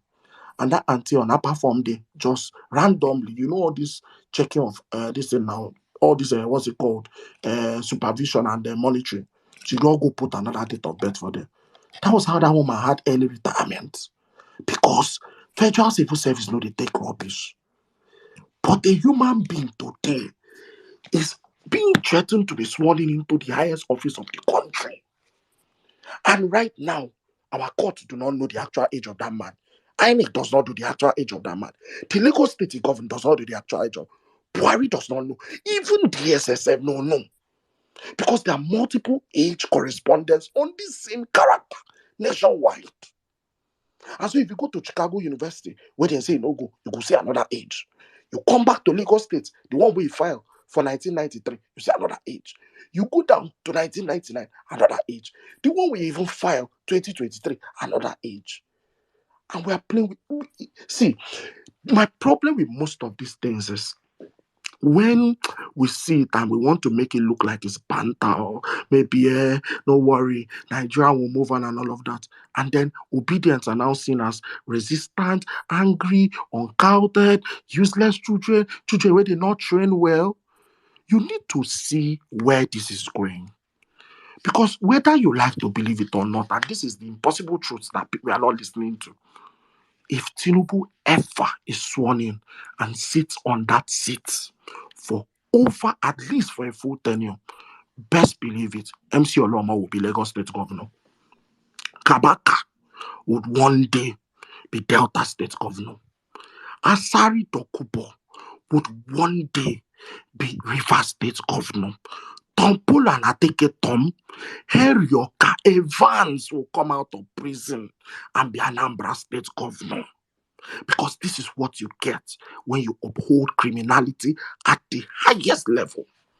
When you do not have institutions, this is what happens. And so we should not even commonize it to, everything has collapsed in this government now. Doctors were leaving. There was a poor health condition in the country. And somehow a minister of health woke up and said, doctors should go into the farm, that we have sufficient doctors. Some of them should start picking up new skill like tailoring. Doctor wey go any country for the West, they find it with torchlight. America is now breaking down laws for them to be licensed. Nigerian and you wake up and say, those doctors you have, when not rich, may them go learn tailoring and carpentry. That is the country we're in. My submission is very simple. Whatever they tell you to do in this movement, or whatever your spirit leads you to. Now, why at this point they say, me, I don't come up body for anybody who won't just carry your matter for your head. If your spirit say make you do anyhow. Do you understand? Because at this point, we are all fighting for the soul of Nigeria as we have always known it. Because anything we pass today, you be fit columnist, you be the guy we say make them go born country, you be us we say make we do strategy, you be the people we say make them sabi body. All of us are at that very crossroad where we are terrified for the possibility of the Nigeria we see. I, for one, spent 22 years in academics as an active going to school, as it done at the ring bell crown. I did go school alone 22 years. I know they count my postgraduate studies. And you want to tell me a man who cannot define his primary and secondary school is going to be my president? Which means that man cannot sit on a board where he's negotiating with Vladimir Putin. How does he negotiate loans? How does he negotiate foreign policy? How does he set the agenda for the countries develop? I don't understand whether we know they know. You say he's going to set up a tactical team, go rub you dry if you as a leader does not know what you're doing. They think it's Baba Sokpe here, Baba Sokpe there. We need to all keep to fight for the soul of your country. However you want to do it at this point. Otumba, Sada, at this point, I think we should just come out. Let's just lend direction to the obedience and then come out body for anybody who won't do anything. Because at this point, we are very, very terrified. The possibility is doomsday. The moment you realize it like that, you'd understand the expedience of action in this very election. I'm sorry for coming to spoil your night, because I obviously most of the folks where they listen here, na night then day. But think about it. The federal ministries, parastatals, government agencies, everybody had sense until these criminals took over the asylum. Right now, DSS, they could just wake up for money, go to boss judiciary. You're forgetting that this is the same DSS that they said busted into judiciary houses and were arresting corrupt judges, how do you expect those judges sitting in the Supreme Court to deliver a verdict of fairness with fear?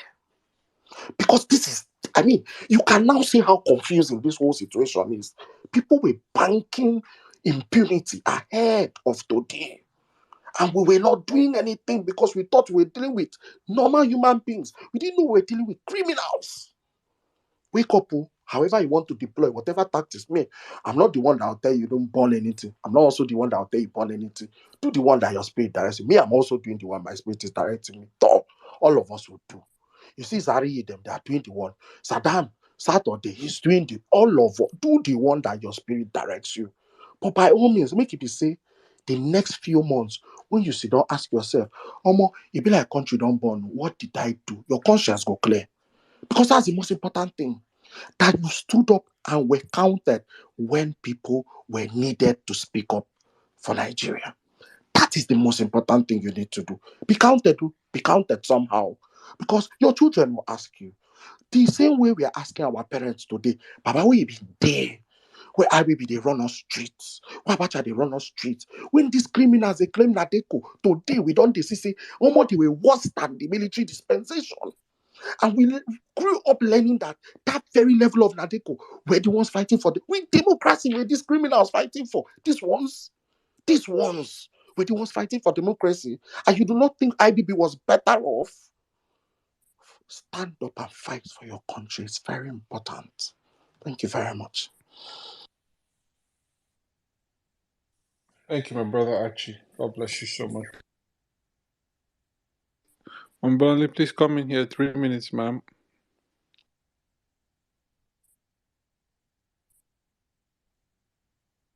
Hey, yes, Sos, how are you? Thank you. I wanted to just come and put some emphasis on a few things. First and foremost, people need to understand the importance of keeping the fire burning. Because right now is not where, we're at the Red Sea thinking, oh my God, it's so bad ahead. But God is about to part the Red Sea for you to cross to the other side on dry ground. We need to stay focused. And the other thing I wanted to say was, so I was speaking to a cousin who I didn't know was a cousin. He's in the obedient movement, older than me. So he, on his father's side, related to Abibat Mogaji, who Tinubu claims is his mom. Right, so he now gave me a different kind of slant to this. You know, none of us quite know who this guy is. He was like, he went to primary and secondary school and then came to work for Madame Mogaji. And when he was working with her, you know, she was really into politics and stuff. So he was like the Agbero. And it makes me understand why he makes that use of Agberos, right? Because that was who he was. At some point, he stole Madame Mogaji's money and went to America because at the time, people were going. He also reminded me that at that time, if you had your Nigerian passport, you don't get a visa. You don't need to. You just turn up and they'll just stamp it. That's how he got into America. He was a cab driver and then got into the drug trade, which obviously he's been doing since then and has not stopped. Right. So here's me challenging him and saying, look, basically, they're saying us, the Omoikos, the Lagosians, have been quiet and, you know, we have allowed what happened. And the culmination of it was what we saw on the 18th. He agrees with me. But he was like, do you actually know Tinubu? He said he knows Tinubu. He said most people are scared of him. He's a very dangerous man. You know, he said, which is the reason why he cannot go near Aso Rock. And I just thought about it. I was like, come on, you know that they're really trying to make sure that nothing stops him being sworn in. Yeah, because once he's sworn in, commander of the armed forces, Nigerians are at his mercy, because soldier will, when he hears go, he'll go. When he says keep on going, they'll keep on going. That he will unleash the army on Nigerians. Another interesting thing, because everybody has said his name is Amoda Guleri and all the rest of it. So while my cousin didn't said the Tinubu surname itself is made up, that Tinubu, really that name comes from Cotonou, but he said he'll have to dig a bit more. The interesting thing that he was saying to me, when we were trying to work out age and everything else, he was like, Tinubu has lied so much he doesn't even think he remembers what his real age is. And it was only had he not been caught, when he knew he was in trouble. Mommy, please, can you wrap up? Yeah, I'm wrapping up. He obviously ran back to Nigeria. Also, apparently, the 460,000 US dollars. Apparently, it was closer to 1.8 that they actually got from him, right? The rest of it is still unfolding. So basically, we have somebody who we know, apart from them saying his name is Ganiu, he does come from Ragbeji, or wherever they say that place is, and he cannot go near Aso Rock. We need to keep the pressure on every retweeting, making even do a video, right? I really say, because it's not a good look. And also, did everyone see the executive order that Biden I just saw it yesterday, executive order, about how he's going to sanction the drug dealers and drug barons and all the rest of it. That in itself is another reason why Tinubu cannot be our president. So yeah, I thought I'll come and share my gist with you. I yield the mic. Thank you very much, ma'am. God bless you. Jobedience, are you ready to speak? Otherwise, let's take a well-meaning Nigerian. Jobedience, the Had the mic. anecdotes. I I'm mean, not. everything we call I them. know. Sorry. Anecdote man.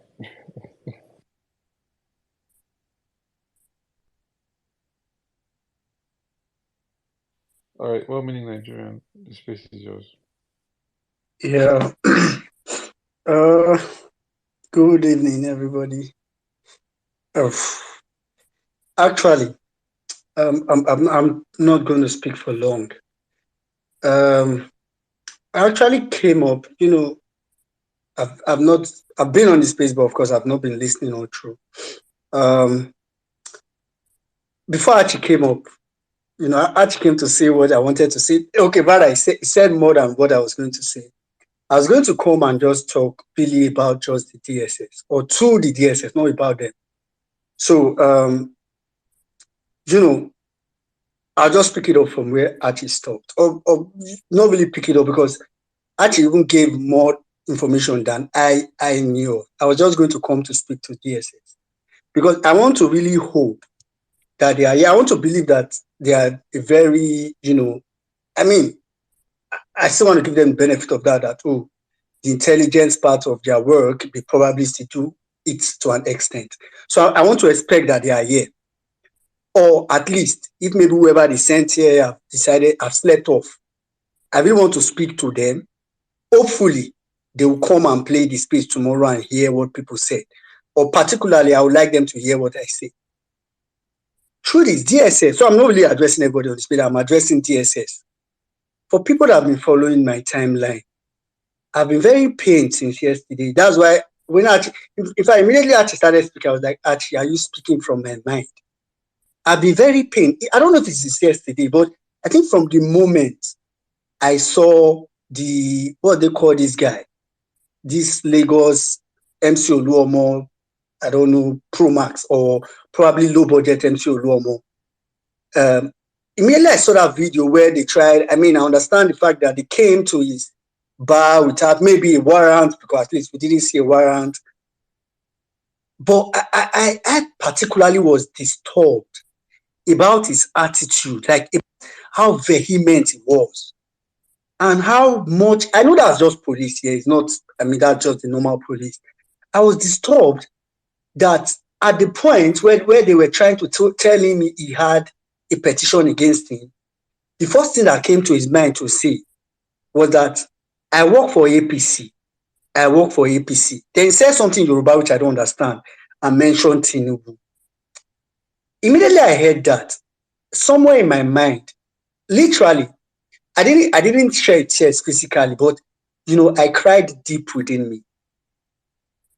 Truth is, what APC is doing to Nigeria, people don't, I think people just only see the part that has to do with standard of living.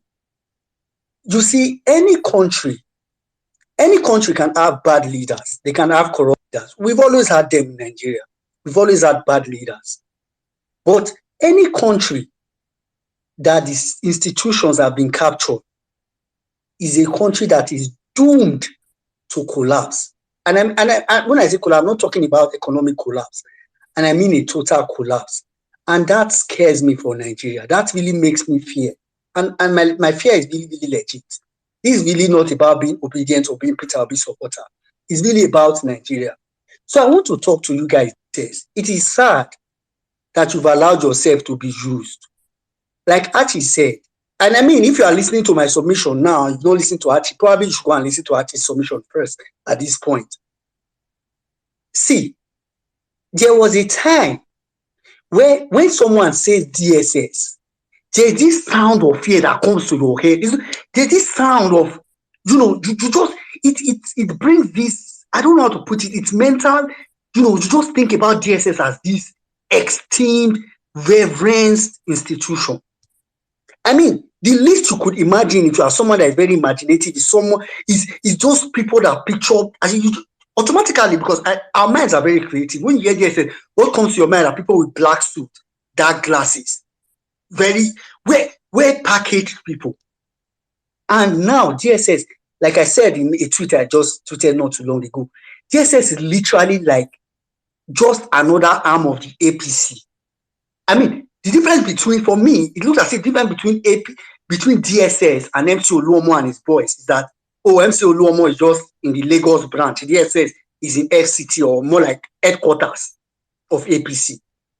So DSS, I just want to tell you from my heart, as someone that really loves Nigeria as a country, that I'm really disappointed in you guys. If you are here and you are sent to represent, please relay in your report to your Oga, relay it to your Oga. Personally, and I feel like a lot of Nigerians that know what institution means. PDP, I don't like to regard APC as a criminal organization anymore, because PDP were criminal. PDP was corrupt. PDPs, they were greedy. But one thing PDP tried to avoid doing as much as possible is not to totally kill the institutions. You see these institutions that even Obasanjo came in and created some. Good luck, yeah. They try to maintain this institution, because some of these people know how bad it can be if you destroy institutions. You can have bad leaders anywhere. We can talk about having bad leaders all over. But APC is killing, literally, our institution. And I'm scared. Because, we can say, the army, this and that. I feel like the army is probably one of the very few, or probably the only institution that the APC have not penetrated fully, probably just penetrated it partially. And I'm scared of if Bola Tinubu gets sworn in. I know he will not be president for so long. I know he will not be president at all.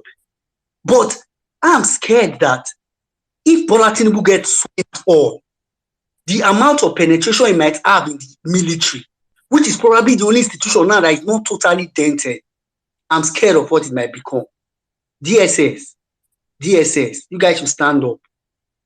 You are an institution. You are not just one person somewhere stand up. And I'm saying this really from a place of deep concern. I hear the mic. Thank you very much, my brother, well-meaning Nigerian. DSS to me back then, before APC came, were these elites. You don't even see them. You don't. You only just hear their actions, or you see, you know hear the things they do. You never see them. Elite organization, but right now only God can save us. All right, guys. I think at this junction I yield back to Sirdam. Thank you very much for joining the Violence Space. It's been a wonderful ride listening to intelligent, well thought submissions from well meaning Nigerians cut across every part of the world. Please let's remain focused. Let's keep hope alive.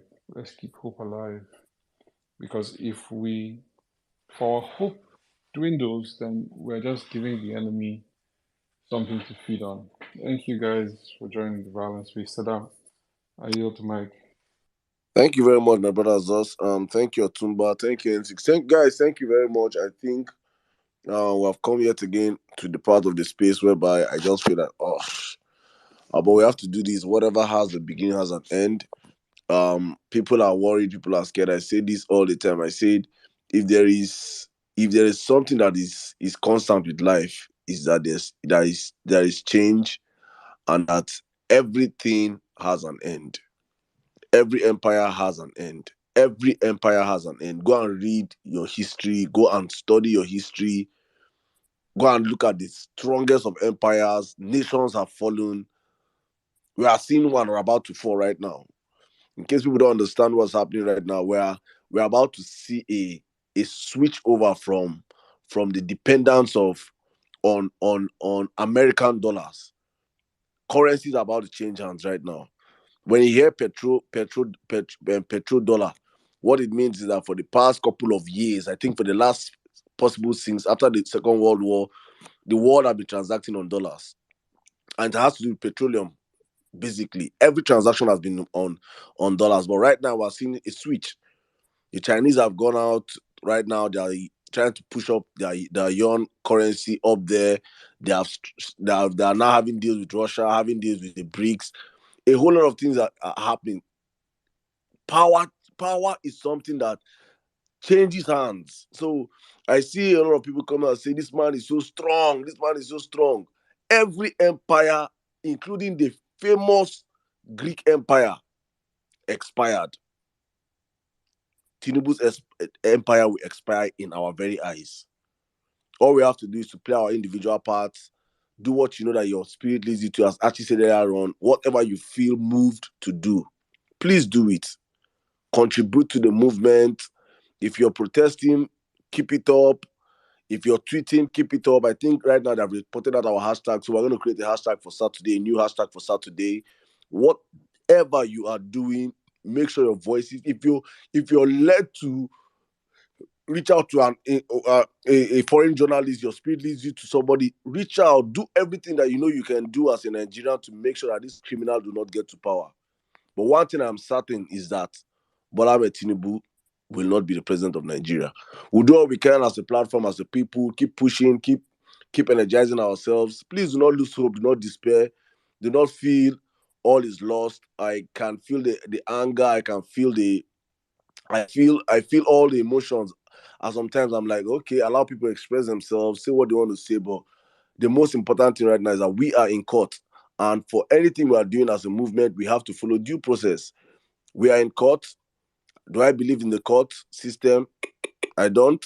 But do I believe that I'm not going to say strong arm right now, but we can shed light on the judiciary for them to reclaim their position in the committee of institutions. Let it be the last institution that APC have not finally destroyed, because we keep seeing it every day that APC has destroyed every fabric of our nation. Every institution have been bastardized by APC, and we're now seeing the last of them, the last institution standing, which is the judiciary. And we're going to do our best to make sure we hold these people accountable.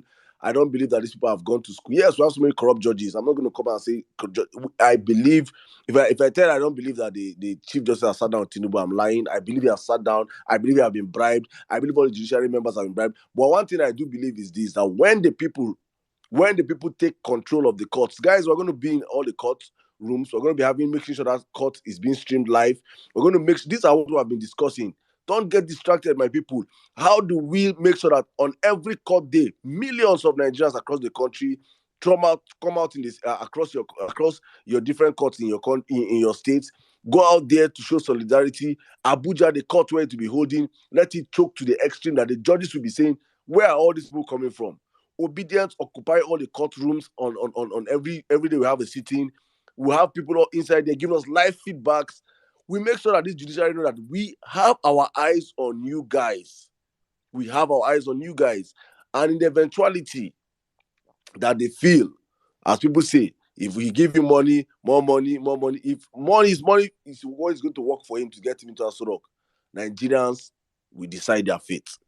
And when Nigerians decide their fate, we'll be all here seeing the reset that we've been talking about. So my people on the platform, I just say, please, thank you so much for sticking with us. Thank you for the support. Thank you for the violence behind the scene. Please, on Saturday, our space, as we said earlier on, we agreed on this platform that every Saturday is going forward.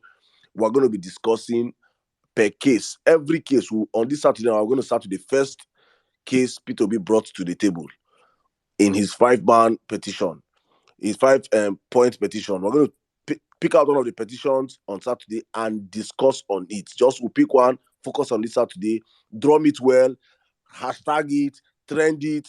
Let the judiciary know that we are back on focus. Please, guys, stay focused. Tomorrow, new propaganda will come out. Do not get distracted.